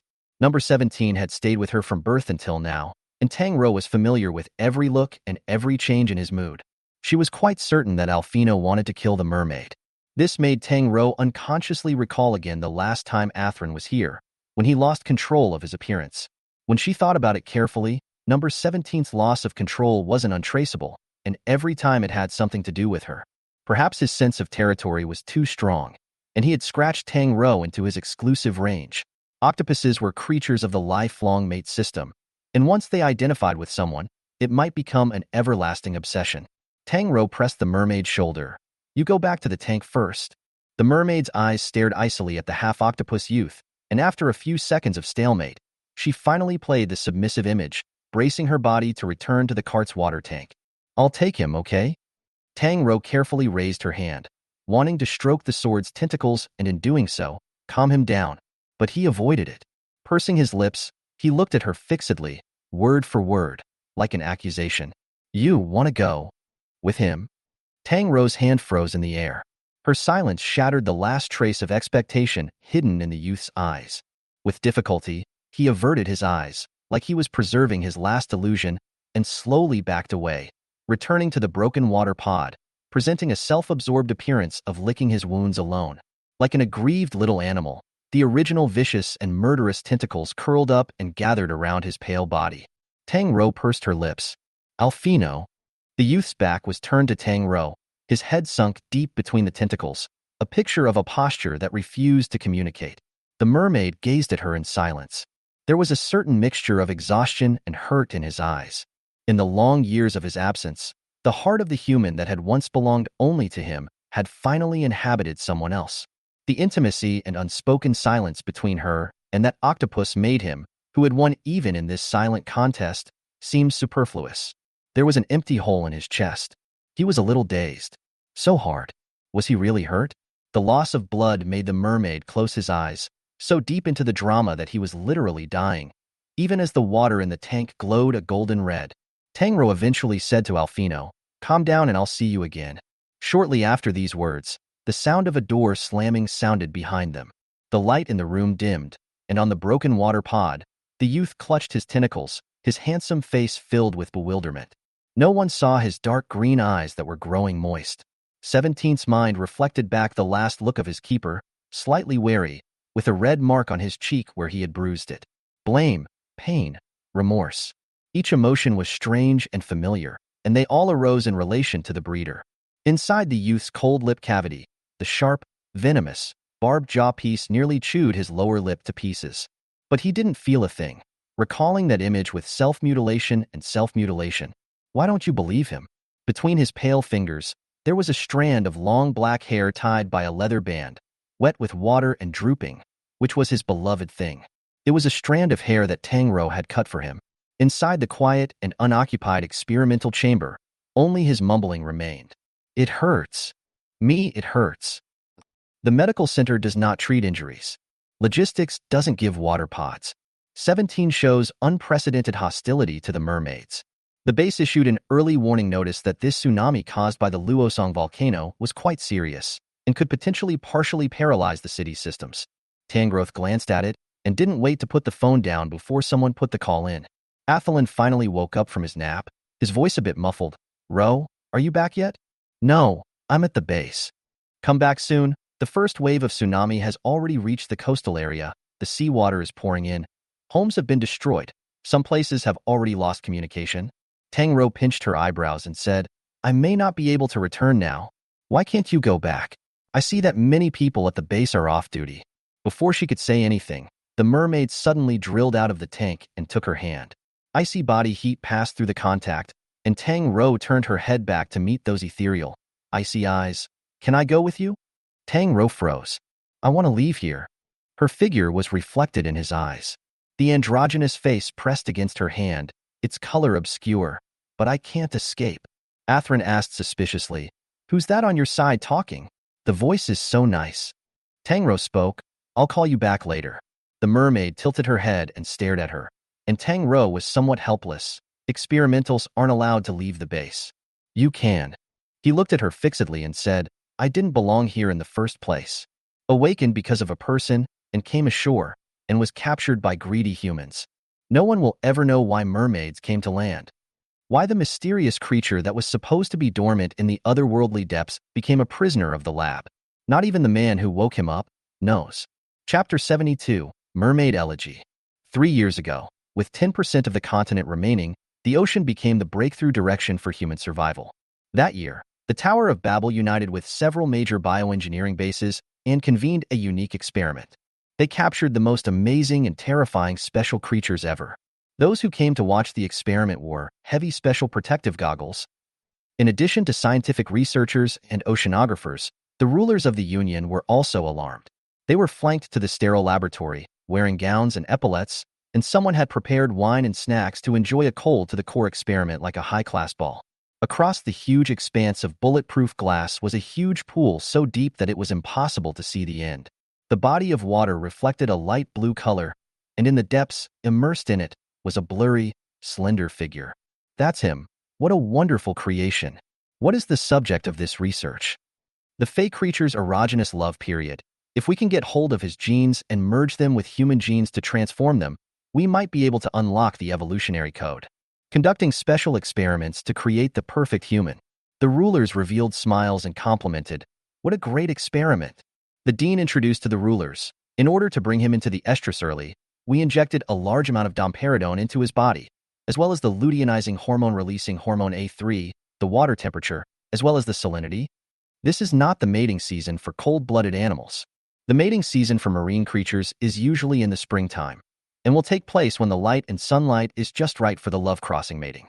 So, it will definitely provide the best viewing for all of you. Dean introduced, his face filled with pride. Is the glass sturdy?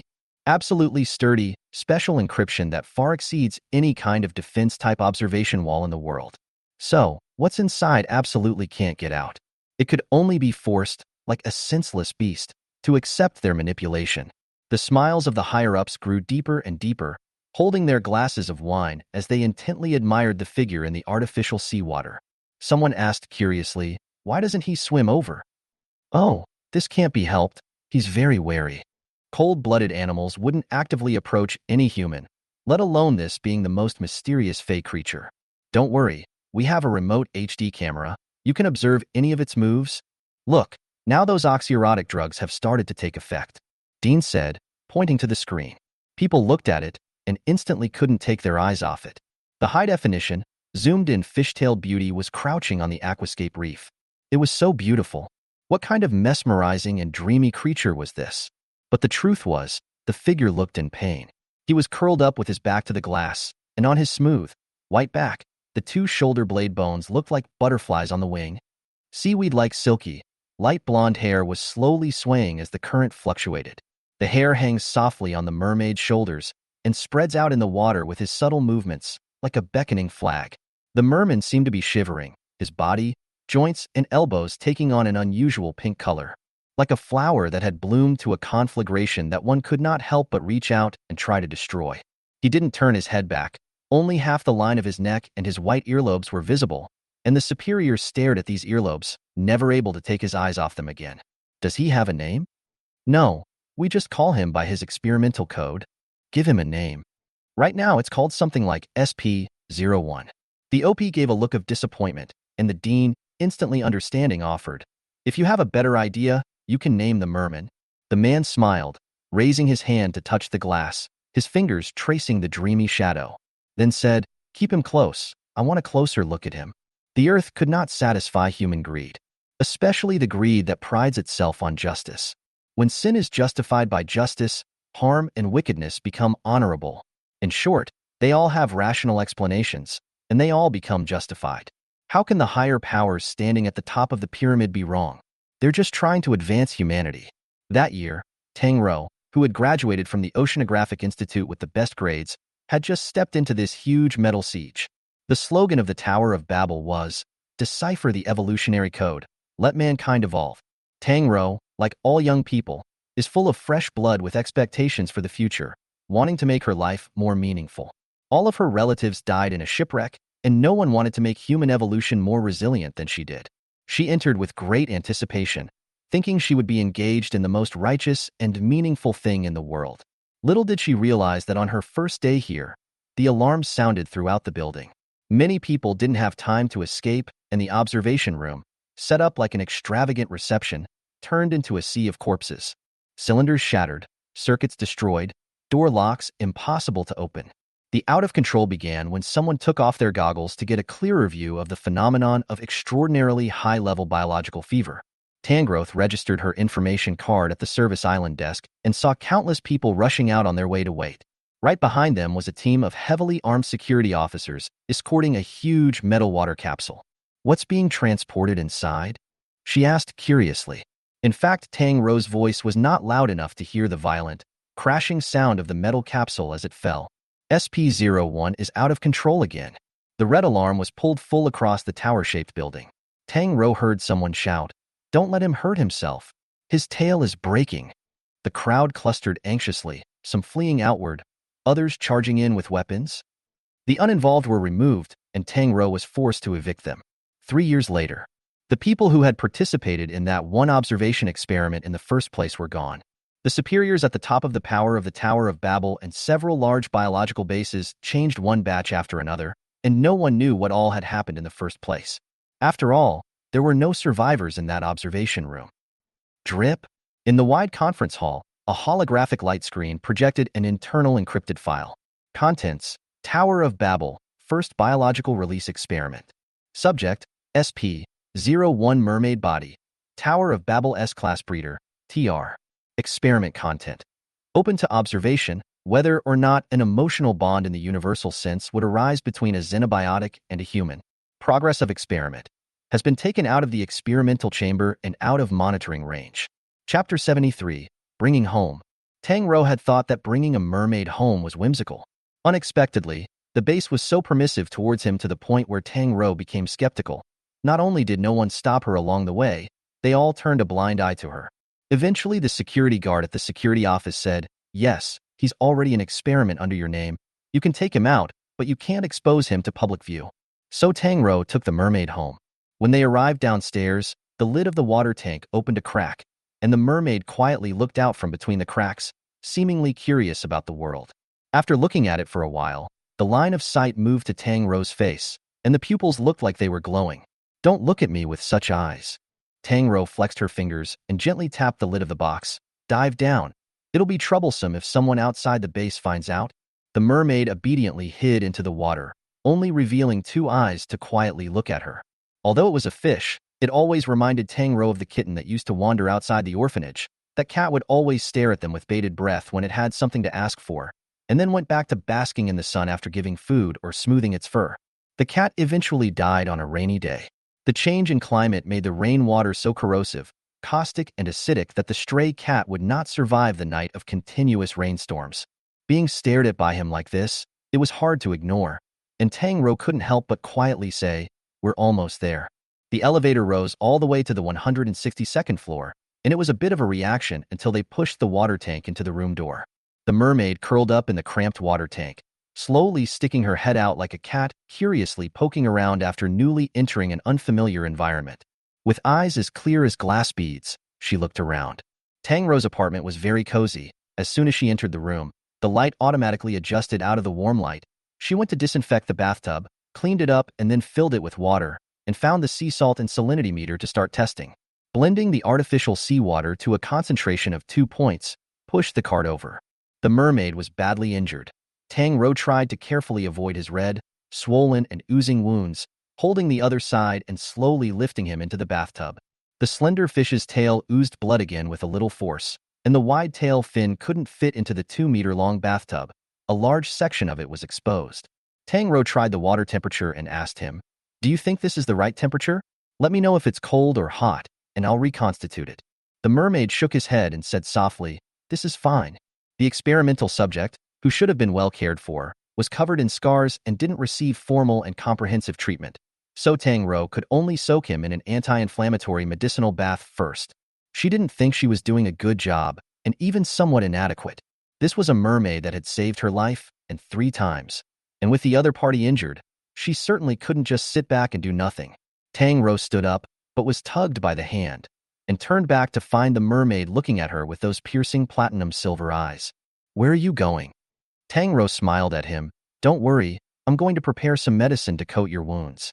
The mermaid looked at her fixedly, slowly letting go of her hand, his voice extremely soft. "Then can you come back faster?"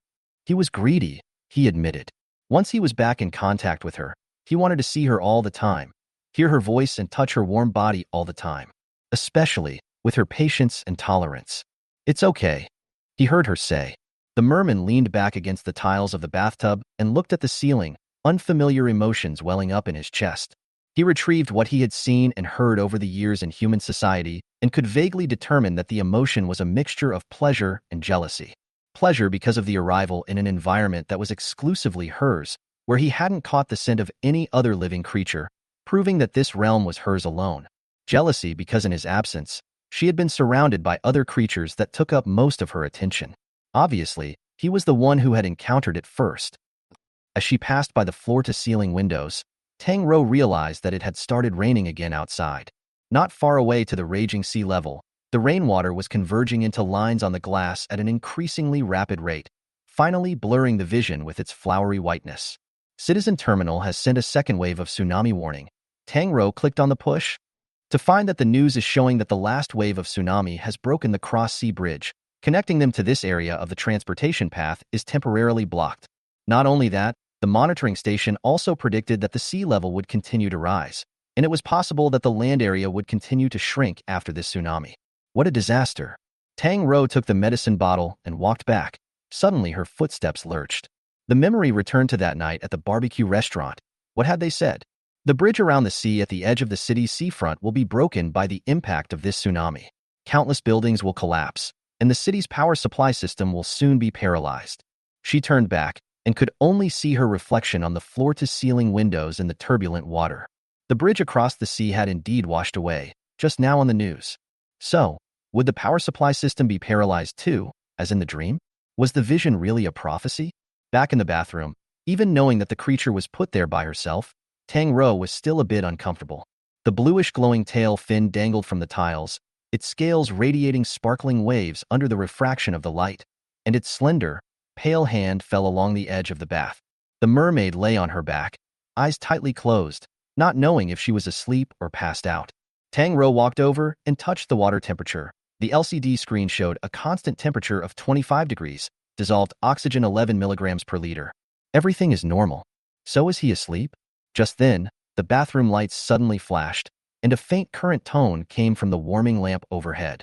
Tang Rou tilted her head to look, not knowing if it was an illusion, and saw tiny spidery black objects on the edge of the lamp. She froze and stood on her tiptoes, not waiting to get a closer look. That current sound disappeared. The black spider silk also disappeared as if it was an illusion. Tang Rou lowered her head and realized that the mermaid had opened her eyes without warning and locked eyes with her silently. The first thing Tang Rou felt was a piercing chill. Even her body stiffened from those cold silver eyes. But soon, his eyes focused as if he recognized who she was. "Zoe." The voice was soft and slightly hoarse. It's me." That coldness slowly receded, and his body returned to normal. When she looked at the mermaid again, there was more scrutiny in Tang Rou's eyes.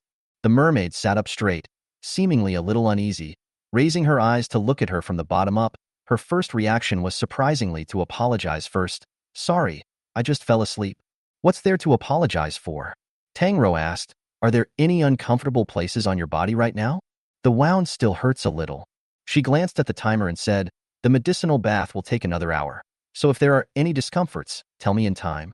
The mermaid nodded quietly and whispered again, thank you.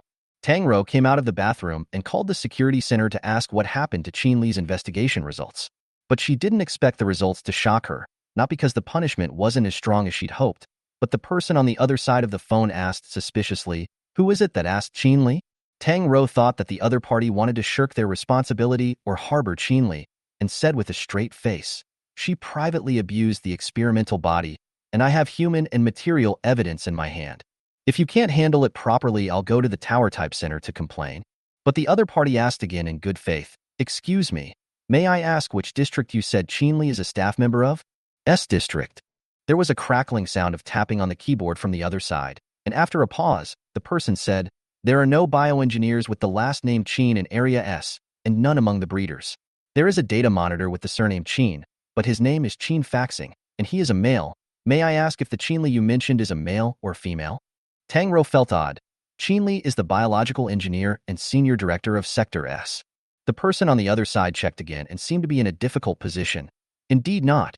Are you remembering the wrong name? Impossible. Unease and a sense of absurdity appeared at the same time. After hanging up the phone, Tang Rou called Atherland. The other party spoke first as soon as she picked up the phone. I was about to contact you. A power supply alert has just been issued, saying that the power system has collapsed and there might be a power outage. Do you want to try the 37th floor to stock up on something? Tang Rou interrupted her at the right time. Atherland, do you remember Qin Li you told me about last time? Qin Li? The voice on the other side of the receiver was a bit confused. Who is Qin Li? When did I tell you about her? Chapter 74. The Mermaid in the Bathroom. Tang Rou's scalp tingled. Have you forgotten? You told me the other day that Qin Li's son committed suicide, and that Qin Li had been mentally unstable for a long time. But Atherland across from her was genuinely puzzled, and didn't sound the least bit fake. She said, I don't remember. I don't know who Qin Li is. Are you sure I told you that? Atherland had forgotten her, too.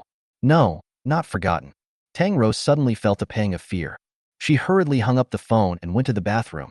The mermaid lifted her eyelids when she heard her movement and looked at her quietly, her eyes clear. Do you still remember the person who abused you that day? Tang Rou squatted in front of him and asked softly, the person who left these scars on your body?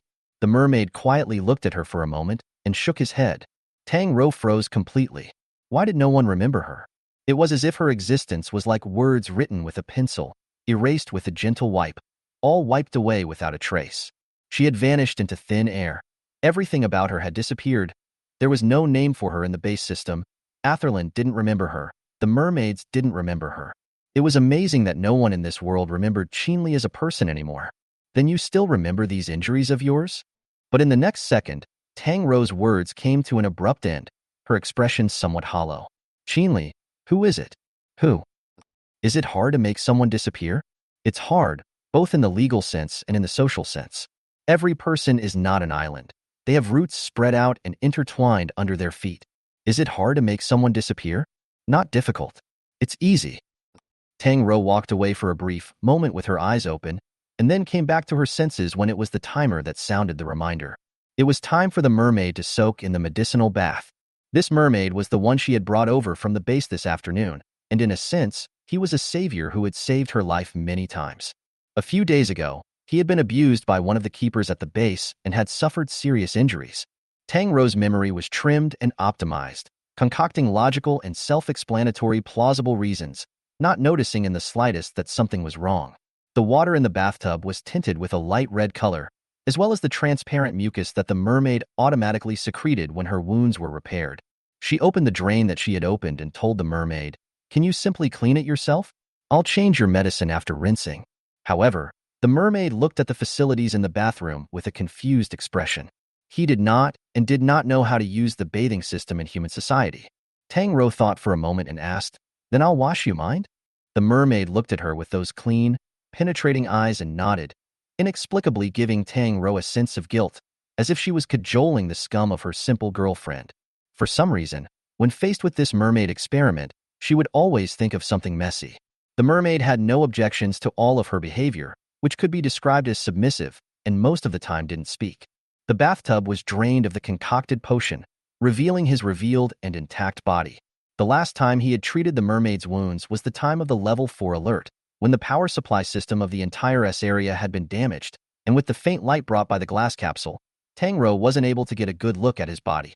This time was very different. Her bathroom was brightly lit, illuminating everything with incomparable clarity. This could be said to be Tang Rou's first time seeing this beautiful creature's body up close.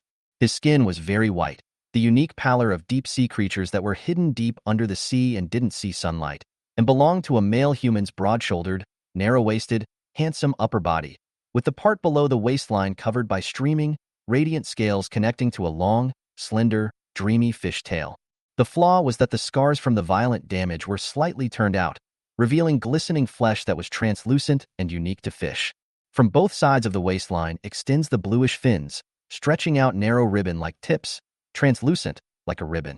Bony fingers hung over the edge of the white ceramic bathtub, and sharp, horny spines similar to fingernails could easily slice through the throats of their prey. Tang Rou admired him as if he were a work of art, oblivious to the fact that the graceful body slowly tensed and stiffened under her candid gaze. Her eyes traveled upward once more. The pale upper body without an inch of hair was plastered with wet, light blonde strands that snaked down along her collarbone. It was a picture of compelling beauty. The mermaid didn't look at her, her eyes falling elsewhere, her demeanor seemingly calm. The fingers hidden under the translucent lumbar fins, however, clenched, probably finally realizing that she had been looking at it for too long.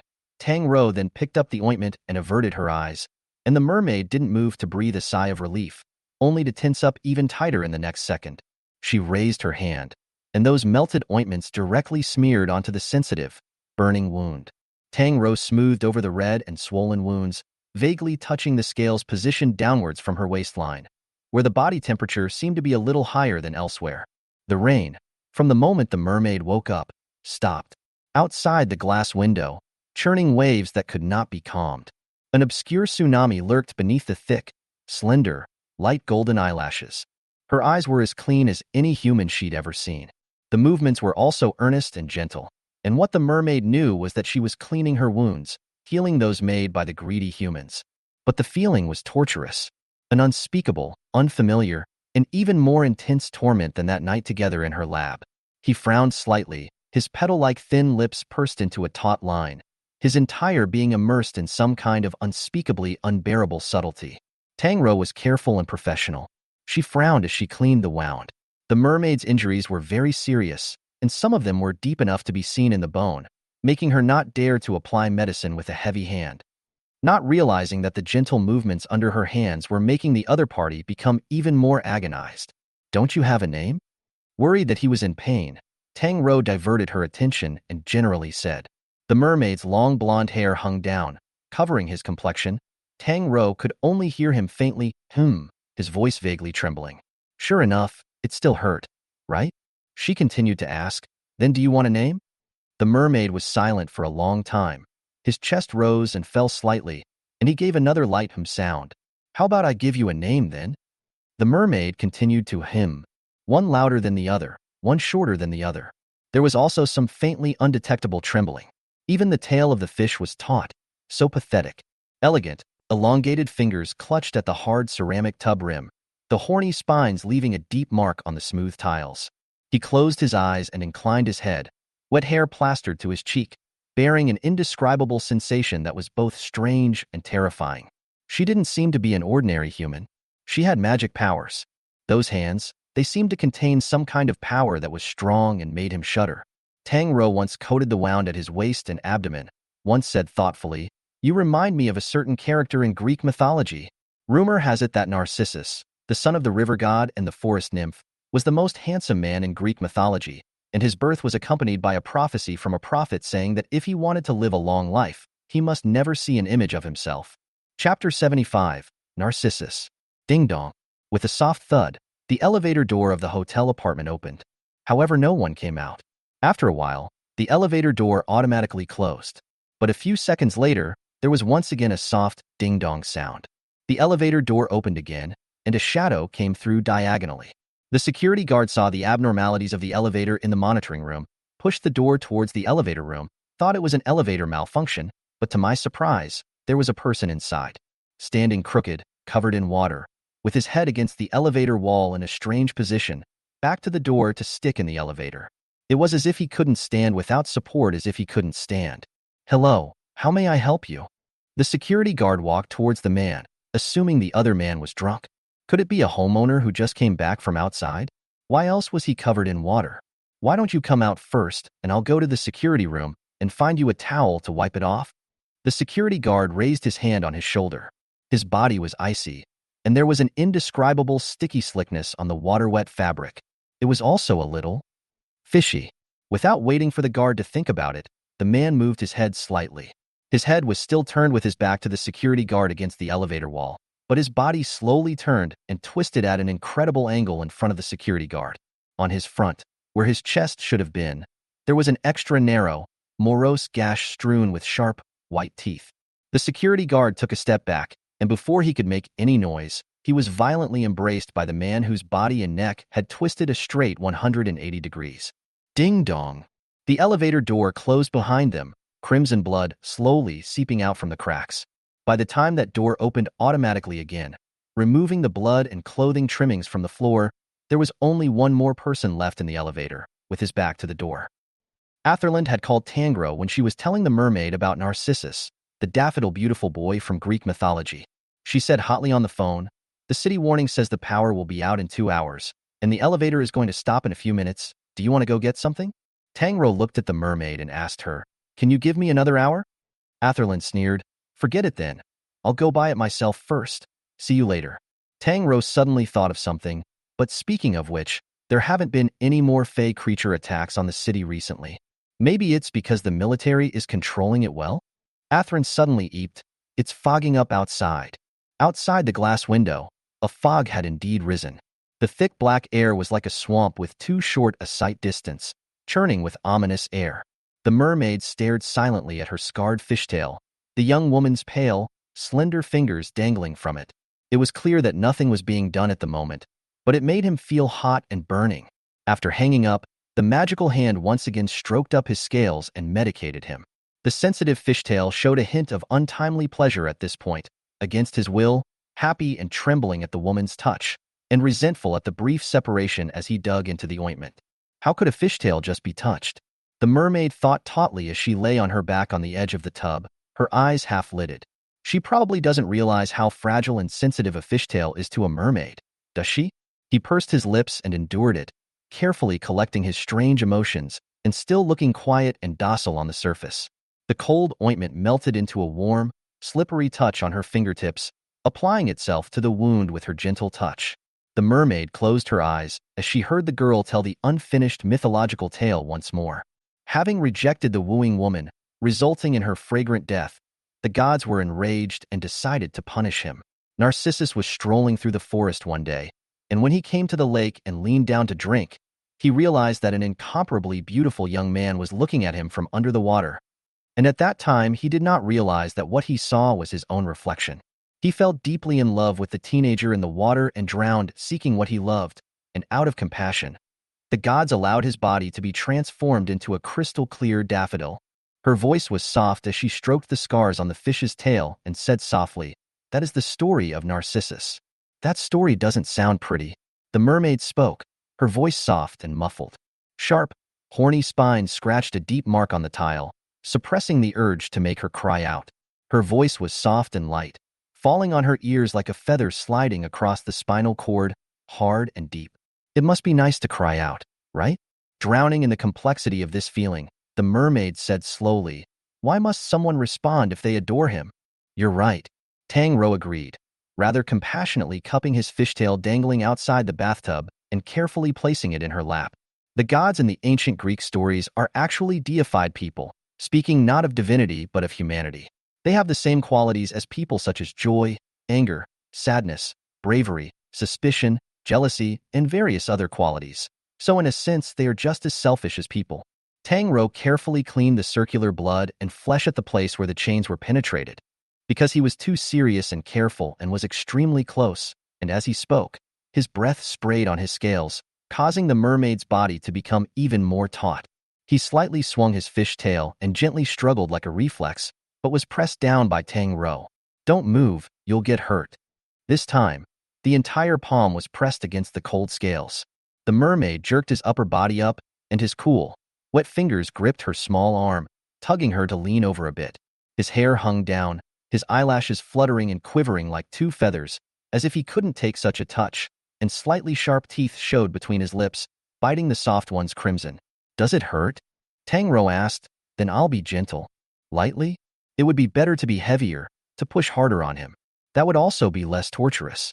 The mermaid didn't answer, but his upper body slowly lifted up, getting closer and closer to her. The platinum-silver eyes raged with some kind of pent-up danger. If Tang Rou turned around, she would realize how close that delicate, icy face was to her. She was attracted to the fishtail under her hand at this moment. No, to be precise, it was all that blood oozing out of the fish tail. The flow of his blood seemed to be accelerating, and the wounds that had healed and knitted a thin layer of mucus were oozing out again with hints of golden red blood, and what really compelled her was the smell of that blood. It carried a foreign scent in her olfactory system. It was sweet-smelling. The brain had sent out this signal. Tang Rou felt her blood stirring a bit, and at first she didn't realize anything was wrong. She only felt that she was bathing hot, and her heart was beating faster than a beat. But then she gradually realized that something wasn't quite right. She actually wanted to taste his blood. This was a kind of craving induced from the body. Naturally, Tang Rou wouldn't realize that this was because her life now depended on the feeding of the mermaid's blood, and she wouldn't realize that she was a person who had died once. And just at this time, a pair of arms that were different from the usual icy cold temperature, emitting a slight moist heat, climbed onto her shoulders. The mermaid sat up at some point, gripping her tightly, her chest pressed against her back, her head unable to bear the general against the nape of her neck, and an indescribable, soft hum escaped from her throat. Tang Rou snapped back to her senses, forcing herself to ignore the attraction the mermaid blood gave her. What's wrong with you? Chapter 76. The Beauty Fishtail. He didn't say anything. Only the hand that fell on her shoulder loosened slightly, his fingertips curled up as if he was afraid of hurting her. Tang Rou thought he was too uncomfortable. To prevent his skin from drying out, she raised her hand to turn on the shower and caught a shallow layer of water in the bath. It can't be too much, she explained, otherwise it will wash away the freshly applied ointment. The mermaid plopped down on top of her with a muffled her forehead grinding gently against her neck. The translucent fins spread out in the water, like spreading out cicada-like wings. Tang Rou turned off the faucet and touched the fish's tail in passing, not knowing if it was an illusion. The mermaid's body temperature rose a bit. A touch of unusual powder came through under the pale skin. Tang Rou looked more. He did not say anything. Seaweed like soft hair was drenched by warm water, falling on Tang Rou's arm. The touch was somewhat familiar, but could not recall where he had felt it. Couldn't see the complexion. Only the pointed translucent ear fins came through, and the hanging eyelashes were a little damp. Like an elf. You're beautiful, she complimented sincerely. The mermaid stared back abruptly, her eyes a little cold. But it was all praise in her eyes, without any narrow profanity. In the years he had been captured by the humans, he had heard too many compliments on his appearance, and each of them had been accompanied by greedy sightings and painful tortures, leading him to think that beauty, pretty, and a series of other complimentary words were symbols of evil. I did not expect her eyes to be so clean. It seems that there is also a hint of fondness. The mermaid hastily retracted her eyes, obviously without a heartbeat, but she felt that her blood flowed faster. After a long time, asked softly, "You like pretty?" "Of course I like it," she said to herself, not realizing that the pale skin underneath her hands reddened even more. No one can dislike beautiful things, right? It's the same with people, and even more so with mermaids. She liked it? Tang Rou hadn't the slightest idea what kind of shockwaves she had left in the mermaid's heart with that one sentence. The line of sight behind her back flowed over her features, her eyebrows, her small nose, her soft lips. Like a large feline poised to face its prey during a hunt, it stared intently at every inch of her skin. The mermaid held Tang Rou's arm and wondered out loud why it was so slender. It felt as if the slightest pressure would break her, Did the creatures that clustered around her covet her in the same way? Were they as dumbfounded by this tender creature as they were themselves? It was annoying, the feeling of prey being targeted by someone else. He pressed back into the nape of her neck, feigning pain. In fact, the translucent fins on the side of his waist flared slightly with excitement, like two huge, magnificent butterfly wings, and translucent ripples rippled through the water like his restless blood. Soon, Tang Rou said warmly, finding gauze. Accompanied by her gradually gentle downward motion with a soothing undertone, the mermaid narrowed his eyes. It was as if that hand had put a compulsion on him, all but controlling all of his senses at the moment. Soft. Can I call you like this? Although his appearance was as cold as frost, his voice was tinted with the color of lust if there was any, and the sound line that hooked up at the end of his voice was like a cello string that was lightly snapped out of sound, causing Tang Rou to unconsciously avoid it. Rou, thank you. He was extremely close, and Tang Rou could even feel his warm, cool breath. Don't be polite. Tang Rou ducked. You sit down. Sorry. He didn't move. Instead, he pressed tighter. It hurts too much to move. Tang Rou was in a difficult position. She tore open a strip of gauze and pressed the edges to cover the crimson wound, her fingers stroking the edges through the white gauze. The figure behind her trembled a little, suddenly reaching out her hand, slowly pressing on the back of her hand, driving her to gently soothe over the injured fishtail. What's wrong with you? The mermaid gave a few short gasps next to her ear and said in a low, husky voice, It hurts too much. So it hurts. Tang Rou kindly said, It's almost over, so bear with it a little longer, okay? In response to her, there was a damp to the core, He was still covering the back of her hand until Tang Rou peeled him away. Fishtail was really sensitive. The feeling of not being in control was extraordinarily strange. The mermaid was a little disoriented, and her eyes widened slightly.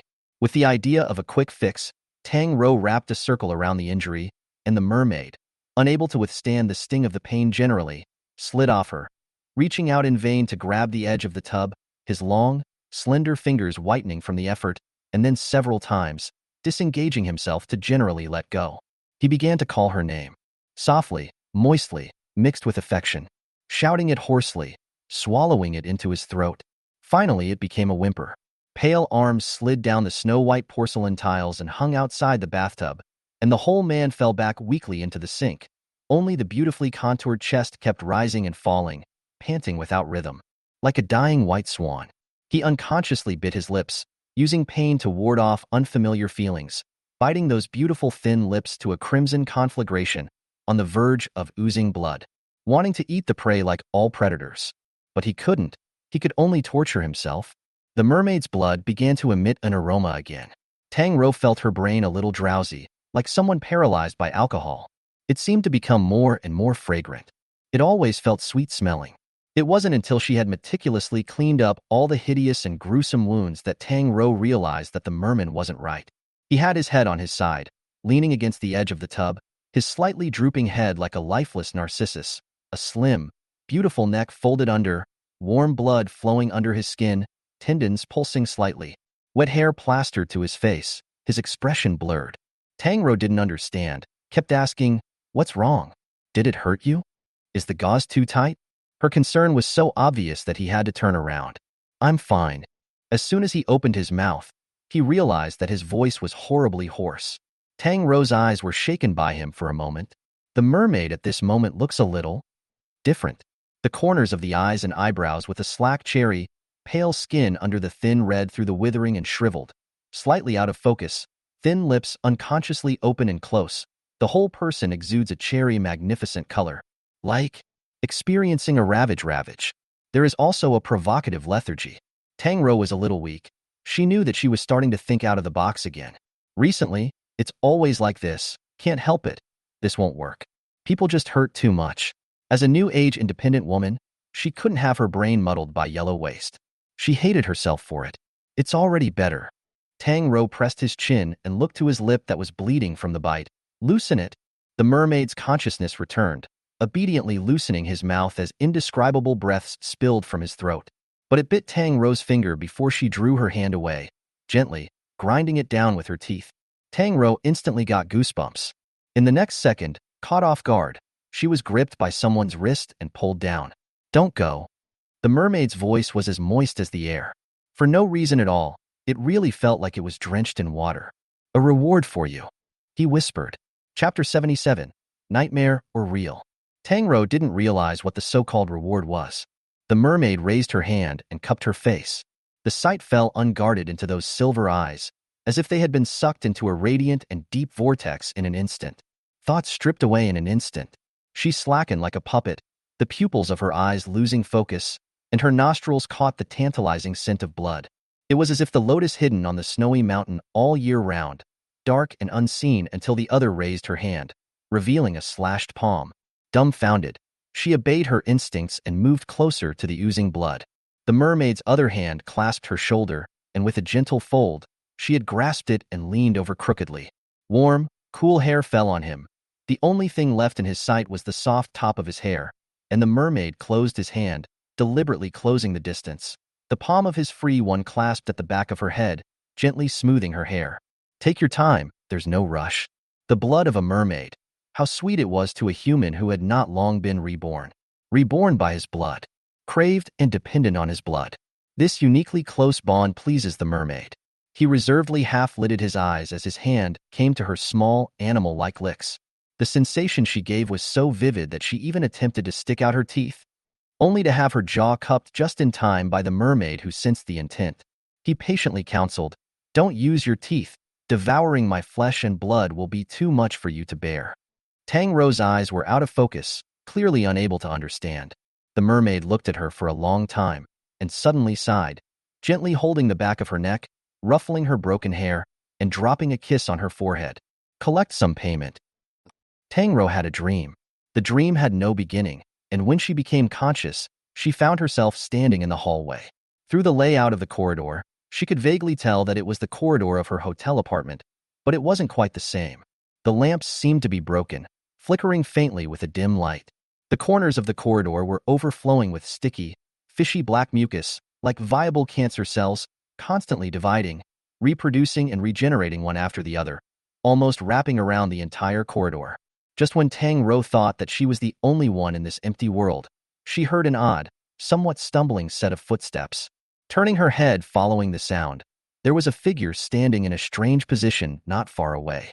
With his back to Tang Rou, he walked slowly in the opposite direction of her, his head hanging low, his upper body slightly bent, almost crushing it like his legs couldn't bear his heavy torso. The walk was slow, the movements odd. Walking, he stopped at the doorway of a certain room and stiffly turned his neck over. Tang Rou pinched her palm, and there was pain, but she was sure it was a dream, because there was no reflection of herself on the glass window beside her. She was not of this world, yet she was observing all this happening from a third perspective. Tang Rou approached toward the man, unable to hear her own footsteps. The corridor was deep and long, with a tightly closed window, outside of which was a thick black mist that trapped everything in a swamp of unknown oddities. She watched as the oddly shaped man began to slam the door, hard, with movements so huge that the glass windows shuddered. Before Tang Rou could get close enough, he had run the door through with a force so brutal as to be terrifying, then lifted his step and stepped inside. A faintly inaudible scream seemed to come from inside the room. Then, Tang Rou saw blood like a meandering river, slowly seeping outward along the floor. Intuition told her not to go over, or she would see horrifying images. But this was all too familiar, this corridor, and this door he had broken into, so familiar that Tang Rou felt déjà vu. Tang Rou walked up and saw a pair of feet first. A pair of feet wearing white slippers, lying on the ground, splattered with blood. Then, she saw the strange man was lying on top of the bleeding, open-eyed dead woman, greedily tearing her flesh and blood. The woman's face, it was Aine. The mermaid was watching her quietly as she awoke with a start. Seeing her eyes snap open with an unsteady gasp of breath, she raised her hand and gently wiped away the cold sweat seeping from the corner of her forehead, softly inquiring, "What did you see?" Tang Rou, in her mentally tense situation, didn't realize the oddity in his questioning and opened her phone to dial the number to Atherland. "Atherland, don't open the door. Don't ever open the door." Only after a long time did a sound come from the opposite side. "No head, no tail, what are you talking about?" Tang Rou froze. The ambient sounds in the earpiece were noisy, and Atherland was clearly not at home. "Where are you?" "Didn't I say so? I'm purchasing on the 37th floor. Are you coming or not? There's still half an hour before the elevator stops. At that time, you can't expect me to climb the stairs to succor you." Tang Rou breathed a sigh of relief. It seemed like it was just a nightmare. "It's okay. I still have enough stuff in the refrigerator. Go home early after you're done shopping. Lock the door and don't go out." Before she hung up, she heard Athelin mumble over there, "What are you talking about, goddammit?" Tang Rou slowed down for a while before clearing those horrible images out of her mind, while wondering how she had just fallen asleep. Turning back around, she realized that the mermaid was lost in thought. Tang Rou checked the wound on the fish's tail, and it didn't continue to ooze blood. Oh yeah, the story of the daffodils I just told you. Tang Rou flashed a smile at the mermaid. I wonder what you think of the name Narcissus? He was stunned and snapped back to his senses, his platinum silver eyes reflecting Tang Rou's silhouette. Good. The mermaid answered softly. In order to prevent a power cut from leaving no electricity available, Tang Rou charged the UPS uninterruptible power supply device. The doorbell was heard shortly afterward, and opening the door, Atherland walked in with a large bag. Hearing you sound miserable on the phone, I came over to see you. What's going on? Tang Rou walked to the bathroom and winked at the mermaid, screwing the door shut.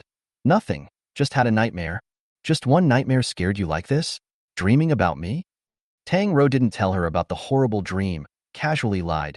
I dreamt that your floor was on fire. You still won't let me open the door when it's on fire? What, afraid I'll be able to escape? Couldn't be rounded back. Since Athrun had come, he wouldn't leave without rubbing a dinner in Tang Rou's place. Unfortunately, this meal took too long. When she wanted to go back, the elevator supply had stopped. Tang Rou lived on the 162nd floor. Atherland was on the 200th floor.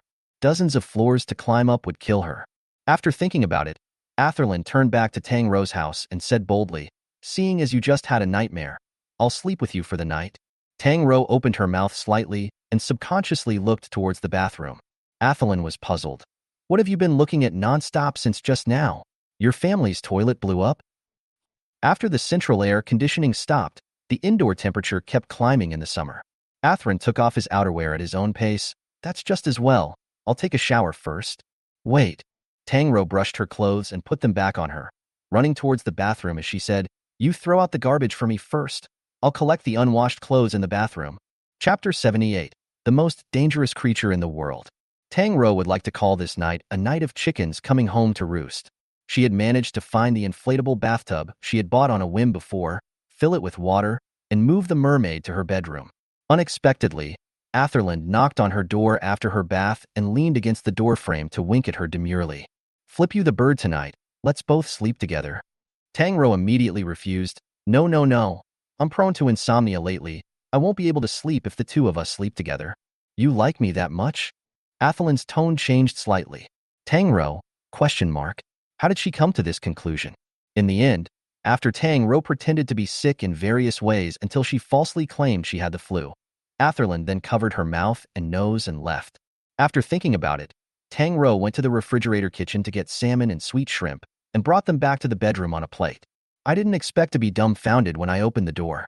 There was a lot of water on the floor, and the mermaid in the inflatable bathtub had disappeared. The sight searched around and eventually found the blonde beauty with cold eyes in the corner. He was staring straight in a certain direction, his silver eyes full of killing intent. Tang Rou looked at his line of sight and realized that what he was looking at was actually the small freshwater turtle lying inside the glass fish tank on his bedside table. Turtle, a kind of pet most suitable for people like Tang Rou to raise. It was quiet and obedient, without any sense of desire, and it wasn't as disturbing as those experimental bodies in her own office, not to mention that it wouldn't compete for favor. Occasionally changing the water, taking it out to bask in the sun, and putting some small shrimp and fish skins in the glass tank, it could grow healthy and strong. If raised well, it could even live longer than Tang Rou. It was simply perfect. Unexpectedly, the mermaid narrowed her eyes and said, why do you have such a scary creature in your room? Tang Rou? Question mark. Tang Rou, huh? The mermaid's expression was serious, and he could tell that he desperately loathed the little turtle. It couldn't be interfered with by consciousness, was slow, moved sluggishly to the point of nausea, had no brain or intelligence, and carried all sorts of bacteria, and an ugly shell. Tang Rou put the plate down beside her, walked over to the bed, and held out his hand toward the little turtle. The mermaid suddenly shouted, don't go over there. Dangerous. Tang Rou reached out and grabbed it expressionlessly, showing it to him. Are you afraid of it? It's safe. It doesn't attack people. Something broke in the mermaid's eyes. It was probably to Tang Rou's filter. His lips pursed into a tight line, and he looked at Tang Rou with a look that said, how can you touch it with your hands? What's wrong with this fish? Tang Rou used a rigorous researcher's mind to deduce the psychological condition of the mermaid at this time.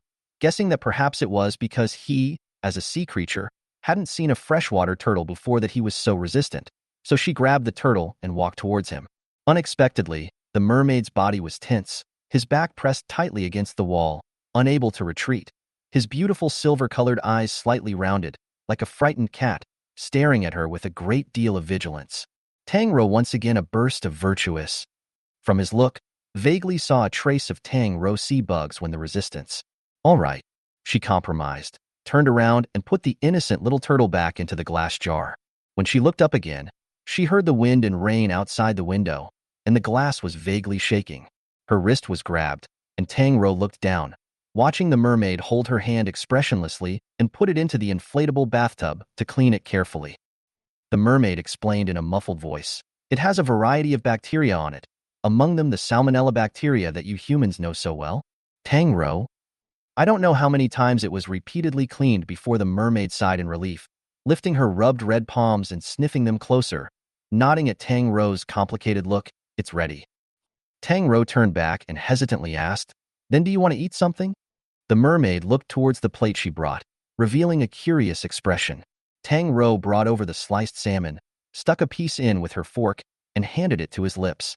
The merman looked at it for a few seconds, obediently opened his mouth, and took a bite with reserved and civilized movements. How's the flavor? Tang Rou was a little curious about his comment. The mermaid nodded, her silky blonde hair sliding down her shoulders with the movement, beautiful and soft. Tang Rou forked another piece of sweet shrimp, and the mermaid obediently opened her mouth and obediently ate what she had fed her. Click, click, click, click, even the shrimp shell was eaten together. Tang Rou peeled off the shrimp shell, pinched the tail, and fed it to him. Remember to bite off, don't eat the tail. As she was saying, a moistening came from her fingertips. I don't know if it was intentional. The mermaid's petal-like soft thin lips directly contained her fingers, the tip of her tongue rubbing over if at all, bringing a subtle touch. Tang Rou fiercely retracted her hand, and the mermaid opened those clean and clear silver eyes, distinctly innocent. After feeding him 2 mouths, this mermaid is like having no hands. Even if he shoves the plate into his arms, he doesn't know to eat himself.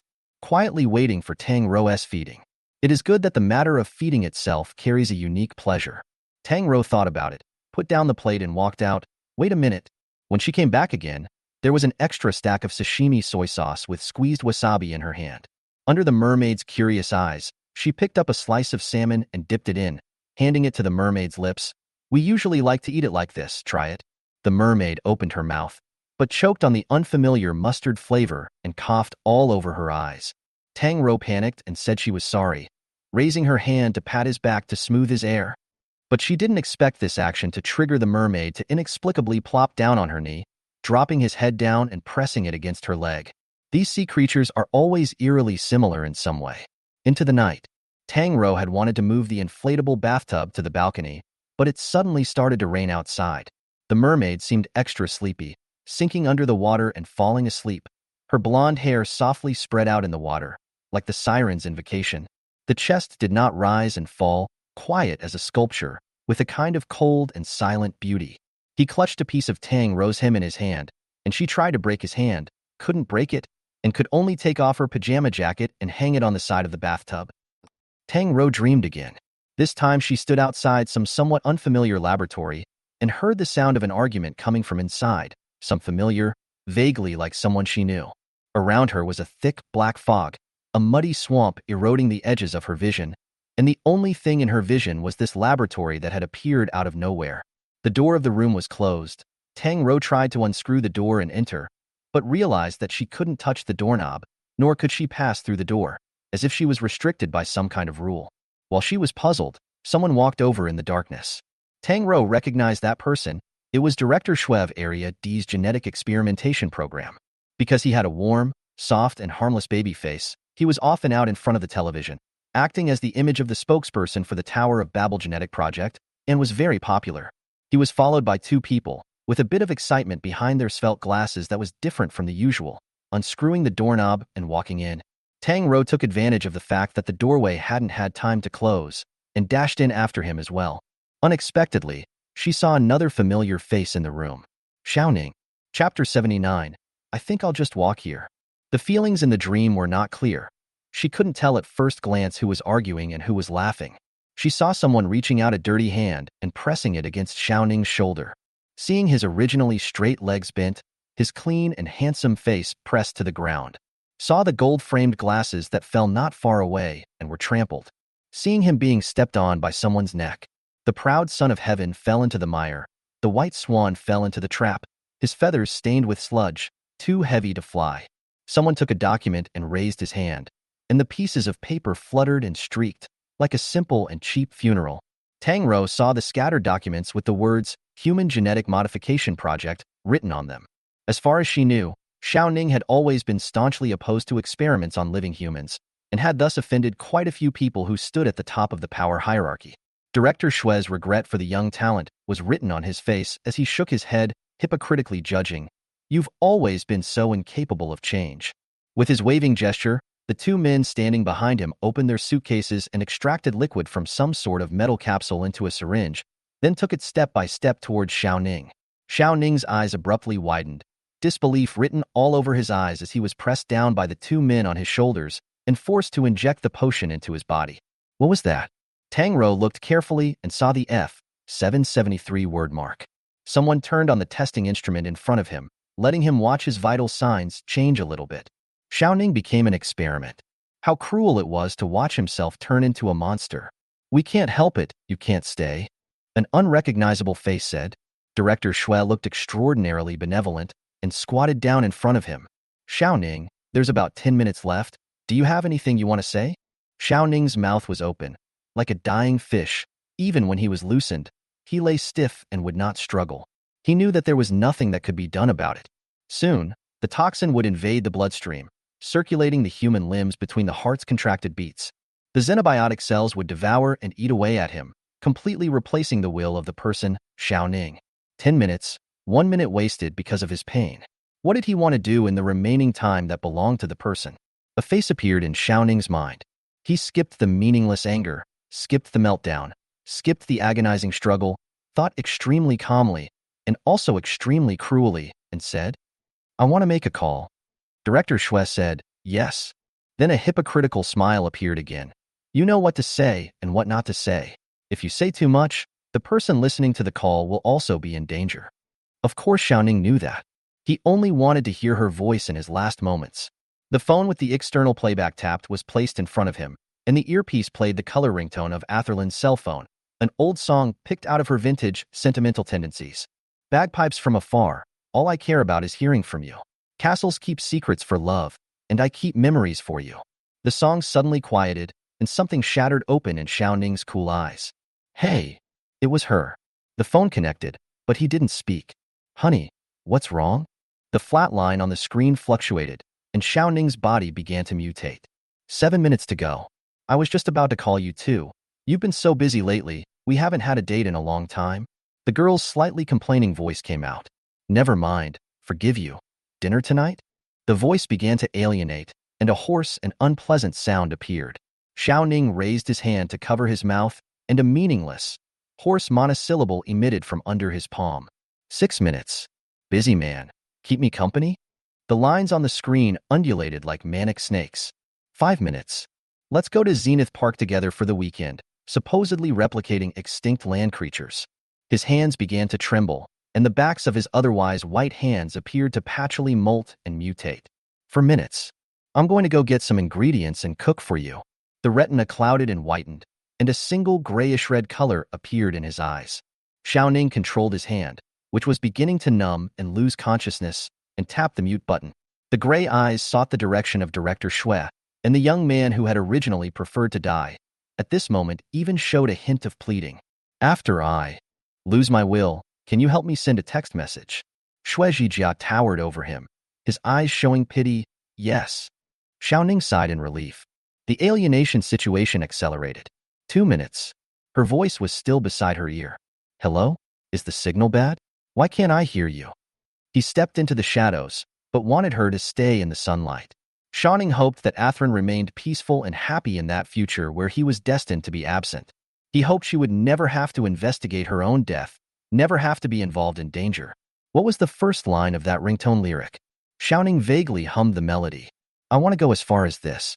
Seagulls no longer attached to the sea can fly farther. He could only go so far, and for the rest of the journey, Athrun would go farther. Huh? Why haven't you been talking? The person on the other side of the phone muttered to himself. Did he accidentally bump into it? Leave. Don't look back. Can't you hear me? Never learn the truth. Never come to him. Aine, whether it's heard or not. She seemed to tap her cell phone, and a light laugh suddenly followed her muffled voice. Then, she said, I love you, ah. The dying Xiaoning suddenly struggled a little, slightly widening his eyes. 30 seconds. I really love you, ah, do you know? The woman thought it was a phone call that she accidentally bumped into and told her love with reckless abandon. And today is the day to love you more and more. 10 seconds. So can you tell me that you love me too? After saying that, she seemed to feel silly confessing to an empty phone, snickered, and the phone hung up. Xiaoning laughed while shedding tears. There was no way he could lie to himself. He was in a lot of pain. He did not want to die. He was not willing. He was wrong. He feared death. Fearing the darkness of the swamp without her. Resigned to it. If he could, of course he wanted the one who stayed by Athrun's side to be himself. The thought of the taper, the thought of the soul-shattering pain, the thought of wanting to cry out and be hoarse. But if it was him as he was now, wretched, ugly, unable to even breathe the same air as her, then he hoped Athrun would never know. She was going to live in the sunshine. Live to be happy. Never be like him. He had missed the best time to say, I love you. There was a time when Atherland always complained that he didn't love her because he never said the words I love you. But Xiaoning thought that love was expressed with actions, not with words. He was ready for the diamond ring, ready for the wedding house, ready for the rest of his life, with time to tell the love. So it wasn't until he dialed the last call and could no longer make a sound that he realized how much he regretted it. Regretting that he hadn't been able to tell her in person, when he could, how much he loved her.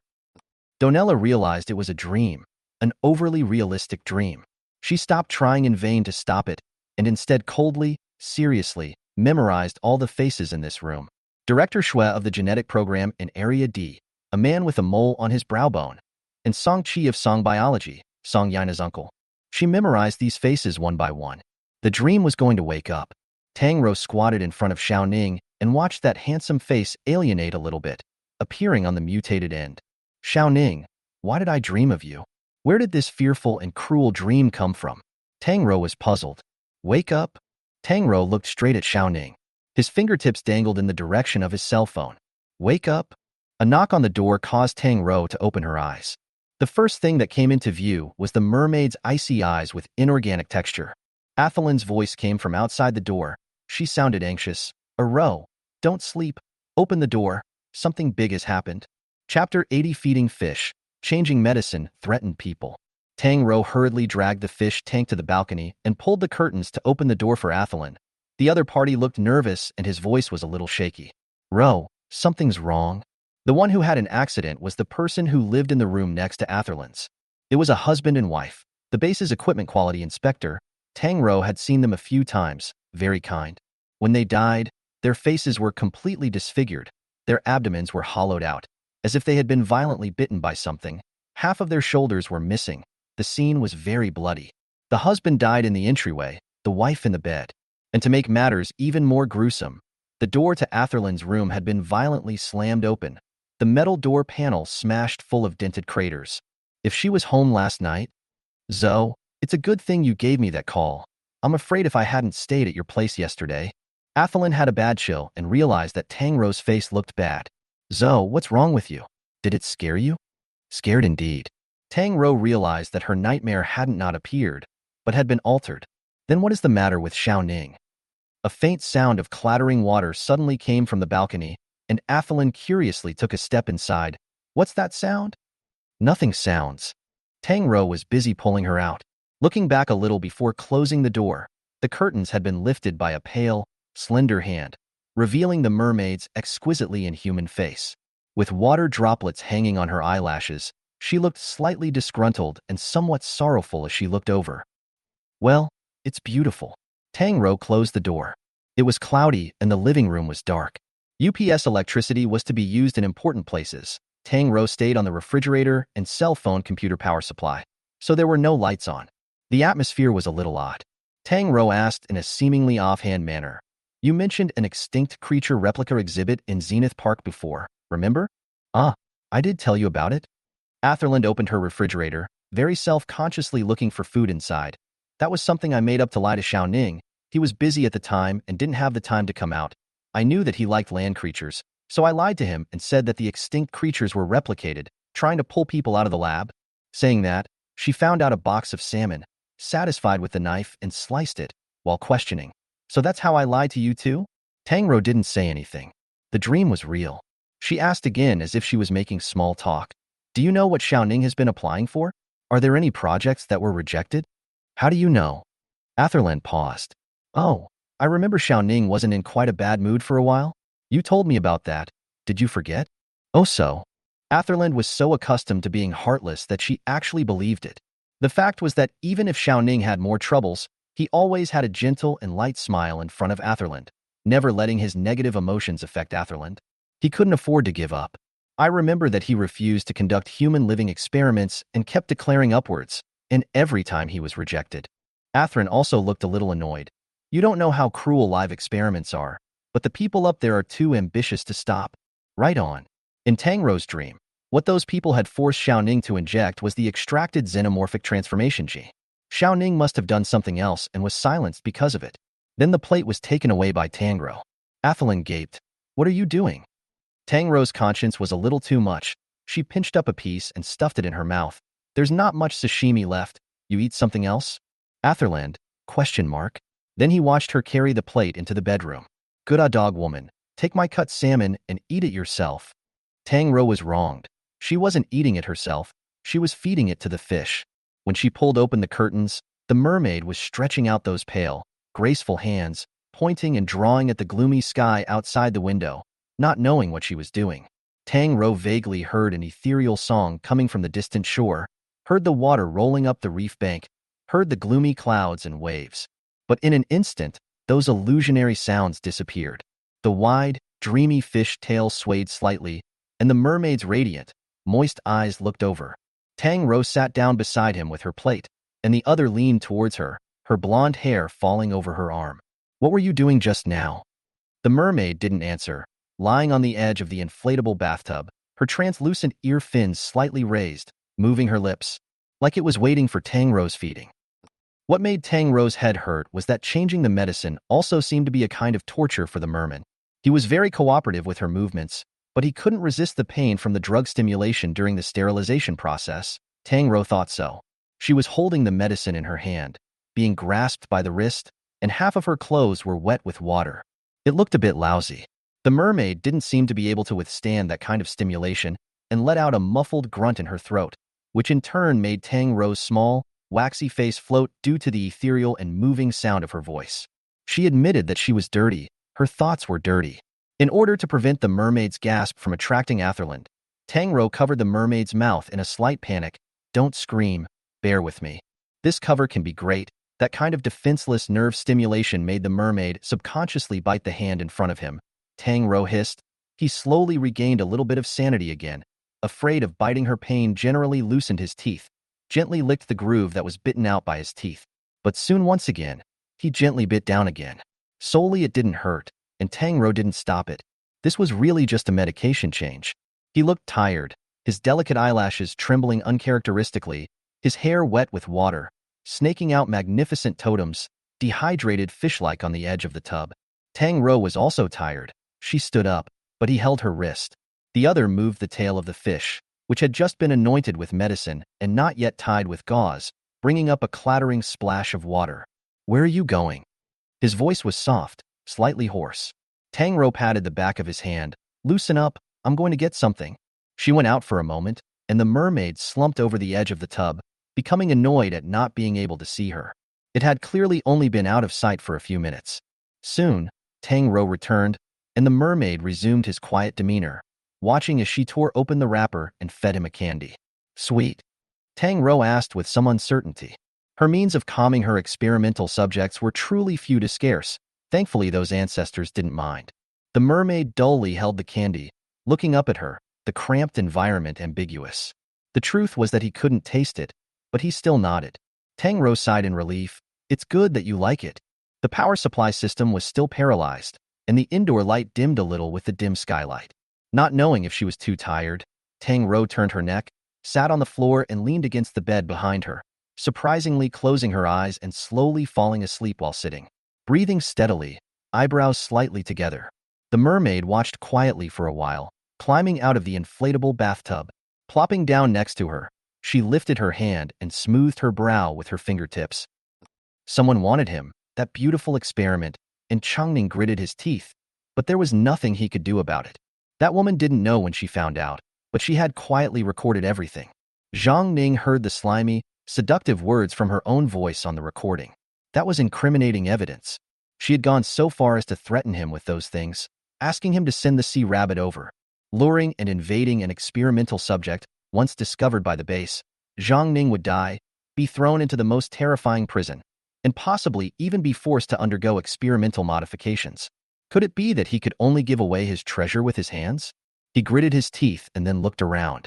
He had missed the opportunity to leave the base due to the effects of the sudden tsunami, and now that the base was on lockdown due to security issues, there wasn't much in the Tower of Babel instead. After thinking about it, he got up and walked towards the experiment cabin.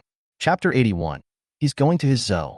Greed is an emotion that can become addictive. Once greed becomes an addiction, one becomes a slave to desire, becoming sluggish, numb, and ignoring danger. Zhang Ning was immersed in sensual stimulation and was tortured by lust. Once again, he pulled the experiment into the underground chamber.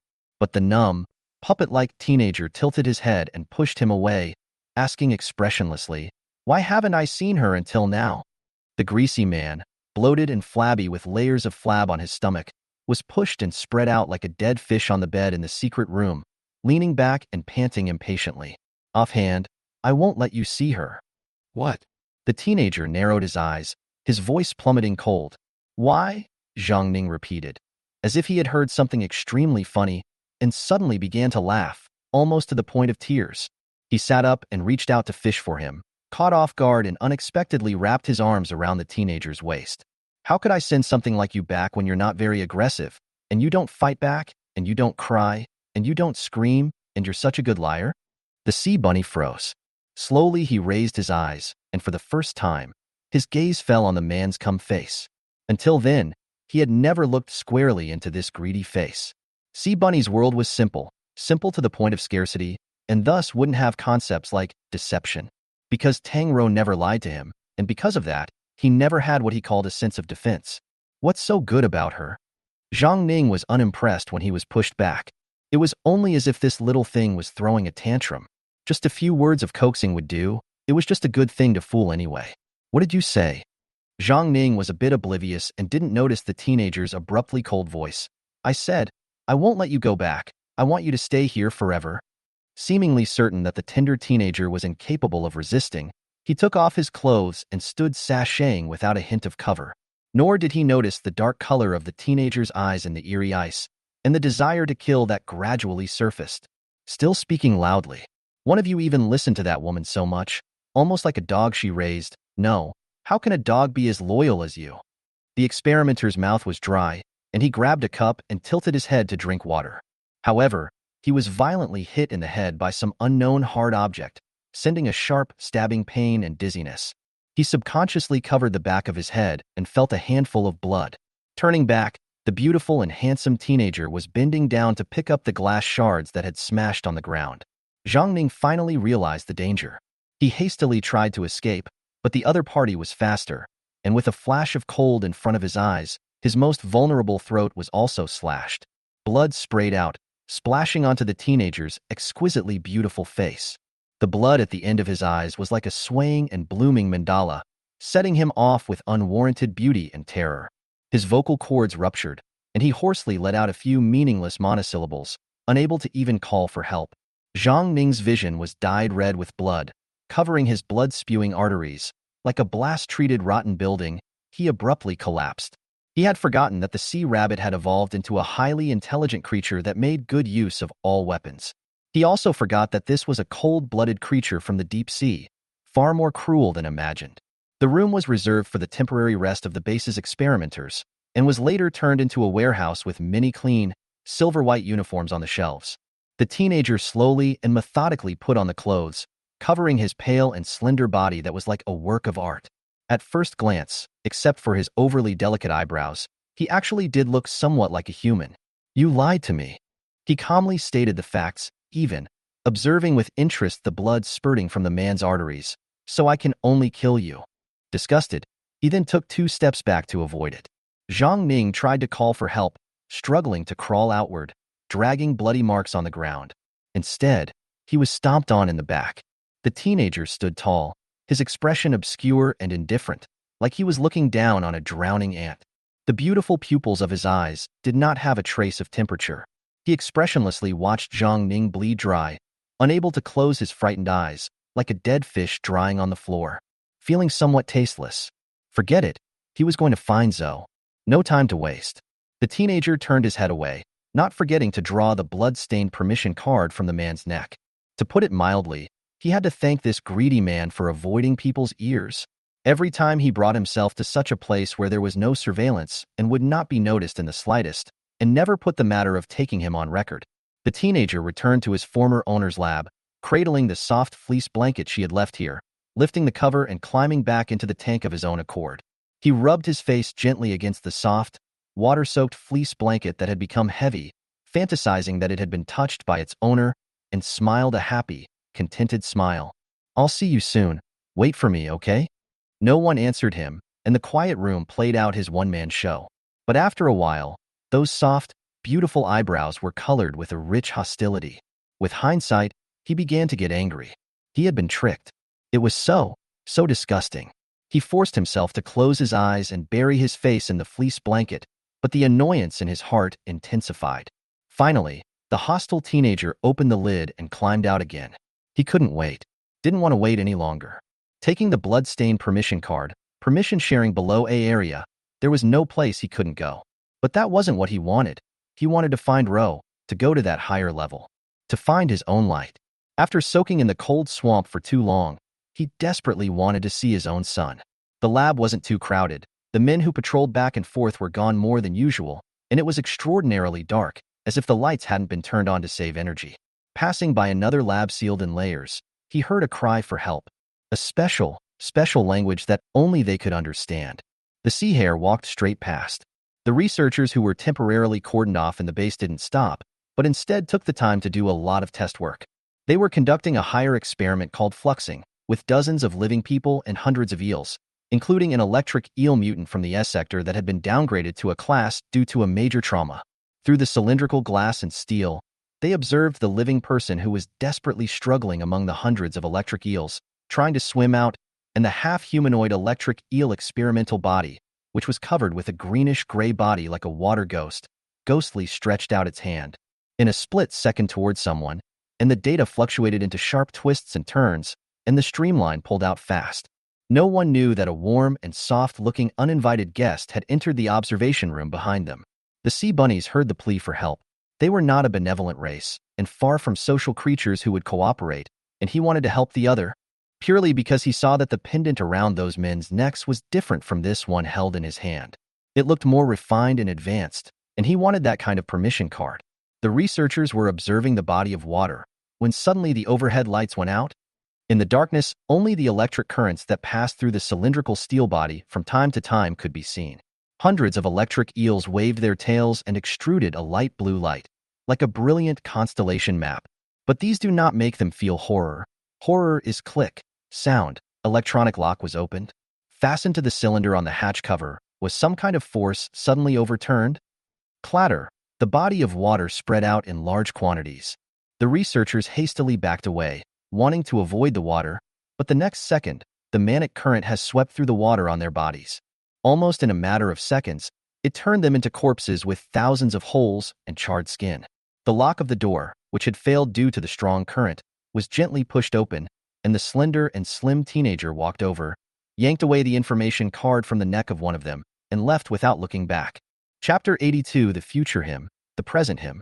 The clouds were low, like the sky was about to collapse. Raging waves overlaid the storm, pushing and crashing up the steep, rolling shores of the reef. Between the water and the gravel, a dark, slimy silhouette is slowly crawling toward the shore, crawling and crawling, legs upright like a human's, like they are learning to walk.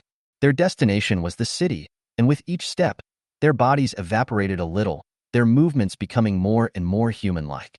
Tang Rou saw it, for she was sitting on a reef by the sea at the moment, watching with her own eyes as the silhouette walked towards the city that had lost its lights. There was another person sitting beside her. Two long legs dangled down from the dark and wet reef. His ankles were slender and bony, his tendons protruded, and his skin was very white. He was as languid as a cat basking in the sun, his upper body propped up on his elbows, squinting slightly. It was a pity that what this cat-like man was basking in wasn't the sun, but the pair of glowing silver eyes above his head. Tang Rou looked up at the sky and quickly lowered her head again, the whole thing not looking too good. This was a very weird world, her second time here, and it felt very real. She could clearly feel the moist sea breeze blowing on her face. The tip of her nose smelled the fresh with a bit of fishy salty smell, and the uneven reef sitting underneath her, and the living, cold, mysterious man beside her. He watched with interest as the dense black shadows crawled out of the sea and towards the city, admiring them like roses blooming in his own back garden. The wind blew his hair, like seaweed and feathers, and it landed on Tang Rou's face, itching a little. She raised her hand to rake the hair away from her face, only to have the wind blow and paste her face again. The mysterious man beside her withdrew his sight, stopped looking at the sea, and started looking at her instead. Tang Rou once again peeled the hair off her face, but the next second the wind blew it all over her face again. She became more and more annoyed, and the wind became louder and louder, like it was provoking her. Afterward, Tang Rou suddenly dropped her hand and didn't move, allowing her face to be muddled with his hair. Give up if you can't handle it. The person beside her looked like he was staring at her for a while, raised his hand, and the arrogant sea breeze stopped. So the wind just now shouldn't have been caused by this person, right? Tang Rou pulled the hair off her face. The person beside her was staring at her. If he wasn't mistaken, he was even smiling. What kind of breed of making spirit was this? Tang Rou really wanted to ask him out loud. Is it funny? But after holding her tongue, she expressionlessly moved her eyes back to the sea. Can't be ignored. The more this kind of person is ignored, the cold treatment is the best way. Sure enough, after Tang Rou let her sight go with a face paralyzed, that person also slowly moved away. Cold War was really the best way to protest. Tang Rou let out a sigh of relief. Those shadows moved slowly, seemingly not quite used to the way they walked on two legs. The body was made up of a thick black liquid, giving Tang Rou the feeling of a viral invasion, and with every step, the soles of their feet and the ground formed sticky black pulls that tugged and tugged at the roots. The man beside her looked at it for a moment, pointing in a certain direction like a display toy. Look. Tang Rou raised another breath. In the distance, a dark shadow broke away from the mass procession and walked towards the bench next to the tree on Marina Road, on which was lying a passed-out man without a shirt, his hand half inserted between his belly and his pants, a few beer bottles thrown next to him. Like a late-night drunken bum. Tang Rou's heart suddenly surged with a bad feeling. The dark shadow approached, bent down, face to face, close enough to observe the sleeping tramp. If the tramp opened his eyes at this moment, he might be startled into waking up. Unfortunately, there was no chance of that. The black shadow's sticky, wet brain stretched out tentacle-like sharp, thin threads like a mosquito's stinging, sucking mouthparts, and miso penetrated the tramp's brain. Like a hideous, bloodthirsty vine, between the tentacles retracting and retracting, the hobo turned into a shriveled skeleton. Your mom. He smiled so sweetly just to show her this. The dark figure gradually transformed into the hobo's form, and with blank, empty eyes, continued to walk towards the city. The person beside her turned around to see her reaction and asked sincerely, "Isn't it funny?" Tang Rou couldn't help but cover her mouth with a genuine dry heave, counting it as an answer. The man started staring at her again. Tang Rou's heart fluttered and she couldn't help but ask, "Are these real? This is the real world." Tang Rou asked again, "Did you do this?" "Not directly caused by me." "Okay, got it." This dream scene was indirectly caused by him. Tang Rou still had a face paralyzed as she looked ahead to find clues in this absurd dream. She realized something again. The tsunami had stopped. In this time and space, the tsunami had ended, but in her real life, it was still crashing into the city. That meant that what was in front of her had likely not happened yet. Here, could this be the future? The sight of the man beside her was so present that Tang Rou couldn't ignore it even if she wanted to. So she simply asked him some questions. Why did these things make it to shore? Because of the rain. His eyes, clear and cold. It made people feel obscure. Because it had rained so much, it was wet enough for those creatures to move freely in and out of the ocean and land. Tang Rou asked again, why did that thing just eat the hobo? Because it wanted to go to a dry place. By eating humans and fusing them, it could remove the restrictions of water and humidity and blend into the crowd to go to dry places. What a scary creature. Can they eat anything else? All creatures that fit into the mold of having carbon as the basis of organic matter. Tang Rou's back went cold. He surveyed her with his chin in his hand, as if waiting for her next question. But Tang Rou had already finished her question. He moved closer, those unreadable icy eyes flowing over her face, his tone odd. No questions about me? Ah, this. He looked like he was looking forward to it. Tang Rou was a little embarrassed, racking her brain to come up with one. Are we people we know? He finally exuded a smile. Technically speaking, haven't met. I'm in your time and space, still in a state of slumber. Tang Rou didn't quite understand what that meant. His voice was soft, like it was about to be blown away by the sea breeze. You've seen me in the past. Aren't the present you and the past you the same person? He shook his head, again with that, in your time and space, I'm still asleep. Tang Rou couldn't figure it out and turned to look ahead. Then why are you doing all this? If these were the real future, then the cities around the Tower of Babel would be invaded by these strange black slimy figures. A sigh came from beside his ear, faintly inaudible. These are obviously all made by you guys. Who does you guys refer to? Coming. He looked into the distance. Tang Rou was puzzled, following his line of sight, and saw a line of far-from distance, glowing dots in the pitch-black sky. Was it a shooting star? Somewhat blinding. The ethereal and beautiful voice carried a bloodthirsty pleasure. Open your eyes and admire them. Chapter 83. So please don't feel sorry for yourself. Tang Rou was forced to open her eyes wide. A silvery white point of light elongated into a line, tearing through the dark canopy and falling into the city as brightly as stars falling into the sea. Only a few seconds after they crashed to the ground did Tang Rou hear a belated roar, followed by a shaking of the ground. The hot air was like invisible ocean waves, blowing on her face in waves. The explosion created a huge airflow, and the strong clouds of smoking smoke that appeared in the nuclear fusion moment were like weird and not really good-looking dark red flowers blooming over the city. The man's long hair was blown by the wind, wild and demonic. He raised his hand, and his pale 5 fingers twisted, and in an instant, Tang Rou's perspective became more intuitive, and the world seemed to turn into a flat profile.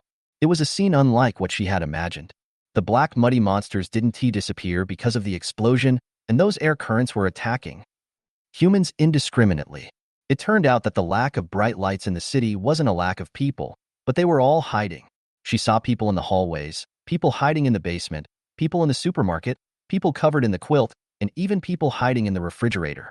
No matter how they hid, all of them were unavoidably destroyed by invisible air currents in the blink of an eye, and the cells in their bodies were like miniature grapes that had been crushed.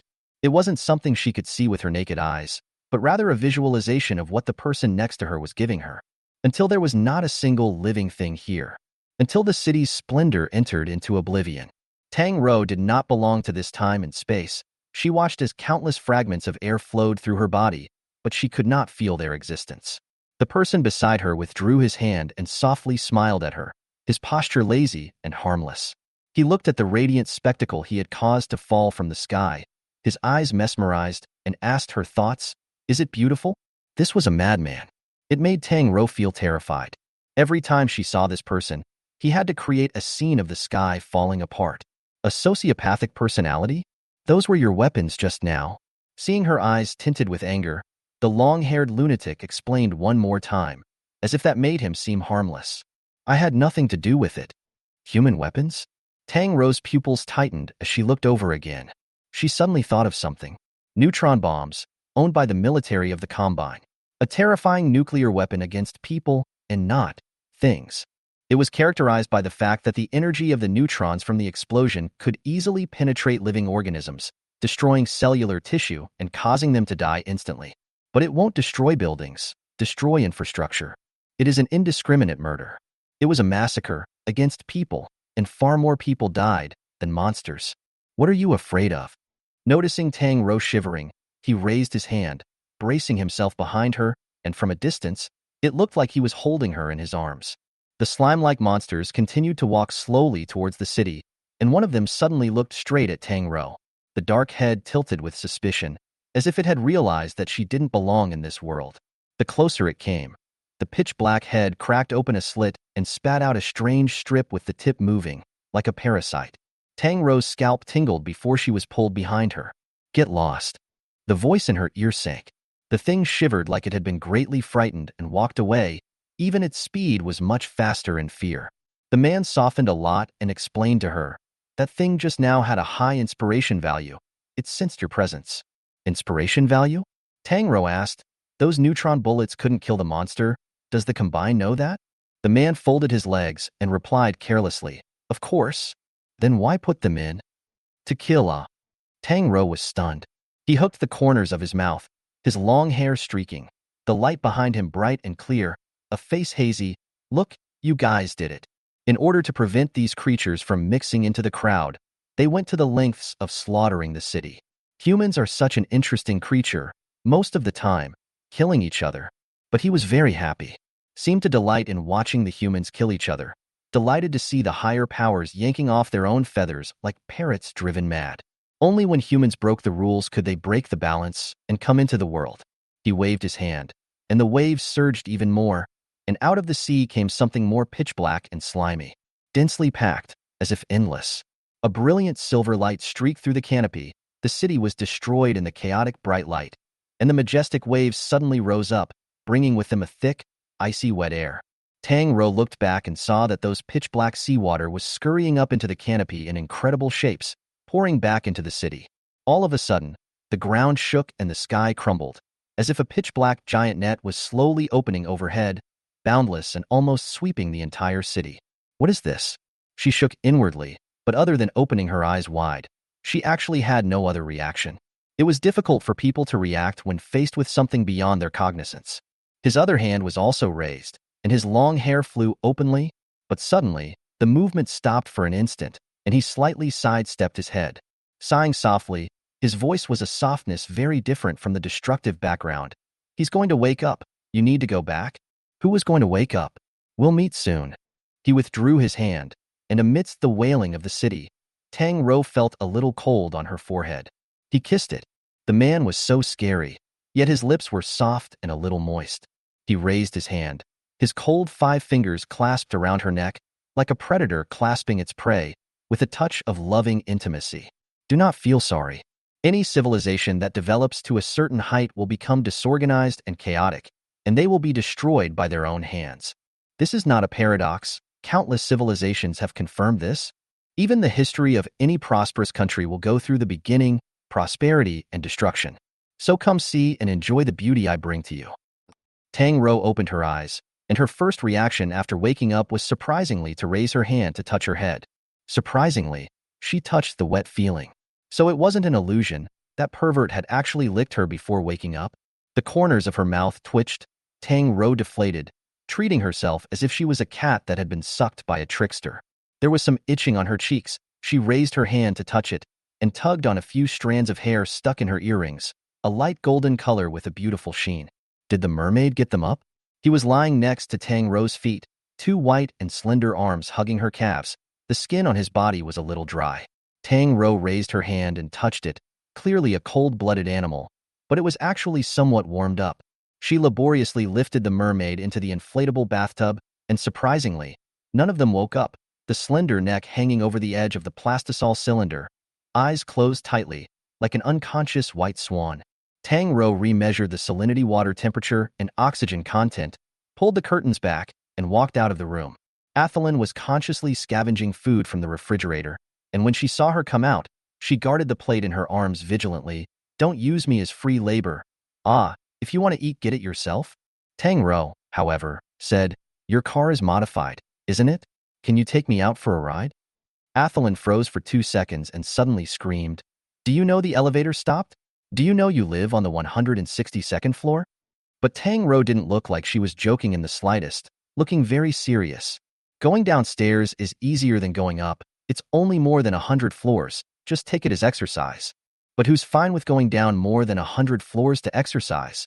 Chapter 84, Stairwell Beauty. It was still raining, and in case of a tsunami, The modified SUV was parked on a high, airborne suspension bridge. The window was lowered a crack, and 2 binoculars were set up from between the cracks. What is that? Atherlin's voice shook a little. In her line of sight, a few black, slimy figures were scattered sporadically along the long stretch of coastline. They kept changing shapes as they made their way toward the shore, slowly sprouting limbs and heads that surprisingly looked a bit like people. Tang Rou lowered the binoculars, corroborating the thought in her mind. These things had begun to appear, although there were only a few sporadic ones, far from being able to match the amazing number in the dream, and they looked very young, even a little unformed. But who knew? Had they blended into the crowd? The rain slowly stopped, and the things stopped moving, somewhat frozen. Some slowly retreated back into the sea. Others slowly dried up on the shore. They looked as fragile as newborn pups, unable to withstand half the dryness and sunlight. Because they hadn't devoured humans, so they couldn't survive in dry places. The man did not lie to her. The hotel was on lockdown, with security guards everywhere and a long cordon drawn. Several people were dead in the service departments at the Tower of Babel, a couple, 2 security guards, and 3 older boys who had just started. The security guards and the military cordoned off the area where the accident occurred and are taking samples to investigate. However, the common paralysis caused by the tsunami has greatly hindered the investigation. A new directive was now issued, asking all residents to keep their doors closed so that danger would not return. Security guard Qin Jing was patrolling with a stun baton. His heart was a bit fuzzy. He had just patrolled to the back door of the hotel when he saw 2 figures. One entered the door and jumped onto the sofa in the lounge area, while the other walked straight to the decorative sculpture and reached out to push it to the side with great effort. Qin Jing instantly became anxious. "What are you doing?" The lamppost shone through, and it turned out to be a beautiful young girl. She didn't say anything, just pushed the huge sculpture to the side by about half a meter, then looked upwards as if measuring something, and after a long time pulled over a single sofa and said, "I think they look better when they're set up like this." The girl is quite good looking. Her brain doesn't seem to be very good. Qin Jing had a stern face. "Which floor are you guys on? Don't hurry back yet." The one lying on the sofa wailed. "Can't go back. The power is out. We live in 100 or 200 floors. Going up will kill us." The security guard was also a bit of a problem. After thinking about it, he said in a half-compromise, "Then you guys go to the lounge. Don't wander around. The hotel is not safe right now." Tang Rou asked, "Is it dead?" "Yes, the murderer hasn't been caught yet." Atherlin made a carp, climbed up and pulled Tang Rou towards the first-floor lounge. "I can't. I haven't slept all night. I'm going to die." The 2 girls disappeared around the corner with a tug. The security guard retrieved his flashlight, and just a few steps away, he heard a loud noise coming from the glass platform on the 2nd floor. A couple seemed to be arguing, and from the content, it sounded like the man was cheating on his wife. "Do you know that she is my good friend? How dare you?" "I've said it all. I was drunk. Took her for you." The argument was so informative that Qin Jing went up with a flashlight to stop the fight, but he didn't wait to step on the steps when he heard a woman scream and a muffled sound. He turned back with a creep and realized that the man, in his anger, had missed and pushed his wife off the 2nd-floor railing. Unfortunately, the woman fell on the single sofa and was not seriously injured, but was scared out of half her life. He scrambled over to check on the woman, and the man ran down, apologizing uncontrollably, and the woman was left crying, unable to speak. The dark clouds dispersed, bright moonlight spilled in through the glass, and the metal goddess sculpture holding up a sword emitted a chilling aura. Qin Jing was glad that the strange girl had just moved the sculpture to the side and pushed over a single sofa, or else the woman would fall from a high place and would be directly stabbed through by this sharp sculpture. Just thinking about it, his scalp suddenly tingled. Is this really just a coincidence? Turning his aching neck, Athrun pushed open the door to the lounge. A fishy odor of rust, if anything, hit her. She was moving forward when she was grabbed by Tang Rou. She covered Athrun's mouth before she could open her mouth to question her and shushed her softly. In the darkness, something sounded. A rustling, like the sound of sticky, subtle water. Through the moonlight, they saw 2 figures stacked together on a couch not far away. One crouched over the other, intimate at first glance. Atherlin blushed a little, thinking that molestation is not to be looked at, and her small, waxy face tried to pull Tang Rou away, only to have her snap her head and turn away again. Tang Rou said in an airy voice, "Look carefully." "Still want to look carefully? Good for you, Tang Rou. Didn't realize you were this kind of person." Atherland was angry and curious, looking over with wide eyes. Thinking to herself that she was forced to. She wasn't an else. But the next second, she froze. As her eyes adjusted to the light, she vaguely discerned a puddle of dark liquid pattering and dripping beneath the two figures. Dark red, the color of blood. The silhouette in the upper position raised its body slightly, and she saw that a narrow thread-like object was poking out of the silhouette's neck, stabbing at the one below. Tang Rou let go of her and lifted the nearest chair by the door, pulling a horrified Atherin back, closing the door silently and jamming the chair's legs into the door's armrests with Atherin's help. "Go get the safety officer," she whispered. Atherin reacted with an afterthought, asking in a shaky voice, "That one just now, was it a person? Why? Doesn't it look like much?" Tang Rou didn't know either. They followed the place they came from to look for the security guard just now, but found that he was not there. Tang Rou glanced at the single sofa. There is a dent on it. The security guard probably helped the person who fell down to the medical room. She thought about it and said, "There should be a security guard station on the second floor. Let's go to the second floor." With the elevator out of service, one had to use the stairway to get to the upper floors. Once she heard that she had to climb the stairs, Atherland had a bitter face. But when she thought of that horrible thing just now, she was more positive than anyone else and took the lead in pulling open the iron door of the security passageway and running in. Tang Rou followed behind, but suddenly heard a cry of alarm. "Crap!" It was Atherland's voice. Her heart tightened, and she immediately grabbed the door and chased after him. But she didn't see the expected dangerous picture. Atherland sucked in a backwards breath and held it, pointing his hand forward with a trembling hand.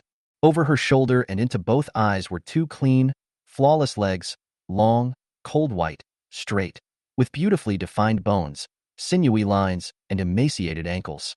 The white toes were rubbed red and stained with a bit of dust, but not at all woefully unattractive and evocative. The eyes could not help but look upward, and found that it was a person huddled in the corner, half-exposed pale shoulders and delicately defined collarbones, wrapped in a floral and familiar bedsheet. Long, soft, light blonde hair tilted down her shoulders and neck, like a dark swamp breaking through a gap and imprisoning a flash of holy light. Tang Rou saw the beautiful face of the mermaid that was by no means human-owned. Chapter 85. Misunderstandings between people. Atherland shivered. Expletives came out. Crap? Is this a person who came out of a manga? The disadvantages of not studying properly came out. A million thoughts lingered in her mind, and with her lack of vocabulary, all she could say was the sound of the word crouching. Tang Rou wanted to walk over, but was backhandedly shielded by Atherland.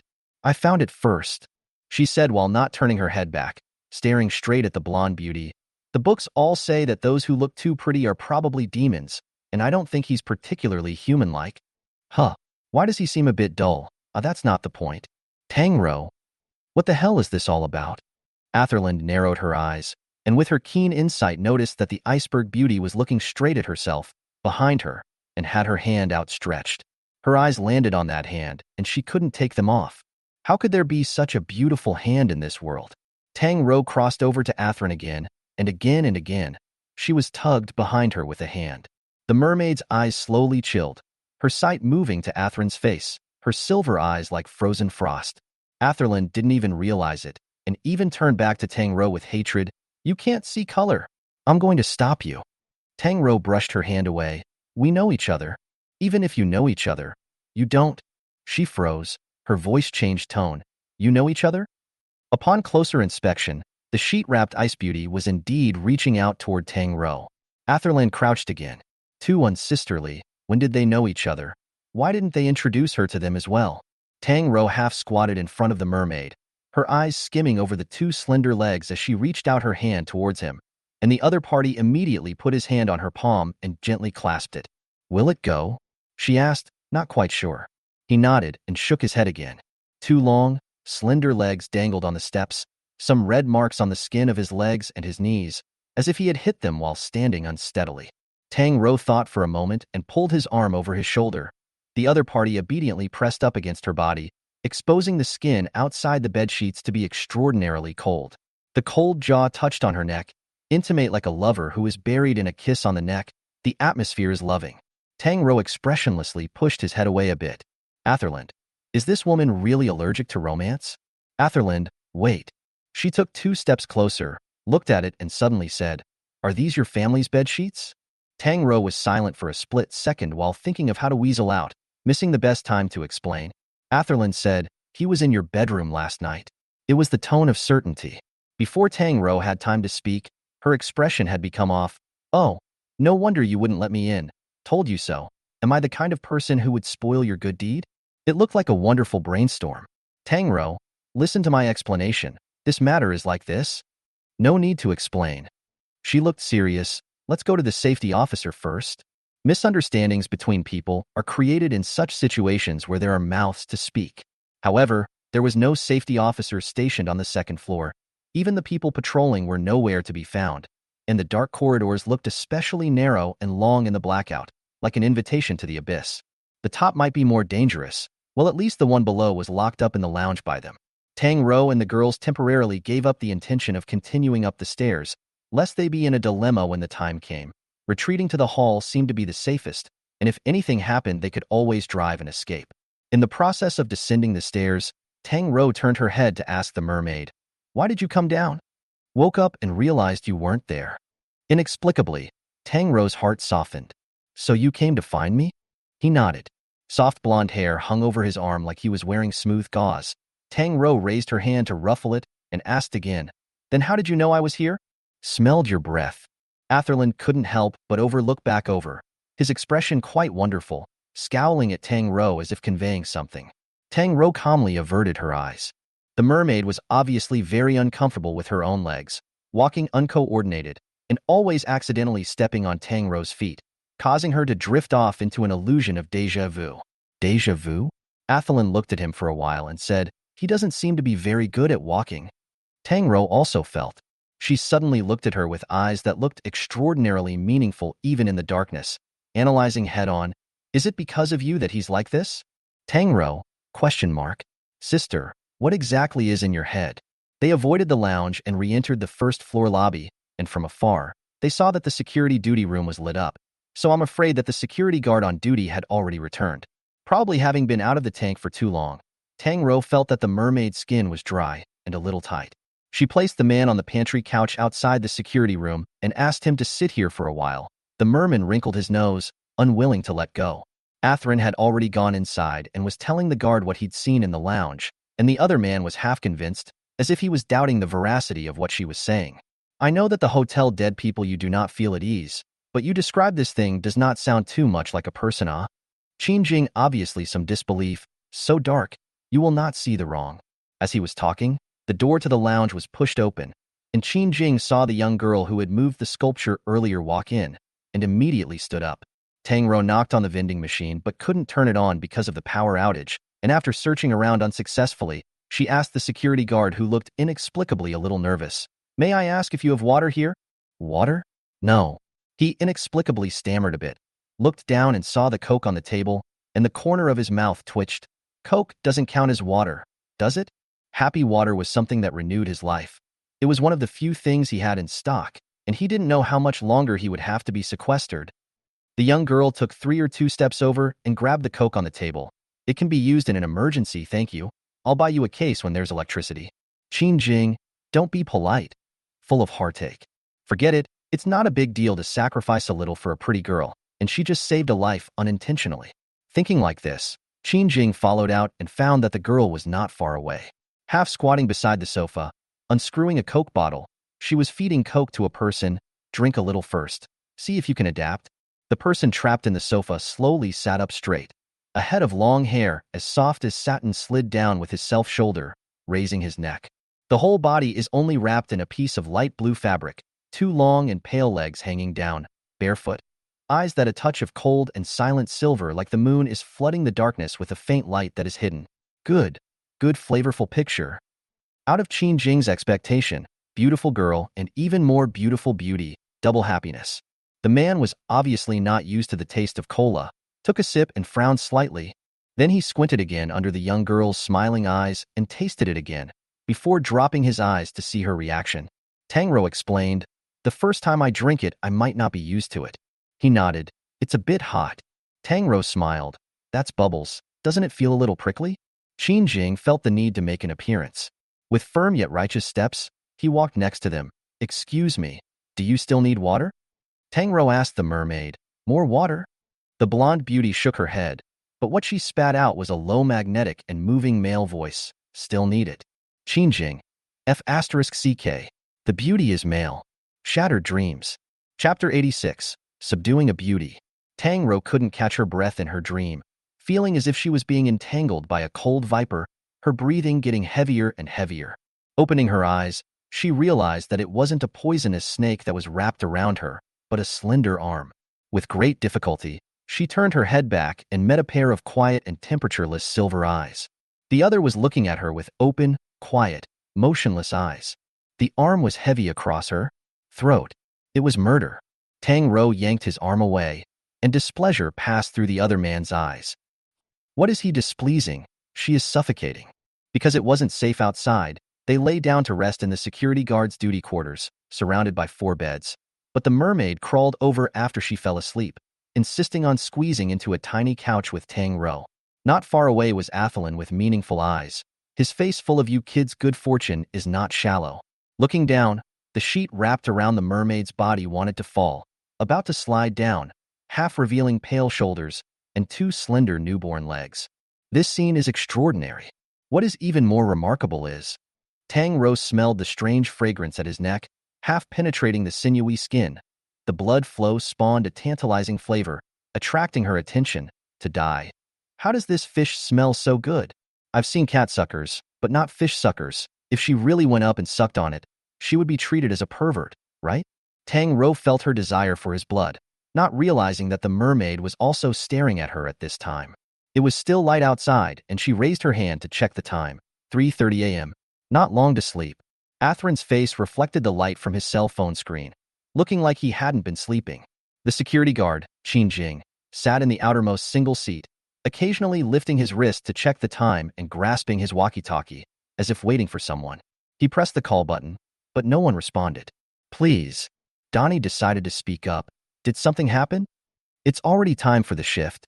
Qingjing turned his head, his eyes lingering on them for a moment, as if he found the image too exciting, the knot in his throat sliding up and down. I can't reach my colleagues. They were supposed to be patrolling the floors. Even with the dim surroundings, Tang Rou could still see a blush rising on the big brother security guard's bronzed face. She raised her hand and silently wrapped the sheet around the merman a little tighter, grabbing his shoulders and tying a knot at his neck. The merman seemed surprised by her actions, and in the next second revealed a look of realization, opening his arms and taking her into his arms, bringing her towards the inside of the couch. Tang Rou struggled a bit and pushed him away. The mermaid was a bit slack. In fact, since she met him in the stairwell, she barely spoke. Her mood was wan, and her skin was a bit dry, probably dehydrated. It wasn't just him. Donovan and Atherin needed water and food as well. They hadn't eaten since they'd gotten out yesterday afternoon, and they'd even run out of coke in the security room. The city had been sealed off, and there was no shopping district within the Tower of Babel base, and the closest supply point was only on the 37th floor. Tang Rou asked Qingjing, on which floor do your coworkers probably work shifts? We are a group of formations on every 40th floor, and there are roughly 3 on-duty personnel on each floor. Tang Rou froze. Can't contact them all? Qingjing's expression was also heavy. Well, all of them can't be contacted. Could it be that your communicator is broken? I originally thought so, but then I switched to a few backups, and none of them could be contacted. Tang Rou recalled that when she and Atherin went to the 2nd floor to search for people, they couldn't find the security officer either. Thinking about it, she realized that the older security guard brother had silently reddened again. Following his eyes back, she saw the mermaid's slender, bare legs. Tang Rou politely asked, "May I ask if you have any extra clothes here?" The guard's face turned even redder. "Yes, there is," he said, and went to the storeroom to rummage through boxes. Atherland wailed and fell into agitation. The cell phone is dead. Then shared gossip with Tang Rou. A lot of people just posted on social media that someone around them went crazy. Going crazy? Yes, becoming manic and attacking people. She tapped the phone on her wrist, looking manic too. I saw a post from a college boy saying that his roommate came back from being out and became manic, attacking people. There was bloodshed and they locked him in the bathroom. Since they couldn't take them to the hospital because of the tsunami closure, they asked for help and asked what to do, adding that it felt like the door was on the verge of being smashed by the frenzied roommate. Someone below replied to the post asking, "You big boys still can't hold down one person?" A couple of boys, presumably feeling unable to hold it down, found rope and prepared to open the door to tie the person up first. Athelin has been squatting the follow-up, stayed up until 3 a.m. did not sleep, but the person who posted suddenly no audio. She hadn't finished reading the follow-up yet, scratching her heart and scratching her liver. Qin Jing came out of the storeroom and was on the phone. What did you say? Where are you guys? I can't hear you clearly. Can you speak more clearly? Hello? Hello? Tang Rou looked over. The other party took a blue-colored security uniform. The call went through. My coworkers are upstairs. Actually, Qin Jing didn't hear clearly. The person on the other end of the phone had a raspy voice, spoke slowly and slightly sluggishly, and spoke like someone who had just woken up lacking grammatical logic. Listening around, he only heard the other party tell him to go over there. Qin Jing suggested, why don't you guys come up with me?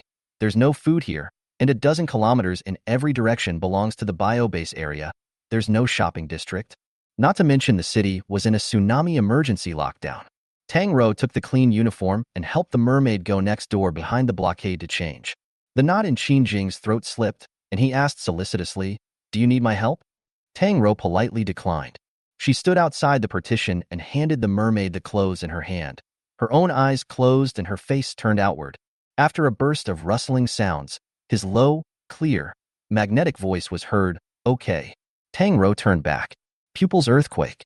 Not to be outdone, the light blue, oversized security shirt was loosely worn on Narcissus, wearing out the feeling of uniform temptation.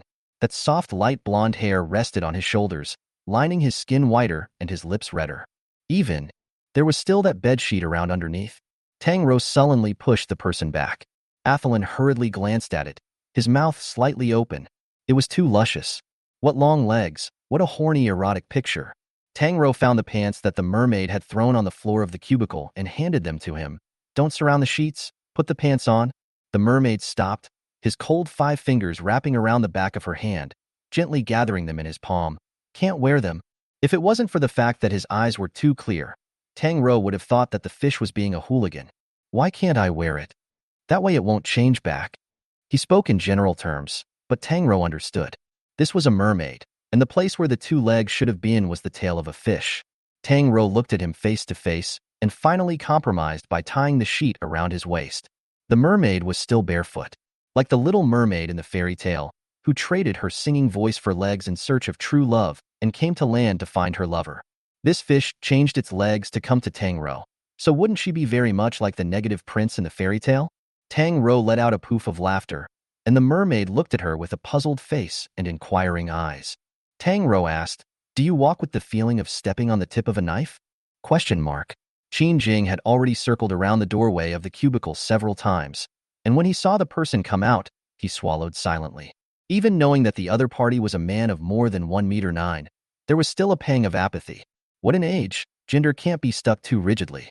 He suppressed his inner exuberance, looked upwards, and suddenly met a pair of silver eyes that were cold to the core.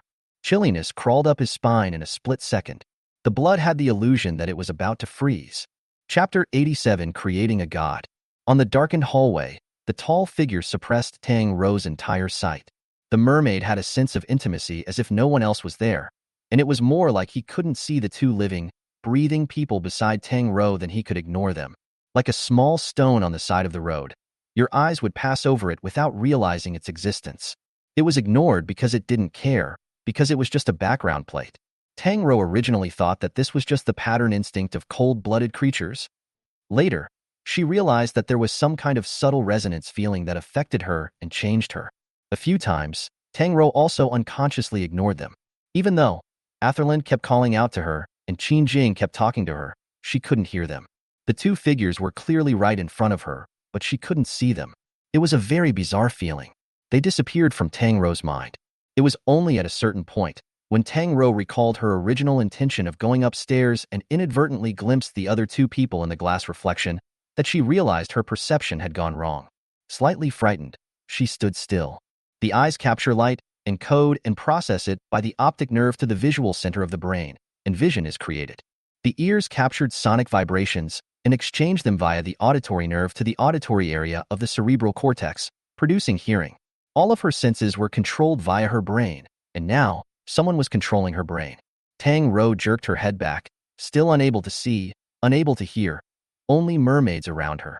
Some sort of odd premonition appeared in Tang Rou's mind, She was being disturbed by some unknown force. I. She grabbed the mermaid's arm, afraid that she wouldn't even be able to see the mermaid in the next instant. I seem to have a problem. What's wrong? He asked softly in return, raising his hand to stroke her long hair. Warm, cool fingers smoothed her hair like soothing a canary that had just been captured in a cage and wasn't used to the situation. There is danger here. Tang Rou closed her eyes and forced herself to calm down. She sensed danger, but was looking in the wrong direction. She held the mermaid's wrist, her slender body subconsciously blocking in front of him, assuming a defensive posture. She assumed the danger came from the darkness ahead, even as she shielded the originator behind her. The defensiveness made her face extremely ugly, and she even bit her lips tightly, her nails pinched deep into her palms in a vain attempt to use the pain to keep herself awake, until her lips spit out blood. The mermaid looked at her with downcast eyes and an odd expression. After a long time, a sigh, if any, came from her ears, and cold fingers pressed against her lips. Someone seemed to compromise and whispered to her, "Loosen it." Ding dong. As if a spring had infused her mind, her thoughts suddenly cleared. Athrun patted her shoulder. "Zoe, what's wrong with you? How come you didn't respond when I kept calling out to you?" Like a dehydrated fish, Tang Rou opened her mouth, an unspeakable feeling surging through her heart. "I'm fine." She finally slowed down from that state of near oblivion. The mermaid held her wrist, wanting to support her, but Tang Rou noticed that his body temperature seemed abnormal. In the past, the temperature of the mermaid's palm was lukewarm and cool, but at this time, it was surprisingly close to her body temperature. Tang Rou ruffled his hair and touched the mermaid's forehead, and then his arm, feeling that the other party's body temperature was much higher than usual. She asked worriedly, "Are you uncomfortable in any way?" Athrun came over as well. "What's wrong with him?" Tang Rou said, "Body temperature is a bit high."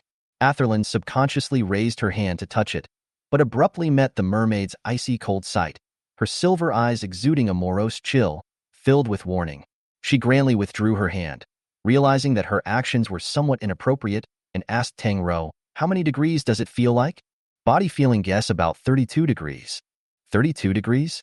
High body temperature? This is all hypothermia, all right?" Tang Rou, however, shook her head, "Not for him." Atherland snapped as if he realized something. His speech was a little sloppy. "He shouldn't be." Tang Rou gave a hum. "No wonder." Atherland muttered, "I knew people couldn't look like this." Tang Rou said, "You remember the hexagonal square you mentioned to me earlier, right?" Atherland's expression followed with a serious look. "I know. There are extraordinarily advanced creatures locked up inside." Tang Rou looked at the mermaid. The other party was also looking at her peacefully, that face still expressionless, but some sort of emotion was vaguely flowing in the bottom of her eyes. Tang Rou held the mermaid's wrist and said, "He's that extraordinary creature dash." Atherland's face turned pale in a flash, and the mermaid's pupils shrunk slightly. She then heard her continue to finish her sentence. "The feed?" Atherland directly spiked out the nationalist. "Such a beautiful person is used as fodder." Tang Rou nodded, her brows furrowing. "Yes, it was Professor Su himself who told me. The first time I saw him, he was hanging by chains in that cylindrical pod inside the hexagonal plaza, his tail almost broken." The mermaid's two silver-colored eye pupils moved slightly, seemingly pondering something. It turned out that he had such a miserable life in Tang Rou's eyes. He was very satisfied. Tang Rou was still exchanging information with Atherland, and the more the two talked, the angrier they became. "Crap, so cruel. They're really inhuman." "Right." Tang Rou climbed the stairs with unsteady breath, paused, and continued. "So I adopted him." Atherland lowered his voice and said in the standard chatty gossip tone, "I heard Su Shihong's old guy's arm was broken because of that extraordinarily powerful creature." Tang Rou had a pang of fear. Luckily, she hadn't run into that extraordinarily advanced creature on that day in the hexagonal plaza. It sounded ferocious. The mermaid's expression was idle as he began to knead Tang Rou's fingers again, rubbing back and forth along her knuckles. An emergency meeting was held a few days ago. It seems like a large observation-type experiment is going to be conducted, and it's rumored to be related to the extraordinary creature. Observation-type experiment? Tang Rou was puzzled. The thoughts of the big shots are impenetrable to speculation. Atherland lowered his voice, mysteriously. "They want to make a god. Make a god, molded by man." The dark tower surrounded by the circular experimental base was like a giant sword that went straight up to the sky, and with the entire city's power supply paralyzed, the top floor of this place was still lit up. At the tip of the giant sword, a virtual meeting was being held. On the light projection screen was a virtual face that had been skillfully changed by the AI, and all of them were wearing identities that didn't exist in the sea of people to participate in this remote meeting. In the center of the round table, a Z nameplate was carved. Z, meaning zero, was the beginning of everything and the end of everything, the birth of destruction, the beginning and the end. Too risky. Someone attending the meeting had an angry voice, false face still calm. If it gets out of control, no one can afford to take the blame. Do you realize what you are putting out there? Do you want to destroy the world? All you have to do is lock it up, hide it, seal it off, not let it be sent into the crowd. There was a knock on the table amidst the cacophony of voices. Please, gentlemen, take a moment. Several others at the long table who were literally sitting in the conference room said, "We have confirmed the possibility of its blood being reborn." Chapter 88, Creating Gods 2. As soon as the words fell, they stirred up a furor. Blood rebirth? That's not a fake. We've injected with the blood samples you sent us, a total of 100 samples, and the dead ones are still dead. None of the wounds have healed. And didn't all of your previous in vivo experiments fail? It couldn't even cure the underlying disease? Someone knocked on the table and clicked to play a video. Look here, guys. Projected on the hover screen was a video feed of what looked like the surveillance of a certain corridor. An intense blue light lit up behind a certain broken door in the hallway, and after about a few minutes, the door was slammed open by gravity, and an eel-tailed creature was knocked to the ground by some unknown force and quickly escaped, leaving a long trail of blood along its tail. No one comes out after it. The short surveillance video ends here, and the scene ends. This is a video from 2 weeks ago when the Tower of Babel was alerted at level 4. The one on the screen that was injured and escaping is an S-class half-human, half-electric eel experiment that can release high and powerful volts, instantly killing the creature and paralyzing its circuits. So? Someone snapped disgruntledly. What does this have to do with the extraordinarily advanced creatures we're going to talk about? Perhaps people don't realize.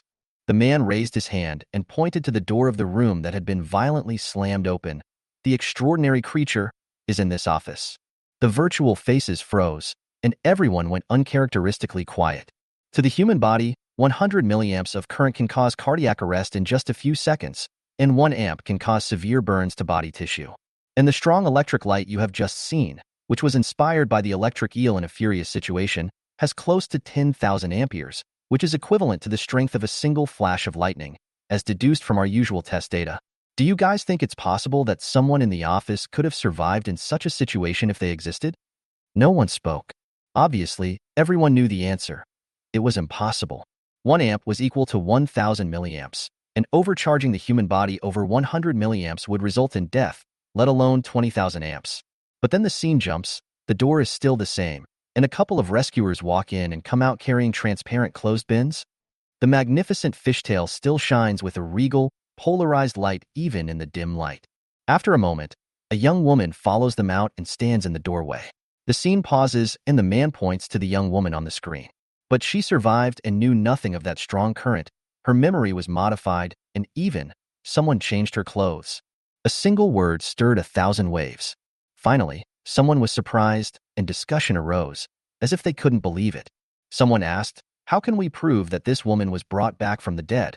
And how can we prove that her survival has something to do with the extraordinary creature?" Waiting for the discussion to die down, the person sitting at the round table only continued. "We compared the surveillance and found that her clothes were torn before she entered the office, and when she came out of the office again, the clothes on her body were brand new, and she herself didn't realize this matter.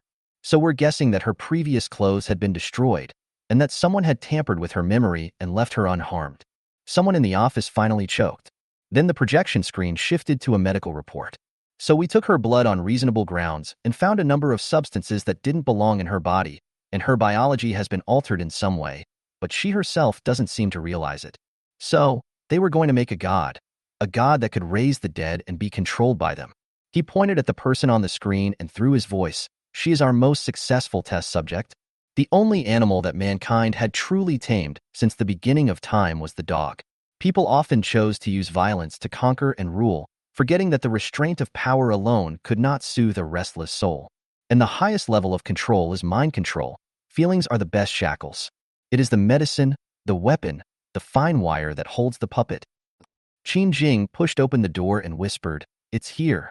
Finally, Atherin sat down on the steps, holding onto the railing, and Tang Rou's legs were aching as well. She was beginning to wonder if going upstairs had been a bad decision. The mermaid's eyes were half-lidded and emotionless. Tang Rou was a little sleepy. Hunger and the half-hour-long climb up the stairs had left her arms and legs weak, and Atherland cried out that she was going to the supermarket to buy chocolates to eat. But Qin Jing's side didn't seem to be going too well. From the time he climbed up to the 37th floor, he was unable to contact his team members. This floor is the Tower of Babel Hotel apartments specially opened for living and shopping in the urban area, because the building is too high and the population of residents is too high. So now almost every building has such a shopping center. Due to the power outage, the entire floor was pitch black and dark. The sky was slowly brightening, and the dark clouds were too thick, causing the vision to always be gray and unclear. Qin Jing was holding a walkie-talkie and constantly calling his teammates, while looking back and forth in the corridors of the building. Suddenly, he heard some kind of sound, and immediately carried a flashlight and followed the sound to find it. In the quiet corridor, only his own footsteps echoed. A hobbling silhouette appeared at the end of his line of sight, carrying the light on his back, walking slowly in an unnatural way, and seemingly wearing the uniform of the security team. Qin Jing walked over and raised his voice to inquire, "Hello, may I ask if you are a colleague from the building's security department?" The man paused in his steps and slowly turned back around. The wide brim of his hat covered his greenish-white face as he shifted his direction and walked towards Qin Jing step by step. "Aya, finally found you guys. Where are the other co-workers? How come I can't contact them?" When there were still a few steps away, a clear female voice came from behind. "Brother Qin, have you found your colleagues?" From afar, the silhouette walking in a hobbling posture was approaching Qin Jing. Tang Rou frowned slightly as she watched the slow-moving person take a few steps this way, then suddenly turn back and walk towards the other side of the corridor, all at a much faster speed. By the time they walked over, the man had already walked slowly around the corner, his figure disappearing into the corridor, and Tang Rou vaguely saw the uniform number 1036 painted on his back. "I'm sorry, I was so excited to see them that I forgot about you guys," Qin Jing said, and once he turned around, he realized that the colleague who had just stood beside him had disappeared again.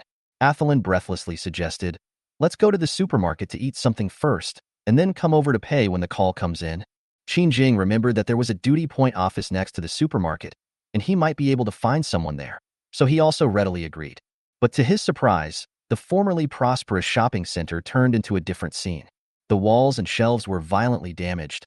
All kinds of items were shattered all over the place, with a layer of strange mucus sticking to them, and there was an indescribable rusty smell in the air, mixed with a slight smell of decay, making people easily associate it with something that had died here. Maybe it was a rat. Maybe it was something else that couldn't be thought of in detail. Tang Rou crouched down to her feet, picking up the bottles and igniters that could be seen in the closest range and placing them in the mermaid's hand. "Take it." Then she followed behind Qin Jing and continued forward. The ground was cluttered with tissues of unknown creatures, disorganized and chaotic. This place had obviously experienced a disaster. Qin Jing's expression was no longer as relaxed as when he had just arrived at the 37th floor, and Athrun also curbed his brows, his expression becoming serious. Soon, they saw the source of those putrid odors, a few tattered and dried-up corpses piled up next to the shelves, like they had been carefully stacked into human towers by murderers with obsessive-compulsive disorder. Or maybe they weren't human. They had weird slime attached to their bodies, and round hole-like wounds were clearly visible on their heads, foreheads, and necks. The scene trumped any horror movie, with Atherland's straight-up dry heaving out of his mouth and Tang Rou's face turning blue. Chapter 89. Straight Man Soft Doddering Fish. But then they saw an even more horrifying picture. Qin Jing went around to a certain office area next to the living supermarket and pulled the door open. An indescribable smell hit the room, like blood, rotting stench, with the musty smell of being in the darkness and dampness for a long time. Inside the not-so-broad room were countless shadows, either lying down, sitting on the sofa, or collapsed horizontally on the floor, skin and bones, drained of blood, with their eyes deeply sunken, like dry corpses. They were all wearing security attire, with explosion-proof electric batons hanging from their waists, not even drawn, seemingly resting peacefully moments before the disaster. Tang Rou stood in the doorway, her line of sight stopping as it crossed over a certain corpse. The man was lying on the table. The back of his head had been penetrated, leaving a hole of dried blood. The uniform on his back bore the number 1036. It was just now, the person he had seen outside. Tang Rou clearly realized at this moment that this 1036 was the real 1036 and the one outside. I'm afraid I don't know what kind of creature it is. Those unknown creatures even had clothes that could be replicated, so detailed that they even carried numbers. What kind of creature was that? They stood in the room, their faces blue. Qin Jing's face twitched as he lifted his electric baton to go out. Don't go. Tang Rou failed to stop. Of those present, only Narcissus looked calm, indifferent, without any temperature. After skimming through it, he withdrew his eyes and looked at Tang Rou beside him. In the entire building, the only one he cared about was her. The cold arm pressed over, insisting on being next to her, and Tang Rou touched the skin on the mermaid's arm, which was a little dry. Raising her hand again, she touched his ear fins, and the other man bent down slightly to match her movements, like a cat that was allowed to be jerked off. Concerned, Athrun asked, "Is it okay for him to go over there by himself?" "Not sure. He's too impulsive. It's best if we don't go over there," Tang Rou said, pulling out a large 1.5L bottle of mineral water from the shelf, unscrewing the cap and handing it to the person beside her, saying warmly, "Drink it and replenish your water." Like a good sex-turned boyfriend who is considerate of his girlfriend, the mermaid reasonably played the vase persona, tilting her head a little to drink the water. Raleigh drinking 1.5L. Athalin's mouth widened slightly.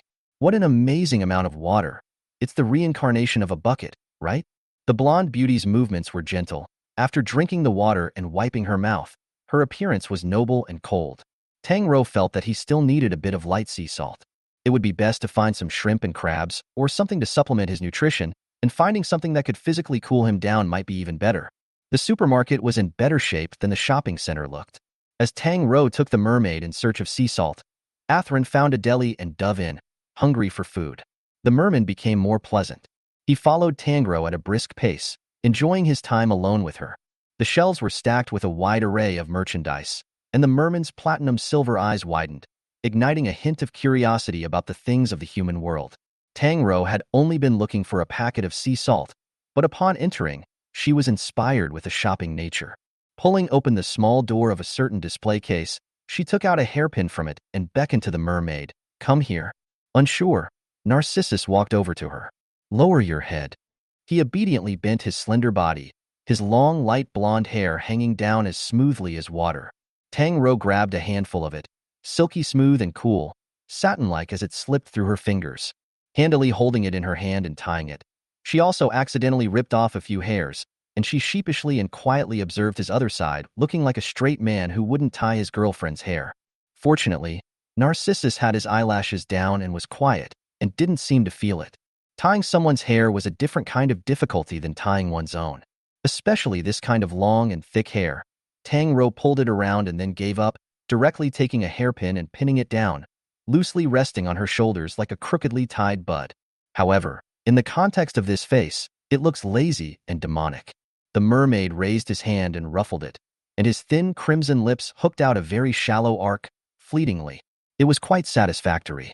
He looked toward the display cabinet, reaching out to point to a shiny hair card encrusted with diamonds, turning his head to look at Tang Rou's eyes also shining brightly. "This one also looks good." "Tang Rou, what kind of straight male hot eye aesthetic is this?" She pushed Narcissus forward. "Wearing one on your head is fine. It's weird to wear more than one." "Is it?" The mermaid turned back while walking, a light regret showing in her eyes. Passing by the kitchenware section, Tang Rou grabbed a pan and picked out a long, sharp boning knife from the knives and held it in her hand. Walking over to the camping area again, she drew a couple of windproof pegs that other people used to pitch their tents and 2 bottles of outdoor fire roasters and tossed them to the mermaid. "Take it." The mermaid shook the igniter with the musket in his hand and moved closer to sniff it. Tang Rou immediately yanked his hand away and replaced it with a bottle that hadn't been shaken in his hand. "This stuff can't be shaken violently. It's easy to explode." The mermaid cocked his head, revealing a puzzled expression. Why had she slipped him something ugly and dangerous? The human world was fresh in his eyes, and it was the first time he found it quite interesting. Tang Rou was in the same world as him, but it was a completely different state of mind. She was very nervous. The quiet and dim supermarket was only illuminated by the light of the rising sky outside. It looked incredibly eerie, and the air hid a dangerous scent of dampness mixed with the smell of rust. The world was extremely dangerous in Tang Rou's eyes, with hidden killers everywhere. Every time she passed a corner, her heart trembled with fear, and every time she came to a dim area where the light couldn't reach, she carefully avoided it, fearing that something would pounce from the blind spot of her sight and take their lives. Finally passing by a row of shelves and seeing the motorcycle helmets on them, Tang Rou lifted her hand and took one off, turning back and subconsciously wanting to hand it to the mermaid, but to her horror, she realized that the person who had been following her had disappeared. Instantly, alarm bells went off in her head. Tang Rou tightened her face and went along the place she had just passed to look for him. Along the way, she uncontrollably brainstormed all sorts of horror movie images. Could it be that when she hadn't been paying attention just now, something unknown had swooped in from behind and taken him captive? He was so soft and weak, he might be killed in a flash. Crap, his legs and feet weren't flexible yet, so he probably wouldn't be able to run away if he was caught. Maybe he was also covered with his mouth, shedding tears and watching the ignorant Tang Rou walk further and further away, a little bit swallowed by the monster. Cannot think, and then think is the mermaid dead eyes lying in a pool of blood. Hateful end of the picture. Tang Rou, who had brainstormed bloody scenes all the way, found him in a bedding area. The mermaid didn't encounter the murderous scene she expected, but instead tugged at a floral vintage bedsheet, revealing a puzzled expression and hanging his head to compare it with the one surrounding his body. Seeing Tang Rou walking towards him, he raised his hand somewhat haughtily, showing her, "What do you think of this?" At that moment, Tang Rou's feelings were complicated. Chapter 90. Wanting it but not saying it. Wandering the human world with his identified mate was a new experience, a strange feeling. He enjoyed it. Tangrowth was a different story. Dragging the mermaid away from the bedding section was a difficult process, and she convinced the mermaid, who couldn't get enough of the floral sheets, to find the men's clothing section and tuck him in. "This is the place for you, Pick." Tang Rou waved her hand, like a rich tycoon taking his girlfriend shopping. "Pick a set you like, take off the hang tag and give it to me. I'll come over and pay for it once I've recovered my power supply." Narcissus was cold and looked uninterested. He walked briskly around a bunch of men's leisure areas with black, white, and blue as the main color, revealing a look of both disappointment and dislike. Tang Rou had climbed the most number of steps in her life, and her nerves had been strained for so long that it was hard for her to grip the boning knife tightly and sit down on the sofa to rest, and idleness came over her like a tidal wave. As a result, she didn't see it for a while, and the figure of the mermaid disappeared again. She climbed up with the feeling of wanting to kill a fish and sacrifice it to heaven and searched anxiously. She found him in the women's clothing section. The blonde beauty was carrying a loose mommy dress, his face still expressionless, but the tight corners of his mouth soothed. The piercing silver eyes were filled with admiration. Tang Rou held her forehead. "This won't do. This doesn't suit you." She pulled off the skirt that the mermaid clutched in her hand and was unwilling to let go of, shaking the circle of semi-transparent lace. "Can this fit you?" He looked back with a frank expression, his eyes stubborn. It seemed to be asking, "How does it not fit?" Tang Rou gave up trying to explain to him. The mermaids had been kept in the experimental base, and the only people they had seen were the researchers wearing base uniforms, so it was understandable that their aesthetics were deviant. The Tower of Babel had harmed the fish. She pulled the man back to the men's clothing section, and the other party once again became disinterested, his eyes quickly crossing over the rows of clothes and looking at Tang Rou thoughtfully. The eyes were strange, like the kind of faint pity and dislike that an artist looks at a silly child with less than stellar aesthetics. "Tang Rou, you scolded me." "Mermaid. How did she find out?" Tang Rou took him to the pajama area, found a long robe and handed it to him, sincerely discussing, "Wear this if you really don't want to wear pants, and let's talk about the skirt later." Although it was strange to walk around in a bathrobe, it was better than a sheet around the bed. Tang Rou found another pair of slippers from the shelf and handed them to him. The mermaid didn't take them, showing a hesitant look at the pair of dark gray men's slippers. His eyes strayed across the shelves and landed on a pair of light pink plastic slippers adorned with small purple flowers, then turned back to observe Tang Rou's reaction.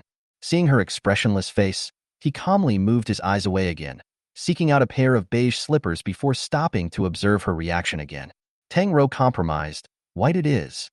The mermaid grudgingly took out the pair of slippers. The white feet stepped on the plastic slippers, wearing a very expensive feeling, and he looked at them with downcast eyes, still satisfied. By the time he returned from bringing Narcissus to change, Athrun was already firing up the deli section.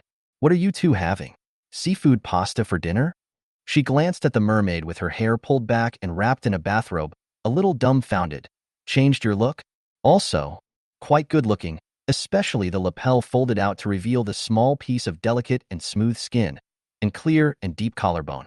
Tang Rou euphemistically prompted, change it to land bird. Athelin was peeling shrimp, then associated with something, went to the freezer to pick and pull. It was also true that it wasn't very polite to eat someone's kind in front of them. Narcissus walked curiously through the aquatic section, looking at one of the freshwater creatures swimming in the glass tanks and bending down. Platinum silver eyes observed, as if looking at something new. Tang Rou sat behind him with her chin in her hand. Mermaids looking at small fish. Interesting. But as she watched, she rubbed her eyes and stood up. Was it an illusion? How do you feel that the water tank in front of the mermaid just now suddenly appeared the reflection of the city? As fleeting as a mirror, but extremely clear, from the street to the tall buildings, and the light points of street lamps, like the city sand table in the city hall. The mermaid raised her eyes and looked at her silently. Athelin called out, "Dinner's ready. Come." Foie gras and black truffles, sautéed snowflake beef, and guessing at the mermaid's tastes made a plate of raw tartare beef. Anyway, there was no electricity, and the stuff in the freezer was going to go bad if they kept it any longer, so it was a waste. Athelin wanted to strike up a good relationship with this beauty who was having an affair with Tang Rou, and looked at him expectantly, waiting for a critique. But to his surprise, he didn't eat, but stared at Tang Rou's, with the kind of look that didn't say a word but was full of innuendo. "Want to taste mine?" He nodded haughtily. Tang Rou found a clean plate, gave him some, and pushed it in front of him. The mermaid hooked his spoon less skillfully and ate without spilling much. After eating, he looked at Tang Rou again. Tang Rou simply pushed her plate to him. "If you don't mind, let's both exchange." Saying this, she pulled the dish that he hadn't moved a single chopstick in front of herself. But he didn't expect that after exchanging, the other party was still staring at hers, still full of suggestive eyes. Tang Rou was confused. So what's in someone else's bowl always smells better than your own? Tang Rou unscrewed a bottle of ice coke as the mermaid stared again. Without a word, it looked straight at her with those beautiful silver eyes. He never seemed to open his mouth to say what he wanted, which was different from the immobile and pampered experiments in her office. He would only express his needs in another way, by staring blearily. Even bringing him the exact same bottle wouldn't do. He just wanted to drink the one Tang Rou was holding. Tang Rou resigned herself to finding a cup and poured a little for him. Watching him hold the cup and sip it curiously, his expression calm with a little novelty about something new. Athelin said meaningfully, "You two are so affectionate." The beauty paused, narrowing her eyes with a look of having her fur smoothed, and pursing her lips haughtily. Tang Rou, on the other hand, had a look of, "Where did you see that from?" After the meal, Tang Rou set the windproof nail boning knife on the table and exchanged information with Athelin. With her cell phone out of battery, it was impractical to travel up and down 100 flights of stairs. The hotel apartment was extremely dangerous with the presence of unknown creatures. Additionally, the entire 37th floor was devoid of occupants except for the security guards and those on duty in the shopping center, and all of the aforementioned had been killed. Most of the deaths showed blood loss and air drying, the kind of blood-sucking unknown creatures that mimic the dead when they kill. After a brief exchange of information, they decided to return to the first floor first and drive to the base. Tang Rou also needed to use the instrument and check the merman's body temperature abnormality. His state looked a little tired and emotionally wan. Although he didn't say it, she could feel that he was not comfortable.